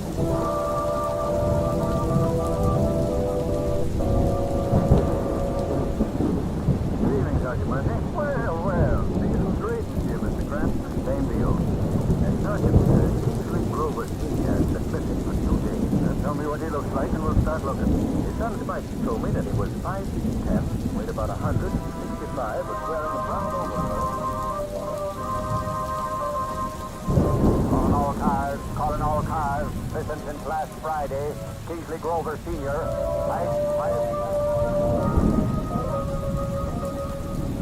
Mama Patrol, this is headquarters. We're looking for Kingsley Grover Sr. Height 5 feet 10.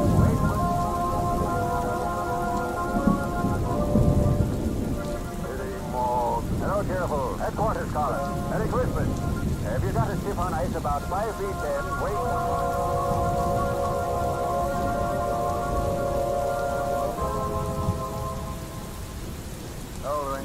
Hello, Mr. Cranston. Did you find out anything about Spike's old man at police headquarters? No, not yet.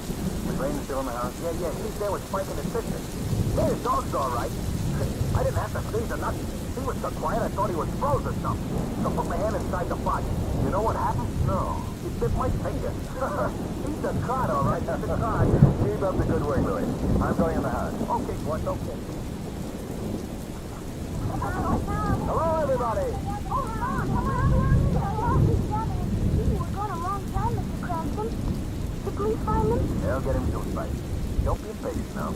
No, I won't be impatient. Hey, would it be bad if you and Miss Lane went into the other room for a minute? I want to talk to my sister. You mind? No, of course not, Spike. Come on with me, Lamont. We'll lend you a second. Take your time, Spike.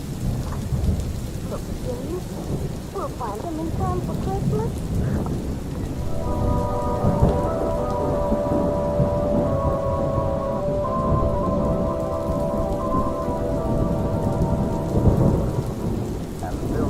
Spike's father goes on.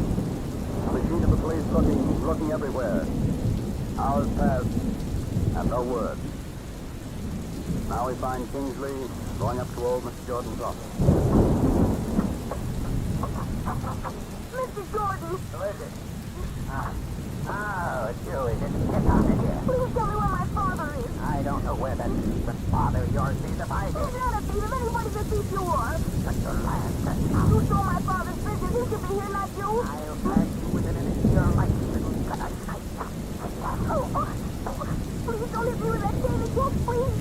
You don't like that, lady? Please stop it. Get out. Get out.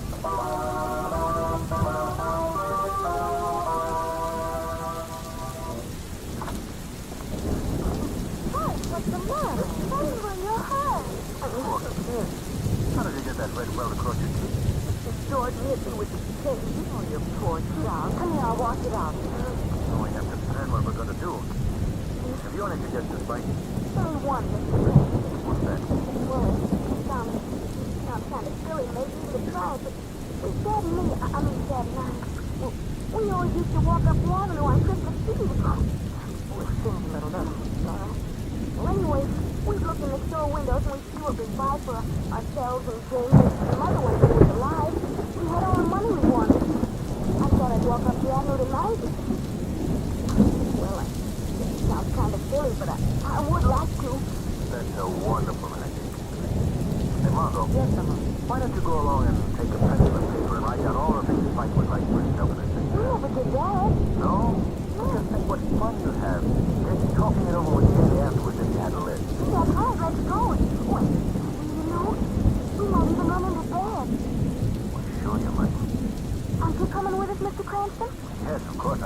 I'll join you on the avenue, but first I want to get to the police station. Then check up. Oh, Jamie. Yes, David. You better stay here and watch those cookies don't burn again. All right. I'll be with you in a little while.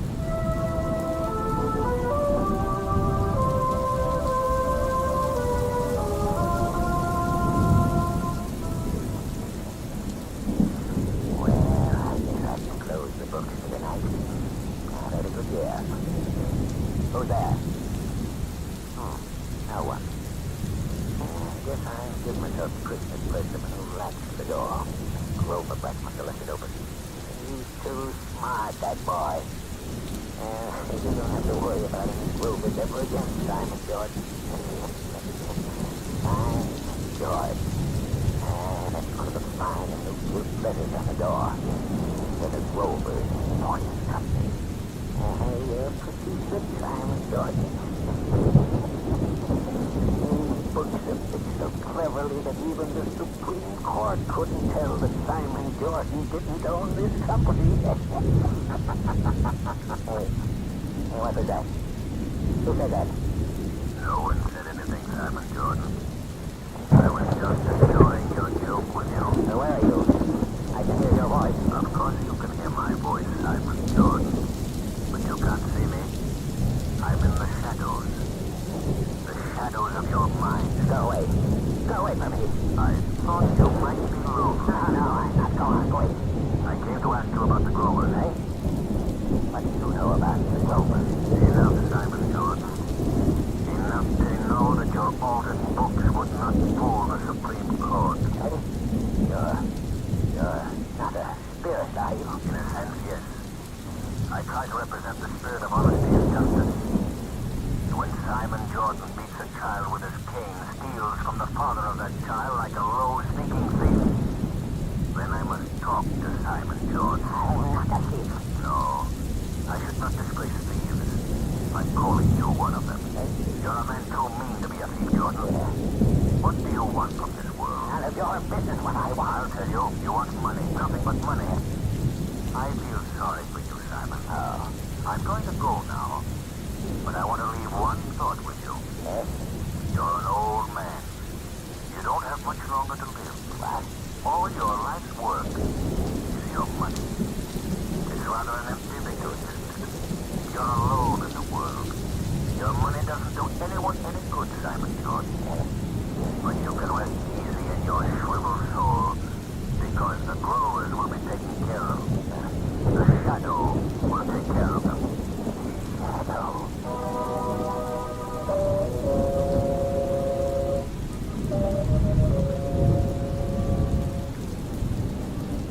There they are, Louis. Stop here. Margot, Spike.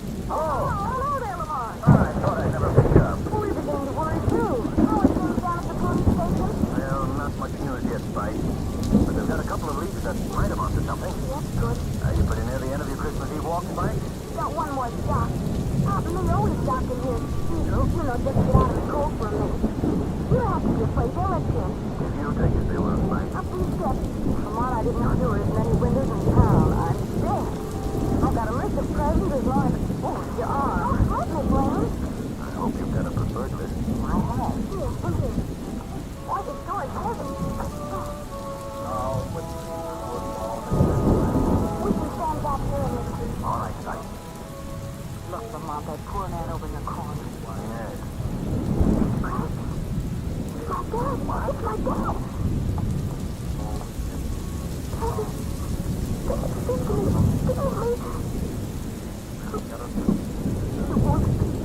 Mr. Grover.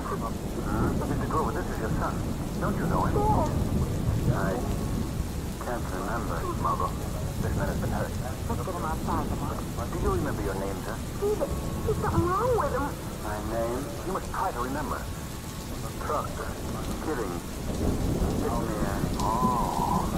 Why did you come to the cathedral tonight? Christmas Eve. Always come here. Who is we? I can't remember.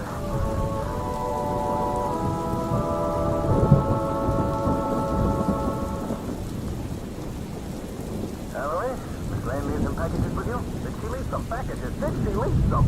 She dumped them in the back of the hack and went to the kids. He, Spike, was talking all the way down about your father's old man. Is that the kid's old man with you? Yes, he is in pretty good shape now. Oh, yes, let's see it. Now, Louis, don't forget to bring in those packages when I call you.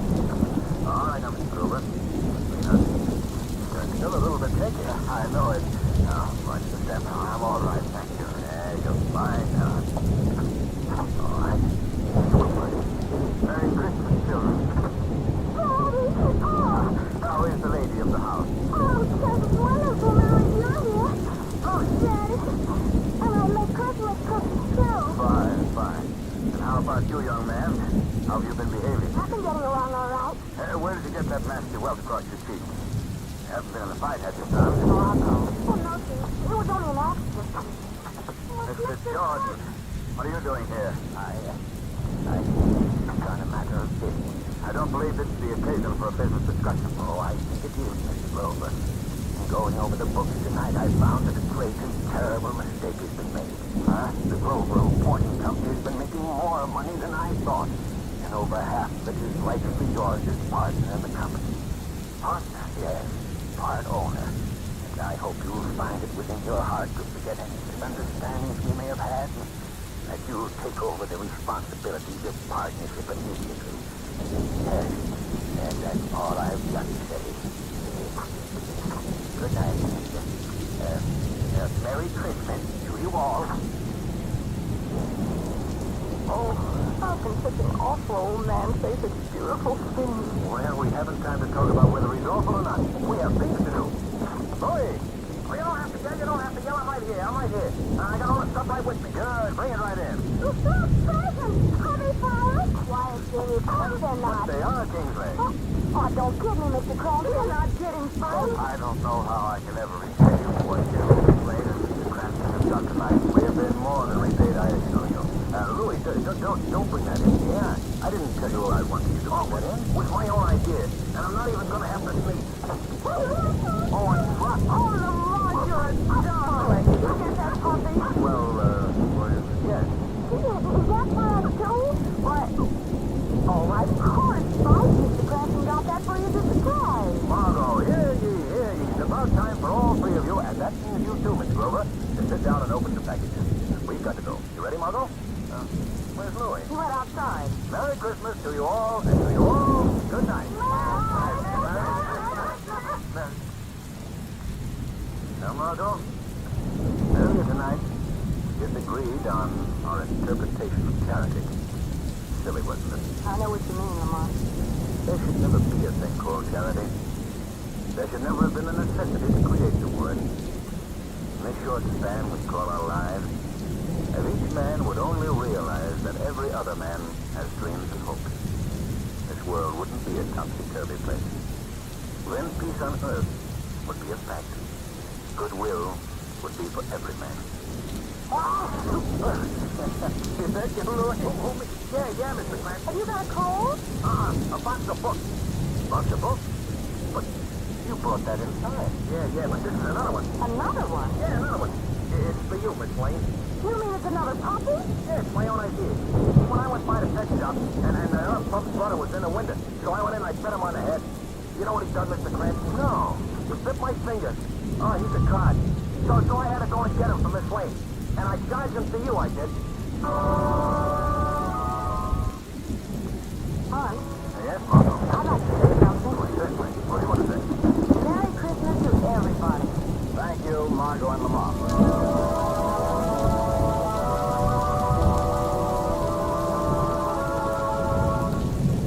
Today's program is based on a story copyrighted by the Shadow magazine. The characters, names, places, and plot are fictitious. Any similarity to persons living or dead is purely coincidental. The Shadow magazine is on sale at your local newsstand. The weed of crime bears bitter fruit. Crime does not pay. The shadow knows.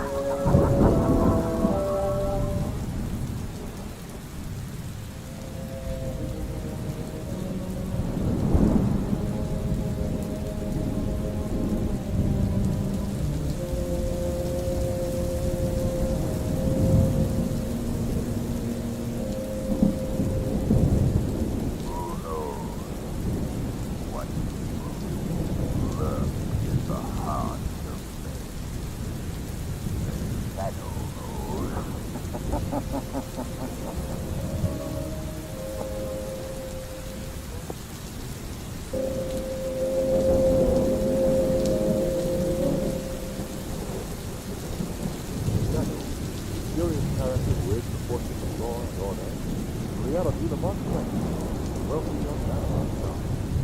The Shadow, wielded with exotic powers, proud and smart, those that cannot see. Fast friend and companion, the lovely Margot Lane, the only person who knows to whom the unseen voice of the Shadow belongs. Today's story, But Pat, let's hear it.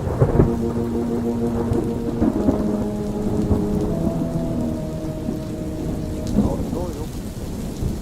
The Martin Margot, a walking warehouse, dressed up. I want to know, Lamont, if where we're going to find a tugboat captain with a couldn't lay. What I want to know, Margot, is when this scavenger hunt will go. Getting tired? No, but I'd like to hire a small trailer that caught these little trophies we're collecting. I feel like a walking junk shop. Ah, no sporting blood, eh? Look, Margot, it's carrying around a bicycle, a lawnmower, a mustache step, and a bowl of goldfish calls for sporting blood. You're right, I have been. Forgot to mention Johnny the Rabbit. Oh, yeah, little Johnny the Rabbit. And lost him, have you? Launched it. He's been chewing on my left ear for the past half hour. Find the tugboat captain, we have a good chance of winning the game, Lamont. Yes, if my left ear holds out. That station isn't quite my favorite part of town, however. This is a wood. Waterfront's always like this. Used to just for blocks around. Look at how the fog seems to wrap itself around that warehouse. A ghost? Yeah. No! Listen, don't mention ghosts around here, please. Listen, try to, Margot. You're not a pet. Don't move it. Came from up there on the roof of that warehouse. Wait a moment, Margot. Oh, no, you don't. I'm coming with you. Don't just try and lose me. Well, come on, then. But hurry, Margot. Hurry.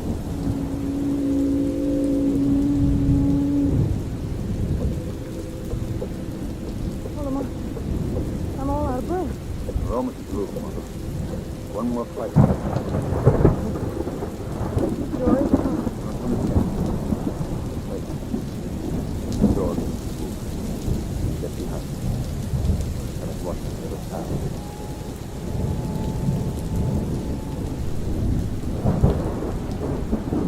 Sounds like it. No. Be quiet. We'll open the door.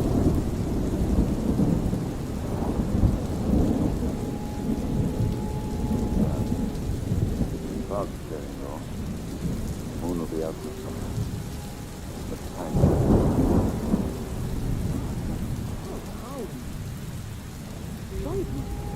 I don't like it. See the roof now. Lamont. Oh, Lamont, look. Cat bending over the body of a man. Not all right, but the size of it. Why, it's almost as big as you are.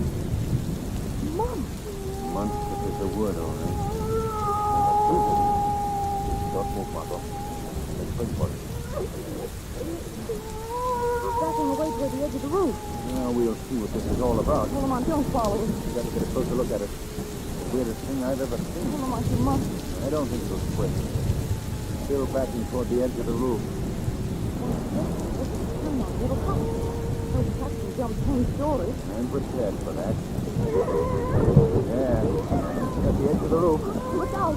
If it springs. What? Just think.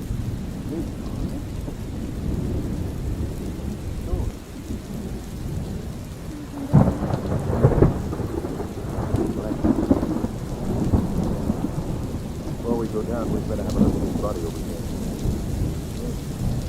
Like a man. Is that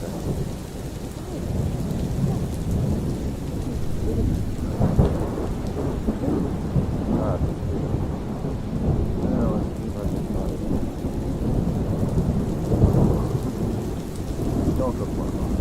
Oh, Lamont, no. I told you not to look. Spread up and I couldn't touch it. Close. Wasn't quick enough.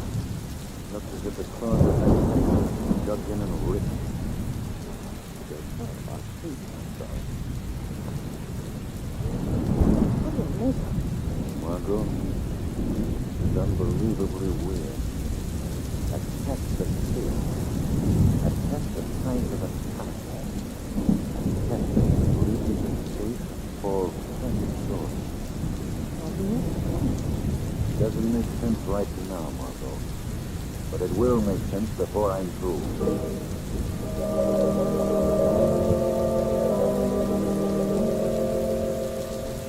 Now, Mr. Barton, if you'll only calm down, Calm down? How on earth do you expect me to calm down, Commissioner Weston, when these horrible things are happening in my warehouse? There's nothing. The death of that watchman last night was the third murder in a month. Well, you've got to do something, Commissioner. My business is being ruined. My men are all quitting. The warehouse is getting a bad name. Mr. Barton, as I've told you, we're doing everything we possibly can. There are some cases that just can't be broken overnight. The whole thing's fantastic. I've never heard of anything like it. Oh, it's you, Clancy. Well, as long as you're here, come on in. I thought I was here tonight. I dropped around and brought Margot. Fine. Hello, Miss Clancy. That's all I need right now. I'm afraid I can't listen with you right now, Cranston. I'm up to my eyes in one of the strangest cases ever came my way.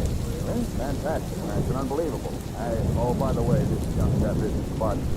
Barton owns a warehouse on Water Street. A warehouse on Water Street? Why, Lamont. 3 murders have been committed on the roof of that warehouse in the past month. What murder? Who were the victims? All Washington. The bodies were horribly mangled. Lamont, I was trying to say that that's the same. What's the matter? Oh, I'm telling you, Commissioner, this thing has got to end. You simply got to do something, and you got to do it fast. Mr. Barton, please. My men have been investigating this case for weeks.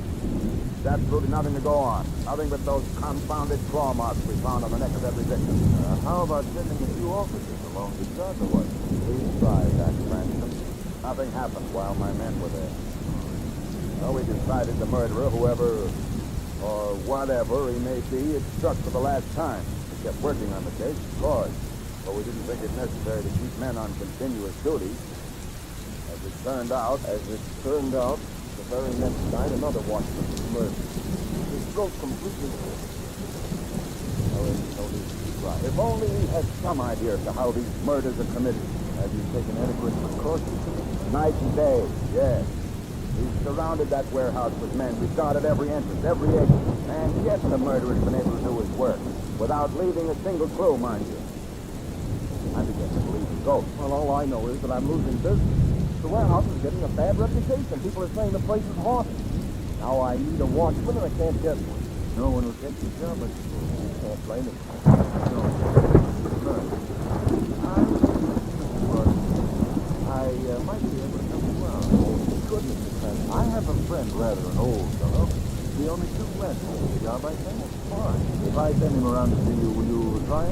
Why? He welcomed him with open arms. You sent him along to my office in the warehouse tonight. When I did.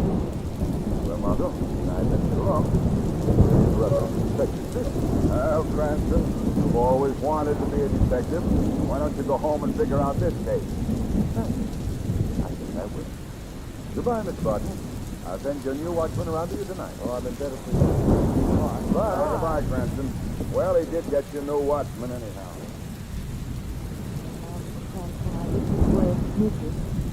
His mother? Why? My uncle. Yeah, I think he's broken. I'm sorry, Margot. But little girls should be seen and not heard. Just who is this old man you're going to send around in this party? I don't recall you knowing any poor old man. Well, you forget I have a wide and varied acquaintance with people in all walks of life. I know a very fine old fellow who'll jump at the chance to spend the night on that warehouse roof. Who is it? Why, old man Cranston, of course. You sound like the boy who played Methuselah in my high school play. You certainly don't mean that you're going to take that job. I certainly do. Look at you, Margot. I've got the edge on West. They know nothing about the monster shot we saw last night. And because of that, they're handicapped. They don't know what to look for, what to expect. But I do. So what are you going to do? Tonight I'll be on that roof waiting for the cat myself. Something tells me our feline neighbor would get a respect. Not to repair for.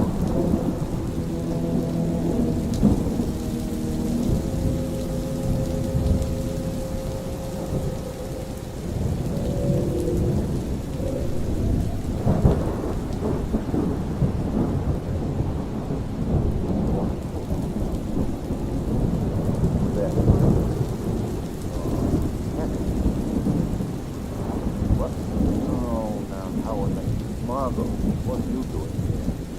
And what were you making that noise for? How do you attract your attention to me? Don't make that particular sound again. Yeah, I think you're scared. I am for you. For me, eh? Margot? As good as any other I can think of at the moment. Margot, you've got to get out of here. That's your opinion about it. I don't want you to stay with them. Have I ever gotten in your way? Never been sensitive. Whatever happens is going to happen. I'm not leaving. Of all things, That won't do you any good either. Oh, Lamont, it's not what you said. I couldn't bear any longer waiting to hear from you. Wanting the same that happened to you that happened to those other men. And I'm thinking, anyway, if you're in danger, my place is with you. All right. Turn off the charm. But keep out of the way. Whatever happens, show me the... I don't know, Margot. But I'm almost sure it's not a man. No. If it is a man, then it's something out of the ordinary. I've been trying to think of some form of a reference, a black reference. It might even Might even be what? No, a man could never be transported into that type of road with Mom, how are you going to handle it? You haven't got a gun. And that thing looks so corrosive. I brought a few things with me. Full hide weight, rope, and a pick up weight. I'm trying to carry that corner over there to the window. The one spot on the road. Then out.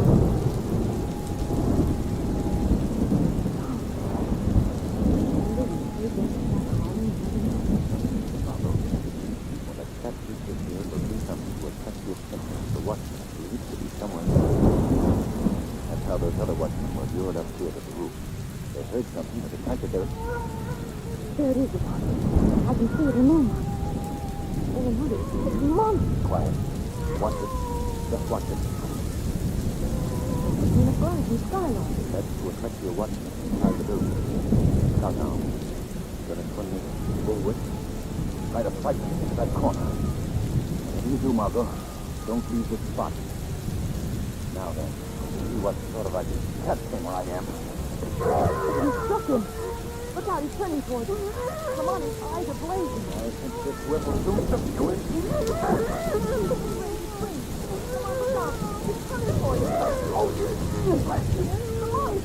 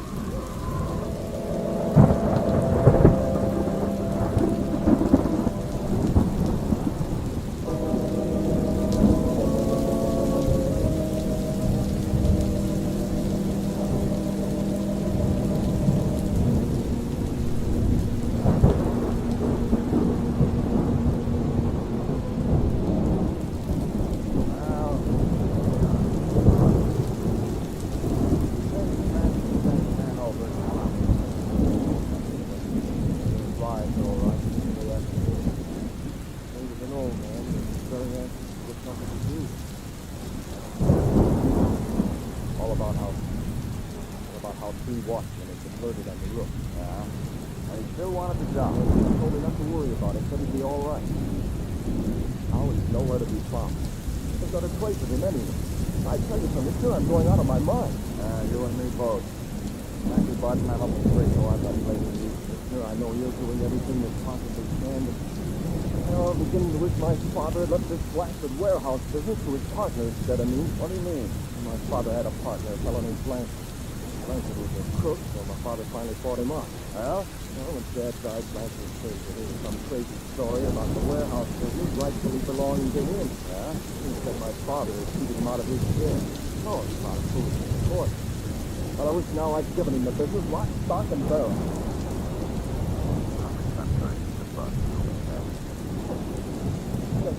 It sounds like a shadow. Where is he? I don't see him. No one ever sees the shadow. He'll be around, Bob. That's what your house do. It's all right, Bob. It's not the first time I've spoken with the young swing boy. I've heard of the shadow, but I never believed he existed. But I do. Now it doesn't matter. It's been a long time between visits, Shadow. What is it this time? You mean my warehouse? You know who the murderer is? I don't know who. I know how.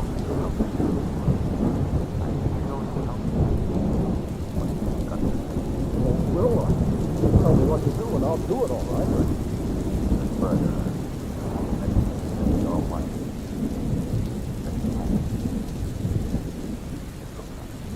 That's that.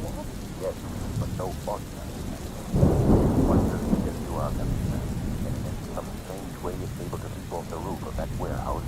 Oh, impossible. That warehouse is 10 stories high. I've seen it happen.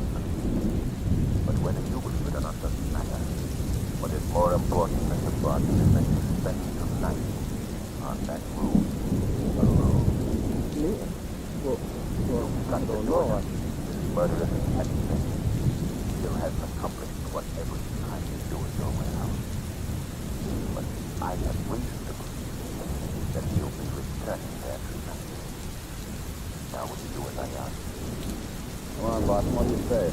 I'll send an officer along with you. Okay, I'll do it. You know, if I hadn't been such a coward, I'd have done it long ago. But what else am I to do? Nothing. Just be there on the roof. And now you can return. Yes, Shadow. I'm getting a moment to run. I want you to throw a cordon of men, not only around that warehouse, around the entire block, every bit of ventilatory. No loophole must be left open to prevent attack. I'll see to it. Now then, there's another warehouse not far from Barton. It's taller than Barton.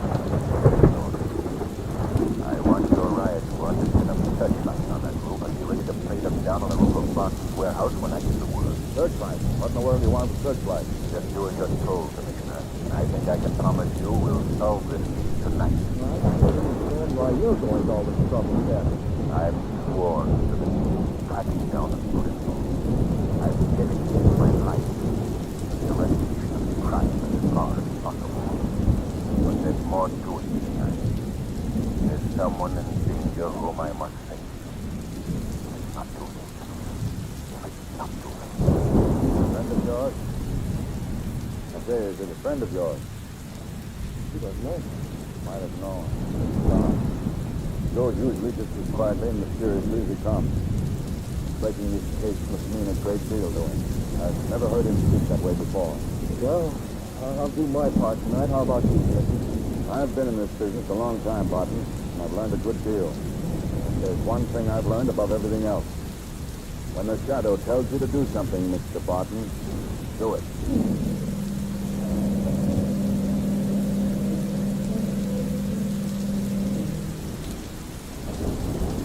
And this is famous fancy of the Donegal fancies that's telling you, Mr. Barton. This is a night for goblins and pixies, and for fancy fools. Thank you, for heaven's sake, be quiet. Had enough sitting up here on this roof waiting for a giant cat. You don't have to make it worse by all this talk of paying thieves and goblins and whatnot. Well, it was only passing the time I worked, Mr. Barton. It's lonely I get just sitting here in the dark, not saying a word. They get the first light set up on. Yes, they did. The Shadow said when he wanted them, he'd yell for him. Now, there's a modern fancy for you. That Shadow. You can't see him, but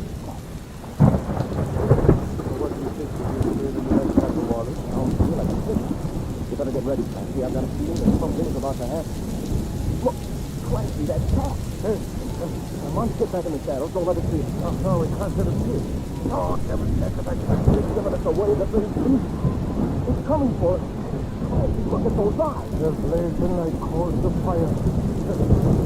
Thinking I am, I'd better be gone. My revolver better be quick. There. Mr. Clancy, don't shoot again. Who's the devil? The shadow speaking to you, Clancy. I want to take that cat alive if I can. All right. You can stop that hissing and waving of claws, my friend. The game is up. You hear me? You're not fooling anyone. You're not a cat. You're a man. A man disguised as a cat. Still on for the action. Well, the show's over and you can take that costume Look off. out, Shadow, wherever you are. He's backing toward the edge of the roof. Wait, I'll stop him. Stay where you are, Bud. Those claws may not be real, but they're pretty dangerous. We can't steady you now, Mr. Shadow. Let's say bring him down. Don't shoot, Clancy. Dragging toward the edge of the roof, eh, cat? Going to jump, are you? Well, go ahead. We're ready for that, too. There he goes. Light! Light! Turn on the searchlight! Oh, the man Look down there. What are you doing there? He's spinning back and forth. He's on a touch, Bud. Oh, yeah. Hanging from a wire that's strung between this warehouse and the next. There. He's off at the peak and hanging onto the wire. Pulling himself across to that window. He'll get away. They'll never get to him in time. Perhaps they can't, but I can. Look, you don't mean you're going to leap for that trap? Oh, no, it's suicide, man. Suicide. That way. Those are with someone in danger whom I've got to save. The only way I can do it. Here goes. Oh, there's the boat you'll be killed.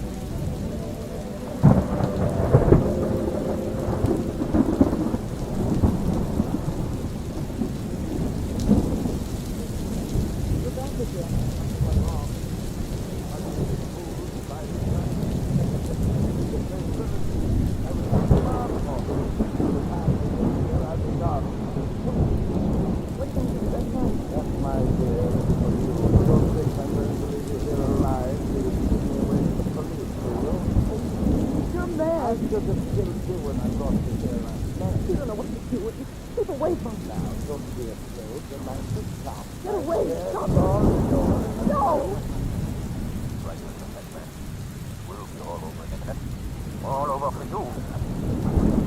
What is it? What are you talking about? I can't see another one. Oh. That's what I need to do. Grip I have on you. Drop that knife before I go too far. Better. Who are you? I am the shadow. You've heard of me, perhaps. I've heard of you all right. How did you get here? By using your support. A clever extraction. Just as good as it was 20 years ago. What do you know about that? I know all about it. 20 years ago, you were a pretty You had an action which you dressed as a captain in dangerous guise. There, in Bud, in the warehouse. The business belongs to me. And you took this method of forcing Bud to shut and sell out. Well, the game is up. That's what you said, Mr. Shadow, but you haven't got me yet. This building is surrounded, Blackshot. Your corner. Oh, no, there's still the country. I can still get away. You forgot to help me. Come on, stop the window. Stop. Climbing out the window. Stop, Blackshot. Come on, he's got the way. The technique. There was no cooking. I follow. Let's cut it down.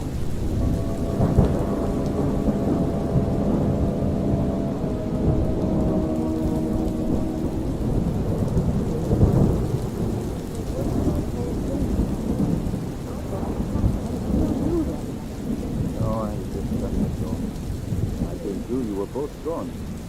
That's when I first suspected that he must have some means of crossing. You couldn't have found it. He kept it hidden during the day.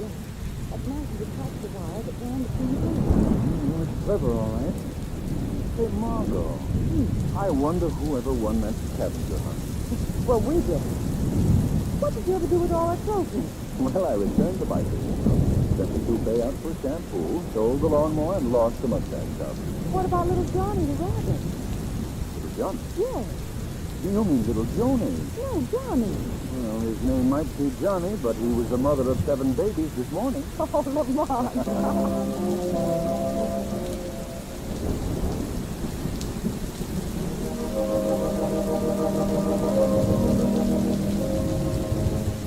Today's program is based on a story copyrighted by the Shadow magazine. Characters, names, places, and plot are fictitious. Any similarities with living or dead is purely coincidental. The Shadow magazine is on sale at your local newsstand.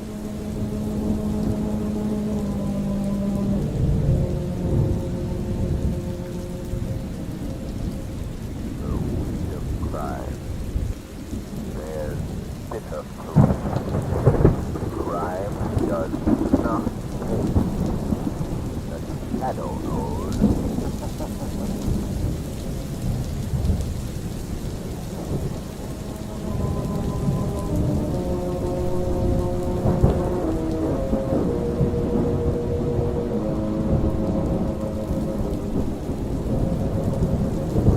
Who knows what evil lurks in the heart of men?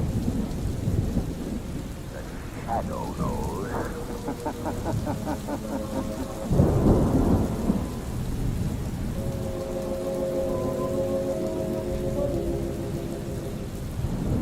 The Shadow, the mysterious character who aids the forces of law and order, is in reality Lamont Cranston, wealthy young man about town. The Shadow uses his hypnotic power to cloud men's minds, those they cannot see. Cranston's friend and companion, the lovely Margot Lane, is the only person who knows to whom the unseen voice of the Shadow belongs. Today's story, Murder in the Death House.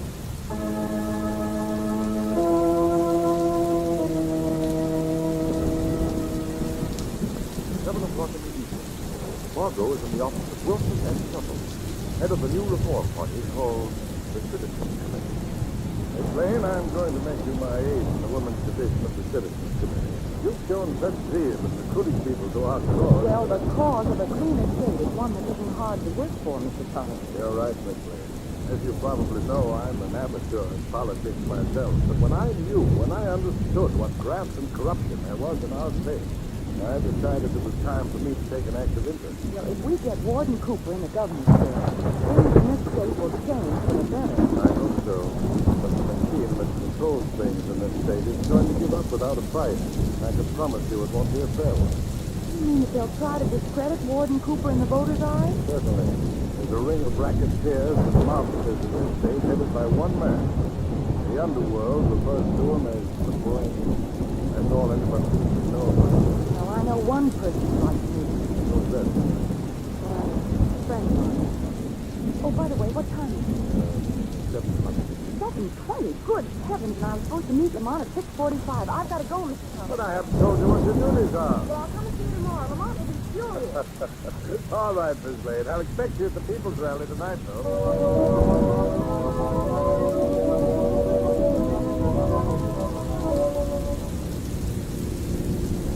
Margot, would you mind telling me where I'm going in such a hurry? To a meeting of the Citizens Committee, Lamont, and we're late now. Oh. Margot, just what is this Citizens Committee? What is it? Why, it's the most potent organization in this town. We're fighting crime and corruption, crooked politics and graft. Oh, easy, Margot, easy. I had to get you a jersey and a soapbox. But Lamont, with Warden Cooper as our candidate for governor and Wilson Tuttle behind us, we ought to sweep the state. Boy, you take another corner like that, and the state will be sweeping us out of a ditch. Say, who is this fellow Tuttle? A retired lawyer. He has bad good money. And with his support behind us... Here we go, sweeping the state again. Too bad you won't be alive to enjoy it. Oh. Say, Margot, what does this Citizens Committee stand for? Law and order. And we're going Law to... and order, eh? Now, listen, Margot.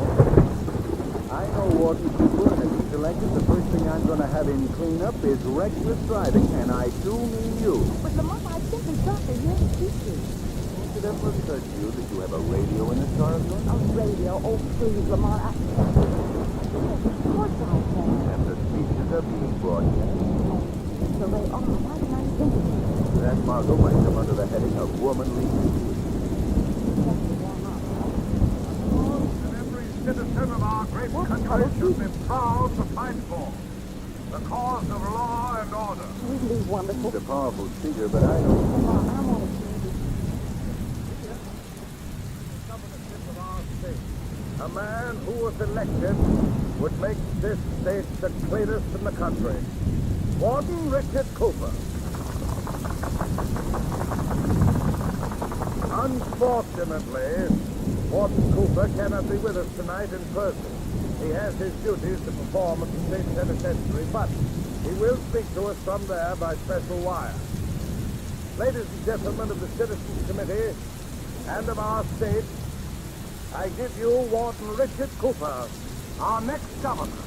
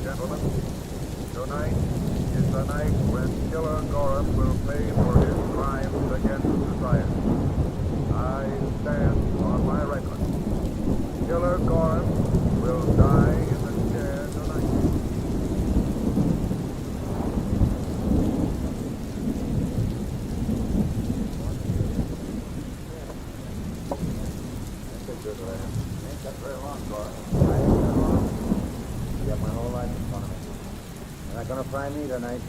I got connections. Fight down, Lord. I don't have to fight down for you, School, or anybody else. You can tell that to your ward.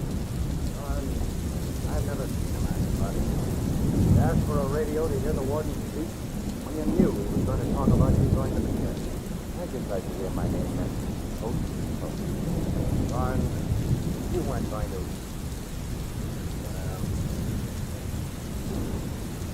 Gordon, you oughtn't act like that. Nice. What about tonight? Well, look, we're all in this place together. You're going tonight. Smokey over there goes next week, and then I follow. So, well, I try not to think about it. But you don't give me a chance to forget. Now, look, I don't have to worry. I'm just out. But if it'll make you feel any better, I'll quit talking. Hey, Smokey. Yeah? Give us a song. Oh, don't get him to sing it again. It's too sad. You heard me, Smokey. Give us a song. Something good and unhappy. We got to keep some here cheered up.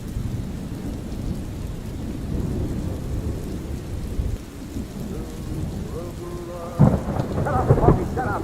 Give it up, Smokey. You're terrific.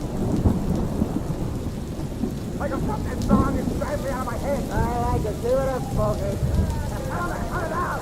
Give it up. Give it up. Stop this wagon.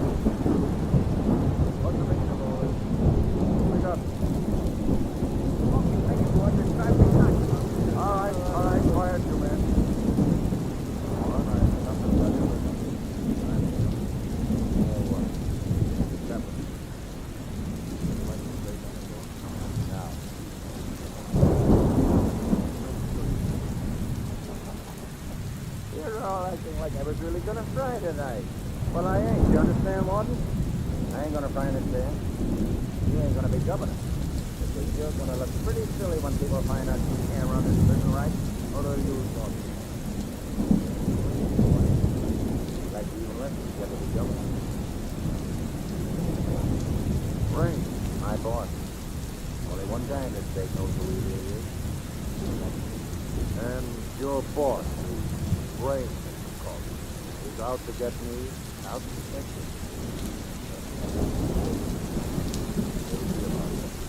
God, I'm not going to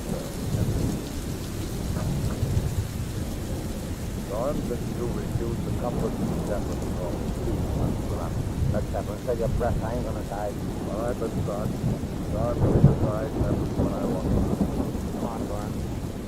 Your last mile. Head for 2-3. Almost off and off. Yeah, this feels good. I needed exercise. Right, white boy. It won't hurt much to it. They tell me it's over quick. I'll be back in a few minutes, fellas. Open the door, son. Just a minute, Ward. Now that you got me where you want me, can I have a... Anything within reason, Thor? Well, when they strapped me in the chair, and they put the clamp on my head, that's what they do, ain't it? And then when they turn on the tube...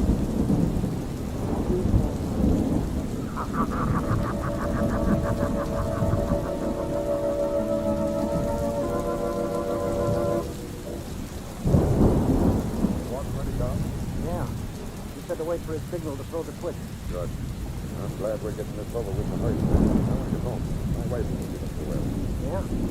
That's so? Yeah, she's been ailing now for, say, what's the matter? I don't know. Oh, I get it. You're new here for this time. Yeah. Well, it's more than something what just the first couple of times. Yeah. Guess you're right. You better stay in here. What that's why you didn't come back to the visit, I'll tell him that you were having. Yeah. So bad. One. I just noticed.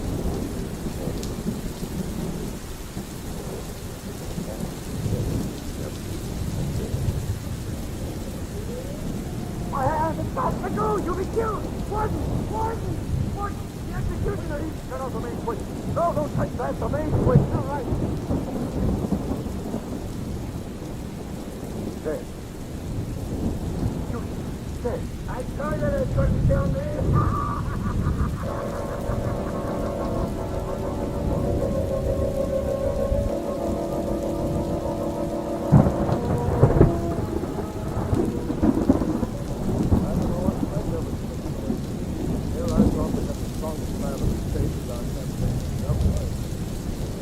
Wasn't the warden's fault, Tuttle.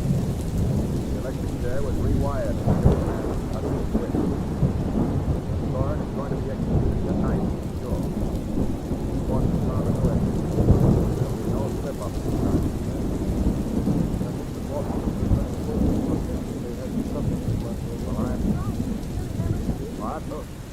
How did you get past the man at the desk? Well, that's a fine way to greet old. I'll have that man with my apart. I'll have him broken. What kind of an office is this? Yes, Miss Lane. I came to speak with Commissioner Webster about the happening. You two know each other? Miss Lane is one of my assistants. Cranston, you're an awful nuisance. Why do you bother me all the time? Coming in here like you like me. I'm right here. What did I tell you, Mr. Tuttle? This man haunts me. He never leaves me alone. What's happening?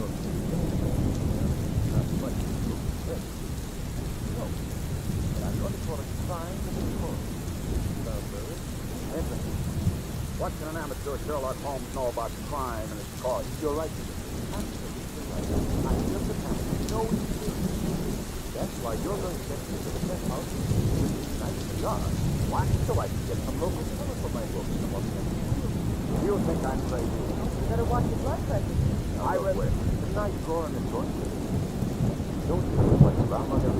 There may be drama there, but you're not going to be there as a guard or anything else. But my literary future depends on it. No. Please. No. If I promise not to rob you for a month. Absolutely no. I wouldn't. What? 1 whole month. Just for one night. Now you're talking. If I get you to the prison tonight, you'll stay away from me for a month. Word of honor. That's you made a bargain.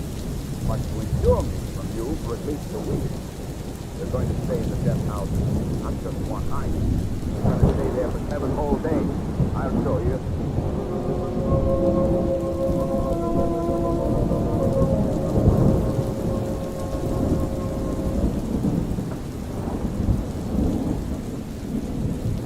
Yeah. Revenue guarding. Warden secretary on tonight. Yeah. Well, you never... Shut up, Gorn. Hey, just a minute. Sure.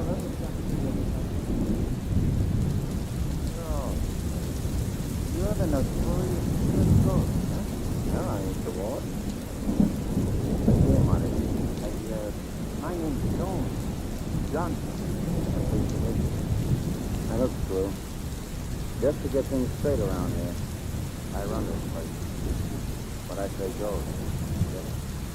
I understand what you said. That's what you Oh, not good. You know, it ain't everyone who can talk back to me the way they listen. So everyone's afraid of you. Sure. I'm the guy that can't feel.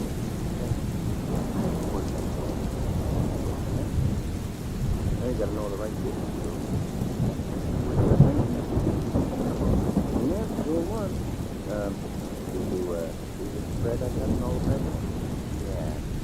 This is your question you were saying, but I don't think the picture did you justice. You know, that's just what I'm a better looking mug than those newspaper people told me. You ought to have your own photographer taken. Then you could be sure. Hey, that's a swell idea, Jones. I'll do that. No, I like that.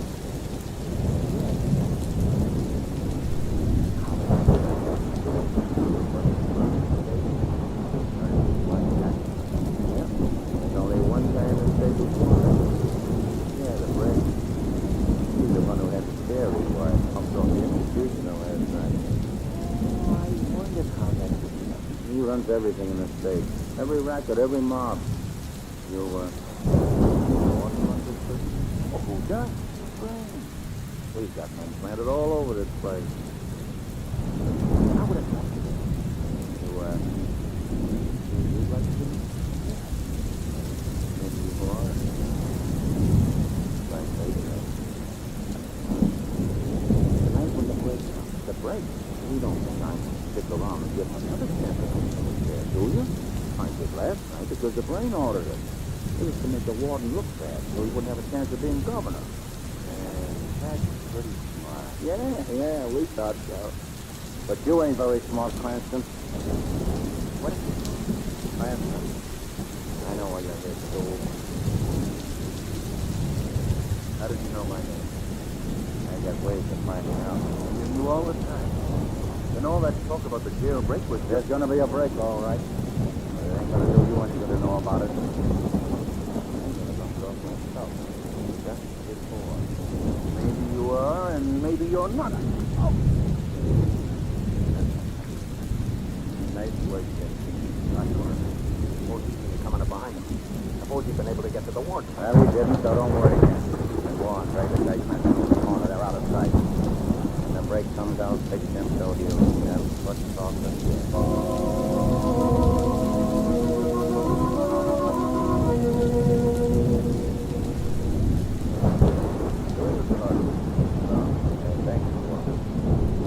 Now, Mr. Hartman, under what you say, you realize what your job is.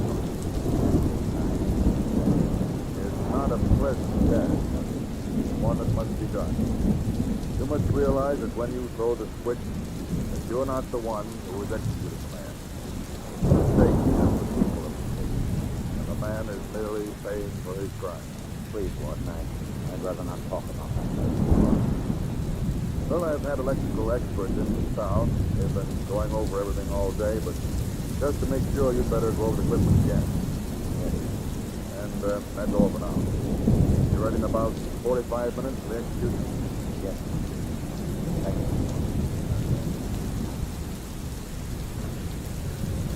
Fourth car. Dead still.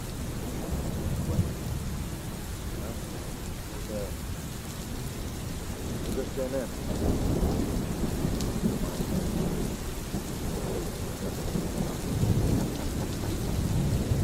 No one, Cooper.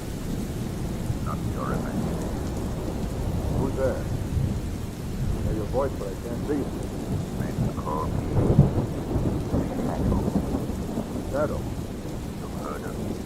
Yes, I've heard of you, Shadow. You fight crime and injustice. You're the fellow nobody can see. Yes. And that's why I'm here. What do you want of me? What do you know of the murder? Nothing. Strange things happen in the guard. Police couldn't feel. Shadow, I'm fighting for law and order. Killer Gorn will definitely die tonight.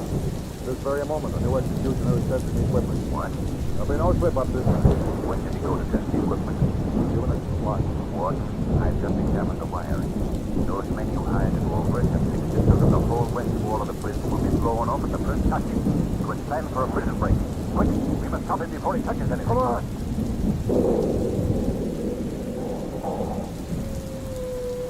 Too late, Ward.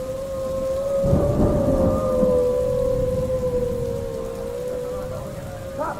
Stand where you are, I'll fire. Get out of my way, Screw! Go back to your cells or I'll fire. There's only one guy, 20 of us. The rest of the guys on this side must have been knocked off in the explosion. Get out of my way, Carter. We'll let you have it. Shoot him, baby, shoot him. Go ahead, shoot him. Let's got him, come on. Stop where you are. All of you, stop. Hey, look, that gun's hanging in the air by itself. Yeah, what's The shadow is holding that gun. shadow? Go back to your cells. Go back, I say. It's right not there. How can it stop it? Come on, all of you. Does that convince you? I fired above your heads that time, but the next time I'll aim lower. That's the fact. All right, boy. Shut these up for a minute. Lock 'em in.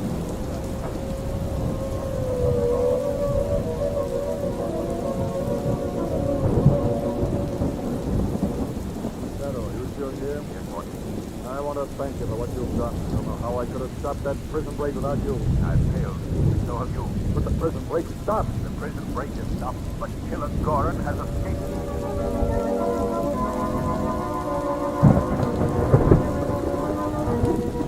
Was it necessary to bring these reports over to me tonight?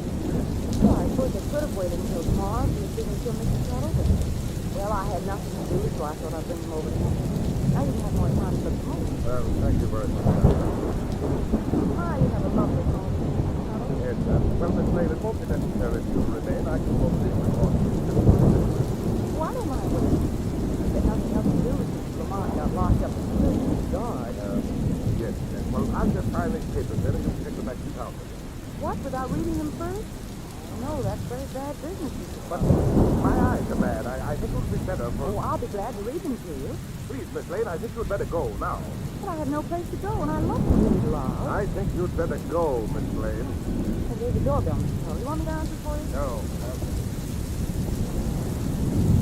Why, it's Killer Gorin. Yes, my stinky body, Killer Gorin. What's the name doing here, boss? Can't you give up the business? I'll go now, Mr. Shadow. Oh, no, my dear Miss Lane. Now you're going to stay here. Permanently. What? Mr. Shadow, you want... Yes, Miss Lane. Wilson has been known to the world as a prominent citizen on the side of law and order. My associates don't mean You're the one who's been trying to ruin Warden Cooper. Spoil his chances of being judged. Yes, my dear Miss Lane, now you know, but your knowledge will do neither you nor the police any good. Just to see, you're going to die. Oh, no. No, you couldn't. I won't say anything. Too late, Miss Lane. You wouldn't sit down to take it. God, good to see you. Yeah, boss. Turn your head.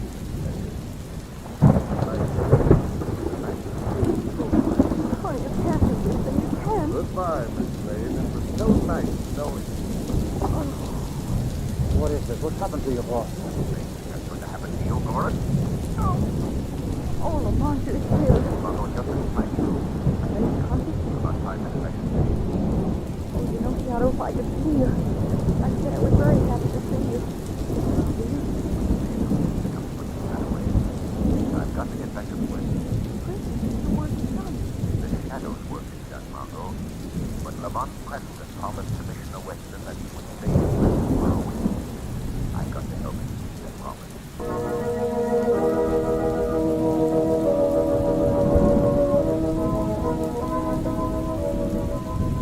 Well, Miss Lane, I just sent Miss Trent. You ought to be here in my office any minute.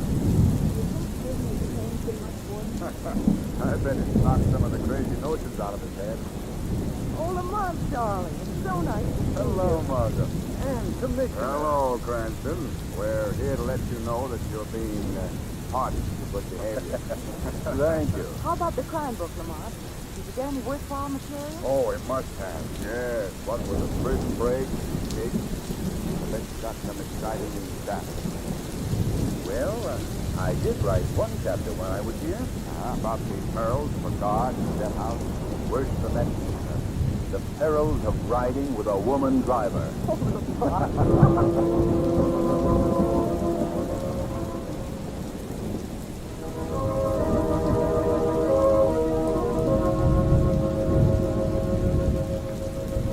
Today's program is based on a story copyrighted by the Shadow magazine. The characters, names, places, and plots are similarity to persons living or dead is purely incidental. Shadow magazine is on sale at your local newsstand.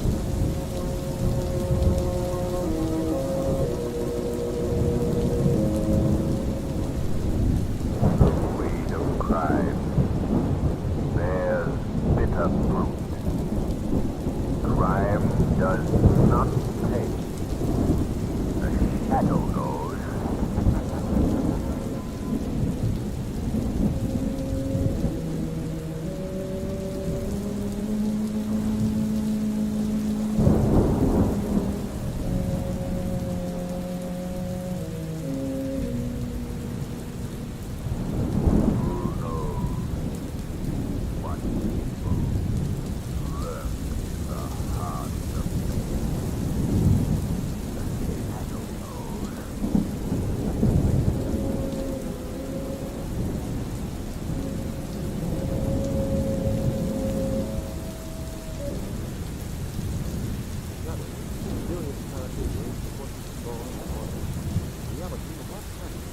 Wealthy young man about town. The shadow uses the top looks the tenant ransom the friends and but they are only the only person who knows the full unseen voice of the shadow. Today's story, the precipice called death.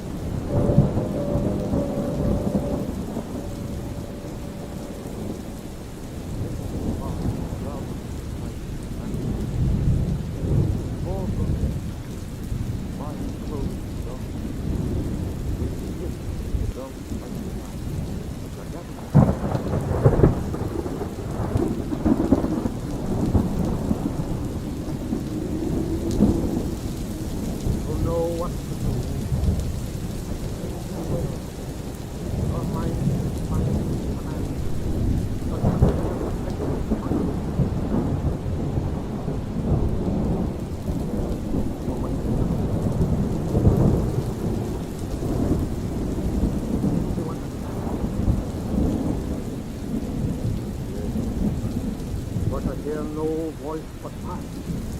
To do nothing but what I command. What a still souls I have made. Already now. Let me see what good. Such a bit called that dawning door to the sea of life. Your mind here these words.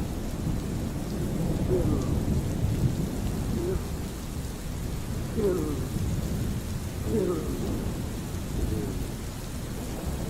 Now go.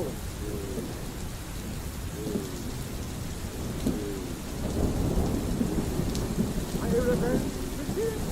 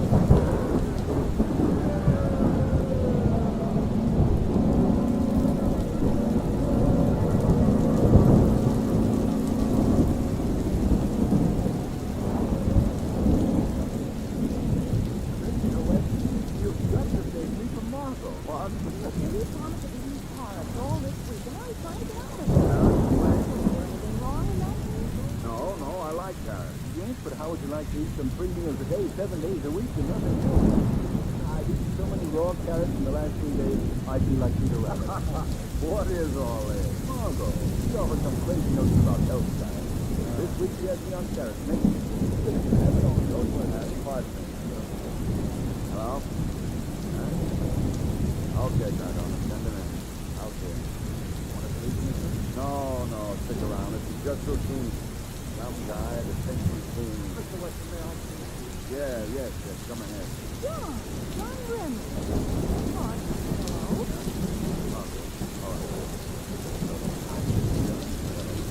Mr. Weston. Well, you all know each other. Oh, yes, you're old friends. John, where did you see that fellow right here? What are you doing here? Mr. Weston, I need help. There was a murder at my house last night. Murder? Now, look, Mr. Reynolds, I just got through reading the report on that business at your place last night. The man who entered your home was no more murderer than I am. He wants to kill my wife. The report says it was the maid who was almost strangled. I know. Now, wait a minute. An old story. Burglar enters house. Someone sees him yell. He gets scared. That man was a giant, a killer. Sure. There's always a giant or a killer or a mob when people are dead. I tell you, I saw the man myself. A mountain of a man.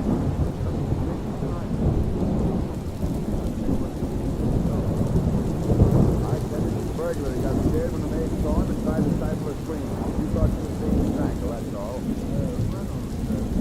Why did anyone want to see your wife? To get back.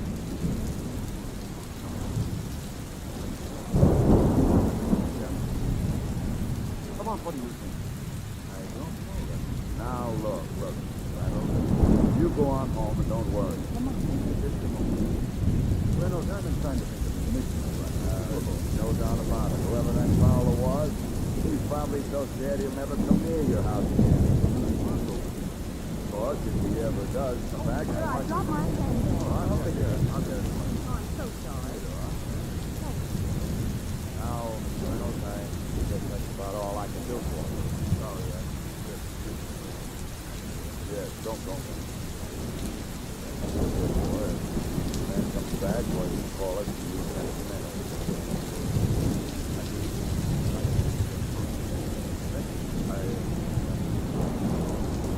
Fine, don't worry. Come on, Mom, we better be going to sleep. It's lunch.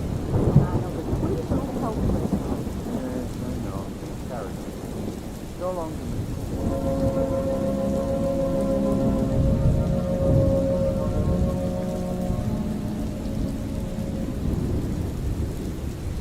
Oh, Lamont, I wish the waiter would hurry up. Margot, I saw you told your handbag story. Why did you do it? I was trying to tell you something. You wouldn't listen to me. Did you notice anything particular about Reynolds behavior?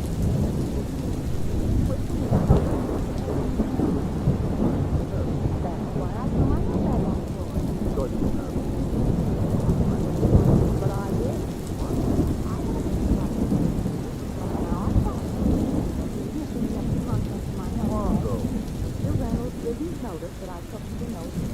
You mean you took... Honestly, Margot. Well, just see what's written on that piece of paper. Okay. Time.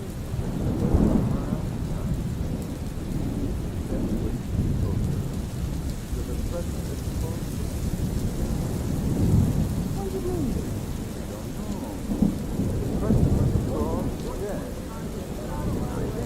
Lamont, is this really here?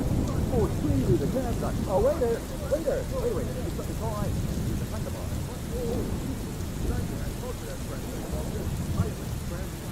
Well, easy. How did you know he was here? Well, I came you could empty a car in front of the police station, so I followed in my family followed. No one's driving like crazy, like crazy driving. Mr. Cranston, I got a problem or something. Now look, you got coke. So I said to myself, if you were Mr. Cranston, what would you do? I mean, what would I do? Well, what did you do? That's just it, I don't know. I asked myself, but I didn't know answer it. But well, last week I'm driving a truck all the way down to Jacksonville, Florida. When I get get there, he ain't got the fare. Nobody else would have plugged him. And now it's on my tongue. What do you want me to do? Well, I got qualms, I got it. And what I want to know is, did I do right to plug him, did I? I really don't know. How do you like that? We don't know and we got coached. Is that what it said when you were playing?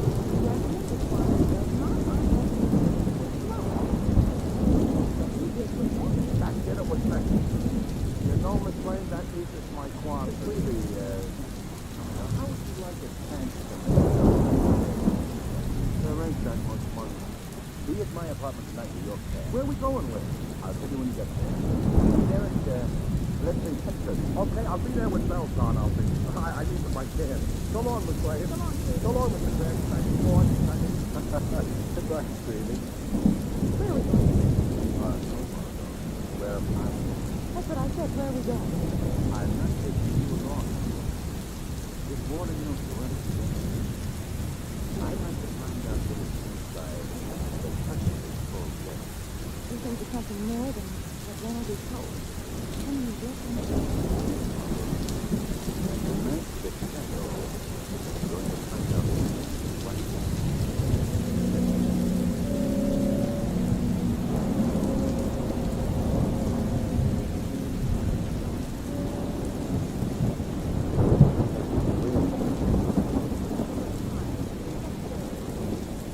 The wind ever bother you, Carol? Oh, darling, no.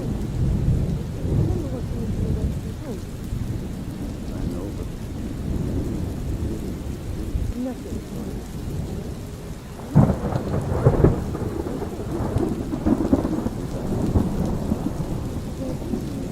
Carolyn, why do you put that away? I know it. That might be You know that I've been fair with everybody. Have you tried to cheat anyone?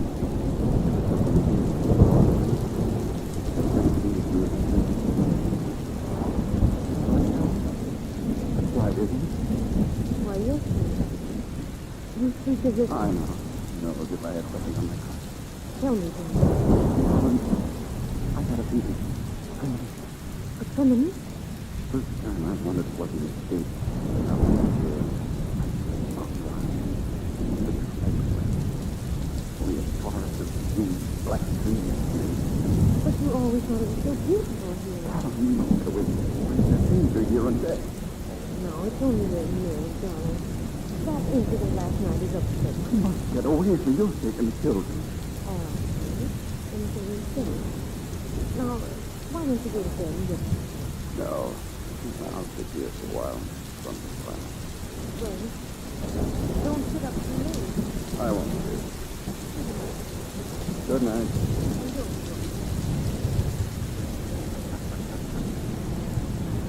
What? Wait. Can't do it, huh? What's wrong?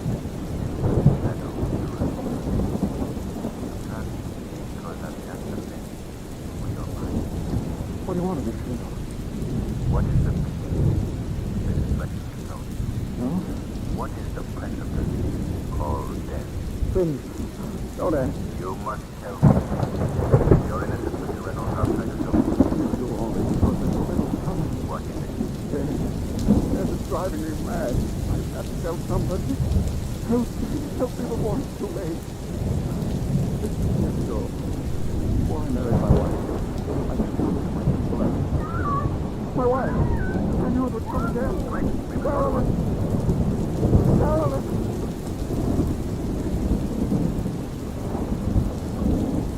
This is the room. The door's locked on the inside. Break it down. Carolyn! Darling! Darling!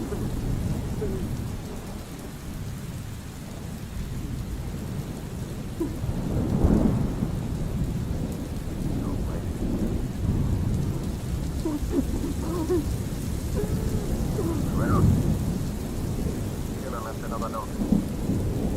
Companions of the duel are first to go over the precipice called death.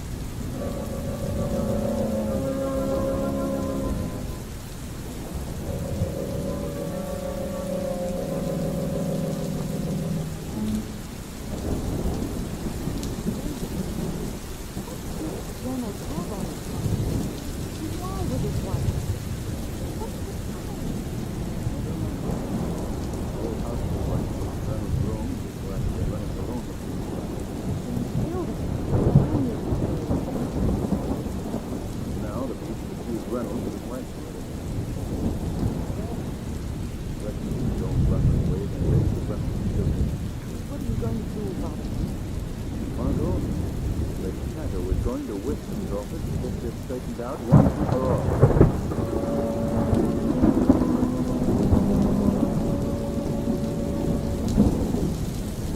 Well, Reynolds, where are these notes you talk about? The West. Still sticking to that story, eh? Why don't you stop this line? Plan the whole thing very carefully. Not enough to fool me.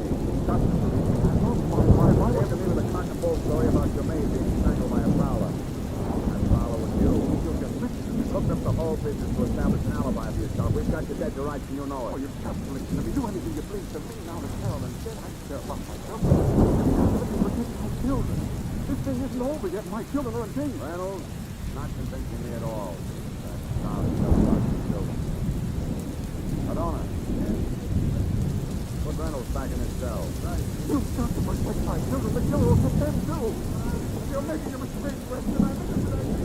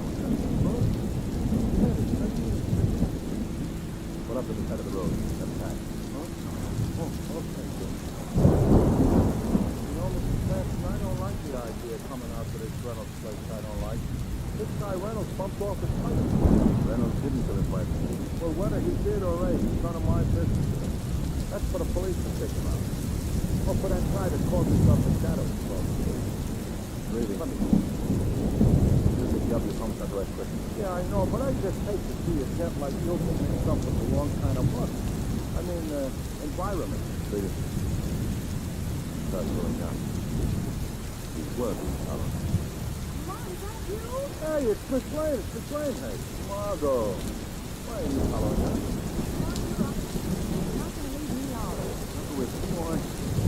Well, as long as you're here, you may as well come along. Follow us in your car. But we're here, boss. The Reynolds turn is right up this private driveway right up. What? Over here. Then we can get on. Why can't I leave you here in this lonely place? Well, I'm with you. I'm with you. You can't want me to get ready for a bodyguard. That's it. I mean, but, I can feel any paper. That's my revolver. Yeah. I got a car again and push it over there. You know the road. That's Reynolds already. That's the go back up the lake.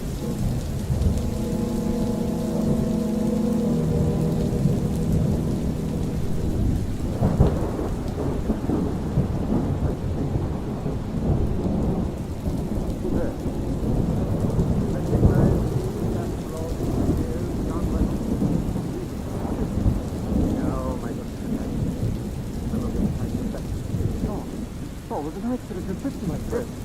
Accident? Yes, it was an accident, I swear. I don't... Already begun? It really was. You before you killed Charles. Millions of the go over the precipice called death. You murderer!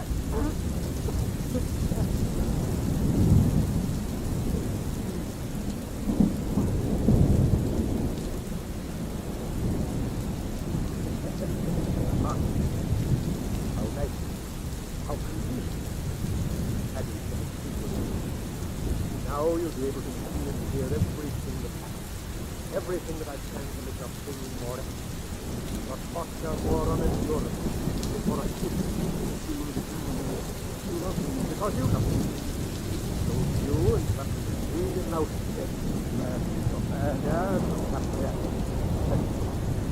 How is it? Imagine, no. Tell me this. Now that your wife is dead, what do you love more than anything else? I won't get too scared. And I have sleep upstairs in the next. Please, do whatever you will. Please, but don't harm them. What would you give me? Everything I possess. Please, before you everything you possess, eh? Everything you stole from me. Oh, you don't have to where you. Please, that's the unheard of the right you want. I want. I'm trying to. Please, the woman I love. Everything that should have belonged to me.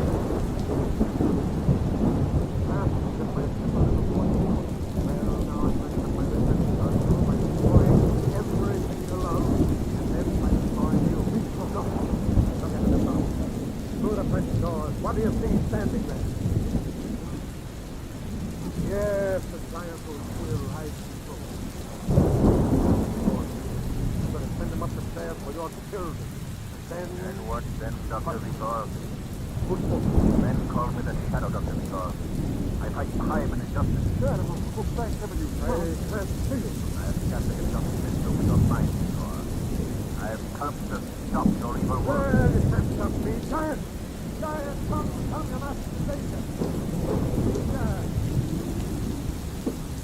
Now we see what's stronger. I can't see the shadow of this giant's hand, because he's already hypnotized by the superstition.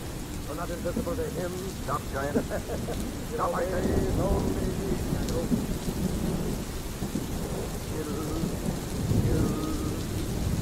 Shadow, stop him, stop him. He's closing in on you, Shadow. He can see you, so your career will be ended. Wait. Poor man. The giant! Wow! The blade, shoot that gun! The cannon is loaded! Wow, it's unloaded! You're not. Giant, you're no longer controlled by me, boy. Hypnosis has dropped from you. You make me scared. I don't want to kill. I hate you. I hate you. Giant, stop.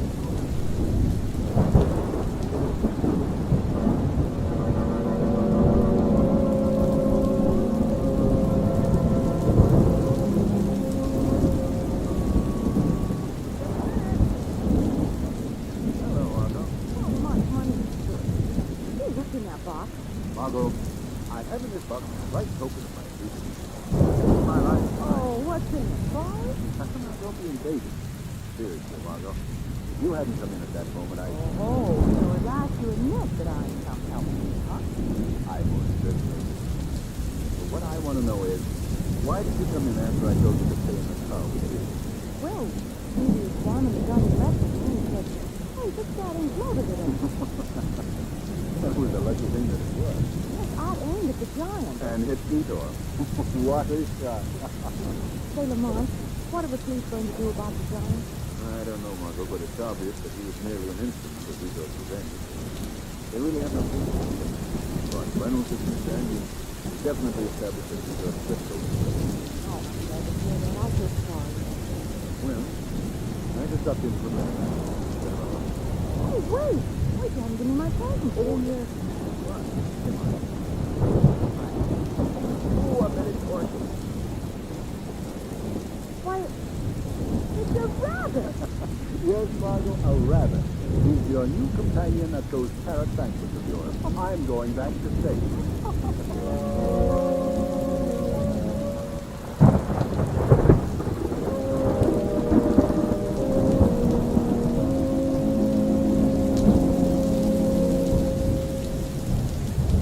This program is based on a story copyrighted by the Shadow Magazine.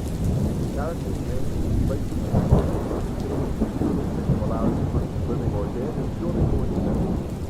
Shadow Magazine. Is on sale at your local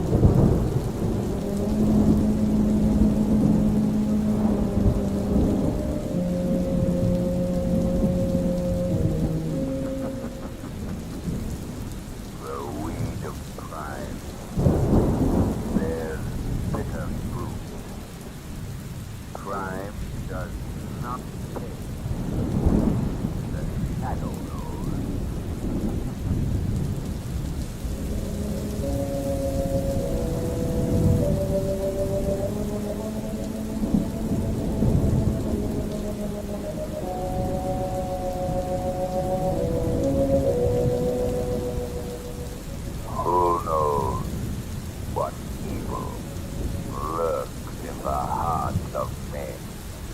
The shadow knows. The shadows, mysterious character who aids the forces of law and order, in reality, Lamont Cranston, wealthy young man about town. The shadow uses his hypnotic power to cloud men's minds so that they cannot see him. Cranston's friend and companion, the lovely Margot Lane, is the only person who knows to whom the unseen voice of the shadow belongs. Today's story, The Return of Carnation Sonic.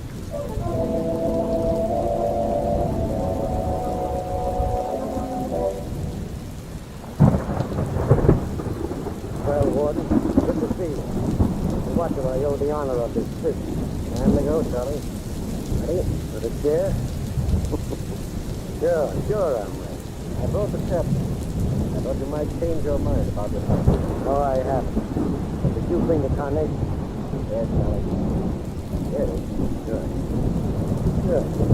Maybe it's not too late for us to work. I'll just fasten to this snappy position. I don't think it'll bring you good luck this time, Charlie. You don't, huh? Well, now, that carnation of mine has never failed, Warden. All my life, I wore a carnation every day, and I always had good luck. But the day I come to trial for the murder of that rat policeman, your Commissioner Weston says I ain't to wear it. It's against the court etiquette. And what happens? The jury says first-degree murder. Superstition, Charlie. That carnation isn't going to save you from the chair. Maybe and maybe not, Warden. Maybe you think I'm nuts. All I know is I've beaten every rap when I've had my carnation. But the first time I don't have it, they slap a death sentence on me. But remember, I said I'm coming back, and I will. I got my carnation. Nothing can stop me now. Oh, no.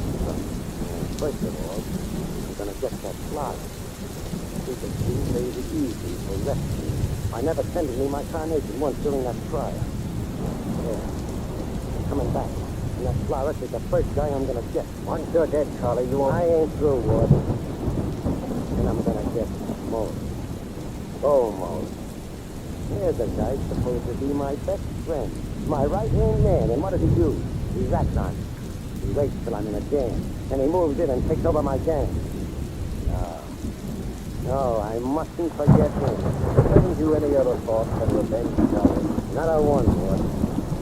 I'm coming back. And I'm going to get that guy Weston. He put the screws on me, that Commissioner Weston, and he twisted him. But see, I don't like that from a cop. I don't have to... You deserve what you got, Charlie, you know. You're not dying for the murder of Bruce alone, for the murder of many others. Yeah? You couldn't pin a thing on me, and you know it. You're a killer, Charlie, and you deserve it. Okay, so I'm going to die, ain't I? But remember, I'm coming back. And I'm going to get first that flower, second that rat, Pro Moley, and last the Commissioner Weston. Just remember that. Now, let's go and give the newspaper boys a cheer, huh? All right, guys. Fight the prisoner on both sides. Captain, whether he wants it or not, if you will. Certainly. All right, Charlie. Let's go. Wait and see. Padre Nostri, Coming back. Dueling, Sanctus, Just remember that. I'm coming back. Athenis regnum tuum, Dominatus regnum.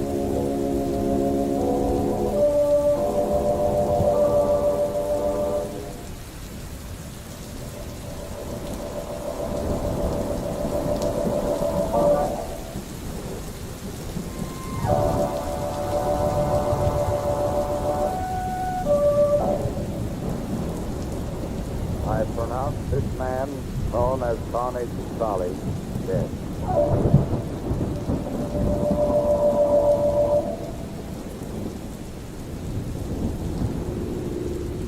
Oh, Lamont, how wonderful to think that we're actually going to be Gone with the Wind. You sound excited, Margaret. Well, I am. After all, I read the book, and I'm so anxious to see what they've done to it. You'll find it to be in our very faithful and obstinate way. Oh, have you seen it, Stevie? Yeah, hey, last night, I tied a cabin and took my wife out. I made a big social event out of it I made. I bought a flower cake. Flowers, hey? That reminds me, hey, Lamont. What about it, hey? What? flowers for me, hey. What are you looking for? What if you break down and get us some, Mr. Cranston, hey?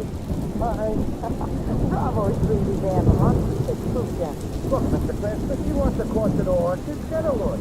Shrevey, you stay out of this. Hey, there's a place right there. And whether you like it or not, Mr. Cranston, I'm pulling up. I'm pulling. Shrevey, this is playing right into the little lady's hands, but go ahead. Margot, my dove, await us here and we shall return from yon forest late. All right, Shrevey, this way. Hey, you know, Mr. Cranston, you're an all right guy, all right, but sometimes I don't think you look so good. That's so sweet. Well, I'll have to be more careful in the future. Cup seems to be empty.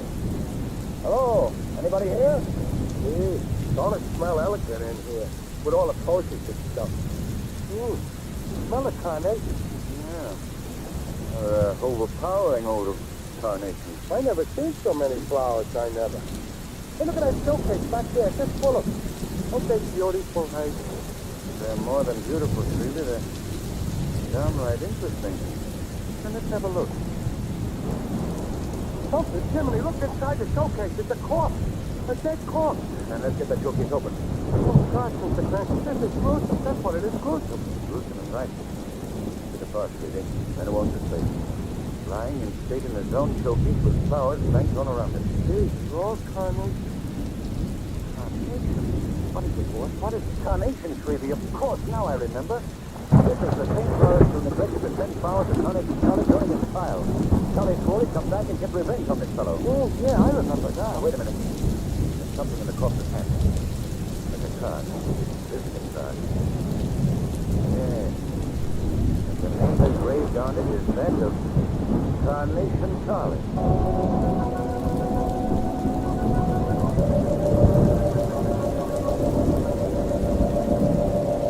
Come on, Commissioner Weston, open up. We've got to get a story for our papers on this Carnation Charlie case. What are you doing about it? Now, why don't you boys give me a break? You know everything I know. Carnation Charlie was executed over a month ago. Whoever killed that Flowers must be a pal of Charlie's. Couldn't be Charlie himself. What about the fingerprints found on that visiting card? Well, fingerprints have been duplicated before. Well, you've got to admit it makes a swell story, Commissioner. First, the ghost of Carnation Charlie kills the Flowers, but double-crossed them on the flowers. That's according to schedule. Then the next on Charlie's list will be Bo Moley, his former henchman who took over. And after that, it will be you. You swore to get the Commissioner, and you will if you don't get him first. Fellas, the whole thing is a... Come in. Cranston, for the first time in my life, I'm glad to see you. Hello, Miss Lane. Good Hello, to see you, Commissioner. too. Well, Commissioner. Brilliant. Think we're in the right place, Lamont? All right, boys, all right, on your way. Right. And listen, give me a break in anything you write, will you? Sure, you know us, Weston. Anything for a pal. You look pretty tired. Carnation Charlie giving you sleepless nights? Cranston, I've seen some screwy ones, but this is the most impossible case I've ever come up against. Well, please, Commissioner, but you're in a spot. Well, I'm not worried. No? No, not terribly worried, anyway. Never have believed in ghosts, and if it's something human I'm dealing with, I can handle it. Yes. But I wonder if it is. What do you mean? I don't know exactly, Commissioner. I've got to...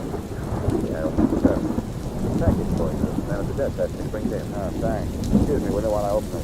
Go right ahead. Wonder what it could be. There's a way, Commissioner. It feels like a box. Might almost be a... I'm thinking it's a coffin. Coffin. There seems to be the smell of it. Let me get the lid off.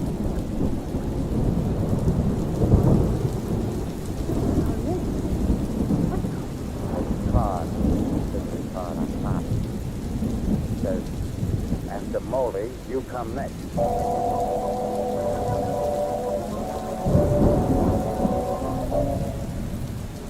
Yeah, and then Moley's got the jitters. Well, why shouldn't he? He got that little cough on the carnation. Didn't he, Carnation? Charlie said he'd come back, and he has. He got that florist, and now my brother's next on the list. What did Molly call this meeting for anyway? Gotta take a run out. You got me. All I know is Bo's scared to death. He shouldn't have ratted on Charlie because... Never had on Charlie, eh, Loop? Now, don't get me wrong, boss. Well,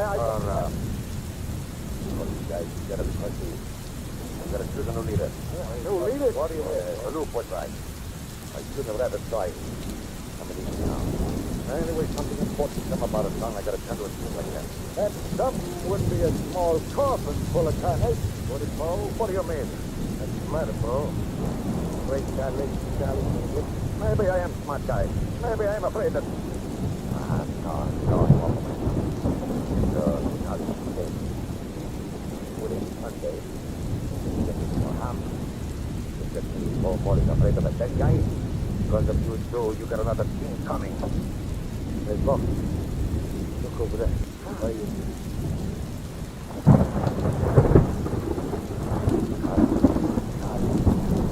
He looks like he was just up. Maybe I lost just got up from the grave. And I come back. Hey, Charlie. Another Charlie. I come back to get you, Bo. I want to tell you a little story about the death house first.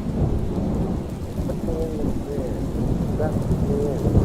Then they put electrodes on my legs and on my head. Yes, I know. Then a priest started to intone so I could go without anything on my mind. And then they threw a switch.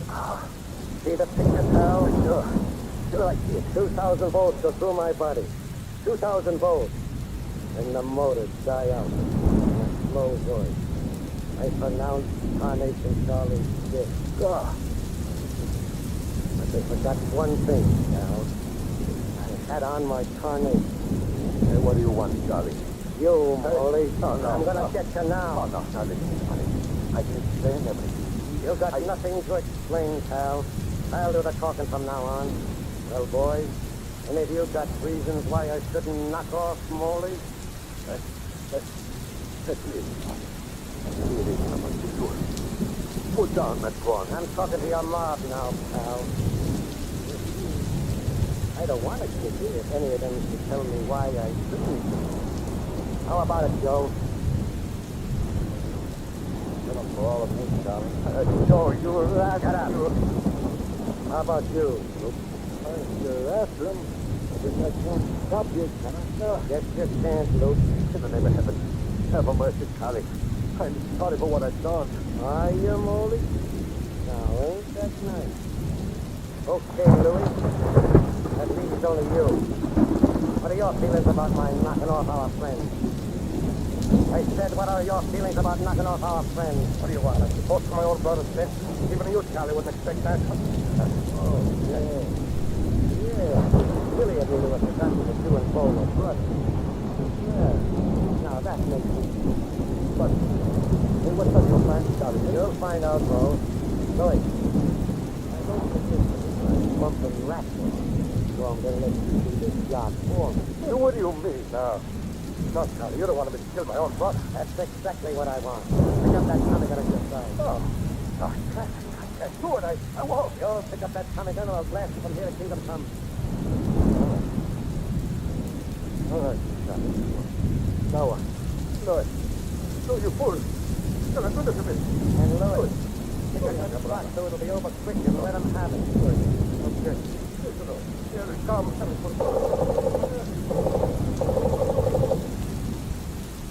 Go home.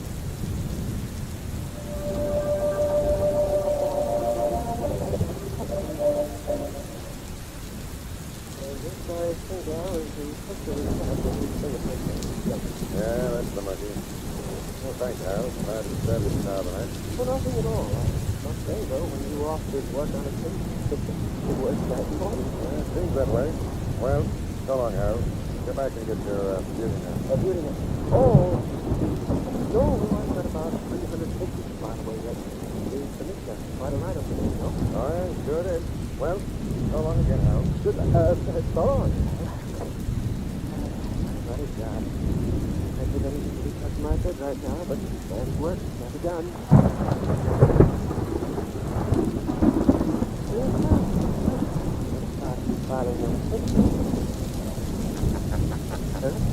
Just a minute, Harold. Who's Don't be alarmed, Harold. The shadow. the shadow? Oh, that's not going to say. Not now, Harold. I need you. There's nothing here for you. I've merely had the hypnotic filter over your mind to prevent you from seeing. I don't see it. What Go on. I want a picture out of your file. A picture of a small-time gangster named Slim Bannister. Slim Bannister? Yes. Get it for me at once. Yeah, that's correct. Slim Bannister. I don't know. Slim Bannister.